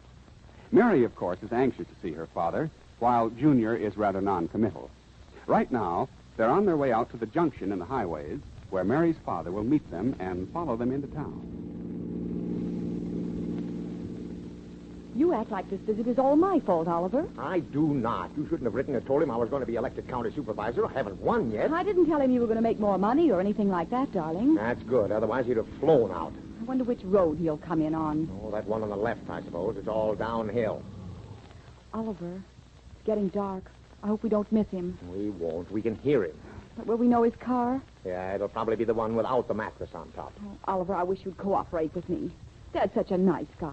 You know how hurt he gets when he thinks he's intruding. I am cooperating, Mary. I like him, too, but he keeps buying Junior ice cream and candy, and then he won't eat his meals. It's just because he loves Junior. Oh, of course it is. I'm not saying that. Junior's crazy about him, too. Of course he is. I know that. We're all crazy about each other. But, Mary, I'm going to try to win that election, and your dad will want to hang around with me. Well, darling, just tell him how important it is. Are you kidding me? Tell him anything? Don't be ridiculous. His feelings are always being hurt. Well, remember, he's not a very young man anymore. Yeah, he's not young, and that's what I've been trying to tell you. He's to stay home and rest. But he gets so tired of staying around home, Oliver. Well, he could go to work. You know very well Father isn't well enough to work. I didn't say he was, but I know that a trip like he's taking would put an athlete to bed for a week. Look, darling, promise me you'll be kind to him. After all, he won't stay with us very long. I'll be especially nice. The first day or two, he'll probably be all in. Now you're acting like your old self.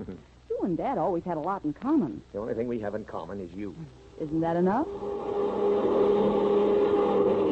Do you think we should go on out the road further? Well, the only way he could miss us is by coming in through that cornfield. Listen. That's more like it. Get out the red flag. This sounds like him. Who it is, Oliver? It's Dad. Dad! Oh, Dad! Hey, take it easy. You'll go on in on the rims there. Well, Mary, here I am. Does he think we've doubted? Oliver, now, please. Back up, Dad! Yeah, but watch out! That's far enough, Dad! Hold it! Hold it! Hold it! Well, shovel it up. Oh, Dad, are you hurt? Well, I don't think so. Just misjudged, it's all. Come on, Dad, get out. Here, I'll help you. Oh, wait a minute. Don't break that rope. I'll just climb over the door. What, Dad? What happened to your running board? Oh, that? Well, sure, I'll tell you. I left the running board back in Amarillo. A bridge got a little close to me. The bridge got a little close to you? Yeah, in this darn door, well, you know, a fellow was backing a hay wagon out of the garage. You should have seen his wagon. Yes, just so you weren't hurt. Come now, Dad. Just follow us on in now. We'll get home and you take a nice warm bath and get into bed. Me in bed? Listen, Mary, the night's young, and I got a lot to talk about. You aren't tired? Me tired? Listen, it takes more than a trip like that to bother me. Now, don't you get to worrying about me. I'm all right. Well, then you come on, follow us in. I'll be right on your tail right all the way. Okay, Dad. He'll be in our front seat, too, if we stop suddenly. I don't think he has any more brakes than he has judgment.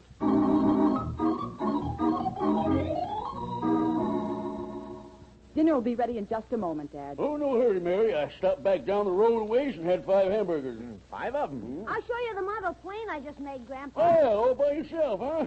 Well, I'll help you make one. It'll make the kids' eyes pop right out. You will? Yeah. See, how long will it take? Yeah, there's no need starting it and then leaving before it's finished. Oh, I'll stay till we finish it. Oh. Dinner's ready. Come on, Dad. You're going to sit by me, aren't you, Grandpa? Well, I don't know any place I'd rather sit. You sit right here, Dad. Junior, you sit on that side. Oliver, you take the head there. That's pretty far from the food. Pop's always making Mom and me laugh. Yes. Hey, what's this Mary writes us about your running for some political thing, Oliver? Yes, I stand a fair chance of becoming county supervisor. What's the matter with the fella they got now? Well, some people don't think he's too honest. Well, then I say get him out. Impeach him. Throw him out. Oh, Father, the gravy. Oh, I'm sorry, Mary. Will you get me a towel, Mary? Oh, Oliver, you're used to it. That's all right, just an accident. I must have lost my temper. I promised Ma I'd not do that. Pop doesn't care, Grandpa. He's got another suit. Shall I go get it, Dad? No, bring me my raincoat. Now, Oliver, stop clouding and let's eat. Had some meat, Dad? Meat? Oh, yes, Mary. Thanks. Meal, too. Beef. Some potatoes, Grandpa? I'll have some bread. The bread, Dad? Gee, I can't keep up with you, Mary. Yeah, scatter it around a bit. So this feller's a crook, eh, Oliver? Yeah, we just don't use that term, Dad. Well, listen to me. If he's crooked, I'll help you all I can to get in. Oliver's doing well with it, Dad. Feller needs all the help he can get. Slide them carrots over here, will you, Sonny? Carrots? Oh, yes, that's carrots, Pop. Carrots? Oh, yeah, sure. That Benson has a pretty good machine behind him, and I have to go easy. Then get him out. I say beat him at the polls. Down with the machine! Junior, the plate! Got it, Pop! Look, Dad, everything's going to be all right. Oliver has his committees, and they'll see that the election is run on a fair basis. Gee, it ain't like me to lose my temper that way. But doggone it, Oliver, I always play the game to win. Well, of course, I expect to win. Oh, excuse me. You folks go ahead and eat. I'll see who it is. Oh, Homer, what is it? Can they come in a minute? Oh, I guess so. I got bad news, Oliver. Bad news? Yep. This Benson fellow who's running again you is around asking people about you, trying to get something on you. But I let on like I didn't know a thing. You let on? What do you know about me? What's the trouble here, Oliver? This fella here bother you? Bother me? Oh, no, Dad, you remember Homer Meister? You met him when you were here, living here before. Oh, of course. How's your wife, Mabel? Her name's Marthy, and she's feeling right good. Well, I'm glad to hear it.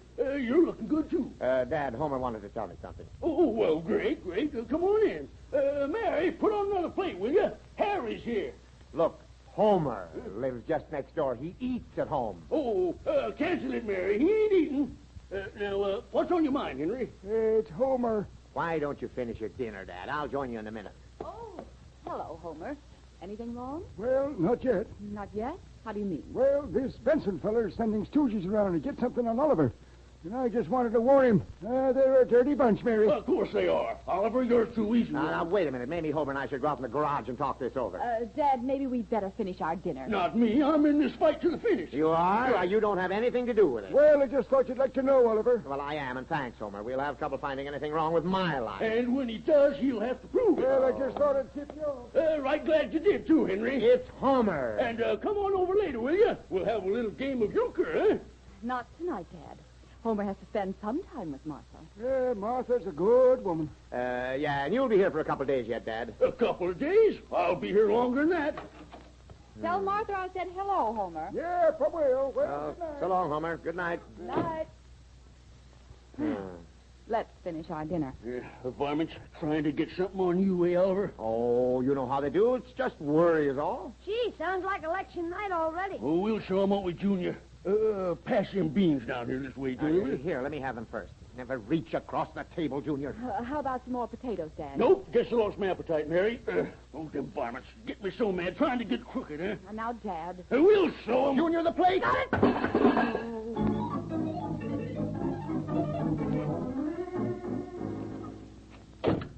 Oh, hi, Dad. I won't be ready to leave for home for a while. Sit down. Thanks. I'm sure it's hard out. I've been standing down in that meat market, arguing with that butcher in there. Oh, you mean Schultz? Oh, whoever he is, he sure ain't for you. I know it. He's pulling for Benson. Benson buys his meat there. I told him about your platform, and he just laughed at me. You told him, old shortweight Schultz? Why? Well, you ain't ashamed of it, are you? Well, why did you do that? We were saving that for a surprise. Was? Well, doggone it, I shouldn't be out, I guess. Look, you take the bus at the corner and don't get off until you get home, will you? Well, there ain't any need of getting upset now, Oliver. I've got an idea from talking to that feller. Look, Dad, forget the election, forget everything. Just let me handle the campaign. This Benson feller's a fast worker, Schultz tells me. Yeah, of course he is, and he'll have stuff out on me a half hour after it gets to it. That's what I wanted to know. You can't beat a man like that, honestly. But I think I can bring him down. Look, will you forget it? Not me, I'm a fighter, son. Oh. And no son-in-law of mine's going to take a drubbing while I can help it. But I don't need your help, Dad. That ain't what Schultz said. No. You're going to need a trick or two, and I'm just the boy who knows them. Don't you worry none about me. I'll be home when you get there. Now, wait a minute, Dad. Wait!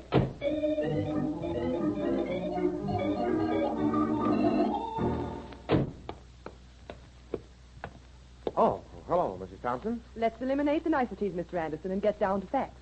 Huh? That man who left your office a few minutes ago. Yes? It seems to me you're conducting your campaign for county supervisor like a schoolboy. Me? Why? Who was that man who left here a few moments ago? That was my father-in-law. Your father-in-law? Yeah. Well, haven't you enough trouble on your hands without adding more? Oh, he's a nice fellow. Mary's father, you know. What have you done to make him mad? But me, I haven't done anything. I just told him to get on the bus and don't talk to anyone. You did, eh? Yeah. Well, I just came by Benson's headquarters, and your father-in-law was sitting in there chummy as anything you've ever seen, with Benson.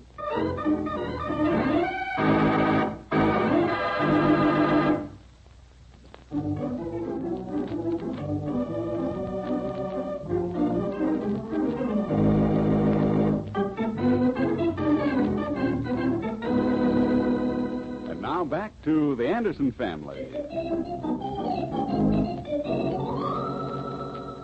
Oliver is, as you know, running for county supervisor and is up against a tough political setup.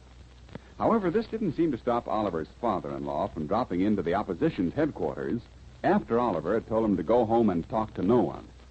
The father-in-law is still talking to Benson, the opposing candidate. Yep, I've been in a few campaigns myself in my younger days. Oh, is that so? I knew from your attitude that you had been successful in politics before. Being Oliver Anderson's father-in-law don't make any difference to me. He's honest, and you're honest. That's what I call good fellowship. By the way, I understand Oliver had a little trouble a few years back. There's no truth in that, is there? Well, no, Oliver's a good boy. He doesn't even know I spent 4 years in Leavenworth. He doesn't know you... What? 4 years in Leavenworth? Of course, I wouldn't want that to get around now. It wouldn't be sporting of you to mention it. Me? Mention it? Why, that's ridiculous. We want a good, clean campaign. 4 years, you say? That's right. But keep it under your hat now. Oh, of course. Your secret is safe with me. Oh, I didn't notice the time. I really have to leave now, but thanks for coming in. We need honest men like you. And Anderson. Yep, I knew you was a right nice fellow when I first saw you. Well, good day, sir. Yes. Oh, this is wonderful. Oh, Anderson, you're a dead duck. Hello, Harry. Listen to this. Anderson's father-in-law was just in here. Get this. He served a 4-year sentence in Leavenworth. Yes, in Leavenworth. He told me so himself.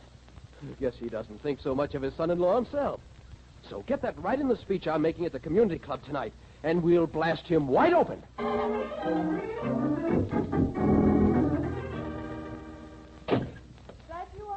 That's right. Where's Dad? Don't ask me. I'm not holding a leash on him. But he was coming home with you. He promised me he would. He's been in town 1 day, and he's talked to everyone he's met, but the topper is. He was seen going into Benson's headquarters by Mrs. Thompson. Oh, you know how Father is. Yeah. That's what's worrying me. You know, he talks too much and too loud, and it isn't particularly careful he is of what he says. But Father's no simpleton. You're biased, being his daughter. But any man who could snake the last piece of meat out from under my fork and then laugh it off. Oh, but Oliver, what could he possibly say that would hurt you? I don't know. Well, then there's nothing to worry about. Look, anytime he's loose and has Carter, there's plenty to worry about. I'll go see if I can find him. Yes, I wish you would.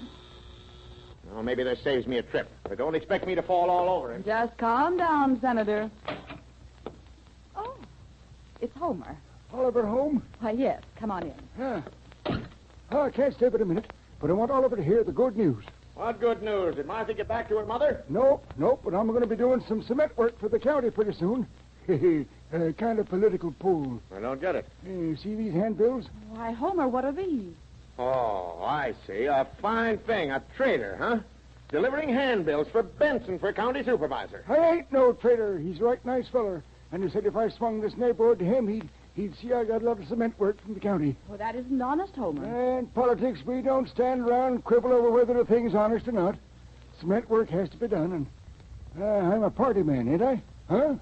Well, maybe I could have swung a little cement work for you if your price for the job was the low bid. Oh, well, of course, you're new to politics, and like you always say, you have to stick with the winner. Well, Benson hasn't won yet, Homer. It's in the bag, Mary. Gosh, you know, I'd give anything to help Oliver win. Yeah, I can see that. You're so anxious to see me win, you pass out handbills for Benson. Well, I'm a citizen, ain't I? I can vote for who I want, can't I? If you'd asked me to pass out handbills for you, I'd have done it. But Benson knows the influence I have in the neighborhood. Influence? You can't even get a pound of hamburger on credit at Schultz's butcher shop. Oh, I can't I? Look, let's stop this silly bickering. It isn't silly. My own neighbor, Homer Meister. Well, tell you what I'll do, Oliver. I'm a fair man, and I'll pass handbills for you tomorrow. I don't have any handbills. But Homer offered Oliver. Yeah, he thinks I might win. I sure hope you do, Oliver. But gosh, this Benson fellow's experienced. Knows what to say.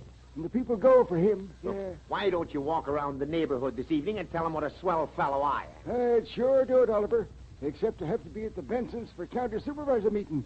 I got a big blue bags to wear. Oh, there's going to be something big a-popping tonight. Something big? What? Well, I don't know. But they're sure excited about it down headquarters.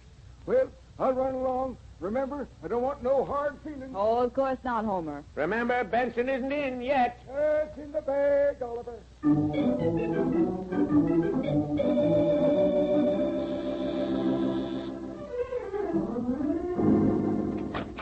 Oh, it's Mrs. Thompson. Won't you come in? I had Filbert drive me by, Anderson. He's so hurt he won't even come in. Boss is hurt? What's wrong? We just came from the election talk of your opponent, Benson.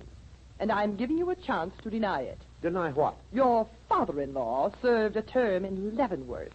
He did? Wait till I call Mary. She never told me. Oh, no. Don't call her. Mr. Benson told the audience that your father-in-law admitted to him that he'd served the term. Well, that's the first I knew about it. How did Benson find out? I understand your relative told him himself. Oh, no. But I could have told you about him. I am never fooled by golf knickers and French berets on elderly gentlemen. In many ways, I felt he was concealing something. Oh, now, surely you don't believe it, Mrs. Thompson. Facts are indisputable, Anderson. And now I must go. My heart goes out to poor Filbert. He trusted you so. I'll go talk to the boss. No, I think he'll talk to you tomorrow. Good night. Wait a minute. It must be a mistake. If it is, you've made it, Anderson. So the old gentleman spent a term, eh? Mary? Mary! Just a minute. Come on and hurry up. What's wrong now? Your father. Oh, no. What's happened to him? Nothing until he gets home. Why didn't you tell me he served 4 years in Leavenworth? Father in Leavenworth? I wish you'd have told me. But, Oliver, there's a mistake. I know, and he's it, Mary. He even told the Benson crowd about it. What makes him tick, anyhow? Now, Oliver, there's something wrong here somewhere. Oh, my father would never do a wrong thing in his life. Is this right? Did he have to come here to make his first mistake? Hi, Mom. Hi, Pop. Oh, home so soon, Junior? Yeah. Oh, what's wrong? Oh, Mr. Chapman told me I'd better run on home. If I wanted to know the reason, ask Pop. Ask me? Wait a minute. Did Chapman attend the rally tonight, the Benson rally? Yeah. And he told me to tell you that if you have anything over here that belongs to him, get it back there. Oh. Oliver, you mean people actually think Dad was in prison? Why, it's simply not true. You mean Grandpa was in prison, Mom? No, of course not, dear. Oh, where is Dad? Oliver, go look for him, please. What, and find him? Not me. And Grandpa always seemed so nice, too. Junior, don't talk like that. It's not true. Oh, listen, there's Dad now. Yeah, the playboy of Gravel Pit Junction. At least we know he's home. Oh, well, Mary. My goodness, you look as though something's happened. I'm afraid it has, Dad. Now, I can explain everything, Mary. Just give me time. Could you spare a minute? I figured you'd kind of be worried about me. I've been worried about what you were doing. Mrs. Thompson said you'd been in to see my opposition. Yeah, it was. I wanted to get a slant on that phony politician, and I did. Mrs. Thompson felt that you hurt Oliver's chances by doing that, Dad. Well, of course, women don't understand how them things is done. I don't either. All I know is that even Homer Meister figures I'm going to finish second. Well, now, Henry Meister don't know what he's talking about. Homer. But, Dad, do you mind telling us just what happened? Well, it's kind of long, Mary. I was afraid it would be. Oliver, please. Well, you see, I sized this Benson feller up to be a fast doer and a man who'd give me action. And I wasn't wrong. Yeah, look, I could give you an argument on that. No, sirree, I wasn't wrong. I knew as soon as I told him I'd been in Leavenworth for 4 years. You told him that? Then it's true. Oh, Dad, how could you say such things? Because it's true, Mary. Yep, I admit it. Why didn't you postpone your visit until after election? If I had, Oliver, you wouldn't have won. Well, it's a well-known fact by now that a man with a father-in-law who spent time in Leavenworth isn't going to win. And maybe not even have a job. Well, you just leave that to me, Oliver. You see, the reason I was late in getting home was I had to attend the rally to be sure Benson told folks I was a convict. But, Dad, you're not a convict. That's what Benson knows now. Look. This double talk. You should be running for office. You think it's all right, Dad, for Benson to tell the audience that you were a convict? Yep. I was in hopes he would. Right now, you see, I have a lawyer working for me. Now, wait a minute. This has gone far enough. Right this minute, you will pay for your own lawyer. Remember that. If it works out the way I expect. Oh, who's this? Yeah, 10 to 1, it's my lawyer, or Benson. Yes? Oh, it's Mr. Benson. Oh, Mrs. Anderson, I come on a peaceful mission. Well, come in. I want to speak to Oliver. I want to be the first to congratulate him. Right in here. First to what? Oliver Anderson, the next county supervisor. Let me be the first to shake your hand. What have you got in your hand, a bomb? Oh, come now. Let bygones be bygones, and let us work together for a finer county. I don't get it. I have withdrawn my name from the ticket, which leaves you the only remaining candidate. Why, Mr. Benson, what on earth? Oh, you're pretty clever, Anderson. Yes, I underestimated you. I'll admit that. You're the better man, and I wish you luck. You'll not prosecute. Well, of course not. I'll not... What? Thanks. Thanks for acting like nothing happened.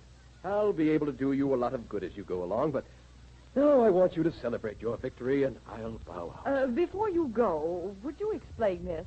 And Oliver, quit twisting your tie. You're getting purple. Huh? And as for you, you old goat. Old goat? That's me, Mary. Now, look here, Benson. You can't talk that way to my father-in-law. One more crack like that and... I'm sorry. And I hope you'll accept my apology, the old goat. Such nerve. Let it go. He's pretty upset. Well, I could do for a spot of lunch, Mary. And maybe a coffee, too.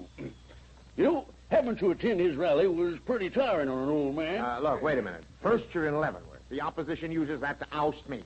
Then in comes Benson saying, I'm the new county supervisor, and he goes out calling you an old goat. Wait, Oliver. Let's sit down and have a bite to eat. Dad can tell you about it as we eat. I can't stand people talking with their mouths full. Well, here's how it happened, you see. Well, gee, Grandpa, you got home. Oh, yep, I did. Sit down right here beside me, Junior. Well, I'm not hungry. Don't worry, you won't get anything to eat anyway. Oh, the bread, Oliver. Oliver. Huh? Dad wants the bread. Oh, here. Thanks. Now, if everyone will be quiet, let's clear this thing up. Well, I told this Benson, told him, I said, I've been in Leavenworth for 4 years, and it's the truth. I knew Benson would grab at that like a conductor reaching for an extra fare. Didn't you realize that would hurt Oliver? Nope, wouldn't hurt him a bit. See, it was true. Huh? Gee, Grandpa, and you always seem so nice, too. But what I didn't tell him was I was in Leavenworth as a guard before I met Mary's mother. Gee, Grandpa, did you carry a gun and wear a uniform? Oh, Dad. And Benson misunderstood and started to sandbag. Oh. Just all he hoped he would. You see, after he said those things at the rally, my lawyer asked him to prove it or be sued for slander. And, well, that's all there is to it. I'd like you to push the butter down this way, if you will, Junior. Sure. And here all this time we didn't know. I didn't know, but I worried just as much as if I did. I know a trick or two myself. With Oliver in here, we'll have honest government. We'll throw out of office people like Benson. From now on, we're free of crooked politics. Junior, the plague!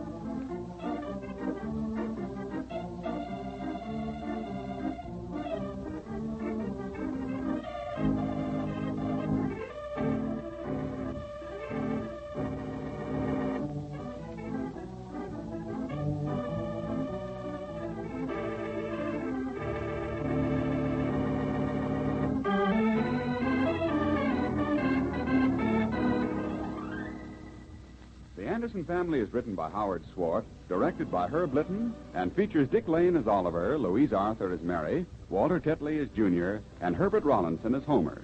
Others in the cast were Paul Theodore, Doug Young, and Jackie DeWitt. Music by Gordon Kibbe, sound effects by Ray Erlenborn. Your announcer is Ken Peters. The Anderson Family is a Hollywood Broadcasters production, transcribed from Hollywood.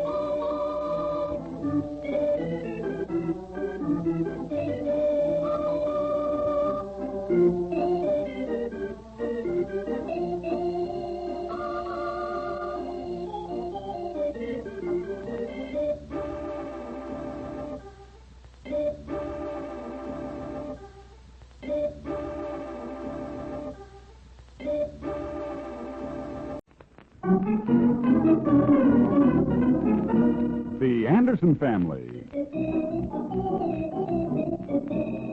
Now, Oliver, when Christine arrives this afternoon, please help me. She's an old schoolgirl friend. How long is she going to stay? I have no idea. Probably only a few minutes. Is that the babe who's trying to get into pictures? Yes, she's just been married, so please be careful how you talk to them. I don't think I'm even going to talk to them. Oliver, Christine would just love to go home and tell everyone I married a stoop. A stoop? What's a stoop, Mom? Quiet. Okay, I'll show them how a stoop really acts. No, please, Oliver. Spying on you so they can report I'm a stoop. They didn't say that. Well, they intend to, according to you. Uh-oh, here we go again, folks.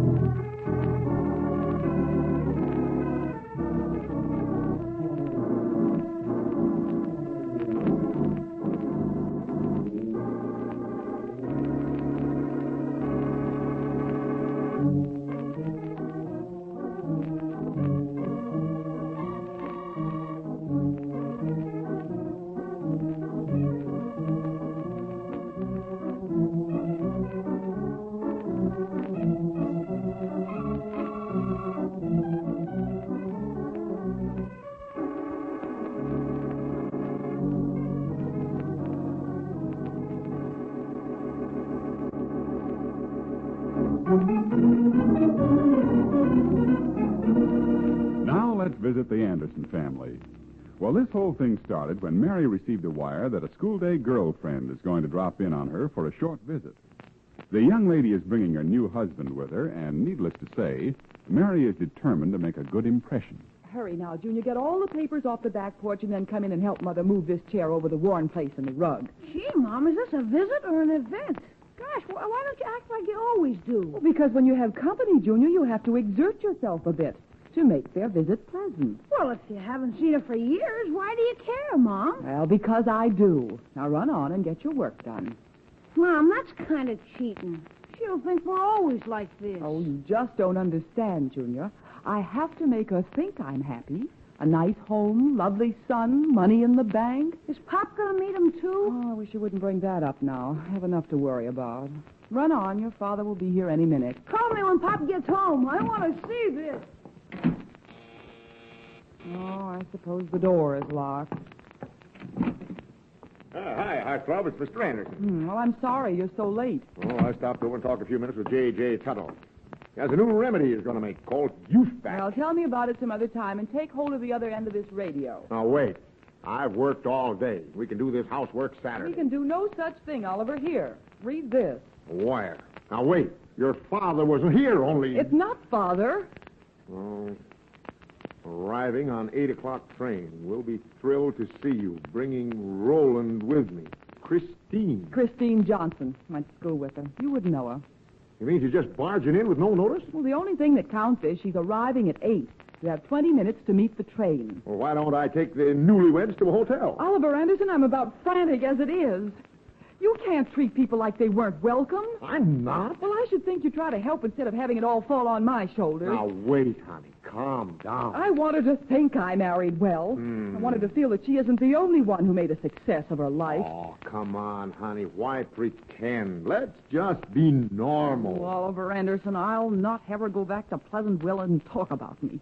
She never did like me very well, and I know why she's coming here. Well, I'll meet the train and tell her we've moved. No. You'll do as I ask you. Meet the train. Be pleasant. Make her feel welcome. Oh, I do so want the people back home to know how happy I am. Okay, honey, you can count on me. Now, you go ahead. I'll take Junior down to the train with me. We're bound to see him sooner or later anyhow.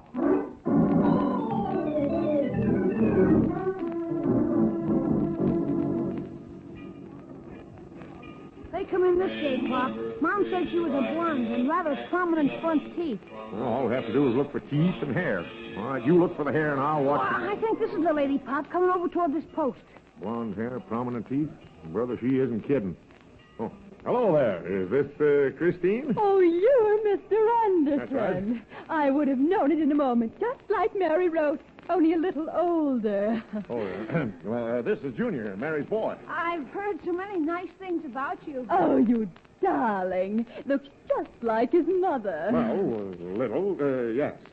Shall I take your bag? No, Roland will bring them. Oh, excuse me, Mr. Anderson, this is Roland Bilgehaven, my husband. Oh, hello there, Roland. Put your hat back on your head, Roland. This man is not a producer. Oh, I'm happy to make your acquaintance, I think. Well, shall we go? Well, just so. I mean, you bet. Mary can't wait till she sees you. She's thrilled to death. May I carry one of those grips for you, sir? Oh, of course. Here. Take this one. Junior meant the little one, mister. Very well. Does riding on trains make Roland ill? Oh, no. He's ridden on them before. But he hates to call on people he doesn't know. That's all. Gee, Roland and I should get along fine. Our car is over here. Mama's waiting for us. Just think. 13 years since I've seen Mary. I wonder if she still has straight hair.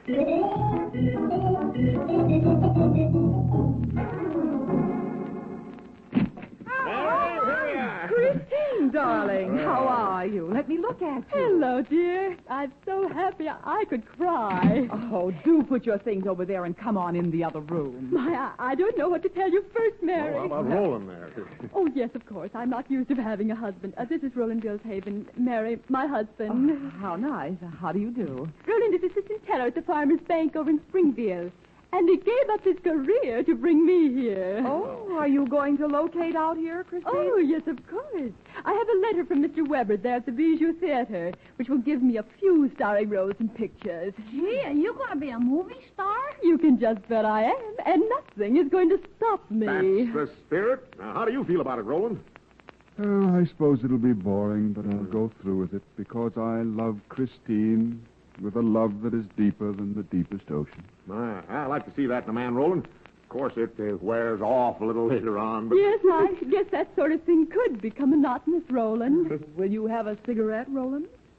I don't smoke. Roland neither smokes, drinks, or plays cards. You cook, Roland? I abhor the kitchen. Oliver, dear, will you help Junior get dressed for dinner? Help him? Mm-hmm. Oh, yeah, sure, of course. Excuse me, folks. Come on, Junior. Yeah, excuse me. Of course we will. You run right along. Why did Mom want you to help me dress for dinner? I'm probably afraid I'd raise my voice to Roland. Well, what shall I wear for dinner? This is something new. Well, just change your shirt and comb your hair. Well, I always do that. Well, do it again. Did you get that remark about her going to be a picture star? Well, yeah, but she has a letter, Pop. Yeah, well, listen. Your mother could give her 10 minutes start in the powder room and make Christine look like the back row of a burlesque chorus. Well, gee, Pop, like Mom says, you're not showing the right attitude. Never mind my attitude. If she didn't go home and tell all Mary's friends how I acted, I'd really make her visit a nightmare. How are you coming, darling? Well, Oliver Anderson, if you don't hurry, I'll scream. We'll be right there, Mom. now, don't worry, honey. I'll pass the stuff to Christine first. and I'll be- And the husband makes me so nervous. Oh, come now. In 10 minutes, I'll have meat out of your hand, or else on his way to the railroad station.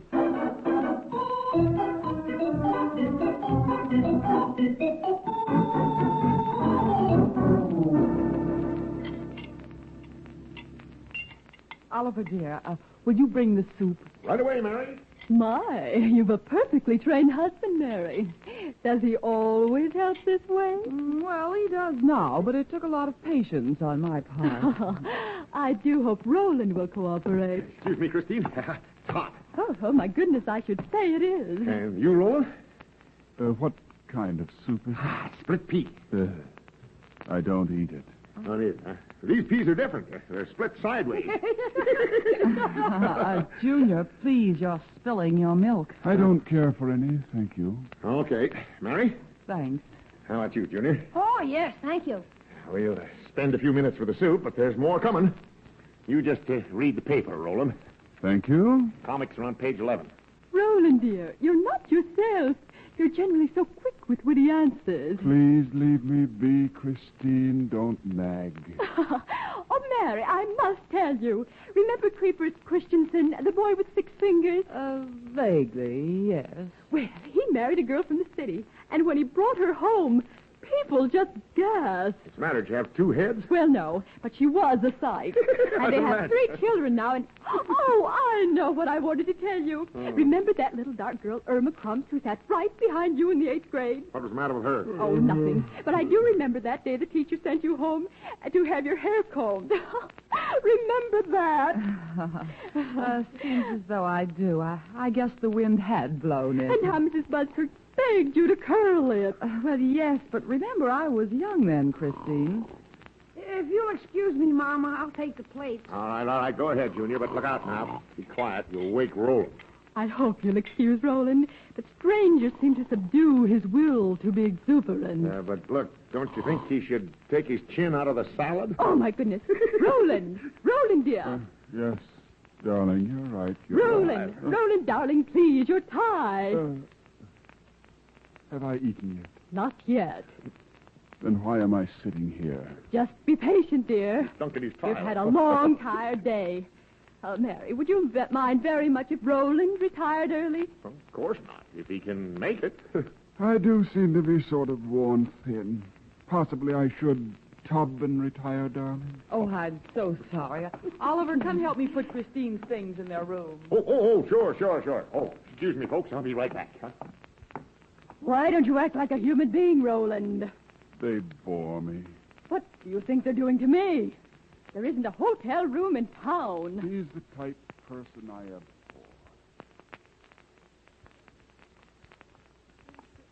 Junior, what are you doing in our bedroom? Oh, gee, I don't know, Mom. And I know it isn't the thing to say, but, gosh, I wish they'd never come. Oh, come now, honey. Don't give it another thought. Nah, they don't worry us, not a bit. But the thing she said about Mom... She doesn't do it to be mean, darling. She's just reminiscing. But surely you did something that was all right when you were young.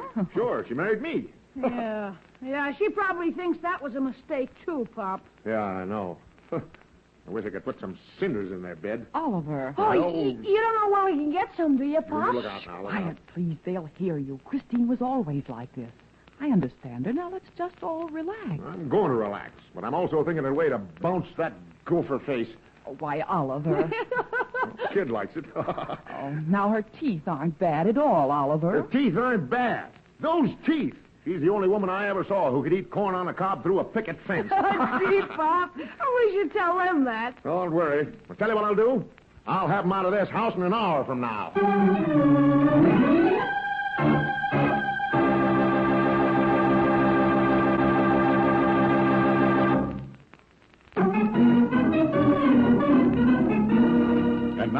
back to the Anderson family. A girlfriend of Mary's has dropped in to see her. Mary is trying very hard to make an impression on her, so the report back in Mary's hometown will be a good one. Junior rather goes along with his father in disliking both the girl and her husband, and has told Mary that he'd do what he can to send her on her way. Oliver isn't too sure of success because right now he's trying to talk Junior out of his upper bunk for the night. Look, there's nothing wrong with the back porch, Junior. You're young and healthy. Well, it's pretty cold out there, Pop. That isn't the idea. Of course it's cold. But I'll see that you have a couple of extra blankets. Gee, look, just like camping out in the woods. Should be fun. Mom says I don't get my rest out there. Well, you slept out there when your grandfather was here. Well, sure, but it was summer then and warm. Look, just get it out of your head that you're going to talk me into sleeping out there. Huh? Oliver, I put the bedclothes out on the back porch. Yeah, I know. I was just talking to Junior about it. You're going to sleep out there, Oliver. No, wait just a minute. Not me. But, darling, Junior must have 8 hours of uninterrupted sleep each night. I don't care about that. I'm not sleeping on that back porch. Chapman's dog barks at 6 and wakes me up. Oh, shucks, you don't have to worry about that. Huh? If you pull the covers over your head, you won't hear the dog pop. That's the way I did. I don't care how you arranged it. I'm not sleeping on that porch. Put Roland out there. Now, isn't that lovely? You treat a guest that way? I don't like it. I think the feeling's mutual. Why can't I just climb in with Junior for the night? Well, gee, Pop, it'll hardly hold me, honest. It's ridiculous. These bunk beds are built to hold grown people. Well, there's not room, Oliver. Look, we'll make room. But, Pop... Just tell your friends that I'm retiring. Mary. Oliver, I won't say it again. You're sleeping on the back porch. Now, wait, look. Here's what I mean. I can get way back in the bunk, see, and then when Junior gets out in the morning, he won't even wake me. What are you doing, Oliver? I'll show you what I mean. Now, here. I'll get up there and show you what I mean. You better use the ladder, Pop. Ladder. That's for sissies. Right, up I go. Oh, you broke my bed. Oh, dear. They're around there like dummies. Get the stuff off of me. Get that in, Junior. Hurry. Now lift. Gee, Mom, now where am I going to sleep? Oh, I'm sitting here with a go fracture and you're worrying about whether you're going to sleep. There. Now get up, Oliver. Oh, I see. The springs. Ow! Junior, lift that end up. Okay. Yeah, give me your hand, Mary. Here. Now, Yeah, come up you come. Come on, Pop. Oh. Look how heavy you're falling.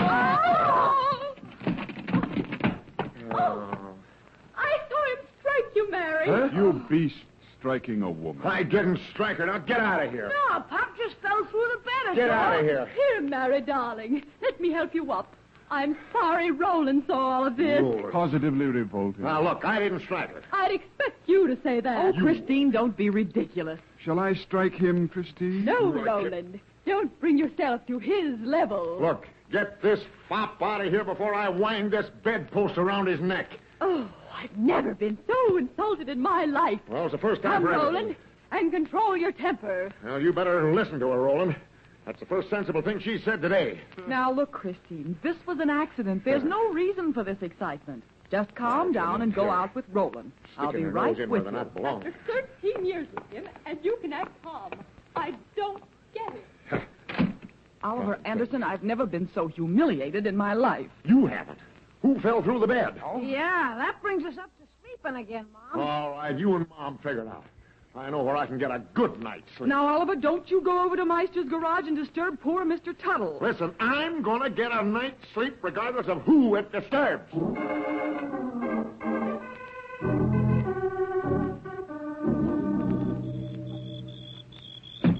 Tuttle. Hey, Tuttle, let me in. Tuttle.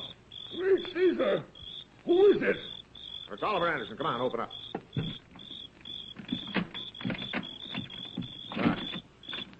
Come in, quickly. The air is quite chilly. Careful and don't step in that oil on the floor. Oil? Don't tell me you're drilling for oil in here. No, it's that peasant Homer. Oh. He changed oil in the car and the pan leaked. Now, my boy, to what may I attribute this late call? I was just wondering how you fix for sleeping facilities over here. Sleeping facilities? Yeah. Good heavens, man, there's no room for more than one since Homer stored that old couch out here. Why do you ask? Oh, some schoolgirl friend of Mary's and her husband are using our beds for the night. Me. I know what you mean. Oh, do you? I remember when Esther and I were first married. Esther? Ah, yes. Esther was my second wife. Oh, I see. Yes, friends would drop in and stay. Finally, I had to put my foot down. Poor Esther was so tired when she left for work each morning, I was afraid they would terminate her. Well, how'd you get rid of him? It's a very simple matter. Is it? In fact, I'd rather do it for you than listen to your confounded snoring out here all night. You don't insult him, do you? Oh, no, of course not. Oh, come on. Just how good a friend is this schoolgirl? Well, I don't think she's a friend at all. Just remembers the bad things about Mary, nothing good. Says she's going to be a star in pictures. Ah, just the type I love to play with. As a cat doth a mouse. Mary won't stand for any rough stuff now, J.J. Rough stuff? That's medieval, Oliver. When I get through with them, they're on the train before they know it. You run on now, and I'll be right with you. No. I'd rather you go back with me. Very well, but let me warn you, don't contradict the thing I say. And here's what I'll do. All right, I'll go along I'll with you. pretend to be a well-known personality who just arrived from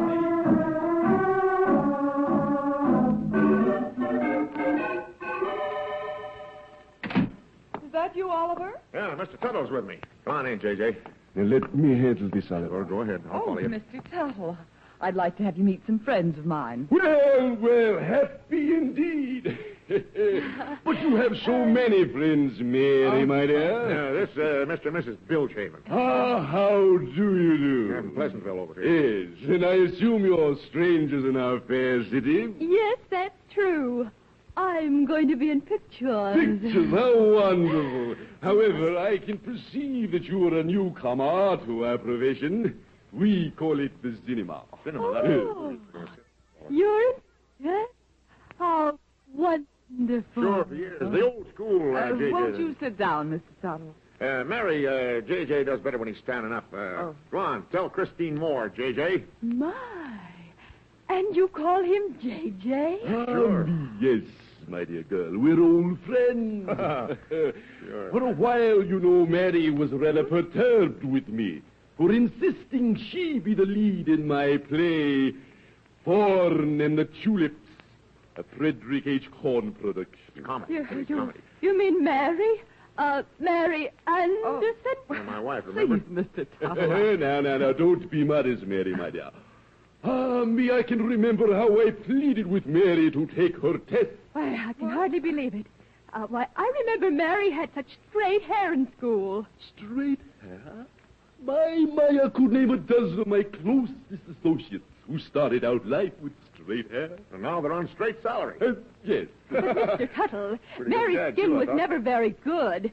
I understand you have to have a good skin. A good skin? My goodness, Miss Bilgehaven. Mary here has what we call the Klieg stimuli. Short for camera skin. Sought after by many of our best producers. Roland, we aren't keeping you up, are we? I'm comfortable, thank you. Swell. Well, maybe I should put on a little coffee. It isn't too late. Coffee? Oh, yes, of course. It would be splendid, Mary. Well, it won't take but a minute. I just can't understand it at all, Mr. Tuttle. The manager of the theater at home told me I had the perfect face and skin for pictures. And I was always the lead in our school plays. My dear young lady, that is behind you. Forget it. Erase it from your mind and start over. What does your husband do? An assistant cashier at our bank at home. And a mighty good one, too. And, me lad, are you happy here, Mr. Bilgehaven? I can answer that. You're the type who would never consent to be called the husband of that star. You have too much fire. My dear chap, your personality scintillates. Too much determination in your makeup. I am somewhat tenacious. Then you think I am wasting my time, Mr. Tuttle? Certainly not. We never know till we try, my dear. Some of my friends have tried for years. Homes have been broken up. Lives have been thrown to the wolves. And how me heart aches when I see you two young people just starting out in life. It reminds me of Esther, my second wife. J.J., show Christine what you mean by that kind of skin. Oh, are you a dermatologist? Well, I dabble in it a bit, yes. You mean you've never heard of blister fix for tired feet? And that wonderful remedy, youth back? I hope you don't think I'm stupid, Mr. Tuttle. I mean, JJ. Of course not. We all do foolish things when the bloom of youth rests lightly upon us. Then you think it's foolish for me to go on with my career? Let's go back home, Christine. Yeah, sure. Go home, yes. Had I but the foresight, the vision which your husband possesses, Mrs. Bilgehaven, I would have made a success of my life. But for you, it's not too late. Oh, it's terrible for me to be running out this way. The coffee will be ready in a couple of minutes. Ah, Mary. Step to the light a moment, my dear. What? Please, under the lamp. Under the lamp? Why? Just a test is all, Mary. Go on. Oh. Yes, I would like to show Mrs. Bilgehaven what I mean. Well. There, now. Now, chin up. Come on. Just a little bit to the left, please. Yes, all right. Relax the facial muscles. Come on, relax your face muscles, Mary. Come on. Yes, Now- that's fine. Now, hold it, just like that. Yes. Now, Mrs. Bilgehaven, come close, please. I'll show you what the expert looks for in a skin. All right. Professional secret. Oh, this is so silly, JJ. Well, Now, you'll notice the closeness of the pores in Mary's skin. What? The lack of oily surfaces which catch the lights in the camera's eye. And notice, too, the texture of the hair. Oh. The stem, we call it. It's what we call versatile straight. Now, we take that hair and make it do anything we desire because of the chemical which we know in the trade as scravenic. Oh, you're scravenic. I don't think I care to discuss it any further, Mr. Tuttle. You don't have a chance, Christine. Let's go home. Oh, my dear, I hope I haven't hurt your feelings. Some of the skins I inspect have pores which, under the glass, look like a slice of Swiss cheese. Oh. I abhor cheese. Well, Mr. Tuttle, it's getting rather late now, and I think... JJ, staying for coffee, Mary. There's a train at 11, Christine. Let's get packed. Oh, no, please, Christine. I guess Roland knows what he wants to do, Mary. I think you're right, Roland. It does me heart proud, Mr. Bilgehaven, to see such fine family spirit. And in the years to come, I pray that you will think kindly of the old man who showed you the way to real happiness. I may even drop in at the bank in the future and pay a friendly call. He means when the bank's open, of course. Yes. Oh, my. If you're going to catch that 11 o'clock train, you'd better hurry. Mr. Anderson, I started out hating you violently. That's all right. Everybody does that. But I certainly think Mary should be very happy to have found such an understanding person. You might mention that around town when you get home. Mary, dear, I owe this all to you. I'd have blindly staggered on, determined to be something which I could never be. Yeah, mention that, too, around Pleasantville, will you? Oliver, do you really have to go now, Christine? Yes, Mary. This has been a bad dream. I want to put it behind me. Roland and I were meant to stay at home. Me, 'tis such wonderful people that this great country can well boast. And the best of luck to you both. You've shown us the way to real happiness. Together, Christine and I will work out our destiny at the bank. I at the cashier's window, and Christine on the accounts receivable.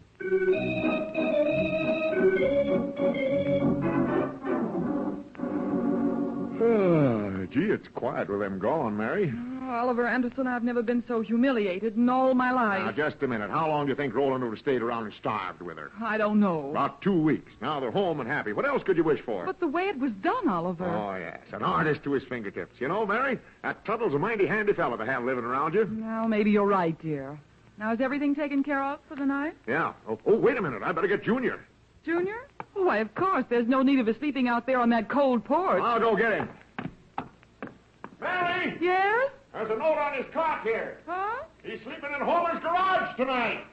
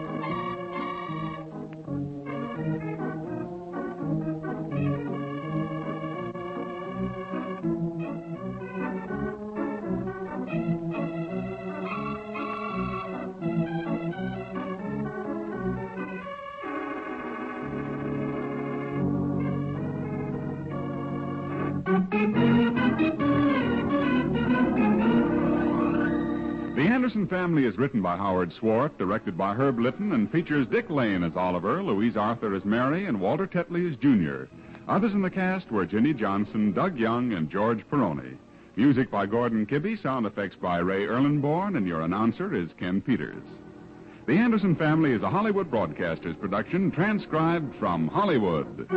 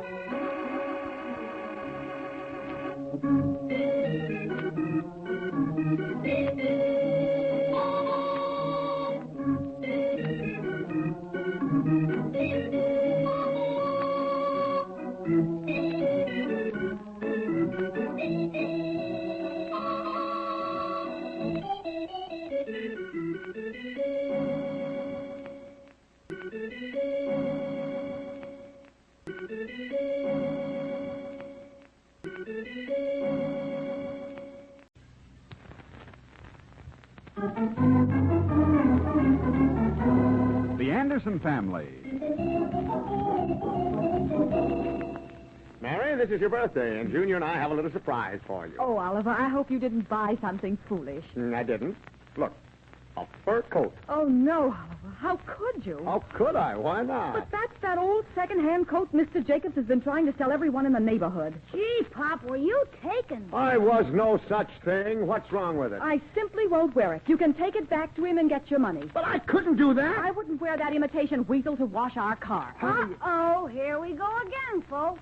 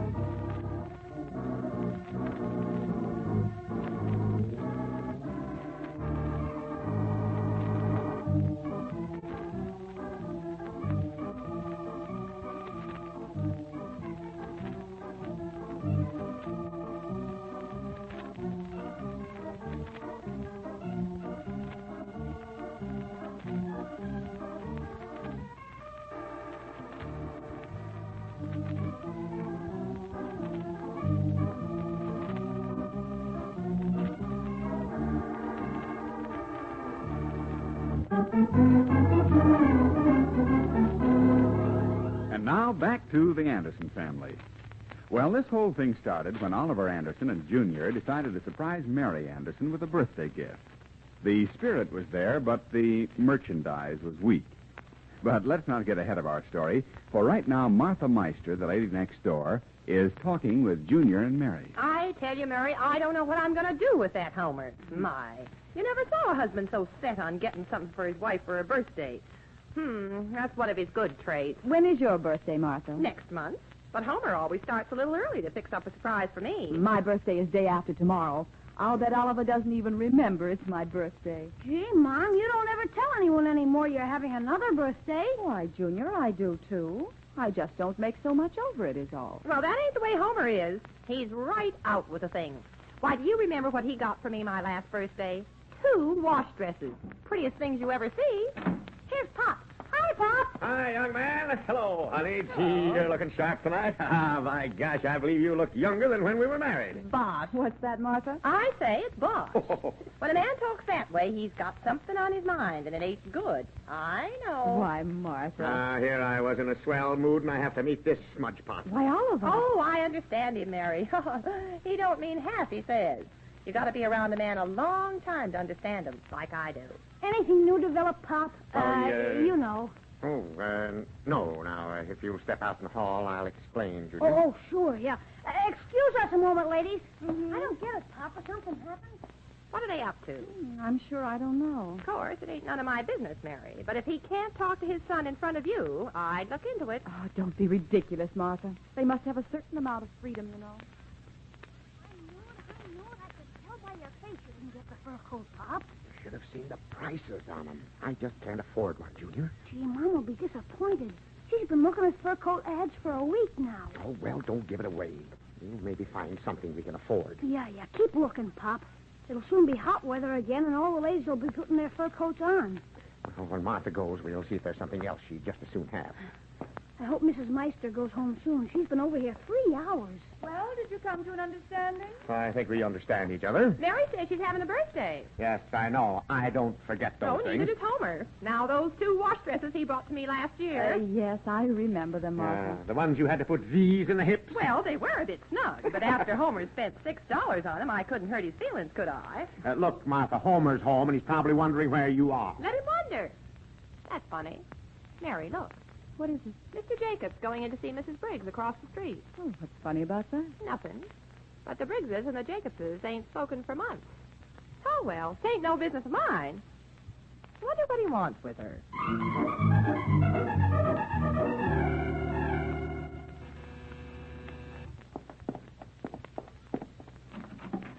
Yes, Mr. Jacobs, what is it? Mrs. Briggs, I have something for you. Oh, something for me? Come in. Thank you. Could we go someplace where we can talk private? My, it must be a secret. However, we can talk here. Free Baron is still downtown. I wouldn't want anyone to know I was offering this fur coat for sale. A coat. No, not just a coat, Mrs. Briggs, but a genuine Bronx wolf, almost extinct. Well, I don't think that I I was would... talking to Mabel this morning, my wife, you know, and she said, darling, I wouldn't sell this coat to just any woman. On Mrs. Briggs, it would look superb. You know, Mabel likes you. But, Mr. Jacobs, I can't buy a coat of this kind. I have a certain position, and I must keep it. Do any of the other ladies have a genuine Bronx wolf? Oh, I don't think so. That's what I mean. You don't want to look like every other woman with a fur coat. With this, you'll stand out. And for $72.50. Really, Clarence, I can't even bear to touch it. You don't like it. I abhor it. Let me show you the lapels. See? Fur on both sides. Please, Clarence, I don't want it. Wrap it up. It's practically new, Mrs. Briggs. It was owned by a school teacher who didn't go out much. Looks like new. I don't care for the coat. I don't care for Bronx Wolf. And I don't care to discuss it further.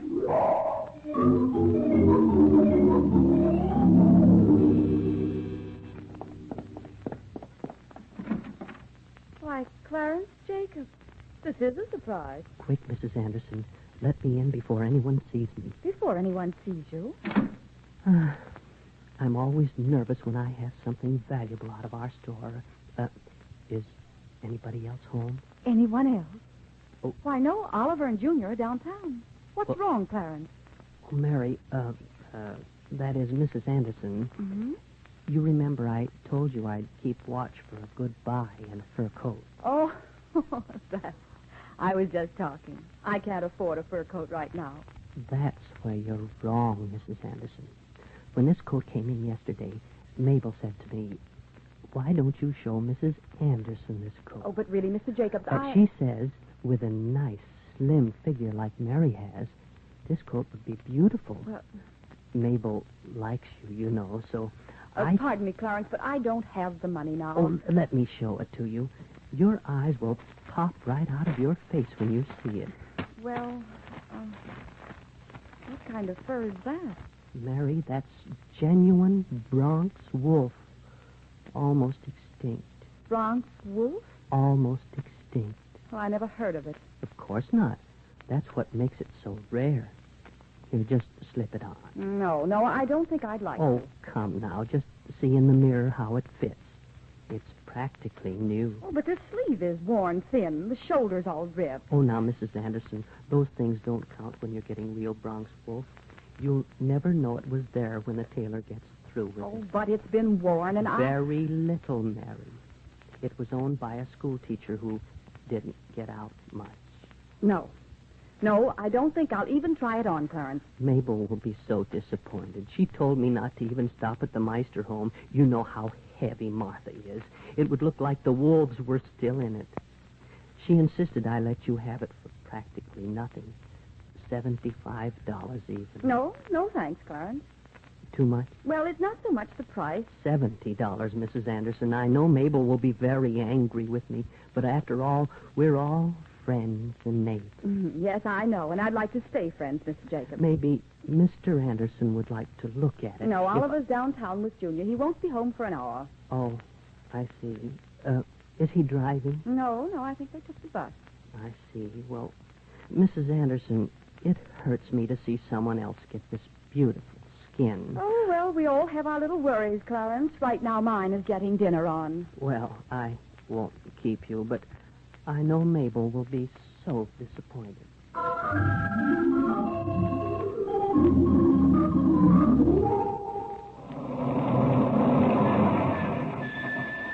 Okay, Junior, get off. Here, I'll take that package. I'm all right. Now, look out. Get on the curb. Don't. Okay. Gee, that bus was crowded, Pop. Yeah, even some of the men were standing up. You can see what the fur coat situation is. $300 is too much for I us. wonder what else Mom would rather have. I think she'd be crazy about having that big chair covered. Yeah, but that isn't like a real present, Pop. Girls are funny about those things. Oh, they are? Yeah. I was wondering if we couldn't look around in some store where the furs aren't too expensive. Oh, yeah. But you see, if it isn't mink, sable, gray squirrel, silver fox, or ermine, it just isn't fur to them. Pop, Hmm? Mr. Briggs coming out of the drugstore. Yeah, well, I bet they follow him out to collect for that newspaper he's got. He sees us. Oh, hi, Briggsy. Nice to see you. Oh, good evening, Anderson. You sound happy, though I don't know why. Oh, it's just the time of year. Mary's having a birthday, and we always make a lot of it. Millicent is having one tomorrow, and I don't know what to get her. She wants a new fur coat, of course. Oh, good evening, Junior. Good evening, Mr. Briggs. Oh, she wants a fur coat, eh? Have you seen the prices? Millicent thinks it's plebeian to look at a price tag. I thought she could read numbers. I'm ignoring that, Anderson. Millicent won't have just any old thing.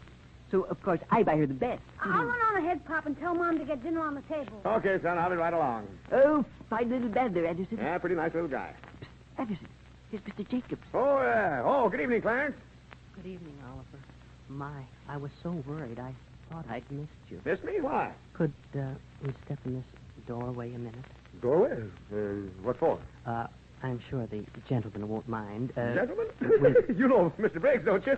Oh, of course. I didn't recognize him with the haircut. I want to show you something. Fur coat. Fur coat? Really? Free Bear, and I'll see you later. Just a moment. Is there any reason why I can't see this fur coat? Oh, of course I'm not. so bad. But if it got out, I had a genuine Bronx wolfskin. We couldn't handle the customers. Look, now, kind of stand around in front of us there, Biggs. We don't want anybody to see it. There. Isn't it beautiful? It's fur, all right. Rather expensive looking, too. So help me, Mr. Briggs. No place in town will you find another Bronx wolf. It's individual. Smart. Gee, I suppose it's pretty expensive, huh? Look, Mr. Anderson, Mabel says to me this morning, she says, why don't you offer this exquisite number to Mr. Anderson before we let anyone else look at it? You know, Mabel likes you and your wife. Well... Mabel's a friend of mine, too, Clarence. Let me see it a bit more in the light. Now, just a minute, Biggs. This is an Anderson deal. Now, Mabel said so. Now, gentlemen, please. No rowdiness. Well... what's the price of this, wolf? Well, I don't like to be mercenary, believe me, and I'm offering it exactly at cost, $98.99. Well, sir, that's not bad. I was looking at some of them for $300. Would that coat fit Millicent? Millicent? On her? It would look like a dream. Now, just a minute, Briggs. I get first crack at this coat. I'll offer 110. That's the way I do business. I'm interested. Go on, Mr. Briggs. 125 and wrap it up. You ingrate, Anderson. I'll never forget this. Maybe I could locate another coat. No, it's Brock's Wilford Dodd. You're going to be very sorry, Anderson. Oh, that's a fine way to act, Briggs. I'm glad he didn't buy it, Mr. Anderson.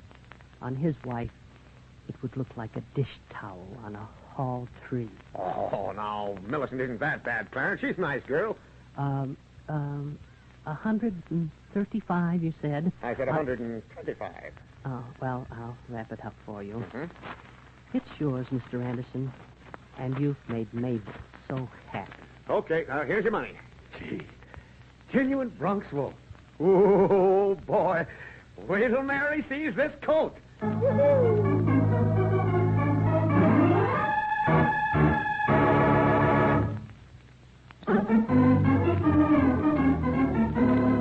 And now back to the Anderson family.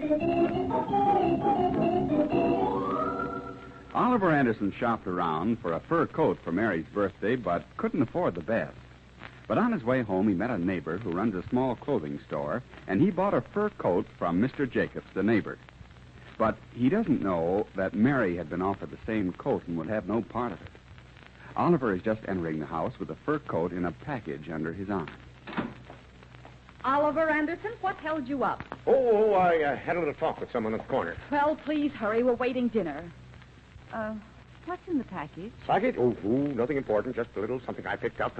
Don't let it worry you. Oh, it's not, but I thought I recognized the package. No, not this one. Oh, goodness, what's this all over your coat? Looks like hair. Hair? Oh, that. Well, that's fur. Now, I'll put this up here. Oliver, wait. Huh?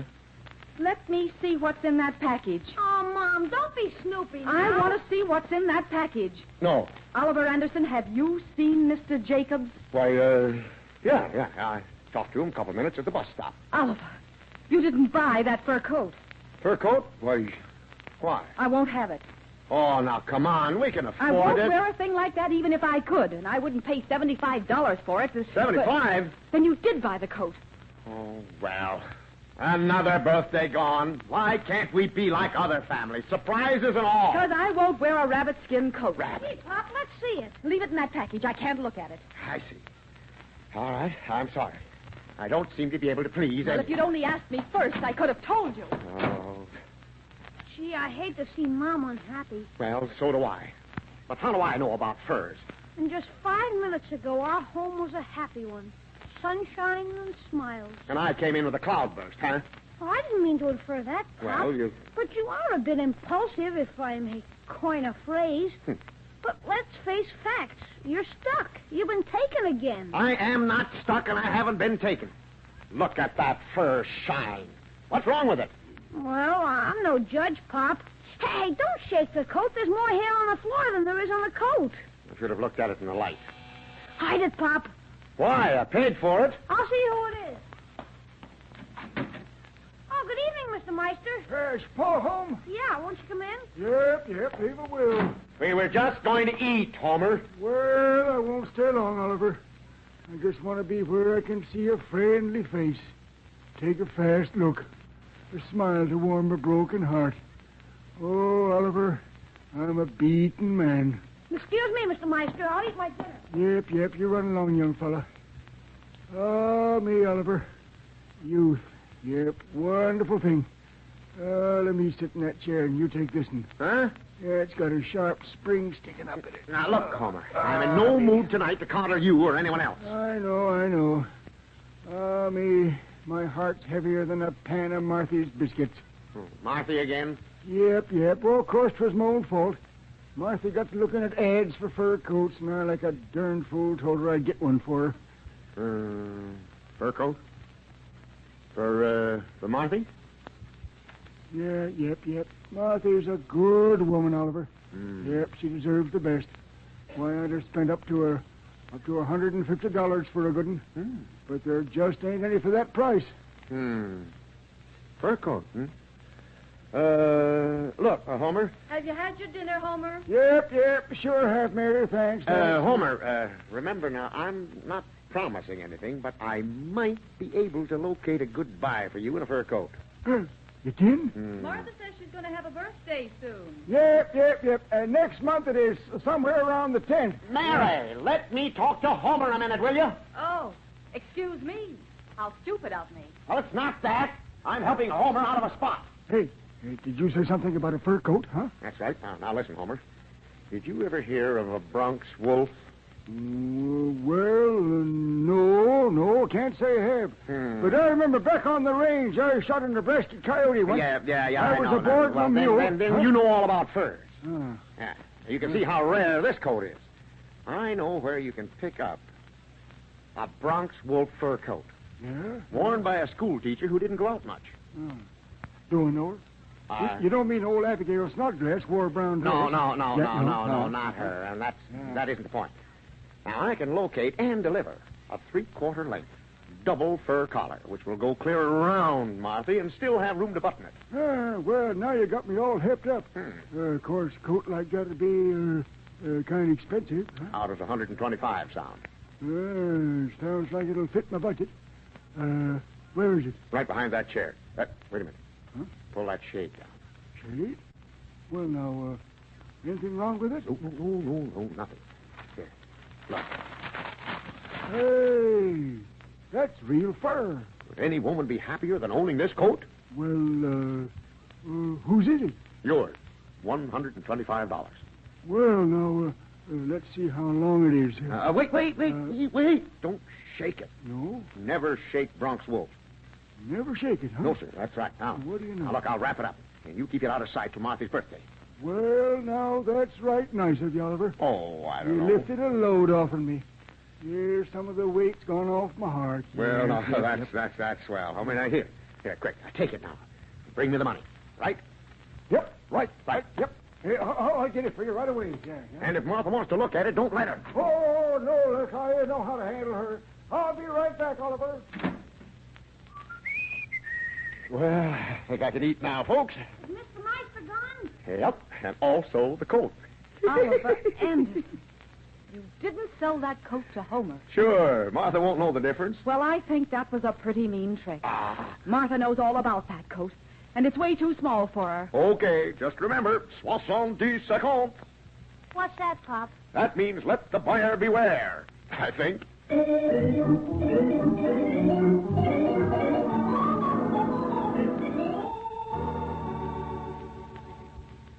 You'd better get ready for bed, Junior. It's after 9. Yeah. I was just going anyhow. Good night. Yeah, good night. See you in the morning. Gee, Pop, you're sure sharp tonight. You got rid of that coat all right. Well, you should feel proud of yourself. What a memory of his father for a growing boy to remember. Oh, you put too much emphasis on remembering. He'll be busy earning a living soon enough. Now, who could this be at this time of night? I'll get it. Now, wait a minute, Homer. A deal's a deal. Oh, yep. Hi-de-ho, the humps of the diddle-de-dee. Oh, yep. Huh? Yep, just stopped in to see if you and Mary wanted to get the malted milk down at the corner with me and Marthy. Treats on me. Oh, What's the matter? You crazy or something? Malted milk? Come on in a minute. Hi, Marthy. Good evening, Oliver. Well, how's everyone feeling? Just fine. Oh, hello, Martha. How are you? Well, why is everyone so concerned with my health? Well, Oliver shouldn't have sold that fur coat to Homer. Oh. And if you bring it back, we'll take it. Take it back. We ain't got it. Oh, hi-de-ho. No, sir. Nope, we ain't got it. Where is it? Mr. Briggs brought it from HOMER'S. $175.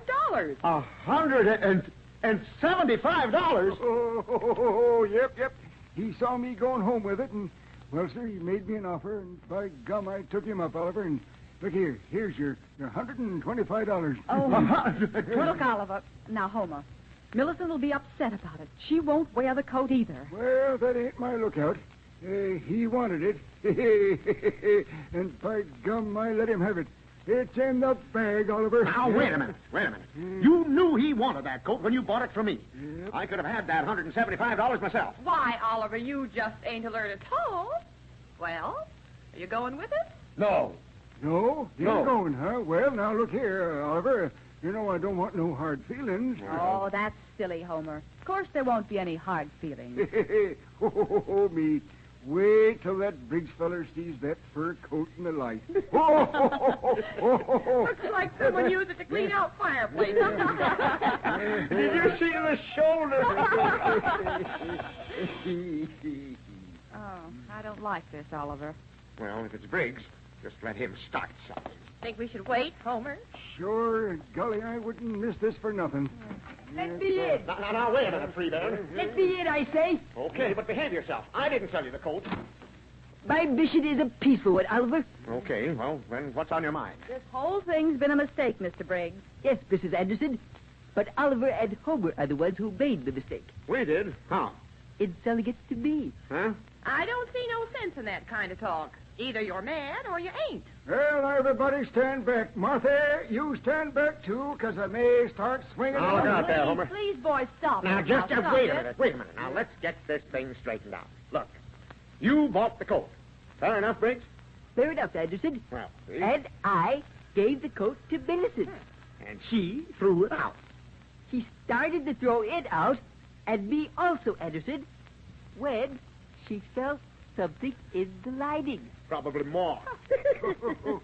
No, it wasn't moss. No? It was this. What? Look, Money. $100 bill. No, wait a minute, Freeburn. Now, wait. quit pushing me, Homer. Quit. Let me in there. yes, bills. 6 of them sewed in the lining. $600. And they're all mine. Mine. Homer, you've been a fool. Why didn't you feel it before you sold it? Well, I felt all right then. How was I to know? Well, now remember, part of that money is ours, Briggs. I shall protect this with my life. One step, Anderson, and I'll scream for Millicent. Go ahead, scream. Stand back, you vultures. Hey, what's going on? Well, Dick Nebbit, I want that gold down there. You little... Uh-oh, here we go again, folks.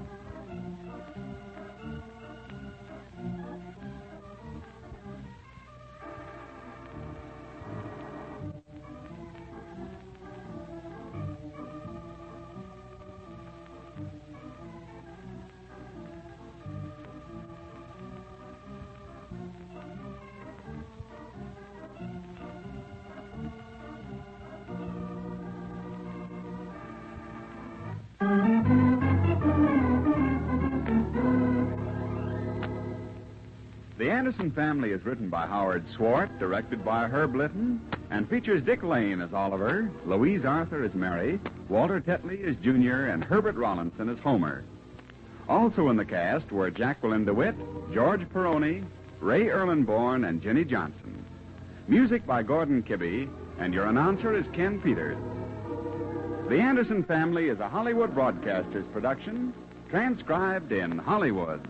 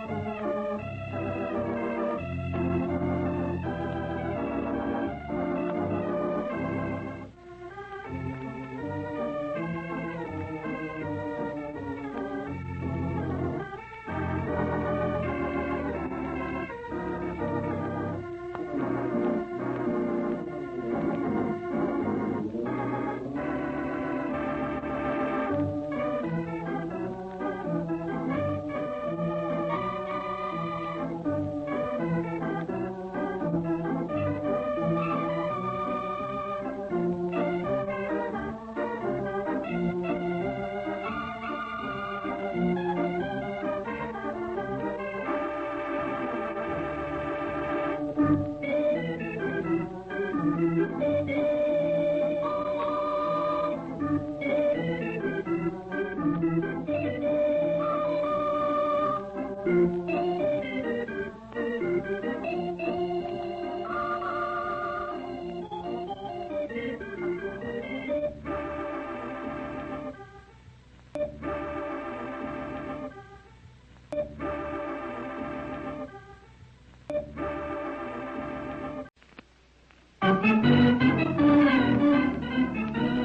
Anderson Family.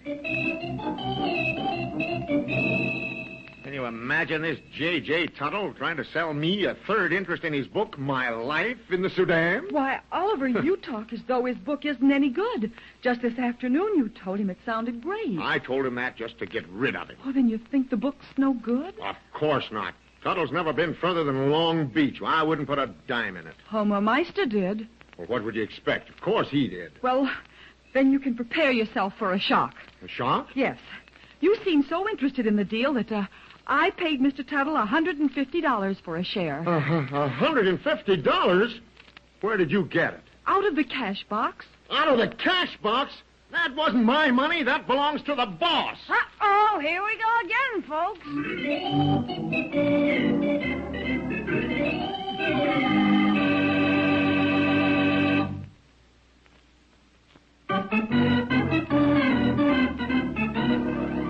And now let's visit the Anderson family. Well, this whole thing started when J.J. Tuttle, the gentleman who lives next door to the Andersons, wrote a travel book called My Life in the Sudan. All Tuttle needs is some money to have it printed. The first that Oliver Anderson knew about the book was while the family was eating dinner.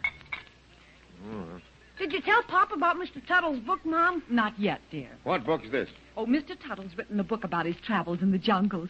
He thinks it'll be a bestseller. He told Mom and me some of the stuff he's going to have in it. Oh, it's sure swell, Pop. You mean he wrote a book? Yes, he did. 160 pages, all about tiger hunting and, lots of interesting things. I thought he was going to go to work. Why, Oliver Anderson, don't you think it's work writing a whole book? Oh. I should think you'd try to help him. After all, there's a lot of money in books, you know. All right, he's written a book. Get your sleeve out of the potatoes, Junior. He's willing to share his good fortune with others, too. That's a good trait in anyone. Oh, I didn't say it wasn't. He wants to see you, too, Pop, after you eat. I don't know anything about books. Bread, Junior. Yeah, sure. He's waiting for you to come over, Oliver. I told him you would. Okay, but I don't know how I could help him. Can I go, too, Pop? No, you'd better stay home, Junior. Oh. I think Mr. Tuttle wants to talk business with your father.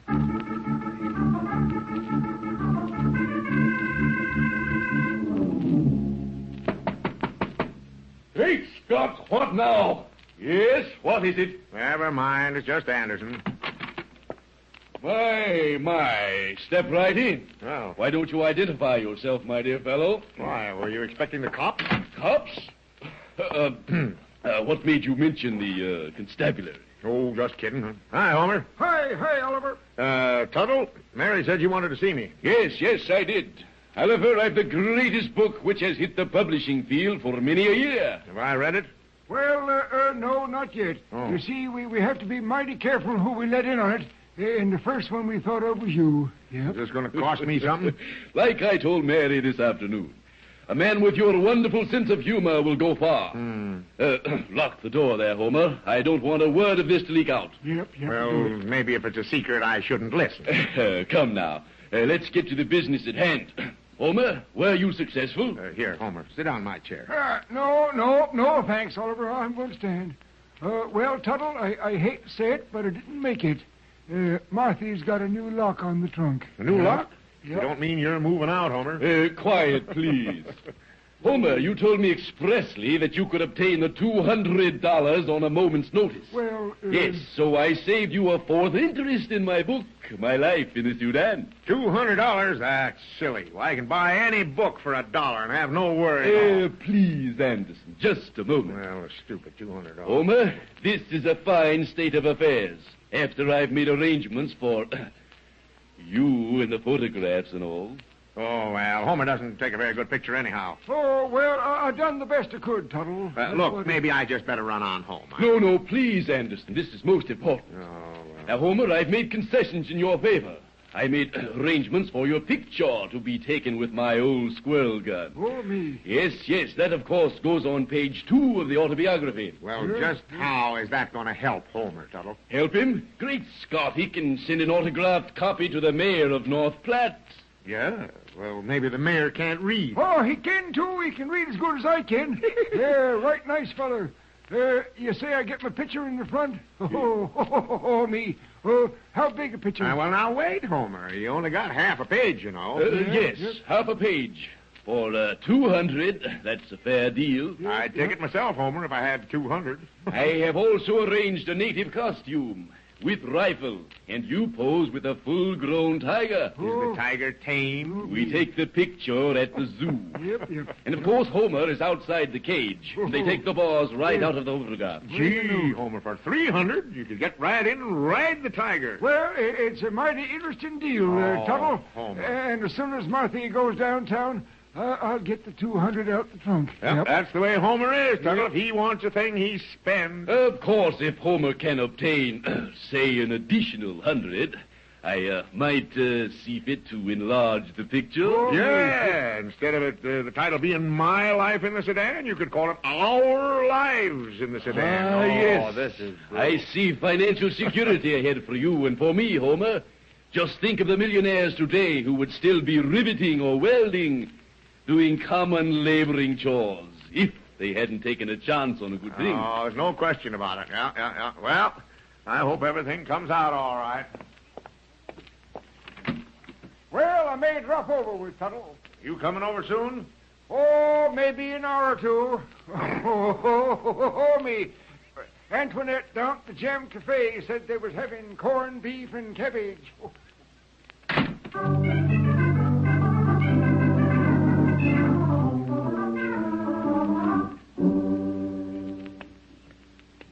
Good evening, partner. Oh, hi, Denton. Just getting home? Yep.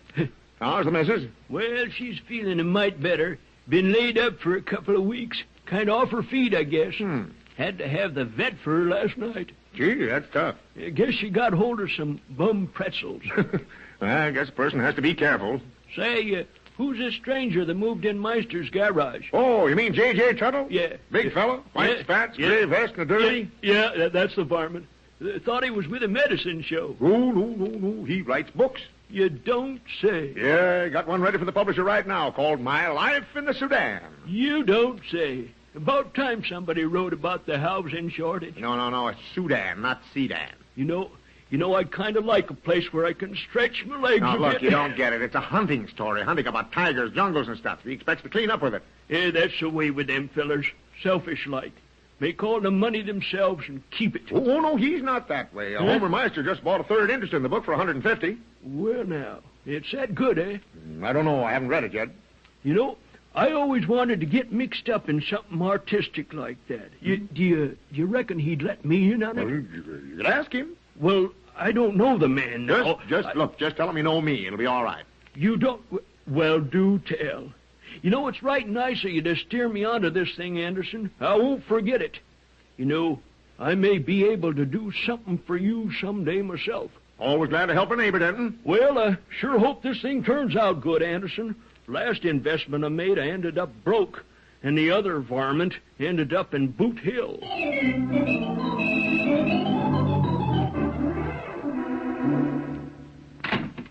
That you, Oliver? Yeah, why? Mr. Chapman's here. Oh, swell. I'll show you where the pipe leaks, Chapman. It's the first chance I got to get over, Anderson. You know how plumbing is these days. Yeah, I know. Plumbing's high. Hey, you ain't kidding. Well, let's get at it. Yeah, I have some company coming over in a few minutes. Company, Oliver? Yeah, Tuttle's going to run over his book for us. Ah, Tuttle. That's a fella who sold me an interest in Blister Fix. That's the guy living in with the Meister automobile, eh? No, that is now called the guest house. Come on, I'll show you the pipe. Yeah. Say, what's this book he's going to run over with you? Oh, it's a book he has ready for the publisher. Homer Meister bought into it, and Denton's going to buy into it, too, I guess. Say, is it that good? Looks like it. I haven't read it yet. Here's the pipe. Yeah, that ain't no pipe leaking. You just need a washer in that faucet's all. See, I'm getting off cheap then, ain't I? How much is a washer? A nickel. A nickel? Yeah, $3.50 service charge, $3.55 altogether. Say this guy's got something good, eh? Yeah, I guess so. But you wouldn't be interested in books. What do you mean I ain't interested in books? I spend half my evenings reading Superman and Batman with Butch. Well, look, this is a different type. Any pictures in it? I suppose so, but you wouldn't be interested. Now, wait a minute here, Anderson. You mean I ain't got with culture? I didn't say that. Then why don't you want me to buy a share? I don't care if you do or you don't. Ain't nothing wrong with me. I can read. I know you and can. I got the dough. Then why don't you talk to Tuttle? I will. I got the same right as anybody else to make a buck. Well, of course you have. And I'd like to see this Tuttle guy try to keep me out. I don't think he will. My dough's as good as yours. Look, Chapman. Don't get pushy here. I don't care what you do with your money. What's going on out here? Nothing. Mr. Chapman's just leaving. Yeah. But first, give me $4.75. I didn't know you owed Mr. Chapman anything, Oliver. I don't. Look, I thought you said the bill would be $3.55. It would.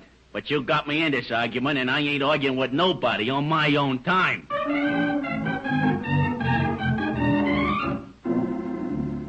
You know, Mary, I'm sorry we got mixed up in this book business. If anything happened that wasn't any good, I'd have to leave town. Oh, don't be silly, Oliver.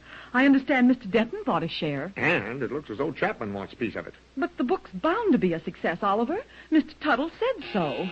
Oh, here he is now. Please, Oliver, don't embarrass the poor fellow. Be kind to him now. I'll try. Oh, good evening, Mr. Tuttle. Come in. Thank you, my dear. My, how lovely you look this evening. The bloom of an orchid on your cheek. Oh, thanks. Homer came with you. Howdy, Mary. Yep, just thought I'd hear him go over it once more. You know, I'm kind of confused in a couple of places. Oliver's right in here, Mr. Tuttle. Just put your hat on the table there. Thank you, my dear. Me such fine hospitality. Look, Tuttle, I have a lot of stuff to do here. Tish, tush. Now, Anderson, I want you to be the first to hear the book, even before the publisher reads it. Is this enough light, Mr. Tuttle? Yes, thank you. May I have a glass of water, Mary? Water? Yes. Oh, of course, I won't be but a second. You don't feel faint, do you, Tuttle? No, but of course it's a certain strain. You mean you read the book under a doctor's care or something? The water, me friend, is to moisten me lips. Oh, yeah. Here you are, Mr. Tuttle. Thank you. Now, if we'll have it quiet, please. Now, let's see. You know the title, of course. My Life in the Sudan. Look, it's late. Let's get to the meat of the thing. Meat? Oh, yes, of course. Are you ready? Ready? You're going to read it or time it? Quiet. Now, opus. Opus? Merely a publishing term, my dear. Page 1, Chapter 1. First edition, first printing. This book in its entirety is covered by copyright. Look, Tuttle, get on with the story. Is that you, Junior? Yeah, I just want to hear the book. Oh, that's all right. Just keep real quiet now, dear. Now, here we go.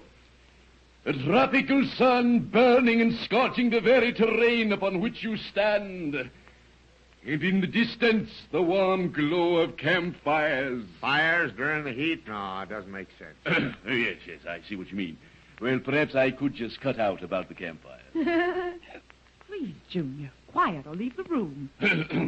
The savage breast of Bolo, my gun-bearer, heaved under his heavy load as under a full moon we start our trek into the dangerous jungle. Moonlight, sun, campfires, what is it? Perhaps I'll change that a little. But what about the tigers, Mr. Tuttle? No, Junior, quick. Great Scott, a fellow can't get started on it. Now, I don't mind constructive criticism. Okay, I'll make notes as we go. Maybe we condense it to about 3 pages.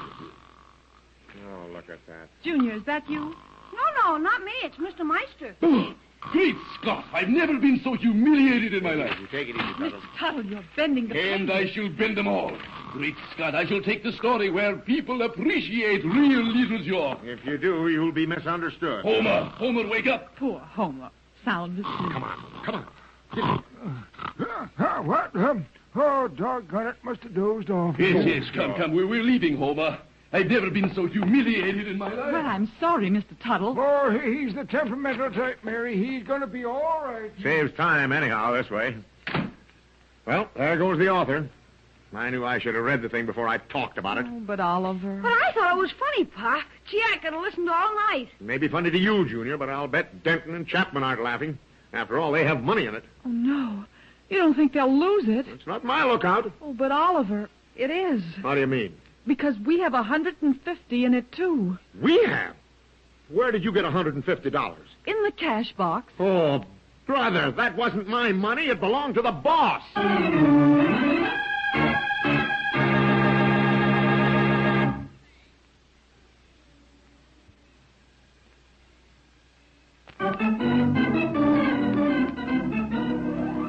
And now back to the Anderson family. Well, J.J. Tuttle has been talking to Oliver about a book he has written called My Life in the Sudan. Oliver talked about the book to several friends and found out that they bought an interest in the book. This in itself would have been bad enough, but to top it all off, he discovered Tuttle had talked Mary into a share of the book, and she'd paid for it with money which belongs to the boss. Oliver now is struggling for a way out. Now, you see, Mary? If you just talked to me, we could have stopped all this. I won't even dare go out of the house now. But you had nothing to do with these other people buying a part of it, Oliver. Yeah, but they think I did. Why, that book isn't even an article. It's just rubbish. Tommy rot, blunder talk. It's sure funny, Pop. Oh. It isn't supposed to be funny, Junior. Well, it would be funny if you hadn't put my $150 into it. Now, how do I pay the boss? I think you're taking it too seriously, Oliver. You think so? Huh? Mm-hmm. This doesn't sound so good. Just take it easy, Senator.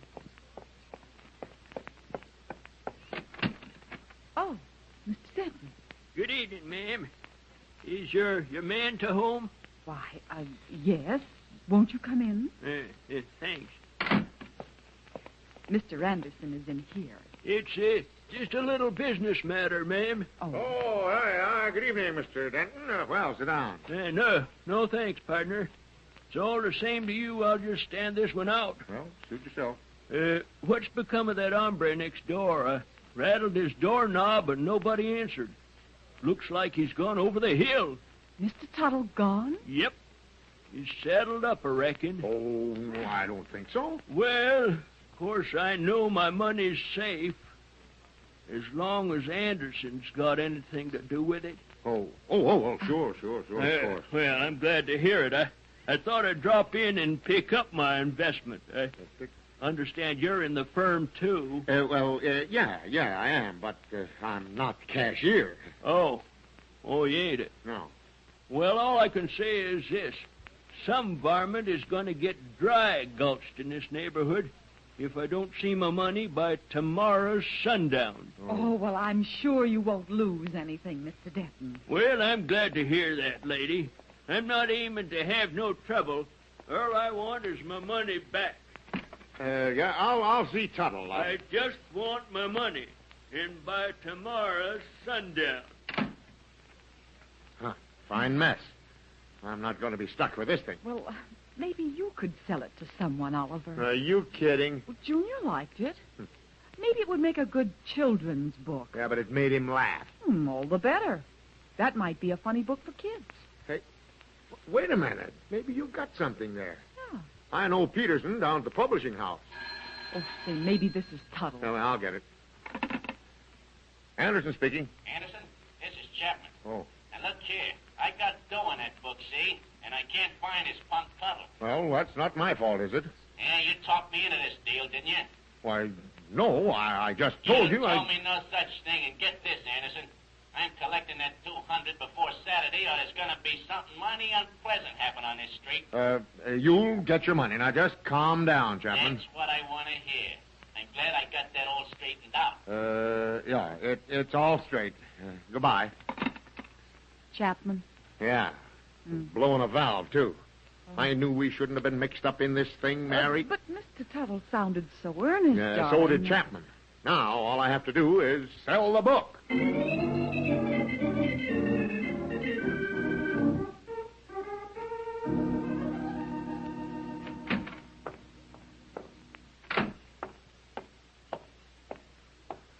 Is that you, Oliver? Oh, boy in the flesh, Mary. Look, money, lots of it. Well, Oliver, where did you get it? Oh, that's $700. But how did you... I mean, Well, Peterson thought it was the funniest kid's book he'd ever read. Said he'd give me $700 now and more if they sold a second printing. But have you told Tuttle yet? Well, he's not over there. Neither is Homer. And Martha won't even speak to me. Well, Well, at least you can give these people their money back. Oh, That Oliver. is the first thing I'm going to do. And from now on, when Tuttle mentions anything about investments, say no automatically, do you hear? Oh, say, maybe this is Tuttle now. Yeah, well, maybe. Oh, Mr. Chapman. Won't you come in? Oh, yeah. Yeah, thanks, Mrs. Anderson. Say, would you leave the house for a few minutes, please? Leave the house? Yeah, I got words with Anderson. I've been waiting for 3 hours for him to show up. Right in here. Mr. Anderson will talk to you. Oh, yeah, here you are. Hi, Chapman. Sit down. Hey, I don't want no hospitality, though, from you, Anderson. Huh? I just want $200, and in currency of the U.S. 200? Okay, my friend. Wait a minute. Okay? Yeah. Hey, you mean you got it? Yes, sir, of course I have. Well, this is indeed a pleasant surprise. Wait till I tell the boys.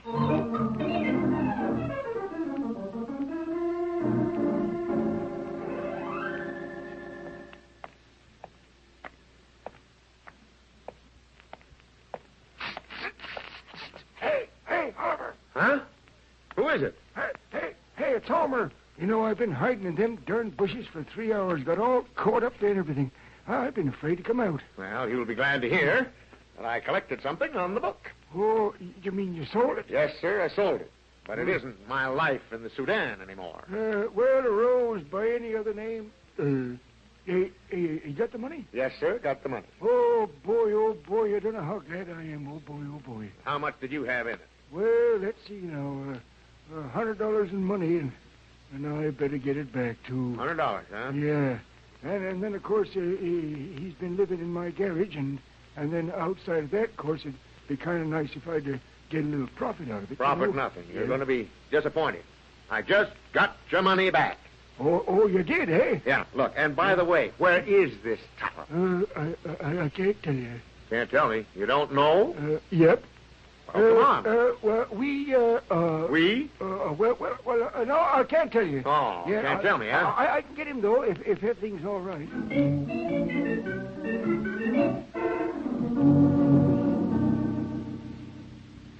Why don't you go to bed, Oliver? You're worn out. Oh, I'm waiting for someone. Waiting for someone? Yep. Homer's gone out to dig Tuttle up and send him over. Tuttle? Yeah. Oh, now, wait, Oliver. The poor fellow's had enough trouble already. I'm not going to cause him any trouble, but I'll certainly mention that we're not interested in any more of his phony deals. This must be Tuttle now. I hope so. Don't make things any worse for him, dear. I'll wind him up like a clock. Come in, Mr. Tuttle. Thank you, Mrs. Anderson. Your kindness is gratifying in the extremity. Why, Mr. Tuttle. Oh, you look ill. Ami, how does your good husband feel about it? Well, I'm sure I can't say. Well, Tuttle. Come on in, partner. Sit down. Yes. Homer told me all about it. Oh, he did, huh? I want to shake your hand, and... Never mind that. Now, look. Where's the money you got from these people? It's gone, Oliver. Gone? Yes. We thought perhaps that Homer and I could augment the sum collected, but Homer picked the wrong goat. A fine thing. Horse race betting. And you took tips from that character, Homer? Well, look, Tuttle, just for your information, I paid off the people and kept us both out of jail. Anderson, I'll never forget this. Your kindness, your interest in me welfare, it touches me to the very core of me being. Yeah, very touching. But look, now, wait a minute. I paid everyone. I have my own money back in here. Here's $50 left over. $50? That's right. I mean, in cash? Yes, sir. I got $700 for the book. $700 for a bestseller? Well... Great Scott, Anderson, why do you constantly interfere in me transactions? But, Mr. Tuttle, we couldn't find you. And I'm not going to crawl under automobiles to dig you out. Automobiles? Yes, automobiles. Look at you. Cobwebs on your coat, grease spot on your vest. Look at your knees. Very well, I accept defeat. I shall take this paltry pittance and start anew, looking forward to even greater triumph. Oh, hi, Mr. Tuttle. Me, youth. What a wonderful thing. Yeah, me, it takes me back to me childhood. Look, Tuttle, look, it's late and now... My dear old mother, looking down at me with tears in her eyes. Wait a minute, Tuttle. Let's not go into that. Let's close the whole deal here and now. And listen, leave me out of any further deals you may have. I will respect your wishes, Oliver, me colleague. That's fine. Me, now I shall have to start with $50 and run me remedy youth back into thousands. Then I hope to repay you for your kindness. Youth back? Youth back, huh? What's that? Merely a little remedy I perfected for people of 60 or over. Put spring in their steps, sparkle in their eyes. And when the nation learns of me discovery... How do you handle it? Oliver? Bernie. Well, I just asked is all. And when preparations are made, I shall contact you, Anderson. And perhaps from the embers of sordid defeat, we may fan the flame to the very pinnacle of success. Well, wait a minute. Never interrupt when people are talking now about this youth back. Oliver, it's late. Of course, It doesn't hurt to listen, does it? I know just what'll happen if you listen. Yes, I remember Well, one... a fella can ask questions, can't he? Of course, but we're not going to get into anything else. Oh, You're always... Oh, here we go again, folks.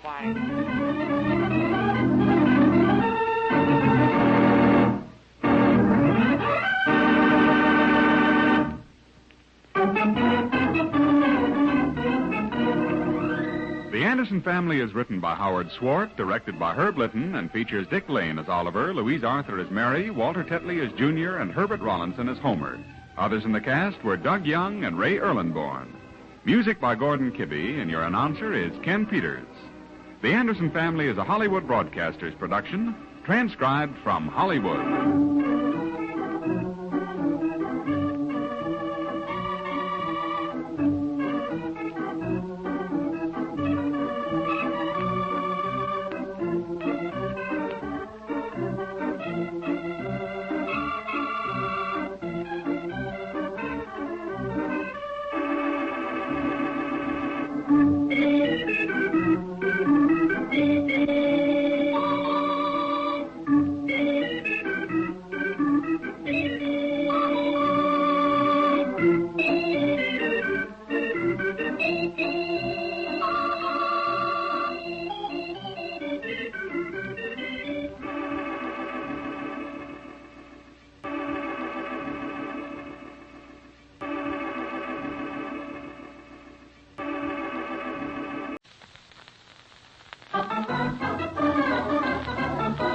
The Anderson Family. I don't care, Oliver, if Homer did buy another car. Ours is plenty good enough. It needs paint. Okay, paint it. But it rattles, Mom. Then we'll fix the rattles. Do you know how much it costs to fix the rattles in the engine? Oliver Anderson, you'll just be satisfied with the car we have. Don't raise your voice. Who's raising their voice? Uh-oh, here we go again, folks.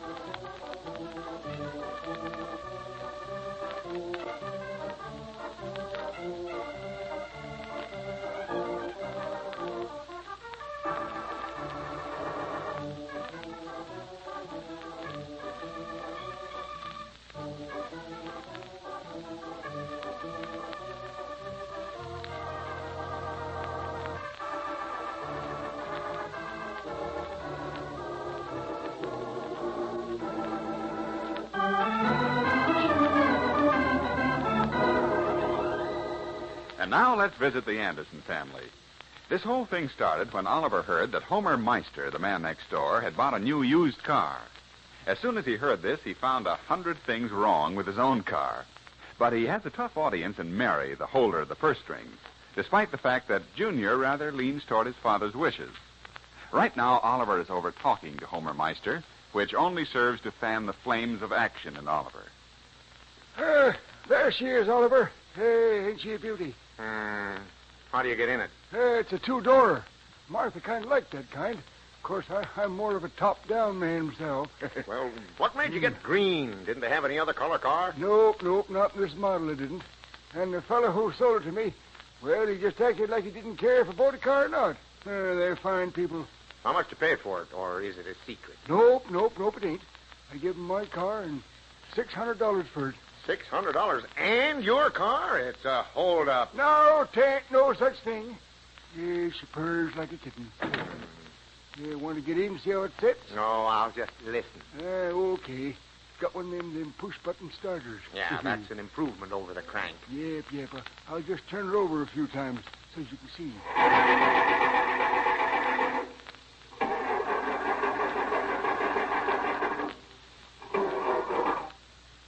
Maybe she needs gas.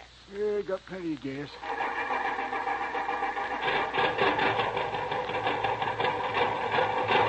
That's enough. What's this you say? Shut off the motor so we can hear each other. Don't sound loud. Does she? Well, I guess if you stay on the pavement with it, it'll be all right. Yeah. Oh, me. Lets a little of the smoke in the car when the rev clear up. The motor will be in the car, too, if you race it. What's wrong?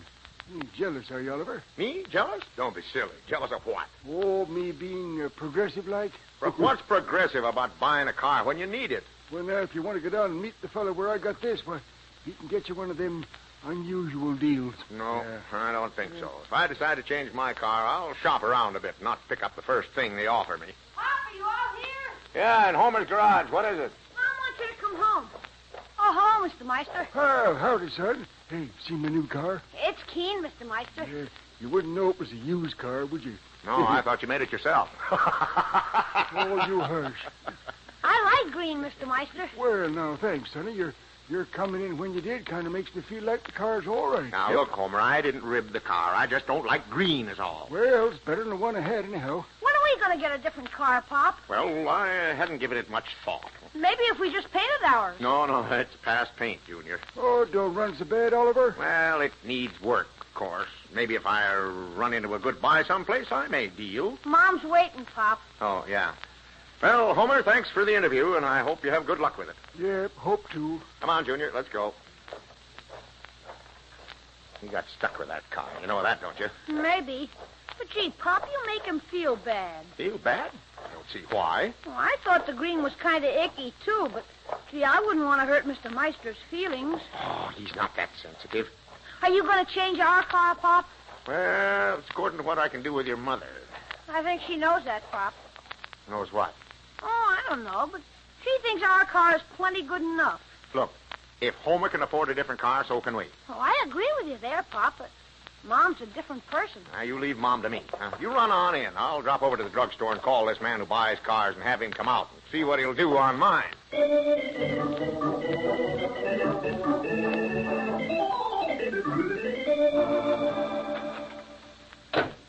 that you, Oliver? Yeah, What did you think of Homer's new used car? same as you. Oh, now, Oliver, it's really not that bad. Martha was over. She's just thrilled to death with it. That's the first thing they've agreed on for years. But this other car was in pretty bad shape. Yeah, I know. He's right about that. When a car begins to need a lot of repairs, get rid of it. Well, thank goodness ours doesn't act up. Oh, yes, it does. You haven't complained much about it. Okay, Junior. Tell Mom what the kids do when I drive my car past them. They take off their hats, Mom. You see? Take off their hats? Why should they do that? The kids say you should always take your hat off in the presence of old age. Oh, I see. And he didn't make that up either. I noticed the difference in the way the car runs lately, but I haven't spoken about it. We could have it fixed. I doubt it. It needs paint, rattles like a pair of phony dice, needs tires. It's pretty noisy, too, Mom. And the smell of oil keeps getting in the car. Well, why don't you wait till the new cars come out, Oliver? Because I have to have a car now, Mary. Look what I say. I turn it in, and whoever buys it has to pay for everything. Well, how about the car you buy? That's where smart buying comes in. I see. Well, suppose you show me just what you mean when you say our car's on its last trip. I can't. I left it over to Pete's garage. He said he'd look it over, and if it needed too much, he'd just drive it home and leave it. He's already done that. It's in the garage now. It is? And on its own power? I don't know. I wasn't home when he left it. Well, leave it where it is, then. You can see that even Pete gave up on it. Oh, who is this now? Well, maybe it's the man from the used car lot. Well, if it is, it'll be a long trip back for him. Yes? Good evening, miss. I'm Jaime Harrison from Jake, the Generous Gypsies used car lot.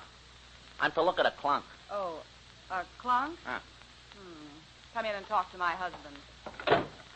Oliver, this man is from Joe's, the Generous Gypsy. Jake's. Oh, there's a difference? And how? Well, I got a lot of cars to look at, and it ain't our policy to stall a seller.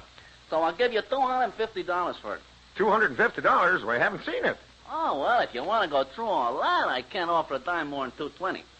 Where's this crate? Crate? That's just the term, Mary. He hasn't even seen the car yet. You'll find that Jake offers the top dollar. And we don't even ask where you got it. We bought it.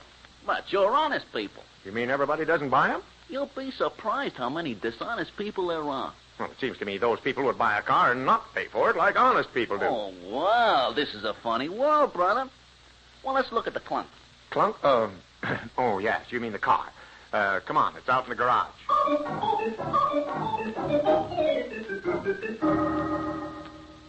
Now, let's start at the top dollar on this model here. It's a 1934. Late 1934. Tires, 2 with tread, and a couple of baldies. I was going to get new ones. Well, let the guy who buys it get them. Now, let's see. Does a dog sleep in a car? Dog? We don't have a dog. Upholstery needs cleaning. Paint bad. How's the motor? I use it every day. Motor's in bad shape. Do you owe anything on it? No, it's paid for. Good. Let's see here. Radio? Yeah, it works swell. Get anything on it. Come with the car, huh? Yeah.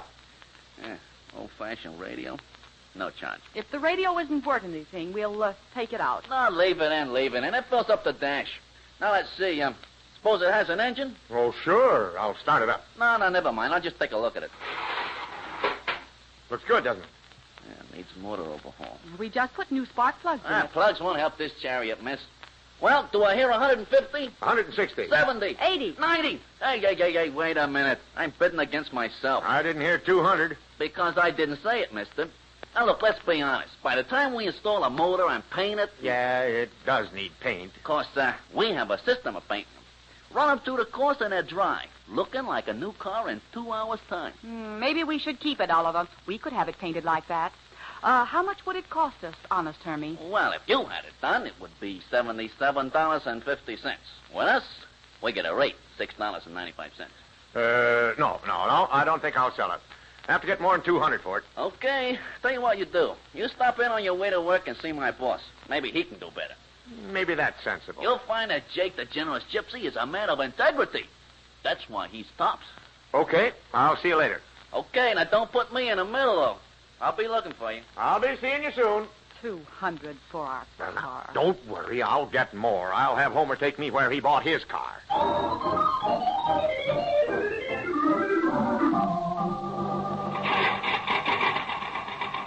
Hey, it's right around the corner here, Oliver. You think we'll make it? Well, ain't so sure. I guess I better have them tuned up a bit. They're right nice about things like that. Well, they should be for the kind of money you spent for this. Well, here we are. Gee, this is the Generous Gypsy's place. Yep. I bought it from him because I like the name. Oh. Hey, wait a minute, buddy. That's parking for customers only. Get that iron out of here. Me? Well, now, wait a minute, young feller. I'm a customer. Oh, well, that's different. I'll give you 6 bits for it. 6 bits? I just paid $600 for it just today. Well, that's your fault. If you'd have stopped here, you could have picked it up for half that. Oh, hello, Anderson. Hello, Hermie. I told the boss about you. Come on in. He's in a dealing mood. That's fine. You make a deal with him, then. I just listened to one of your deals. He's just joking, Oliver. Of course I am. Didn't sound like it to me. Look, we get these beats every day. If we listen to them all, we'd go right out of business. Look, Homer bought the car here, paid 3 prices for it, and wants a slight adjustment made. Wait a minute, Bud. Are you a lawyer? Come on, Oliver. Never mind. Are you a lawyer or ain't you? No, I'm not a lawyer. But you can't push an older man around like this. I ain't pushing an old man around.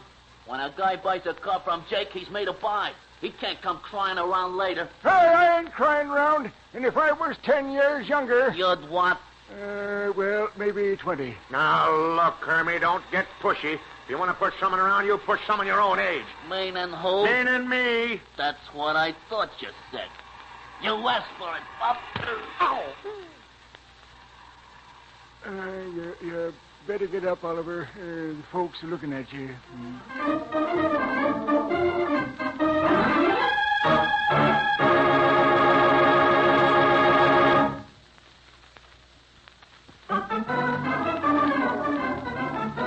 Now back to the Anderson family. Oliver Anderson had a little difficulty with the buyer at Jake the Generous Gypsy's used car lot when the man started pushing Homer Meister, Oliver's neighbor. At Oliver's invitation, the buyer turned on Oliver, which, of course, eliminates any deal Oliver might have made with him. Mary Anderson has waited for word from Oliver, and not hearing from him, is about to start out to sell the car herself. Hurry, Junior. Slip on your jacket. We'll drive down and see what we can do with selling the car. Maybe Pop's already made a deal, Mom. Well, if he has, it's a secret. I don't want him to sell it for $200. I think we can do better. Okay, Mom. I'll be right with you. I know where the used car lots are. I'll keep the car before I'll accept $200 for it. Now, if you're ready, let's go make a sale.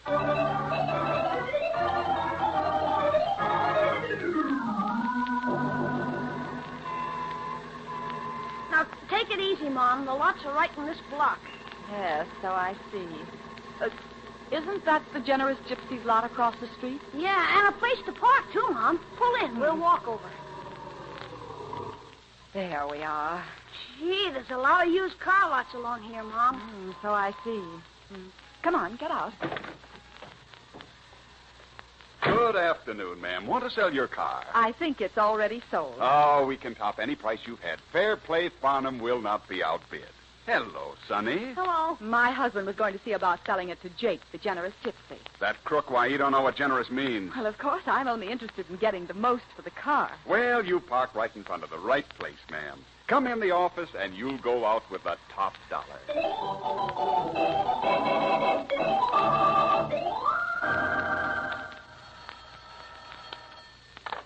Oliver Anderson speaking. Oliver, I just sold the car. You did? Gee, I wish you'd have waited till I went with you, Mary. You know how they shortchange a woman. They didn't shortchange me, darling. I just put a check for $400 in the bank. $400? You didn't sell the garage with the car, did you? I did not. Junior and I have been looking over some of the cars. Well, I'm sorry now. We sold ours. Well, don't commit yourself on anything. I'll get out of this jute mill early and see if I can pick up a good buy. Well, Junior and I'll go on home after we buy a few things. Okay. If I find something good, I'll drive it home. But be careful what you buy, Oliver, and be sure you buy from an old, reliable dealer. I'd like to see anyone take me on a car deal. Now, don't you worry. You're shopping with $400 and tell me not to worry? Well, then I won't buy anything till you see it. So long. You know how they try to sell you something in a hurry. Yeah, I know. I'll tell them I'm just looking. Goodbye.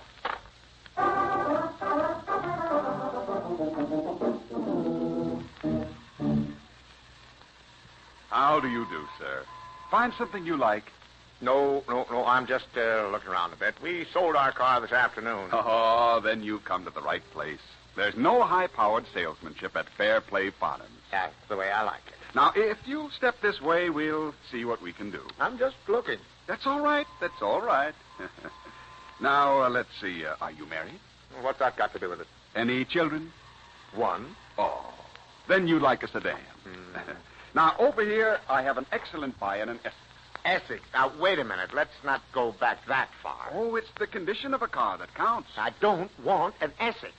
How much do you want to spend? Not any more than I have to. I see. Now, over there is a good, clean, mechanically good Pierce-Arrow. Good, heavy road car and built like a battleship. And steers like one. Too big, Well, I know more now what you want. Let's go over there. And to save you time and myself, don't show me any unless they have starters and electric lights. I'm just showing you what we have. How much is that black car there? That black one? Oh, yes, the black one. Oh, that's a 35 in perfect shape, just gone over in our own shops. We give a 10-hour guarantee on that one. Yeah, but how much? Well, I can let you have that for $1,650. $1,650? Mm-hmm. It's sold new for $900. Can you buy a new one? Well, you got me. No. But are you allowed to ask that much? Oh, come now. Don't be naive. You know how things are today? I'm beginning to learn. However, I did take in a fairly clean 34 Rolo 6 this afternoon. It's in the paint shop now. Be ready in about 10 minutes.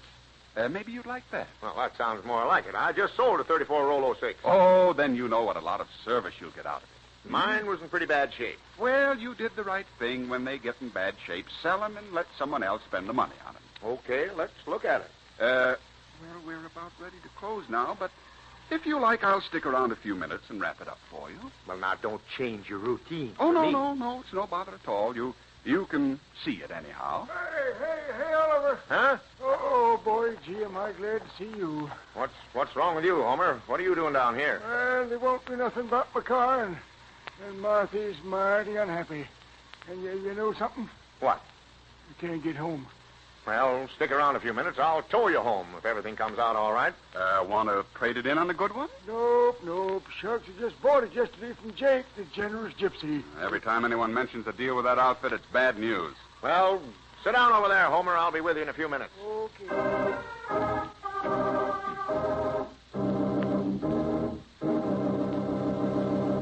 Well, now, if you'll sign right here, Mr. Anderson, you can take the car with you. Swell.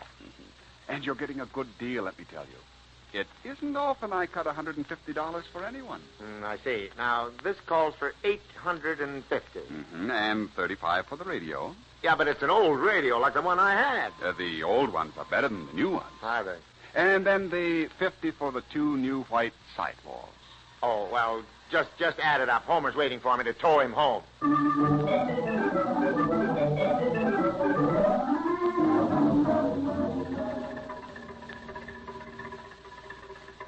Hey, Oliver. What are you stopping for?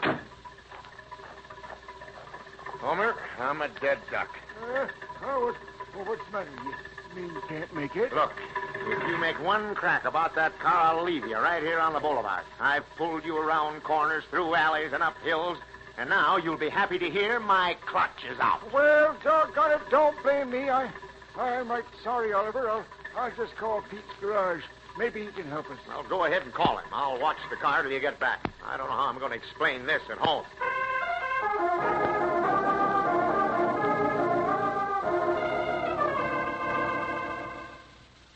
You think this car will run now, Pete?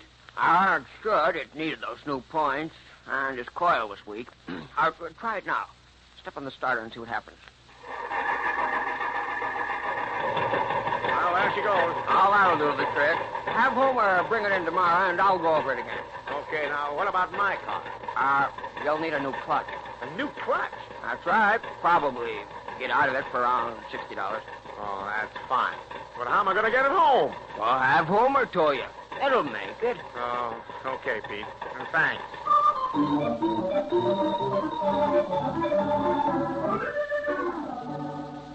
Do you see your father coming, Junior? Nope. The bus just stopped, but he didn't get off.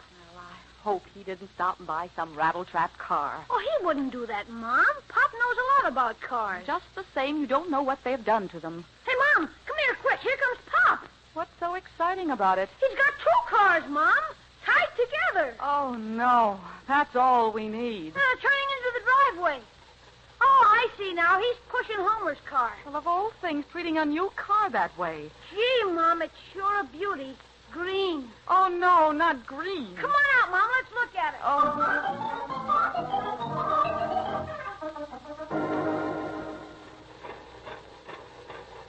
Unhook the rope, Homer, now, and back it up a bit.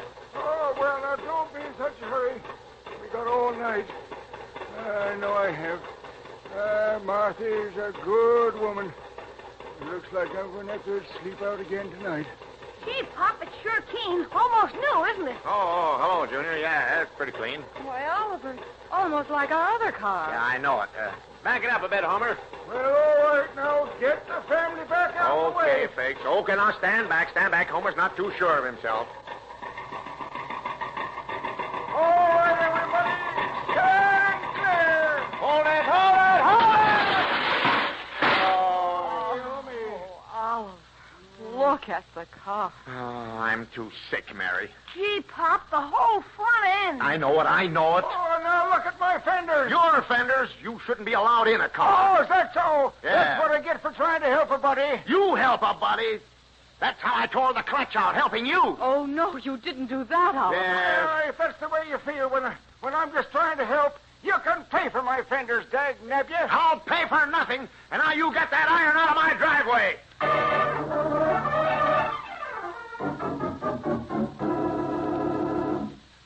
Gee, Pop, Mr. Meister is sure mad at you. I'll let him be mad. And Mom isn't happy either, Pop. I can't help it. A person can only do so much.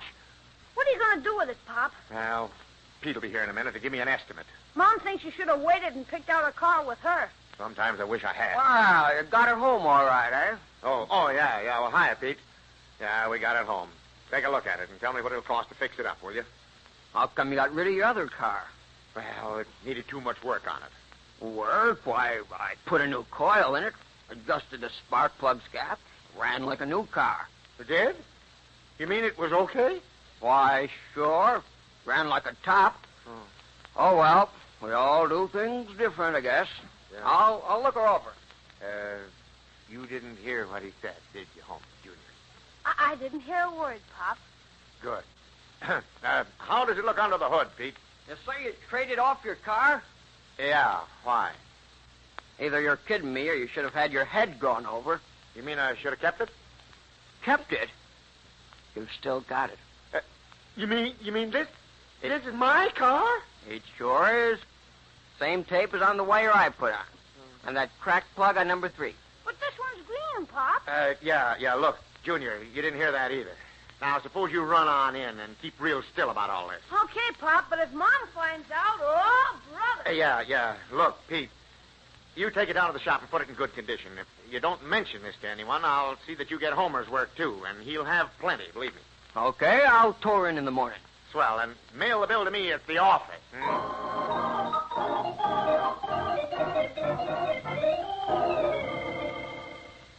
Pete says he can fix it for us, Mom. I hope so. I know how worried your father is. You do? I should think he would be, too. What's happened, Mom? You'll promise not to say a word if I tell you. I promise. Well, we have to keep it a secret. If Oliver ever thought we knew, I'm afraid he'd leave town. What happened, Mom? I won't say a word to help me. Okay. Is the door closed? Yeah. What is it? Do you know what your father did? Not everything. Well, he didn't know that the car he just bought's the same one I sold. Gee, Mom, are you sure? Of course I am. I remember that torn place on the running board and that bent taillight. That green paint didn't fool me. Then you aren't peeved, Mom? Of course not. After all, he should have gone to an old, established, reputable dealer. You know, I just thought of something. I've been wanting some new clothes for a long time now. And I think now is the time to get them.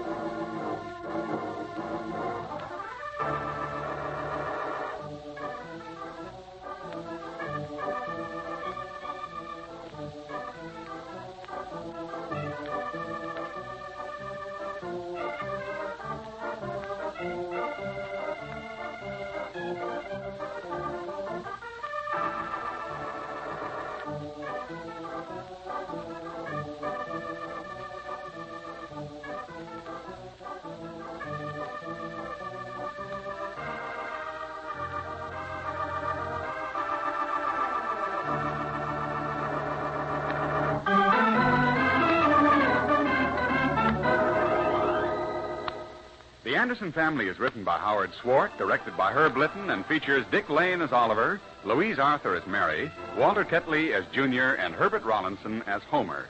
Others in the cast were George Peroni and Doug Young. Music by Gordon Kibbe, sound effects by Ray Erlenborn, and your announcer is Ken Peters. The Anderson Family is a Hollywood Broadcasters production, transcribed in Hollywood.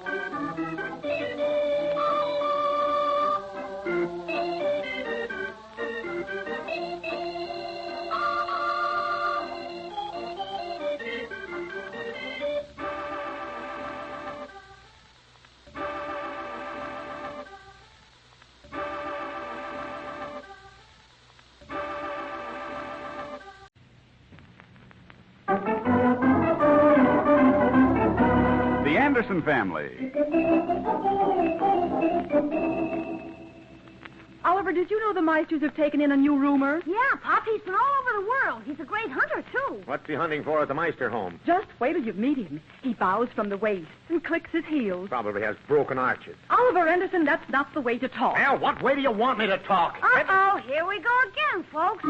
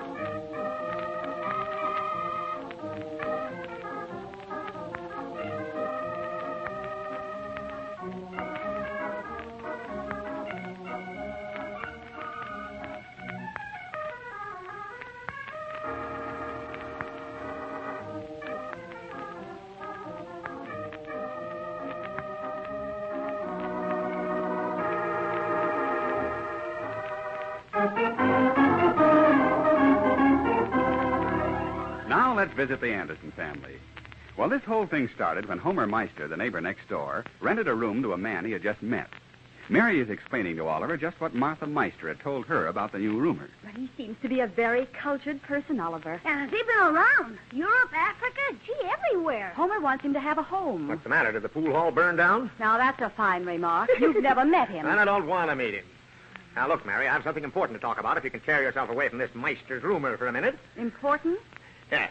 You know, we talked about a piano for Junior. A piano? Oh, swell, Pop. Well, I found one today at the piano store. $300. Why, Oliver, that's cheap. If the piano's any good. Well, it sounds all right. The young lady played a couple tunes on it for me. Young lady, what was she wearing? Oh, why, I didn't notice. Just a black dress and nylon hose. Nylon hose? Well, sure, I know nylon when I look at it. Now, about the piano. Oh, well, it's a swell little upright. I've had my eye on it for a week. Gee, Pop, buy it. Well, I'll see. Now, if we can have it quiet for a minute, let's see how our money stands. Oh, we have the 300. Oh, it's Homer. Come on in. Oh, thanks, Mary. I just wanted to bring Mr. Tuttle over and sort of introduce him around. That's fine. Yeah. Mary, you remember Mr. Tuttle? Oh, of course. How do you do? Mrs. Anderson, lovely as a gardenia. Oh, thank you. Oliver's in there. Look here, Tuttle.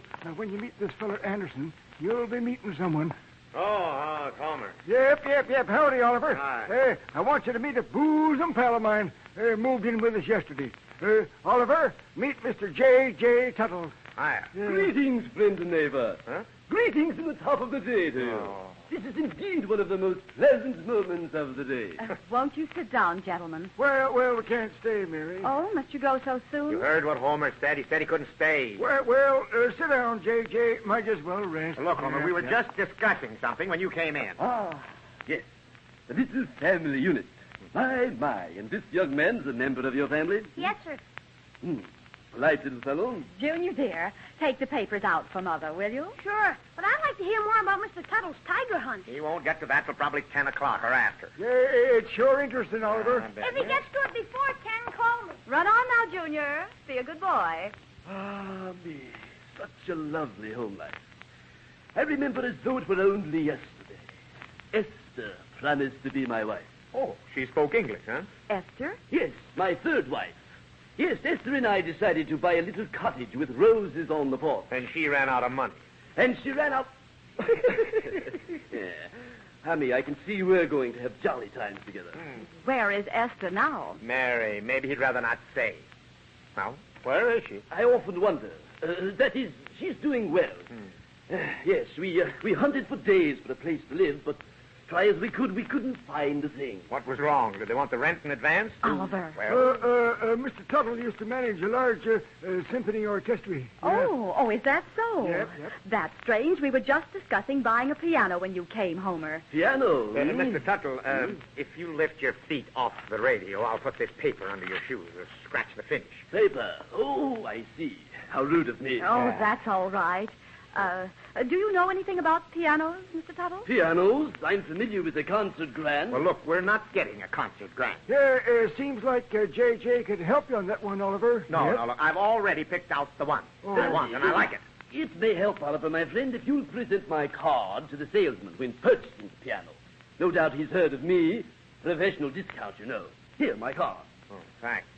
Actually, it's... J.J. Tuttle. It's Will Brutus J. Tuttle. Will Brutus? Yes, but the printer made a mistake, and until the cards are used up, I prefer the shorter or abbreviated J.J. Well, it was nice that you could come over, Mr. Tuttle. Yep. You'll be seeing a lot of him, Mary. You see, he ain't working right now. No. Oh, well, something will turn up soon, I'm sure. That's what he's trying to avoid, Mary. Yes, I must have a place that's quiet, so I can finish my book. Oh, you're writing a book? Yep, it sure is. It's all about animals. Well, how wonderful.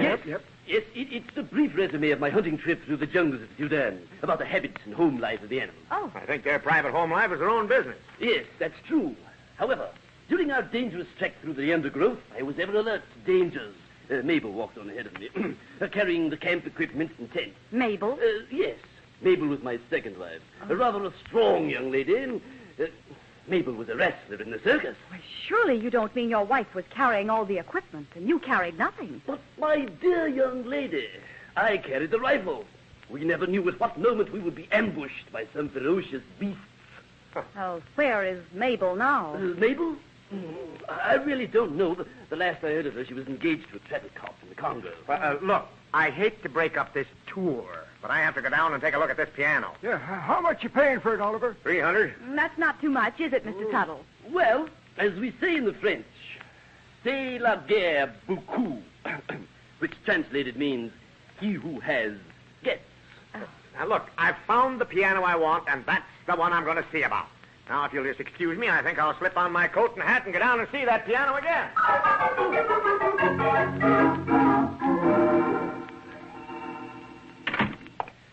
How do you do, sir? May I help you? Yes, I was looking at a piano in this store this morning. $300. $300. Yeah. What size? Oh, just the ordinary size. Do you see it anywhere on the floor? No, I don't. Well, then it's been sold. Huh? Now, let me show you another one for around that price. Here is a Knickerbocker upright. I can make you a special on this. Well, isn't that kind of old-fashioned with those curved legs? You said 300? Yeah, that's right. Then it's curved legs, my friend. But look, I don't want curved legs. I just want to show you the construction. There, you see, inside the piano, elliptical sounding board and the foot release on the vibrato. Oh, yeah. Uh-huh. Well, does it look to you like all the strings are there? Strings? Yeah. Well, of course, on these cheaper models, we don't guarantee a full set of strings. However, I will tell you this, my friend, the strings that are missing are the B-flat strings. No one hardly ever uses that key anymore anyhow. Oh, I see. Well, how are the C strings? C strings? They look pretty substantial. Well, that's good. That's my favorite key. Shall I wrap it up? No, wait a minute. That piano over there, how much is that one? That one? Yeah. Oh, I believe that's $650. $650? I've seen them like that for $300. Possibly, but this one is polished. Oh. How about a set of drums? No drums. Possibly an accordion. No, look, I want a piano, and I'll pay $300 for one, and I want it today. Well, let's step in the office and talk to Mr. Bruckman. You think he can work out a deal for me?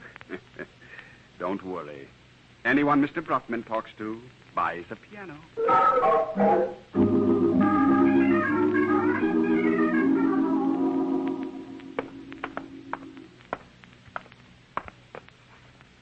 Now, look, Tuttle, let me talk to this woman, because I know her, and I can get the piano cheaper than you can.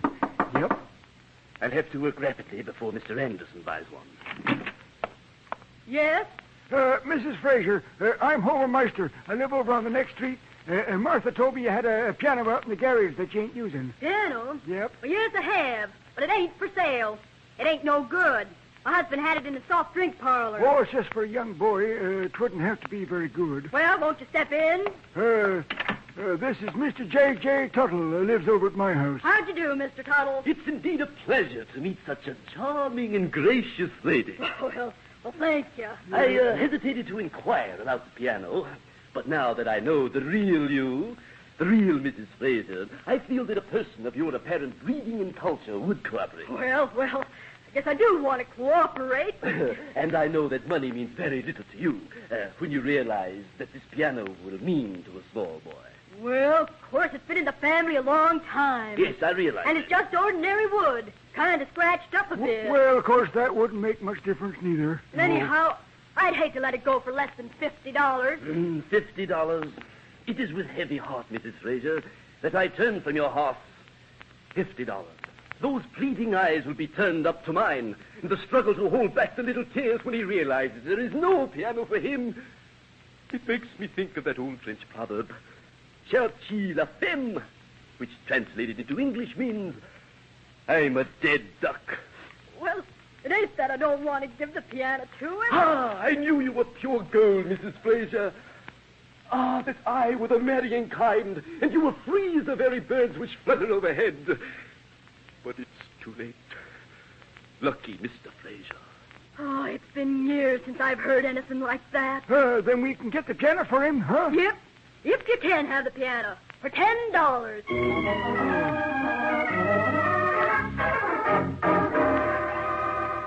Is Pop going to bring the piano home with him, Mom? Well, I'm sure I don't know. I'm determined you're going to have one, so don't worry about it. But, gee, isn't $300 a lot to pay? It's enough, all right. I think if we looked around a bit, we could have done better than that. Oh, this must be Oliver now. Pick up your coat and hat and get that baseball bat out of the front room. Oh, it's Mr. Tuttle. Yes, Mrs. Vance. Well, come in. Where's Homer?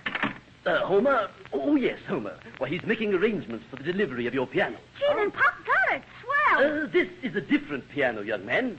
Homer and I felt that $300 was entirely too much to pay.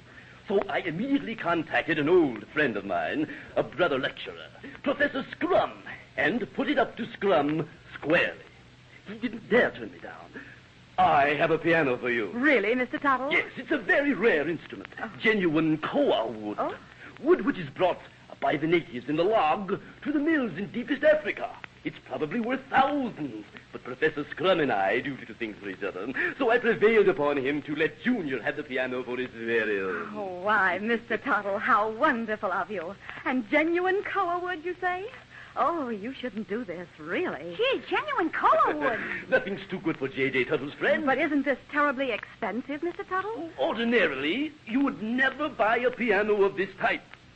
I mean, a piano of this quality. But I persuaded Professor to part with it for merely the moving fee, a paltry $150. $150? Gee, well, let's buy it. Oh, it's not fair, Mr. Tuttle. This. I shall be very happy if you will just accept it for the small fee, Mrs. Anderson. I like to see the faces of little children light up with happiness. Oh, excuse me. I'll have to answer the phone. Yes, Anderson. Oh, Mary, this is Oliver. Oh, yes. Are you coming home now? Right away. Wait till you see the piano I bought. You've already bought it? Paid $50 deposit, the rest on delivery. Well, Oliver, I wish you'd have waited. Waited? No, I lost one piano that way. You have to act fast now if you want anything. But I've already agreed to buy one from Mr. Tuttle. Oh, so is he still there? Is he rooming with us now? Oliver, please. Don't make a deal till I get home. I'm afraid this won't wait, Oliver. This is a rare opportunity. It's genuine koa wood. What's koa wood? I don't know, only that it comes in logs.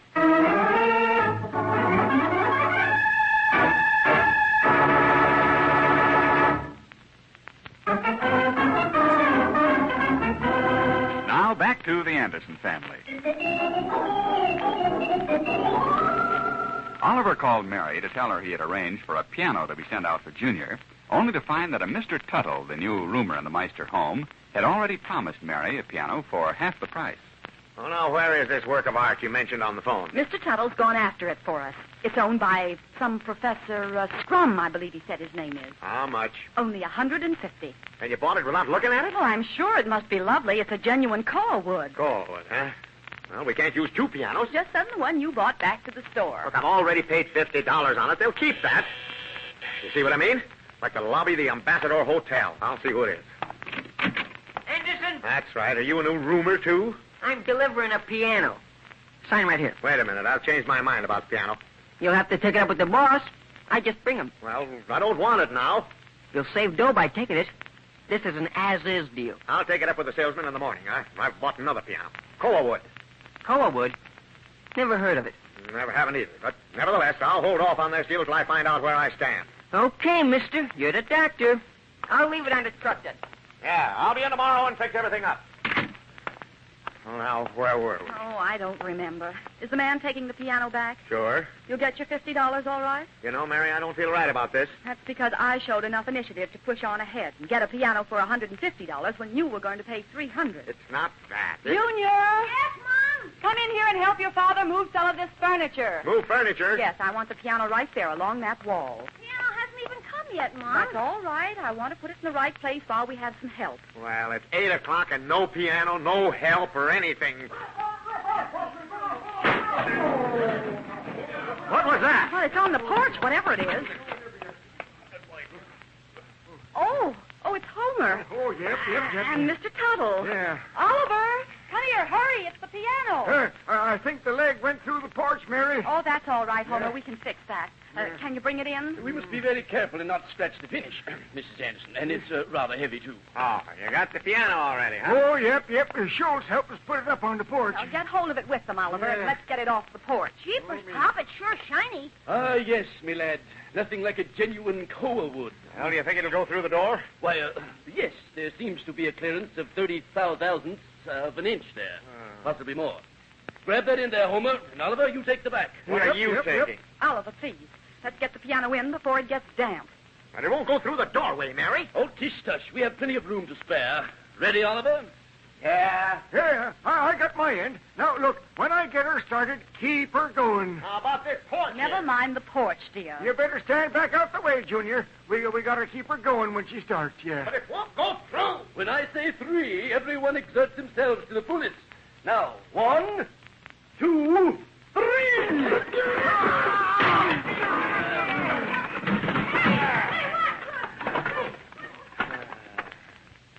Well, shovel it up. Oh, Oliver, the whole doorway's ripped apart. Good heavens. I didn't realize our strength. Your strength. However, we have the piano in. That's what matters. If the door is off and the casing is out, I knew it wouldn't go through. Oh, gosh, Oliver, I'm sure sorry about it. I'll bring over my carpenter tools tomorrow and I'll fix it. I won't charge you much. Well, we could just remodel the house. We've got a good start. Look, will you boys push the piano right over against this wall? Yep, you bet, Mary. Oliver, take the back and I'll take the front end. How about you, Tuttle? Are you on a project? Project? Yeah? Why, I'll be most happy to help. Well, help. Come on, get it rolling. Yeah, come on. I got to push it here. Hey, Pop, get in the way! That's wonderful. Right where I wanted it. Can I play it now, Mom? No, Junior, not now. Well, where's the piano bench? Bench? Good heavens, I must have forgotten it. I consider myself very lucky to get just the piano. Professor Scrum cried like a baby when we took it out. Cried, eh? Well, maybe you shouldn't have slugged him to get it. Me, a smile is worth 1,000,000 frowns. 2 jowers vom wit, which translated means, let the sun shine through. Isn't that Yeah, awful? it's sure an old piano, Pop. Yeah, it's one of them antiques, Junior. They're hard to get now. This leg, it seems to be sort of cracked. Cracked? Characteristic of the koa wood, Mrs. Anderson. And curved legs. How's the inside look? It should be perfect. Professor Scrum had it in his drawing room for years. Oh, you broke it, Junior. Well, probably koa wood splits easy. Hey, look. Professor Scrum has mice. Did he know that? Mice? Well, looks like mice nests back of that sounding board. Professor Scrum has been doing his own housework since his wife left. Possibly he's rather inefficient. Oh, well, Junior can get rid of the mice, all right. Of course. Good heavens, man, you have a priceless jewel here in this piano. I wish it had a bench. Bench, eh? Well, we'll get a bench for you, Junior. This is the front of the piano. Ah, yes. The sentiment wrapped up in this beautiful instrument. Brother, they went overboard on the sentiment. Look at that front panel. Ha! Someone put a heart with an arrow through it. Yeah. And with a chisel. Yeah. I had one with the fish one time, I remember. Oh, Homer. Well, dag nabbit if they ain't gone and done it. Yes, they did. No. Well, any antique is bound to be scratched a bit. Scratched a bit. Looks like they pitched horseshoes on it. Well, never mind, Oliver. Mr. Tuttle did the best he could. Yep, dag nabbit, he sure did. Yes, he sure did. What's this in the bottom of the piano? Could be anything. Find something in there, Mom? Looks like a couple of mason jars. Oh, let me see. Mason jars? And they have canned plums in them. Hey, look around and see if you can find any kumquats. Homer, shut up. I love my kumquats. Shut up, Homer. Canned plums in a piano. Brother, that's all. Professor Scrum must have put up his fruit in it, too. See if there's any sugar in there. Canned plums? Yeah. Oh, Mrs. Anderson, Professor Scrum told me once that koa wood must be kept at a certain dampness. Possibly these cans of plums were put out there for that reason. They look kind of good. Can we eat them, Mom? Junior, of course we'll not eat them. Well, I did the very best I could for you, Mrs. Anderson. And if everything isn't satisfactory, I must offer my humblest apologies. Oh, now, Mr. Tuttle. Oliver really appreciates all this. I'm happy to hear you say that. Homer and I must leave now and get the piano bent. Well, maybe you should let it go for tonight. Oh, gee, I'd like to play tonight, Pop. Let it go for tonight. Okay. Well, come on, J.J. We got places to go yet. Now, look, about this doorway here. Doorway? Oh, yeah, doorway. Yeah, doorway. Well, I'll be over in the morning and repair it. But what about tonight, Homer? No door. Well, I guess I could get over tonight. No, not tonight. Never mind. I'll sit up and guard it. At least I'll be alone. Very well, Mrs. Anderson. May you have the best of luck with this instrument. Yeah, fine. Come over again sometime. So, you have your money? Why, yes. I paid Professor Scrum. Everything is paid for and delivered. And now, I bid you good evening. Oh, good heavens, who could this be? Well, about the only one missing is Professor Scrum. Maybe I should go. It's my turn.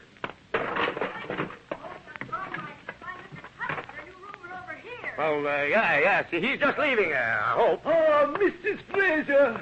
I was just coming over to see you, dear lady. I wanted to see you about that chiffonier which was broke in the woodshed. The chiffonier?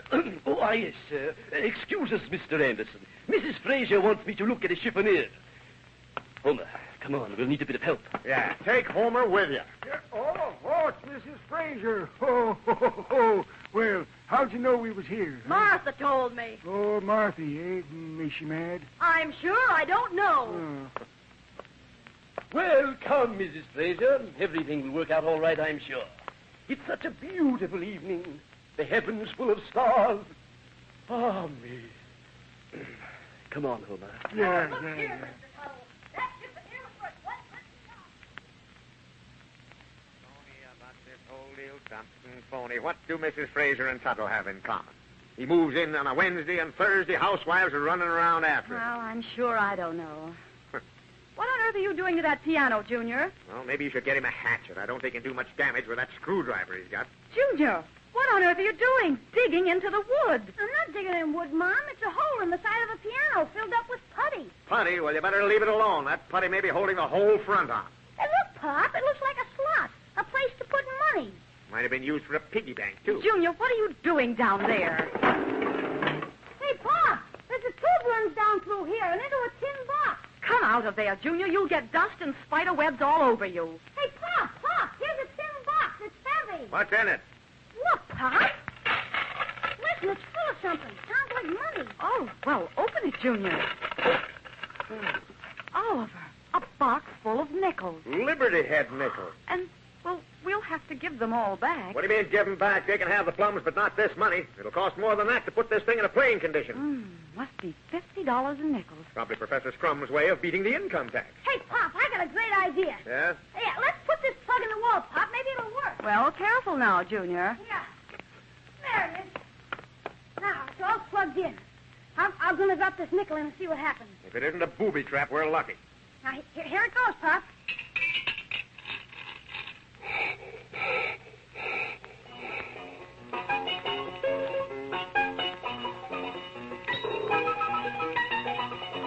It's a saloon piano, Mary. I told you to Oliver, wait. Anderson, don't you scream at me. Oh, that's Uh-oh, here we go again, folks.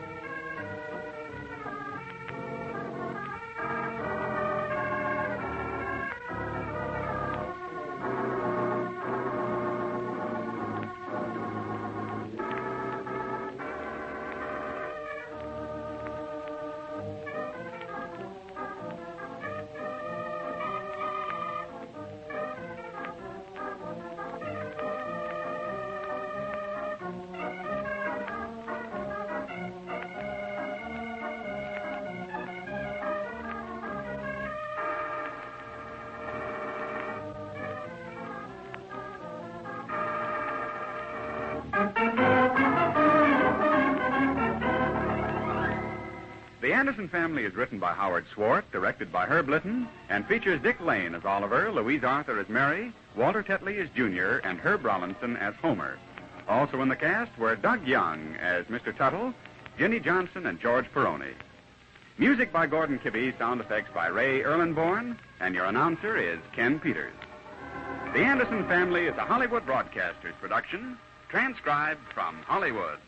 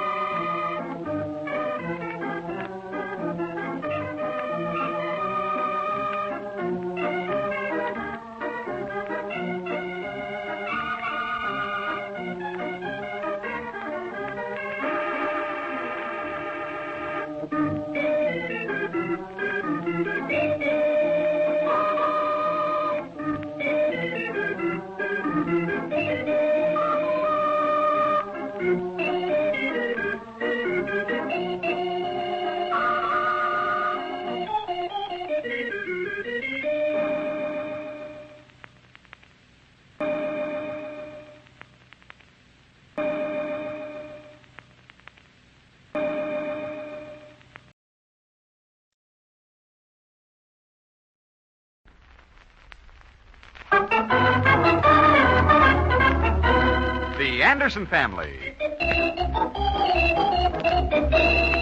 I tell you, Mary, I had nothing to do with that woman coming here and asking for me. I'm not interested in hearing anything you have to say, Oliver I Anderson. tell you, it was all on account of Homer sending that request to the Lovelorn Club. No, it's Homer's fault. Yes, it is. Mr. Meister had one of those folders, Mom. You stay out of this. Well, I like to see justice done. There, you see, even Junior feels as I do. You haven't heard the last of this yet, Oliver Anderson. Uh-oh, here we go again, folks.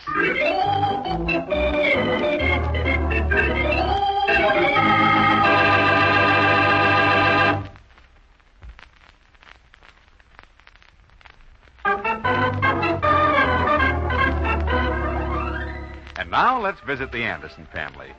Well, this whole thing started when Homer Meister, the man next door, hired Junior Anderson and Butch Chapman to clean out his garage. Mrs. Meister insisted Homer clean the garage, and right now Junior and the Chapman boy, Butch, are piling up old letters, envelopes, pictures of pin-up girls, and miscellaneous artworks that Homer has accumulated over the years.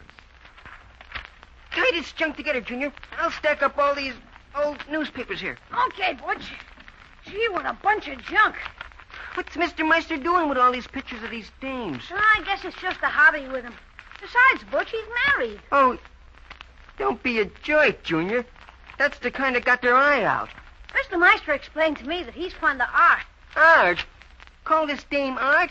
She's too fat. What a face. Look at the way she's trying to look pretty. Yeah, well... shall we get this stuff out of here? Oh, yeah. Hey, wait a minute. Looky here. What is it? A folder. Gee, all kinds of coils. With numbers under them. Yeah, well, throw it on this pile and let's get going, Butch. Throw it on the pile, nothing. Listen to this. Are you lonely? Huh? Does the same face across the breakfast table each morning bore you? Would you like to trade off the old model for new? It's just an ad. It doesn't mean anything. Besides, maybe somebody just loaned it to him. Mr. Meister wouldn't send for it. Oh, we wouldn't, eh? No. See that? Homer Meister, Esquire. Oh, we shouldn't be reading Mr. Meister's mail, Butch. It's open, ain't it? Guy can't help looking at something he finds, can he? I think I'll take this home with me. Yeah, and then what? Hey, let's ask them for a catalog. Then we'll show the kids at school and all the pictures, and just for laughs. Just for a gag, huh? Sure, will their eyes pop out? Yeah, I can see the kids now, calling you Casanova Chapman. It don't hurt none, Yeah, but some of these ladies on this folder are old enough to be your grandmother, Butch. Oh, I'll cut them out. There certainly should be one or two on the folder that'd take a good picture. You mean like this one? Oh, boy.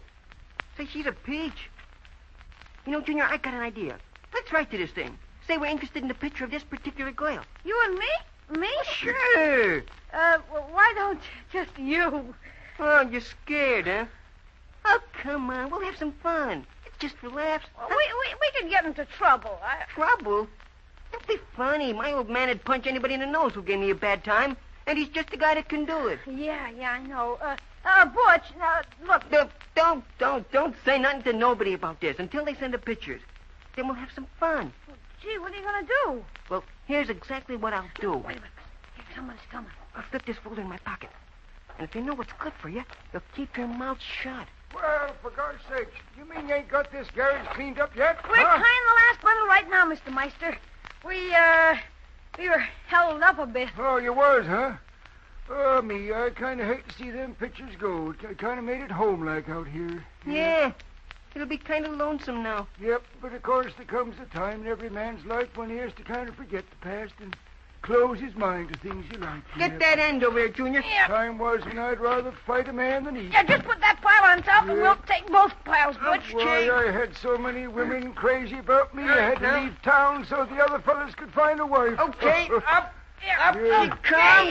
Look out, Mr. Meister. Oh, gosh, you're like to trample me to death. Now, right on out the door now, Butch. Come on. Boy, Pat, this is all of it. Hey, just put it right by the incinerator there, boys. Hey, I got to speak to Mary about Junior running around with that Chapman kid. It ain't good for him.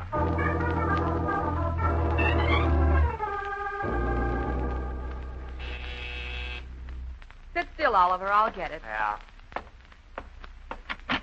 Oh, Martha. Come in, Martha. Oh, we can't stay but a minute, Mary. Homer, take off your cap. Well, gosh, give a fella time. I know how to act. I ain't saying you don't. Shall I shut the door? Oh, Mary, I am sorry. Hey, Oliver here? Right in here, Homer. Come on in. Hey. Now, I don't want you to get in no trouble with Oliver. Oh, shush up, will you? Well, a Meister tribe. Come on in, sit down. Oh, we can't stay, Mr. Anderson. Good.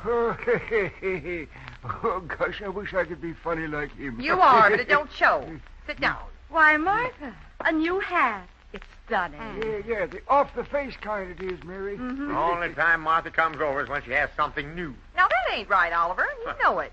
But Homer is so proud of me, and he just wants to show me off. Like a little boy. Yep. Marthy's a good woman, Oliver. Yep. Someone been giving you an argument on it, Homer? That's not funny. I thought it was. Not a bit. Oh, Mary, I understand him. I wish Homer was more like him. You can trust Oliver anywhere. Oh, is that so? No, I asked you not to go getting in no argument tonight, Marthy. You've hurt his pride, Martha. Pride? It's not pride. I don't think just because a man gets married that he loses any attraction for ladies. Well, he should. Martha's right, Oliver. You don't see ladies looking at Homer. Oh, they don't, eh? I mean, I just don't invite it, so. You don't mean to insinuate that Homer ain't got appeal. Oh, look, Martha. Oh, it's Junior. Hi, everybody. Hello, dear. Say, Mom, did I get any mail today? No, not that I know of. Mail from whom? Oh, just wondered if I got any is all. Maybe tomorrow I'll get some. Now, there's a nice little boy. Everyone says so. We think so. Of course, I don't believe in neighbors putting their 2 cents worth in when it comes to growing kids, but that Chapman boy is too, he's older than Junior and... Homer, it's none of your affair. Well, I guess Junior can take care of himself all right. I did. Well, so did I. But a couple of days ago when them boys was cleaning out my garage, I didn't like the way that Chapman kid was bossing little Junior around. Oh, you can boss Junior only so far, Homer. Well, I'm just telling you so. Yeah, now, we'll take care of the whole thing, Homer. That wasn't why you stopped by, was it? Just to tell us that? Nope. We just went down to the corner and we're on our way home. I did want to talk to you a minute, though, Oliver, after I take Marthy home. Sure, I'll be right here. Well, then, come on, Marthy. Let's get going. Yes, I think we better go, Homer. Mary, you like my hat, Why, it's adorable, Martha. Black with that little orange trim. Mm-hmm. So Well, becoming. come on, Marthy. Don't keep there gabbing your big mouth all night. Come on. Just keep your shirt on, Homer. I'll see you later, Homer, huh? Yeah, I'll be out in my garage. Come on over. Night, Martha. See you tomorrow, Mary. Good night. You know, the only reason she stopped was to show off that hat. Well, suppose she did. Would it hurt you to say something nice about it? And Homer trying to tell me that Junior's in bad company. Oh, he was only trying to help Oliver. I do know, though, that Butch Chapman has dates with girls. Who else would he have dates with? Oh, but Oliver, he's only a year older than Junior. That's true. You think he's too young to have dates? Well, I know Junior is. Why, one night Mrs. Chapman called up here at 11 o'clock. Didn't know where Butch was. How does that affect Junior? Don't you see? If Junior started running around with him, That's nonsense. I started running after girls when I was 13. But I didn't catch one till I was 17. You're different, dear. But different? What I'm trying to say is you're a little past the ogling age. Who is? Oh, you men never give up trying to impress, do you, dear? You know, Mary, sometimes I think it would be a good idea for a husband just to show his wife that he's very capable of being attractive to women. Oh, come now. You're making a production out of a little joke here. Oh, I am, huh? Mm-hmm. Hate to have anyone think I'm a has-been, that because I'm married, it puts me in the also-ran class. Ah, no one believes that, Oliver. Okay. Now, what would you think if I brought a very charming lady to the house and said, this young lady finds me very attractive? Oh, I'd do my best to make her feel comfortable, darling. Yeah, I'll bet you would. Oh, this is so silly, dear. Run on over to Homer's. He's waiting for you. I'm sure it's very important. Yeah, well, let him wait. I'm in no mood to talk to anyone. Very well. If you have time, you might find Junior and tell him to get his homework done.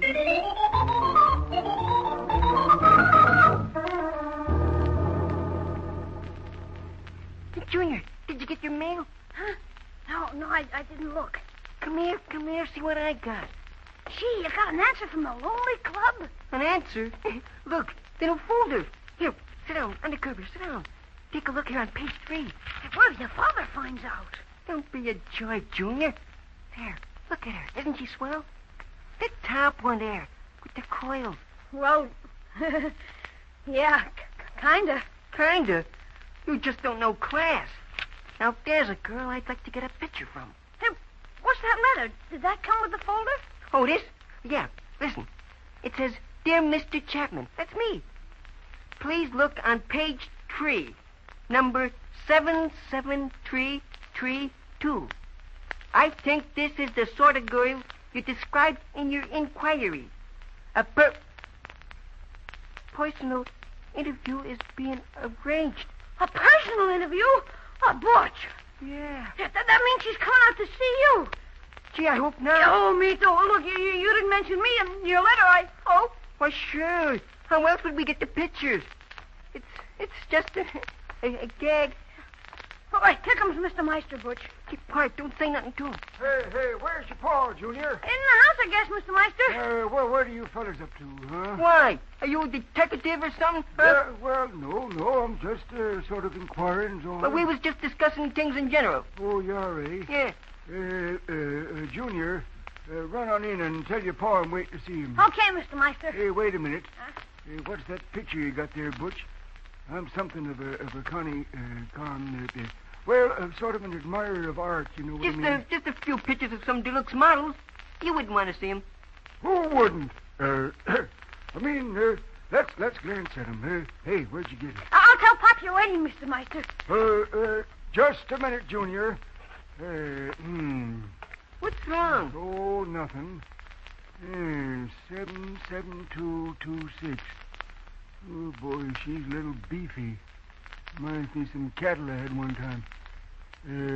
77229. Oh, boy, look at that face. There's a mean face. Oh, but look at here's one. Oh, 77332. Hey, you better let me have this one, Sonny. Nothing doing. You find your own pictures. I've got one you can have, Mr. Meister. Well, gosh, thanks, Junior. You what? You got one of these? Shh, quiet. Look what's coming down the street. Now, looky here, Butch Chapman. Now, oh, jumping kumquats, dag nabbit. What, Mr. Meister? Look. It's the gal in the folder, 77332. She's turning in your house, Junior. Oh, gee, Butch, we gotta stop her. I don't want to talk to her. Oh, it's too late now. Can't you do something, Mr. Meister? Gosh, no. Nothing I can do now. It's too close to home. Well, there's just nothing I can do now.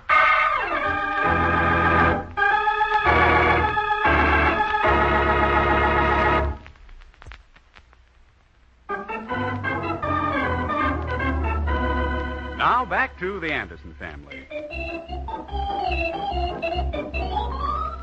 Butch Chapman, a neighbor's boy, sent to a Lonely Hearts Club for one of their folders, just as a joke. But it seems to have gone beyond that. For an answer to his inquiry, a young lady has made a personal call at the home of Junior Anderson. It seems that Butch had asked for a folder for Junior, too. Well, Mary and Oliver Anderson are in the kitchen when the buzzer announces a caller. Oh, get the door, will you, dear? My hands are all flour. Probably Homer Meister. Can't he stay home at all? Hello? I beg your pardon. Mr. Anderson? Why, yes. My, I didn't think I'd find such a handsome man. Well, I'm... what? May I come in? I guess so. Well, thanks. May I ask who you are? I'm 77332. 77332? Yes. Page 3. Page 3. Won't you come in a moment where we can sit down? Thank you. Well, yeah, I know. Won't you sit down? Thank you. I do hate being so formal, but remember, I've just met you, Mr. Anderson. Oh, we're not formal here at all. I hope you won't think I'm mercenary if I ask if you own your own home. Well, almost. There's a little left to pay off. Well, I think that's very important.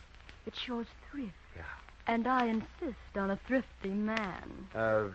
Pardon me. You aren't looking for Homer Meister, are you? Mr. Meister? I don't know it. Oh. Now, please don't misunderstand me, Mr. Anderson.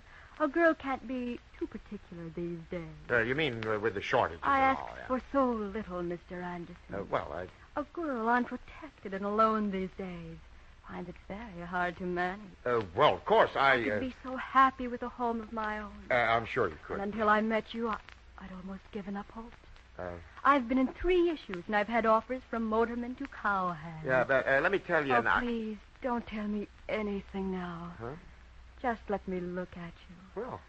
Let me drink in the kindness from your eyes. Well, gee, I hardly know what to say here. Don't say it. Just look at me. Well. My slave. Now, wait a minute. That last was uncalled for. Somebody's giving you a wrong impression here. Oh, no, I don't think so. Is this your name? Oliver Anderson, Jr.? Why, yes, Junior. Now, don't try to deny that this is your request. Now, wait a minute. That other letter there. That letter. Yes. Do you know him? No. Mr. Quillen K. Chapman. Indeed, plumber. I do. A fine man. But how did you... Yeah, never mind that. This Chapman turns out to be another turkey. Brother, you'll hear from me later. And you don't need to take me to the door either. But please understand, I had nothing to do with this. Don't beg. I hate a cross. Yeah, but this is a mistake. And you've made it, brother. Fine thing. All right, Mary. What's so funny? You. Oh. Now what? Well, what do you want, Homer? Nothing exactly, but the young lady that just came out the door. Yeah? Well, she asked me how to get to Chapman's house, and now I can tell you all about it. I don't want to hear any more about it. Now, is there anything else? Yeah. Well? Did you get her phone number? What? That'll hold you, Meister. Don't talk, you sweet man. Let me just drink in the kindness from your eyes. Oh, cut it out.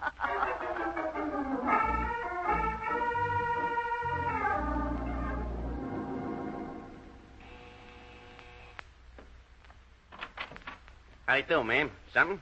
Are you, Butch? Me? Nah, but I'm expecting him any minute. Want to wait? Yes, if you don't mind. Okay, hop in then. Thank you. What do you want to see Butch about?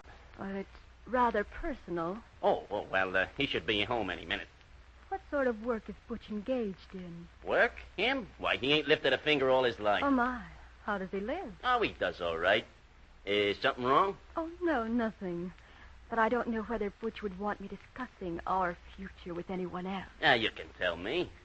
Is he kind? Butch kind? Say, he wouldn't harm a flea. Why, he's had 3 little turtles and a guinea pig for months now. He loves animals. Guinea pig? Yeah. He's sure proud of them. Plays with them all the time. Want to see him? No, thanks. Is Butch a blonde or brunette? Oh, darn if I know. Kind of in between. But who are you? You wouldn't understand. But I'm 77332. You what? I hope to become Mrs. Butch Chapman. Well, now, that's fine. You marry Butch? Why, he ain't never gone out with a girl. Hasn't had a date? Say that again. Now, say, look, I don't know what your racket is. Racket? Yeah, it must be. Else, how come you're around here asking about Butch? Because I received a communication from him, and I understood from the Bureau that he was looking for a wife. You mean you got mail from him? Here's the letter. Say, that's my stationery. Now, wait a minute. I ain't writing no letters to no dames, especially a dame I ain't seen yet. Oh, what chance is a lonely girl? No one to turn to. Cut it out, will you? Cut it out. The old lady ain't gonna like this. All you men are alike. Now you're trying to keep me from my Butch by telling me you're Butch. Wait, will you? How did you know to come here? One of the most insolent cads I ever met directed me. An Oliver Anderson person. The stoop. Oh, I like that description. I know now who you mean. Yep. And, lady, if you don't mind, take a powder, will you? Scram. I got business with this Anderson, Jake. Where is Junior? He'll hear from this, Mary. Well, why do you try to blame it on Junior? Your little gag didn't work, so now it's Junior. I tell you, I saw the letter asking about different models. You mean Junior's writing to girls he's never seen? It looks that way. I wonder how long this has been going on. Oh, I see now what Homer meant when he said Butch was too old to be playing with Junior. You think Butch put him up to it? Well, where would Junior get the idea? I believe you're right. I'll go see Chapman this minute. No, I wouldn't, Oliver. You know his nasty temper. Oh, yeah, I have a temper, too, you know. This has to be nipped in the bud, and I'm just the guy that can do it. When I get through with that Chapman, I'll... Quiet. Someone at the door. I'll get it. Hey, now, Mrs. Anderson, is your husband here, or have you thrown him out? Oliver, you mean? Yeah. Well, won't you come in? Thanks. Now, look here, Chapman. Now, you look here, You Anderson. listen to me. Brother, you're going to listen to me. Oh. Let's talk about something else. Don't change the subject. You mail order Romeo. Now, look, it's all a mistake, Chapman. Yeah, and you're the guy who made it. Boys, please. It's not that serious. Not that serious. You know what could have happened? My old lady could have been here, and she'd have packed up and left me in a minute, and maybe never come back. Hey, wait a minute. That's not a bad idea. But don't forget, Chappie, that girl had a letterhead from the Chapman firm. I only told her where you lived. Now, she could have found that out in a phone book. Well, I've been wanting to tell you a thing or two for a long time, Anderson. And I've been wanting to talk to you, too. Well, now that's chummy. Why don't you boys sit and I'll make some coffee? You seem to have something to discuss. It's all right with me. Me, too. All right, then it will only take me a moment. Sit down, Chapman. You sit first. It's my home. You're my guest. It ain't 'cause I want to be. You don't like my home. I ain't got nothing against your home if that's what it is. What do you call that dump you're living in? It's paid for. Yeah, from charging $3.50 to put a washer in a faucet. You want a committee? No. Or something? Then I'll charge what I want. Are you going to sit down like a man? Have you kicked me in the shin while I'm relaxed? Oh, no, I'm a sneak. I hate you, Anderson. It's mutual, brother. You going to sit down? Are you? This is my home. Then why don't you keep it up? Sending a woman to my home. How did I know? I thought you had good taste in women, though, Chappie. Well, she wasn't bad at that. She blue eyes. Gray.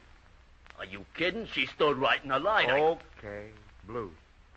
She'll make someone a very good wife. Yeah, and that perfume. Boy, she sure stunk up the joint with that. And I did feel sorry for the poor kid. Yeah, she was the sincere type.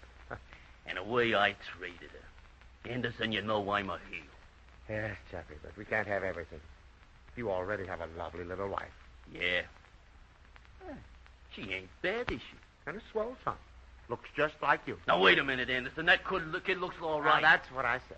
Now, the only thing is, I hope this girl can forget me. Forget you? Look, brother, I'm worried she's coming back to my house the way she looked at me. That's just your imagination. Oh, it is, huh? Yeah. I could say that she was the kind of woman who would never look at another man.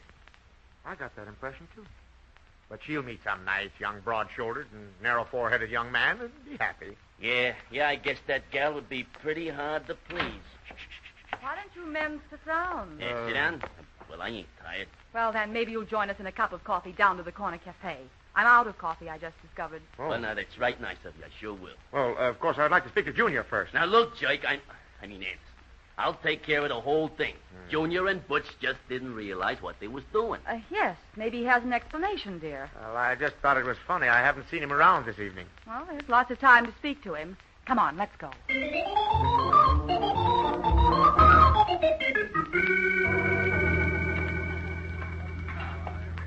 Here's a booth right here. Yeah. Slide in here, Mrs. Anderson. All right. My, there's a lot of smoke in here. Yeah, it's a joint. Oh, well, just coffee. You know, Oliver, I just can't help thinking about that poor girl. Maybe she was hungry. Yeah, gee, I never thought of that. Anderson, I'm a heel. And she did look so afraid. Seemed like a lady, too. Yeah. Wait a minute. What is it? Yes, sir. You're right, Mr. Chapman. It's the girl. 77332? Yeah. And look, with some guy, too. Yeah? Yellow sweater and cap. They're coming this way. Quiet. She doesn't see us in this smoke. Look. Yes, I am sorry. Oh, here's the booth, darling. I just want to sit and look into your eyes and drink in the kindness of Well, like I was telling you, on my first trip to the Orient, I met a little babe in Singapore. I'm so thrilled I met you, Homer, darling. Well, of course, I suppose you get tired of these young whippersnappers. They just don't know how to treat a good woman. Sit down, babe. Slide right in there. Casanova Chapman, our has-been.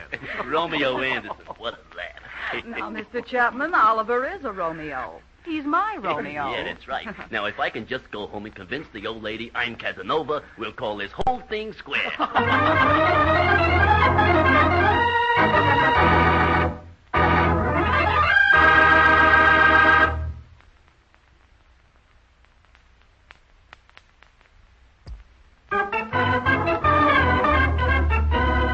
The Anderson Family is written by Howard Swart, directed by Herb Litton, and features Dick Lane as Oliver, Louise Arthur as Mary, Walter Tetley as Junior, and Herbert Rollinson as Homer.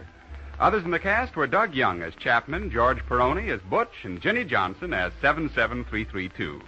Music by Gordon Kibbe, sound effects by Ray Erlenborn, and your announcer is Ken Peters. The Anderson Family is a Hollywood Broadcasters production, transcribed from Hollywood.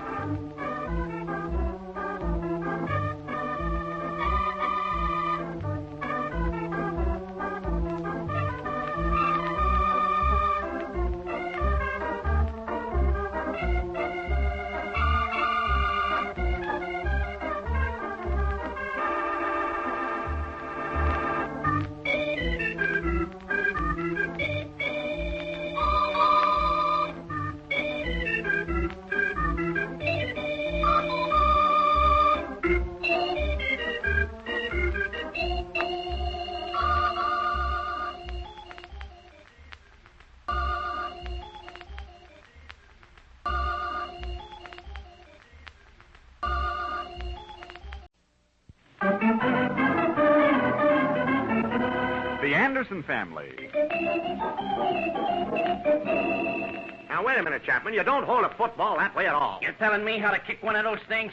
Stand back and no lip, Anderson. Let Mr. Chapman have it, Oliver. He's not going to kick it on the lacings and break it. Who ain't gonna kick what football on what laces? You might punch her up, Mr. Chapman. Let me have the ball. Stand back, Anderson. I might miss the ball and kick where you're not looking. Uh-oh, here we go again, folks.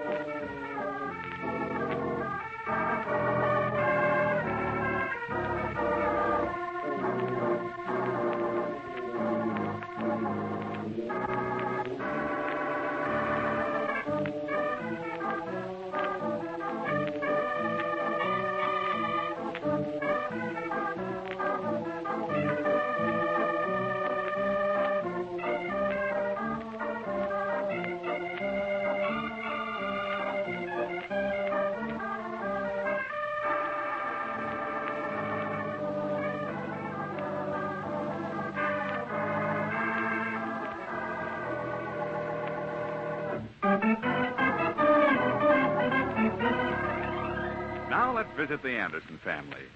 Well, this whole thing started when Junior Anderson accidentally spoiled a football belonging to Butch Chapman. Butch's father, in no uncertain terms, insisted Oliver replace the football and have it by 6 o'clock this evening or else. Oliver knows what the or else means and is discussing it right this minute with Junior. I can't understand, Junior, why you had to destroy Butch's football when you have two of your own. I don't have two like that one, Pop. Mine are just those little cheap kind. Butch's cost $11. $11? Why, I won't pay it. But you agreed to replace it, Oliver. Junior told Butch you would. I'm not agreeing to pay $11. I'll repair it first. It can't be repaired, Pop. When I went through the glass, it got all cut up. Well, there's no reason. Through what glass? Well, I was going to tell you, but I forgot, I guess. It's the glass in Mr. Delancey's greenhouse, Oliver. Oh, that's different. Delancey's greenhouse? How did that happen? The wind took it, Pop, and it curved right around, and then we heard the crash. But it's all straightened out now, Oliver. There's no need to keep this thing going any longer. It's done. There's nothing we can do about it now. But, Mary, that's just carelessness. And as long as Junior did it, he can pay for the broken window. Windows, Oliver. It seems there were several of them. I won't pay it. I didn't do it, and I won't pay.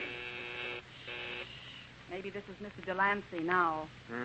Junior, run on out. I may have to get tough with Delancey. Oh, it's Mr. Chapman. Won't you come in? Yeah, thanks. Where's Anderson? Right in here, Mr. Chapman. Thanks. You're sure a lady, Mrs. Anderson.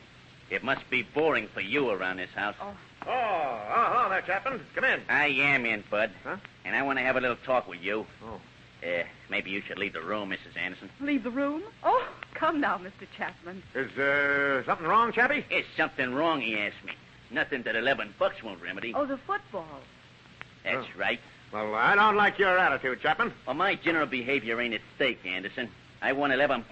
When I left the house, I told Butch I'd come home with $11 or a new football. Oh, well, look, I'll get another football for Butch when I go downtown today. Is that okay? Not just a football, Anderson, but a genuine 2-Z Schiller professional model. Nothing else. Is there a difference in footballs? Decidedly so, Mrs. Anderson. And I won't settle for nothing but a 2-Z Schiller professional model. Oh, suppose I can't find one. Look, let's not delve into future catastrophes, Anderson. You look around till you do find one. Okay, now look, Chapman, let's analyze this thing. Analyze? That means take a thing apart. Oh, I'd love that. I'd been thinking about it ever since Butch told me about this. Yeah, well, what I mean was, now, look, if Butch hadn't been there with the football, Junior wouldn't have kicked it, right? Well, yeah, I guess so. And if the wind hadn't carried it, everything would have been all right. What I'm pointing out is this. There are lots of factors which complicate this. Look, Anderson, I'm willing to listen to a certain amount of this dribble. But in the end, I won $11 or a 2-Z Schiller model football. Is that the way it works out with you? Yes, I guess you're correct. I always do the right thing. Now, you have a football coming, and you'll get it. I don't like the way you're referring to a 2-Z Schiller professional model as just a football. Well, why doesn't Oliver just shop around today and buy one? That's the point in question, isn't it, Mr. Chapman? Yeah, that's right, Mrs. Anderson. I think that's fair. Now, Chapman, I'm quite surprised you'd act this way. You've always been a very fine neighbor. I have? Yes, you have. We've been very proud of the work you did on our plumbing. Well, I try to do good work. And I know you're upset or you wouldn't act this way. Hey, yeah, I guess I am a bit upset. I'd hate to have you do anything which would make people lose that high respect they have for you. Excuse me, Oliver, but you'll be late for work. Well, I just wanted to mention what a warm friendship Chapman and I have had in the past. The time I towed your car for 3 blocks. Yeah, you did that, Oliver. And the time I loaned you a saw, and you brought it back with 10 teeth out of it. That was 30, Anderson. I'm ashamed. But I didn't know the board had a nail in it. That's all right, pal. Did I run over to your house and want to beat you up? No. I said, it was an act. The time, Oliver. Yeah, I know. Anderson, look, I'm ashamed. Now, Chapman. No, I'm all wrong.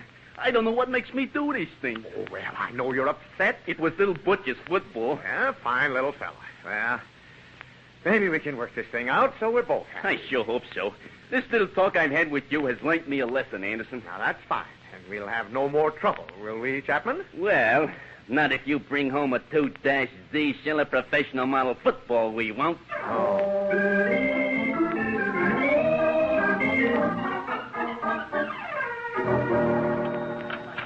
Do you think they have a 2-Z Schiller football here, Mary?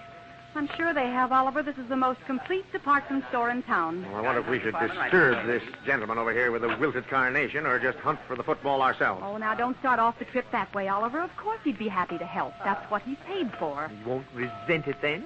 Silly. Pardon me. I'm looking for a football. Oh, how interesting. Well, what position do you play? Position? Well, now look, she started out as a substitute, but now she's a guard, and I might add, the end. I'm sure there must be humor in that remark somewhere, sir. Don't bother. But I fail to see it. Football, you say? That's right. Do you have any? Why, yes, I believe we do. Several of them. 2 Desi Schiller Professional? Who told you we had one of those? No one. We just asked. There must be a leak in the organization. You mean a leak or a drip? I'm ignoring that, sir. However, I will tell you that we have just one 2Z Schiller Professional, but you can't buy it. Can't buy it? That's right. I'm reserving that one for myself. Me, Mr. Norman Oswald Good. Look, we're customers. That has nothing to do with it. But you might drop up to the 3rd floor and ask if they have any other models of football. I'm sorry, but we'll have to buy a 2-Z Schiller Professional football. Does much depend on that particular purchase? I should say it does. Doesn't it, Oliver? Now, let's not go into detail on this. Let's go up there and have a girl browse around the merchandise, and maybe she can find something. And thank you, Mr. Brood. It's not Brood. It's G-O-O-D. Good. That is good. Oh, well, I see. Okay, Mary, it's 3 and footballs. Now,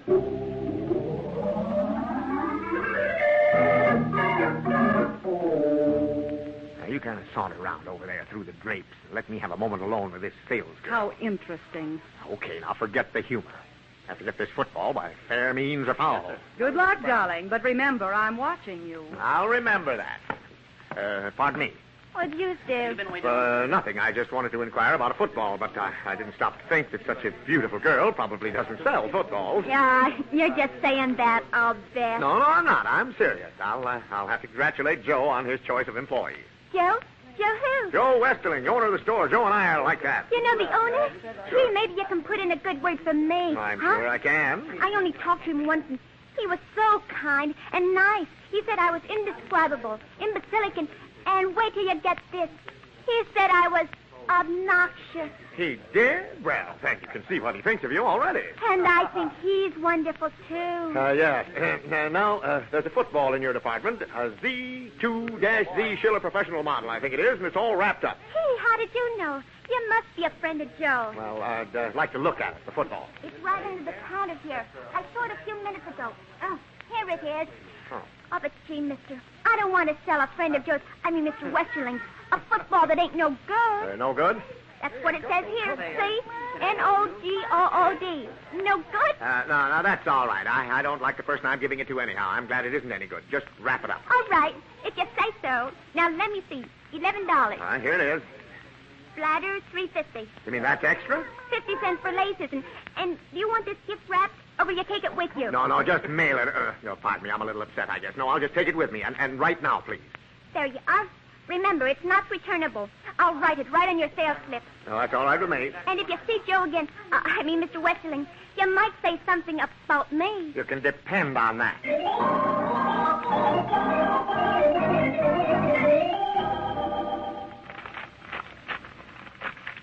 Gee, were you ever lucky, Pop? Wait a minute. Huh? What's wrong, Junior? Look, Mom, it says no good on the wrapper. Oh, gee, Pop, they hooked you again. No one hooked me, I hooked them. That isn't no good, it's N-O good. That's a man's name, and a girl didn't do it. Oh, now, Oliver, that's not fair. Take it back. Not me. Slip says it's not returnable. But it's not fair, Oliver. Mr. Good told you he had that football laid away for himself. Yeah, well, it's been sold, honey. Jeepers, Pop, you're really sharp today. I won't be a party to this, Oliver. I can't see why. Mr. Chaplin has called twice to see if you got home yet. There, you see? Why, take it back and compromise me. Well, it's the honest thing to do is all. Gee, Mom, they're hard to get. Well, of course they are. Take it back. No, I'll call Chapman and tell him to come and get his football. It's not fair to Mr. Good, Oliver. Let Good be on his toes, then. I'm on mine. Chapman speaking, contracting the cement white. Chapman speaking, we ain't got any. This is Oliver Anderson. We still ain't got... Who? Oliver Anderson. Oh, yeah, Anderson. Where's that football? I got one. Yeah, I'm sure glad at that. It saved me a nasty job. Now, just calm down and come and get it. I'll be right over. And, brother, it better be a 2-Z Schiller professional football.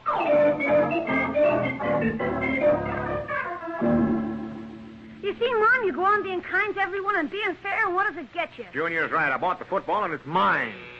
Gee, Chapman isn't kidding when he says he's the fastest plumber in town. You get it, Mary. I still think you're wrong, Oliver. Oh, Mr. Good. Come in. Yes, indeed, I'll come in. Where's that football thief? Now, just a moment, Mr. Good. I'll not be thwarted in my determination to retrieve that football, my dear lady. Where is that man? Hello there, Mr. Good. We shall eliminate the niceties, my good fellow. I'm determined to get that football. I paid for it. It had my name on it. Oliver, dear, I think it would be best... Mary, please. Okay, Mr. Good, I'll show you the sales slip. Now, there. Right there, it's written, not returnable. I shall not go to the hospital without that football. If you reach for it, you will, brother. Oliver, stop this. You know it's Mr. Good football. I'll fight for this football. That's the old spirit, Pop. Now, you stay out of this. And don't think I won't fight for it, sir. I'll not go to the hospital without it. Oliver, give me that football, please. Oh, well, here. That's fine. Now, Mr. Good, if you'll refund the money, you may have the football. It rightfully belongs to you. Thank you, madam. I'll reimburse you this moment. I shall never forget your kindness. Oh, fine thing. You tried, Pop. You mentioned taking it to the hospital. Oh, my goodness, I almost forgot. I hope I'm not too late. I must get there on time. Taking it to the hospital, darling. Maybe he has a boy like Junior lying in a bed there, just waiting for that football. Yeah, I guess I was kind of wrong. Poor kid. Don't you feel better about it now, Oliver? Yeah, I guess so. You're right, of course. I don't want to make you feel worse, Pop, but Mr. Chapman is coming up to walk, and he ain't smiling.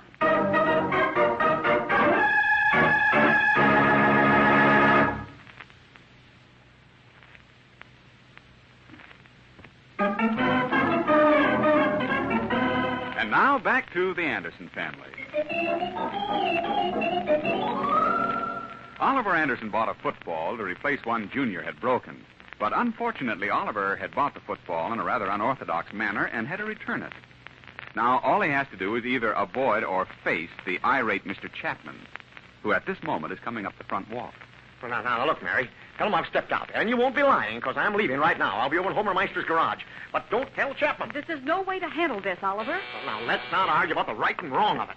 I'll have to have time to think. Oh, Junior, you go to the door. I'm not afraid, Mom. He likes me. Oh, gee, this is a surprise. Come on in, Mr. Chapman. Come in? Oh, yeah, Junior. Much obliged. Oh, well, it's Mr. Chapman. Sit down, won't you? Thanks. Where's Anderson? He's out. Oh, out, eh? Where's the football? Football? Why, the football? Yeah, he called me and told me to come and get it.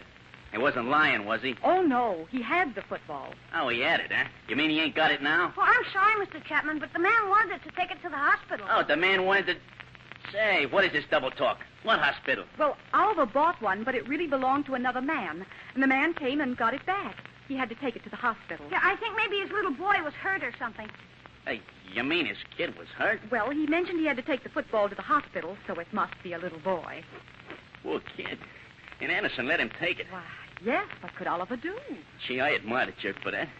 You know, there must be some good in Anderson, and this proves it. Oh, he's a swell guy when you get to know him, Mr. Chapman. Gee, poor kid lying there in a hospital.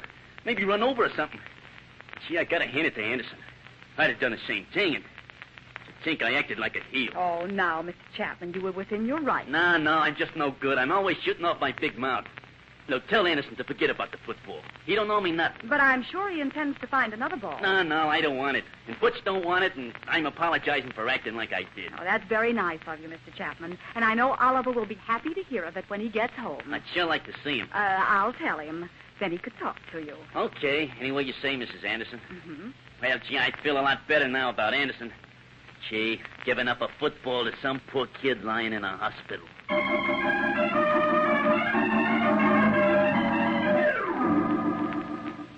Hey, have you seen Chapman leave yet, Homer? Nope, nary a sign of him. Well, maybe I should face it. Have it out with him. There must be a better and safer way, Oliver. In my younger days, I used to swing a mean fist. Yep, even as late as last year. Yeah, had a bruising fight with a pretty tough hombre.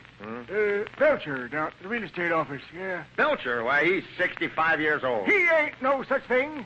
That's what he wants people to believe. He's just 62 and I know it. And you fought with him, Homer? Yep, I led him on. Just like a cat leading a mouse. But he was a coward and he wouldn't fight. Belcher Oh, first? no, not old man Belcher. Yep. I circled around him looking for an opening. And finally I found one. Through the back door. Through the back door. No, it wasn't no such Now, thing. look, this isn't helping me any. Suppose you and I go right up to Chapman's door. Suppose just you go up to his door. I didn't break no football, did I? Well, you're my friend, aren't you? Well, yes, I be, Oliver. But I've been having trouble with Marthy over that same thing. Fighting, yep. And I can't afford to carry it no further. I see. Well, I still have to face it. And Delancey, too. I owe him for some windows out of his greenhouse. Well, now you're talking. If you want him pushed around a bit, well, that's different. Now, wait a minute. He's an old man. Oh, that's the kind I push around. No, never mind. I'll take care of my own problem. Hey, Oliver, he's leaving. Chapman's leaving. Yep. Well, look. Suppose I stop him and have it out with him. He'll see you standing there. Oh, he ain't seeing me standing there. No, sir, not me. No. Okay, then. I'll let it go for a day or two. Yep, I guess that's the best way. Once I had a run-in with Marthy's paw. Yeah, you told me. And he come right at me. Of course, I was younger then and didn't scare easy. Look, I've heard that twice. You ran under a wagon and he chased you and hit his head on a whipple tree, right? Hit his head on a whipple tree. Yep, that's right. Yep. I thought so. Now, look, I'm going over and find out just what I'd better do about this Chapman.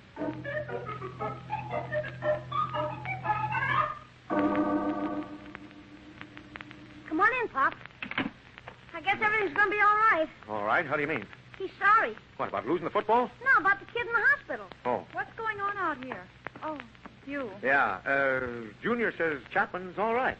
He is. I think he acted very much the gentleman. How do you mean? Well, he said to forget the football. Oh, yeah? He wants me to forget it so he can go around and say I don't pay my debt. You're just making that up, Oliver Anderson. No, sir, I'm going to get that Chapman a 2-Z Schiller professional model football if it's the last thing I do. How, Pop? Well, I don't know right this minute, but I'll get him one somehow. Now what? Wait. Maybe you're wrong about Chapman being happy. Want me to go to the door, Pop? No, I'll go myself. Now, don't have any trouble on the front porch, Oliver. Well. Oh, it's Mr. Good. Well, now you have your football. What do you want? I'm a rat. I don't care if you're... What? Mr. Anderson, I'm a rat. You are? Well, come on in, I guess. Now, look, Good. I didn't think you were going to make this a habit. You have your football, and I was happy to give it to you. For the kid's sake. May I sit down a moment? Sit down? Well, I guess so. Come on in here. You remember my wife? Oh, of course. How are you, Mr. Good? He's a rat. Why, Oliver Anderson. Oh. He's right, Mrs. Anderson. I'm a rat. Well, I don't understand. I don't either. I was afraid you wouldn't understand without an explanation, so I came back to tell you about it. Well, how's the little boy? It's a little girl. Huh? Oh, is she ill? No, she's doing splendidly. 7 pounds and 8 ounces. Oh, you mean she shrunk? No, the little darling was born just an hour ago. And you were taking the football to her? Well, that was before I knew. You people had been so kind about the football, I just had to come back and explain my action. Junior, dear, close the door when you go out and be back in 10 minutes. Okay, Mom. I'll be out in back. Mary, Junior's not a baby anymore. All right, now let's hear the story. Well, I've been married 12 years. Congratulations. Oliver, please. Well, we were married 2 years when I received my first call to the hospital. 11:15 a.m., I think. I rushed downtown, bought a football for the new arrival. And? I won't say I was disappointed, but there she was. 6 pounds even. Fragile as spun glass. Oh, a little girl. How lovely. Yes. We became very fond of her later. Then 2 years went by. I was summoned again. 4:12 in the afternoon this time. I rushed to the sporting goods store and got the finest football money could buy. A 2-Z Schiller professional model? That's right. I rushed to the hospital and we named her Cynthia. Cute as a bug and fragile as fine spun glass. Mommy. A little sister. Yes, that's right. 4 times I made the trip to the hospital. 4 times I bought a football. They must have got tired taking it back. Oliver. And 4 times I was a little disappointed. And then this time today? Yes, that was why I was desperate. I had to have the 2Z Schiller professional football. I left your house and rushed to the hospital.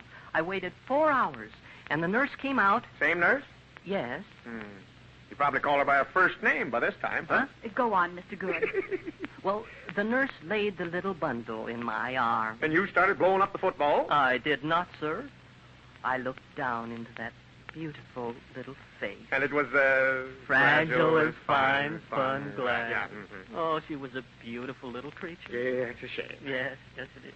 But, gee, you're young yet. Oh, no. I'll never have need for that football again. Well, if you don't need it... I anticipated that, Mr. Anderson, and I've brought the football back. Oh, how nice, Mr. Good. Yes, I hope it makes some little boy happy. I believe the whole bill was $15.10 with the tax. Of course, Oliver, $15.10, Yes, please. sure. Yes. Oh, how I envy you lucky people. You mean about the football? Yes. Well, I'll run on now. I have to pick up a few things. I saw where they have a special on strained carrots. Well, Mr. Good, I hope your new little girl will make you happy and that everything works out right. Oh, thank you. And when you're watching the eager face of the little boy as he kicks the football, think of me trying to wrap up a doll buggy.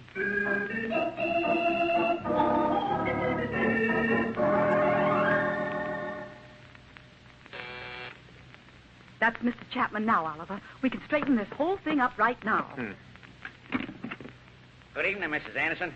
The missus said you folks wanted to see me. Yes, come on in. Oliver wants to see you. Oliver, it's Mr. Chapman. Oh, yeah. Sit down, Chapman. Thanks. What's on your mind? Footballs. Yeah, what's that, huh? Yeah. Don't be ridiculous, Anderson. I don't want no football. Huh? I forgot the whole incident. You don't owe me nothing. No, but I have a 2-D Schiller professional model. Oh, you have? Well, it's different. Is it a genuine one? Sure is. Here, look. It's too good for a kid. They always are busting something with it. Yeah, I know, but you can watch, Butch.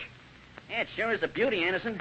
Gee, I bet I could kick it a mile. Not holding it that way, you couldn't. Here, let me show you. Hey, let go of that ball. I know how to kick him. But I just want to show you the right way. Oh, I'm a stoop, huh? Well... Don't know nothing. You're going to show me, huh? Now, wait a minute, brother. You kick it any way you want, but you don't hold the laces down. Hey, look, Anderson, I kicked footballs before you even knew how to hold Oh, one. boys, it's late, and maybe Mr. Chapman should take the ball on home. Yeah, you're right. But don't try to tell me how to hold a football. Okay, you know. Of course I do. Come on outside and I'll show you how it works. It's kind of dark, Mr. Chapman. That's okay. I'll just boot it easy. It ain't like some kid doing it. Come on out. Be careful now. Don't worry. Stand back. The strings are down. Oh, what? Stand back now. Here she goes. I'm gonna boot her a mile. Brother, look at it go up. Yeah, nothing to it. Theory's all right, but... Hey, where's it going? The wind. It's going over the house. Remember, it's your football, Chapman. Ain't nobody else's. I'm gonna get it. Oh, my goodness. Right through Mr. Delancey's greenhouse.